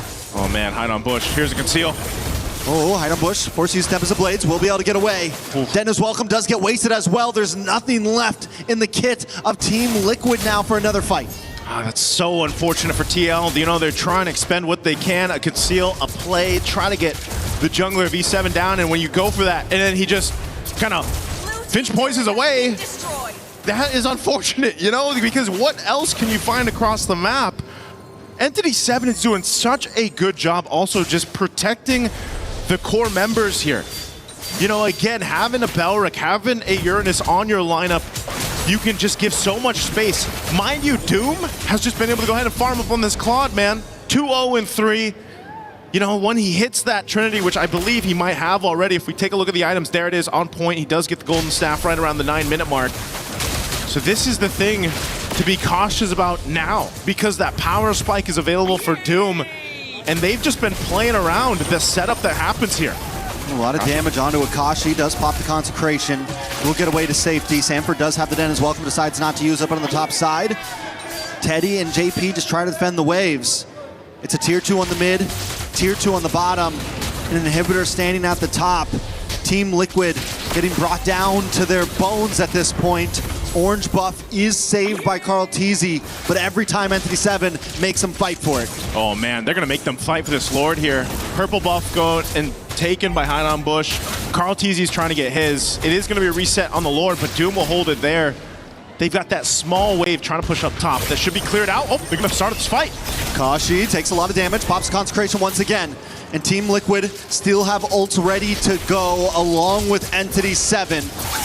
It's a dance, and last time we saw this in the previous game, Entity 7 was willing to go the distance for these Lords. They don't need to rush them. They know they can slow play it. This isn't what we expected from Entity 7, but right now, they are bringing it to Team Liquid's face. JP looking for the tri-brush. Oh, he's looking. As Teddy's up in the top side. Carl Teasy takes some damage. Doom comes in with Blazing Duet, does not capitalize too much with that damage. BMI's back, but it does the job. It zones them away. Sanford able to get the Detonus welcome. Around the Dryad comes out. Begin ready to lose his life for the rest of the team. Hide on Bush comes in, doing some nice damage. Akashi does go down. Teddy shows up. Entity 7 backs off with the Lord. Okay, they back off. Shin's still there. Carl Teasy gonna be able to get away. Doom's just around the corner too. Did they want to go for this? Again, Lord was secured. They got one kill, but you're seeing how much of a struggle it is right now for TL for these team fights. They still need a lot of time to kind of catch up here. Once again, E7 finds themselves with a healthy gold lead to work with against the defending MSC champions here, the Filipino champions. This is such a big game, a big series for Entity 7. And everyone else watching this, look at the item different factor here as they try to put some pressure on that purple buff. From Carl Teasy, he's able to go ahead and secure it. They do have to go ahead and slow this down a bit to deal with this Lord push up top. Entity 7 slowly taking it to them right now. A wave of minions down the mid. They're going to take this tier 2. TL on the defense. Good taunt on a Sanford. Asanji tries to come in. Asanji does have the Wrath of the Dryad. We got to watch out for that one. But there's one in the hands of Agin as well. Lord crashing in. There's a lockdown? Lockdown. Teddy able to get Agin. Lord does go down, and TL defend well, taking a member along with the Lord and losing no inhibitors. It's one small step in the right direction for Team Liquid. They got to go ahead and scale up here on Teddy, especially this Melissa, again, has a great win rate so far throughout MSC. But you can see, you know, he's a bit behind. 2,000 gold, that's more than a bit, that's quite a bit of gold behind. You know, working on this fourth item. He's at least got the Trinity locked in. So that's why the damage, when they're able to go and set it up, it's there. But again, you're susceptible to being collapsed down on. You've only got your go away and you've only got your flicker. That's about it. So TL is really just, it seems like they're just trying to slow it down, keep things maintained in the base till that, you know, they're ready to actually fight into these fights right now. They just know that the power is in favor of Entity 7. They have to dissect these fights really carefully, especially with Hide on Bush on this Ling. As we've seen so far, a little bit of stun here on JP. He'll be able to tank that up. They want to go ahead and secure, once again, this buff for Carl Teasy. Sanford's going to try to bring it back. The game does get pushed back as well, but Hide on Bush takes the purple. Now Carl Teasy doesn't have the buff to go, and Lord is up in just 16 seconds. It's going to be a big advantage over to Entity 7. Not to mention as well, they're sending Doom up to the top side to create a slow push on the long lane.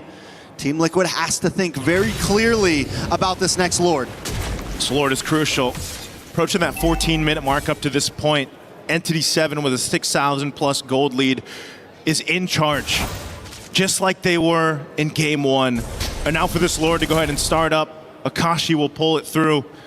And Sanford, he's got to get those stacks. He's got to be that front line. They got to allow Teddy that space to work with. And Sanji's been holding on to that Wrath of the Dryad. It's going to be crucial here. If they decide to fight, that's the main thing. Quarter the health on the Lord here. Does TL go for the Lord? It's just going to be secured by Hide on Bush, so they choose to defend again. I think that's the right play, honestly. The thing about Team Liquid's draft is they do have good protection against a siege. They can huddle up. They want to try to fight in those little corners. When Entity 7 has to come through, they'll have the Wrath of the Dryad in response. They'll have the Detna's welcome, and they'll have Teddy just getting free shots from the base. That's where they need to look for the big mistake, or that's where they at least need to buy some more time to get to this 18-20 minute mark to where gold is at a standstill. Man, again, if this Lord making its way up top, Entity 7 with a 7,000 gold lead. Maybe that's lucky for them as they approach the base. TL trying to clear this out. Again, they've got some key items picked up. Wind of Nature too for Teddy, so they can fight this if they need to lock it down here into the base. Lord's gonna charge in up top. Entity 7 looking to take out a base turret. Conceal gonna be used here. Conceal is used. Entity 7 breakthrough. TL's tournament life on the line. One more fight could end it all. Carl Teasy tries to look for the engage. Begin as well, entering through the Lord, crashes in. Doom forced back by the Muddles. Entity 7 just looking for towers. They know they can't brute force their way in right now. And with that, that'll be a successful defense for TL. Yes, they lost 2 base turrets, but given the situation, how far behind as a team they are, they hold on to 1. They potentially buy themselves a minute and a half or so to go ahead and catch up. But we've seen this before, Trex. It might be one of those cases where it's like, do they just continue to let the Lord go and then try to get that miracle base defense? At some point though, especially when we get to that evolved Lord territory, it's almost better just to go for that play in the Lord, you know, and not let it come down to your base defense. This might honestly be the one that they're gonna have to fight for. Without 2 inhibitors, it's a very tough defense because yes, they have the capability with Teddy now, especially having the Wind of Nature and everything. They can hold up for a little while, but it's not like Entity 7 doesn't have the dive potential either. They have the big Blazing Duet. They have Begin. They have Akashi who can harass. They have so many opportunities. And look at them now. They're just huddling outside. They're freezing lanes, but they're not giving much space. And a big threat to just stop Team Liquid in their tracks is, again, Shin. And that's why this Eudora has been so deadly in the drafts. Whether it's Shin and just playing off the Wrath of the Dryad even, or that taunt that comes through with the Balric, that could be an almost automatic kill. That numbers advantage that Entity 7 can potentially get is what's so deadly and why Team Liquid has to pretty much just stay in their base unless they're all gonna go together here. JP can spot some things out. He's tanky enough, has that magic resistance too. So now that this Lord is up, Teddy goes and handles that wave a bit. Doom will start this Lord. And this could be a crucial one. This could be the game-winning Lord take for Entity 7 unless TL could somehow, some way make this happen. The stun's coming through, plus that ultimate from Shin already. I think they know this is going to be drawn out, so they're willing to use it just to force them away a little bit. It's a slow push on the boss side towards Team Liquid's last inhibitor. At some point, Entity 7 knows you got to send someone over there. That's your only option. You also have to worry about top lane. You also have to worry about mid. And look at Hide on Bush. He's even willing to commit. Listen, I'm going to force this thing in. You have to send someone now. Ooh. And I'm quickly going to get back to the Lord. And they know Teddy's got to go there. That wave pushed in. There's the conceal. They got to stop this here. It's on a quarter of the health. Big Wrath of Dryad, and Doom comes in with a Blazing Duet along with a Tempest of Blades. The Tona's Welcome does lock on, but it's not enough. Carl Teasy finds Shin in the backside. Can Teddy get there? Taking so much damage, and Hide on Bush with the double. The go away does come out, but Entity 7 doesn't want to give it up now. It's just JP and Teddy up against them all with Carl Teasy. Entity 7's not going to force it in. They're going to go back to the Lord. They want to make this a guarantee. Entity 7 will be able to get this Lord. What a team fight. What a macro play to push that bottom wave. Make sure Teddy got it, and he was too late to the fight. So they collapse down. Yes, TL's still going to be able to defend, but man, they expended a lot. Look at those battle spells. They're still down here. They got waves to deal with. And eventually Entity 7 will be looking to take down this base turret and take down the tournament lives here of TL. I'm going to say this, Entity 7 better finish this here. I'm surprised they didn't go for the ending a second ago. No go away on Teddy. But once again, Just to remind everyone, Team Liquid on tournament life. This could be the last Lord push we see from them. Can they make the Hail Mary play? Oh, they're going for it. Carl TZ gets taken out by Shin, diving too deep.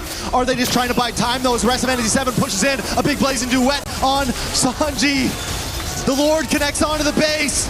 Teddy, 1v1 against Doom, and he gets the shutdown, the go away. Teddy is popping off right now, but isn't enough to save the day as the Rest of Entity 7 closes in. A tempest of blades to seal the deal, and Entity 7 comes halfway across the world to prove a point, to prove that the hunt's not over.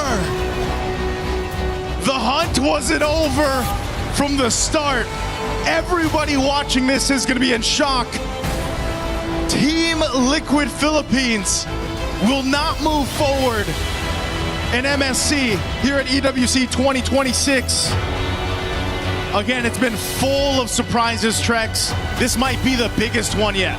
For those that don't know, Entity 7 came from the Development League of South America, worked their way on, took the MCT Amer champion, and now are sitting on the stage taking out the previous MSC champions. Some people shared their thoughts if Entity 7 should be here in the tournament. Well, I'm pretty sure now it's been quieted and the doubters are not there anymore, because talk about adding one to the list, to the hunt. Tough loss here for Team Liquid Philippines and all the supporters that they've had up to this point, man, and still will have moving forward, but it leaves you wondering what went wrong. What happened here from the drafts, from the execution? Is the meta, again, that big of a difference matter and a factor now, where teams are just adjusting quicker? It's an onion. The meta is unraveling piece by piece before us, and some teams are adapting quickly, some are adapting slowly. But let's go over to the stage. Rose, take it away. To say I am shook on this stage is an understatement.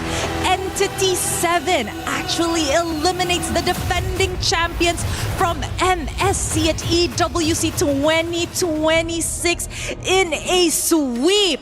Wow, first of all, Shin, congratulations. How are you actually feeling right now after doing that? Ante todo, Shin, felicidades. ¿Y cómo te sientes después de esta gran victoria? Sí, me siento bastante feliz, bastante emocionado. No le ganamos un equipo fácil, la verdad era un equipo que a mí me gusta mucho, los considero muy buenos y me siento bien, la verdad, haberle ganado. I'm really happy, I'm really excited. We didn't get a win against an easy team. There's a team that I really respect and admire a lot, and I'm really happy we won. I agree. This is definitely not an easy team to beat. So what does this victory mean for your region, South America as a whole? ¿Qué significa esta victoria para tu región, Sudamérica en general? O sea, no sé si se puede explicar con palabras, pero esto es demasiado para mi región haberle ganado a un equipo de tan alto nivel. I don't think I can put this into words, but it is immensely big that my region won against an opponent of this caliber. I agree. I think this match is a statement that the other regions are actually beginning to step up in the land of Dawn. So I have to ask you, after your loss up against Onyx in your opening match, what did you guys actually worked on to achieve such success today? Después de tu derrota en contra de Onyx, ¿qué cambiaron y en qué trabajaron para conseguir la victoria hoy? Yo creo que el draft, porque nosotros no estábamos acostumbrados a este draft, fue totalmente diferente a lo que nosotros jugamos anteriormente y yo creo que si ahora cambiamos el draft, sí vamos a conseguir ganar también. I think it was mostly the draft because we weren't used to the draft we were playing, but now we adjusted the draft and I think that if we just keep adjusting the draft, we're going to continue winning. Ooh, I like that. Very draft reliant, and I gotta say though, the meta this time around, it's crazy. So many possibilities. So of course, your next match will be up against Pro Esports, right? So how are you guys preparing for that matchup? Tu siguiente enfrentamiento va a ser contra Pro Esports. ¿Cómo se están preparando para ese partido? Pro eSport. No los recuerdo quién eran, pero bueno, obviamente ahora voy a revisar. Creo que sí nos vamos a preparar bastante bien. O sea, obviamente vamos a seguir entrenando y bueno, a darlo todo.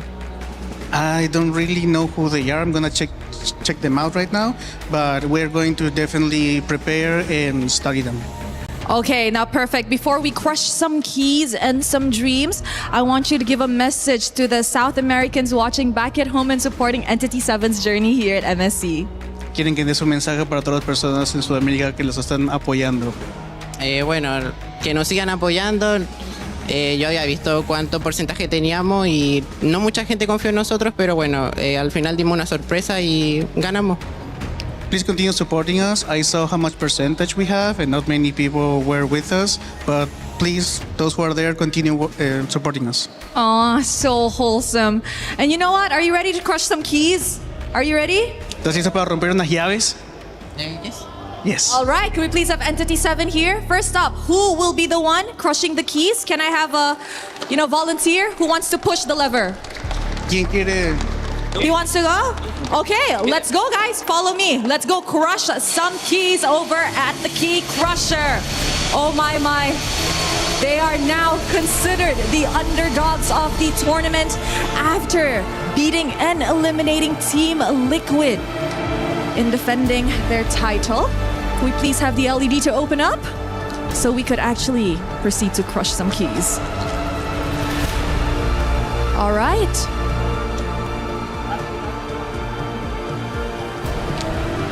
We are waiting.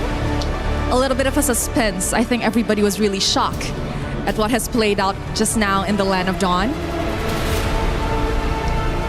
Let us wait for a little bit longer. Oh, okay. Maybe we could ask Doom, how are you feeling? Excited.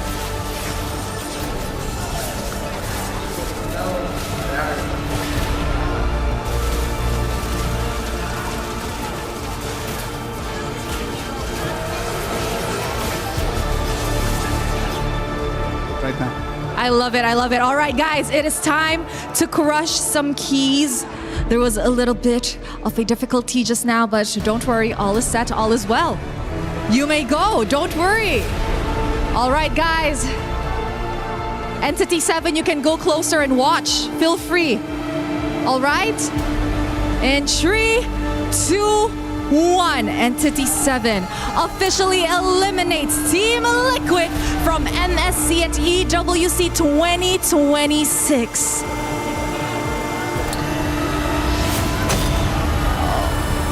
Oh, there you guys have it. And now we could pull the lever up so that we could see the keys of Team Liquid. All right, thank you very much, Entity 7. We will see you in your next match up against Pro Esports. And of course, we are gonna show the key to the camera before we throw it back to the studio. All right, guys, there you have it, ladies and gentlemen. Throwing it back to you guys. Well, it's not Vamos Team Vamos, it's Vamos Entity 7. South America not only gets a win and stays alive in this tournament, they take down the defending MSC champions, which guarantees this year's MSC at EWC 2026 will have a new champion. But more upon that, despite all the shock, despite 92% of you thinking Liquid PH would take the win, only 8% of people thinking what just happened on stage would happen, it is important to recognize the valiant effort of Team Liquid PH. It was a meta that didn't obviously work out to suit them, and it was a meta that they felt a little behind in, but you cannot doubt the greatness of what they've done in the past. We are sure they will be back. A big salute to all of you. I know you might be hurting right now, fans, but there is still so much more MLBB to happen. And to switch gears, guys, what a valiant performance from Entity 7. To have that loss and to turn it around in such a way. I mean, goosebumps, but also pride. Also, what do you have to add to that, Rimar? Because it's an amazing thing to see when esports gives us surprises like this. What an image that was, and I can't believe it's the Filipino in the panel that's going to have the first word on this, just watching the champions of the Philippines get eliminated. But it was doomsday for Team Liquid Philippines with Captain America's hide on bush. He was the one that popped the key of Liquid. And yeah, patent pending, Captain America's hide-on bush, you're welcome. It's not just Captain America, it's Captain America. Is that the one after Winter Soldier, or? I don't know. I'm not sure with where we are at. Which one trilogy. is that? Is that the spin-off? Or? But this is their moment. This is their movie. I'm pretty sure that even they're wondering, wait, are we dreaming right now? You can see that a lot of them were coming off of that like, yeah. I can't believe it. Did that just happen? No, you go up and do the handshake. I don't want to do it. Who wants to do it? Yeah. Because the truth be told, I don't even think that Entity 7 believed that maybe, hey, this could be it. This could be their moment. It just happened. Yeah. And I know with our community, we focus on a lot of what could have been and what could have been different, what could have been changed. I hope we take this moment as an MLBB community to look at Entity 7 and raise them up. I agree. We don't know how longer else they'll be able to stay in this tournament, but what they did today was legendary. Hey man, it's the GOAT's gift. That's why when you are playing up against Ghost, he expects the best. And Entity 7 this time round, they say, you know what? We will rise to the challenge. We're going to take it to you. And at first, you might have been able to say the draft. All right, they got him on game one. That draft looked pretty good. You guys both said, wow, I'm feeling a little worried for Liquid. But in that second game, it was much more even. And it was an execution masterclass from what I see. Every single moment there was a Lord that needed to be fought over. Entity 7 had areas covered. Every single time there was a potential fair 5v5, someone was pushing a bottom lane or pushing a top lane, slowing the minion wave and forcing Liquid PH to then turn around and go, wait, we can't fight this 5. We got to go deal with that. Rimar, what did you see? Because it was so many levels that Entity 7 performed well. Yeah, it was 2 moments. We've already discussed the draft, and I think we can touch on the draft a little bit as the game is going on. Now, Gideon, I will need your help for this one. So there's 2 big plays wherein Liquid forced things that, if it went well, looks great. But the fact that Shin and, can't believe it's the 2 picks, the Eudora and the Claw that I've been dogging on all day long and all MSC long, that actually ended up delivering the difference. Look at what Shin is gonna do here. Sanji will go in with the Flicker IMU steal of the Belleric Ultimate, gets 2. They are gonna be able to get 2 of their carries, the Claude and the Eudora. But look at where in the map Teddy is, just a little bit too far from the start of this. Now, if this was set up with Teddy much closer, that would have been great for Liquid, and that would have been a big win for them. But as we play out the sequence, Shin is going to do something great here. Carl TZ already uses the Falling Maple. Shin flickered off to the side, and then watch here, just has the stun ready for Carl TZ. As Carl TZ comes out of the Falling Maple, Carl TZ gets stunned up, comboed, blasted, as Doom and the rest of Entity 7 can answer. Again, this was started because Liquid found the good opening, but Teddy wasn't close by. Now I have a second play that I would like to show everyone right here. Almost a similar effect. Teddy too far. Sanford decided to go with the Flicker. Detonus welcome. Finds Shin, but not Doom. I think he was aiming for Doom, but overshot it with the Flicker, instead going after the Eudora. We play out the sequence, and as you see, as Doom gets to sidestep just a little bit, doesn't get completely demolished by JP, who jumps on him, but it wasn't in the right formation for Liquid. 2 of the big plays that turned this fight around completely in favor for Entity 7 was started off because Liquid, first Sanji, then Sanford, calling a fight with them not completely in position yet. Very different from the Liquid that we're used to. They thought that maybe they could drag out the fight, war of attrition, and then wait for Teddy to show up. But it's at those moments where we've seen in previous Melissa games, when you initiate, you need the Melissa ready. You need Muddles ready, and then basic attack. That's how you get your combo off. If that combo is off and the front line goes down quickly, you just have the Barretts with you. It's gonna quickly crumble to the point where you get Teddy sent back, you get, not even Sanji wasn't there for that fight. So them starting, that felt like 2 fights forced because they were so eager to get a win after they started feeling Entity 7 was on the way to victory. It was really a masterclass to see how some of these team fights showed up, because you look at a team that maybe isn't tested in this way, the same way that Team Liquid PH has been tested and has proven that they can survive and pass that test. And you go, one mistake, one bad fight, this game's back even, and then maybe they win, and then now you're 1-1. The momentum's gone.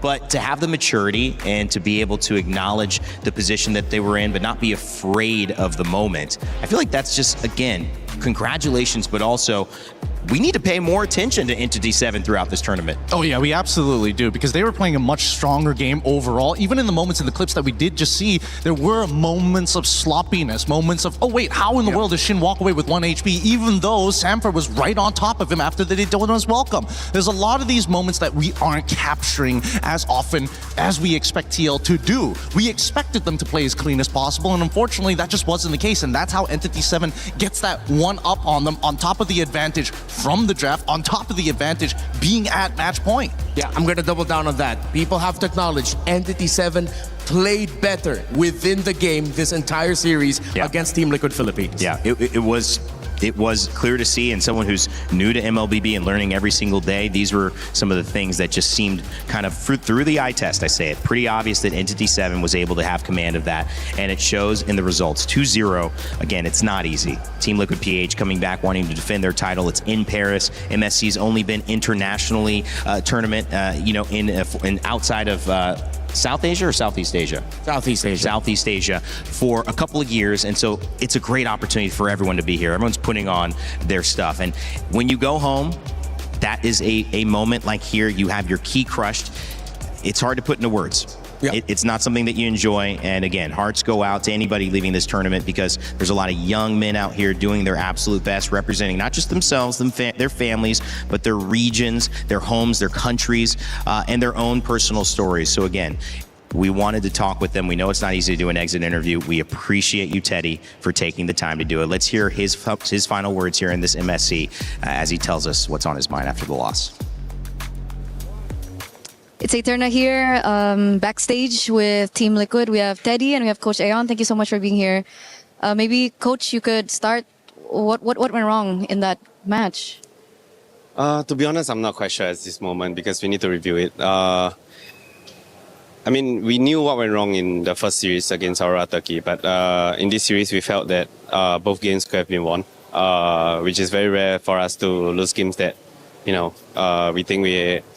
we think the draft was fine, but of course we need to review it. We don't know that for sure yet. But overall, I think with this result, it just means that we didn't adapt to the meta as well as the other teams. It is what it is. Okay, so it's more on the meta. Teddy, maybe? Do you agree? Is it a meta problem for you? Yeah, just like Coach Ayan said, we didn't adapt on the meta faster, and we need to review it. How did you feel about your performance personally? Personally, I think I didn't do my best. I didn't show my best performance, since there's a lot of heroes that I practice in scrim, but it didn't go in tournament. Okay, so if there was something that you could do better, is it the hero selection? Is it the execution of the heroes, or it's both? It's both. What was the main challenge for you personally as the player? Personally, the meta. So just the change. meta. Yeah, the meta change. So the mindset heading into this was okay? Yeah, it's okay. Everyone was okay? Yeah, everyone's okay. Coach, after that loss yesterday, heading into today, was the mentality from everyone okay? Was like the mindset, the motivation, everything was okay as well? Actually, we are really confident heading into Really today. confident, okay. Because after the loss, we actually did have a full day or 1.5 day of practice. And to be honest, the practice went super well. We even played some of the teams here, and we did really good. And the things that we changed seems to be working. But of course, we couldn't show that on the stage today, which is something that, I felt is really regretful. But at the same time, again, we have to review, because, with the players that we have with this result, I think it's fair to say that we didn't prepare the team well enough as coaching staff and, management and whatnot. So, so for me, it's something that I reflect on and learn from. Yeah. So obviously Teddy's here, but the rest backstage, how did they handle the loss? They're professionals. They will be fine. But at the same time, of course, it's going to be hard, because we came into the tournament as the favorites before the patch, right? Obviously, with the patch dropping, just 1 week before the tournament, it's going to be hard. And it's not a small patch because it really changed the game entirely, how it was played before and after. And so it became more of a coin flip, and that's why I think we see all the favorites are also losing in this tournament. So, I mean, with that said, it's going to be tough because, right before the patch and also heading into the tournament, obviously we did well at MPL and Asian Games, and we were really confident. Yeah, so it's a huge shake-up, and for sure it's not easy, not the result we expected at all. So, yeah.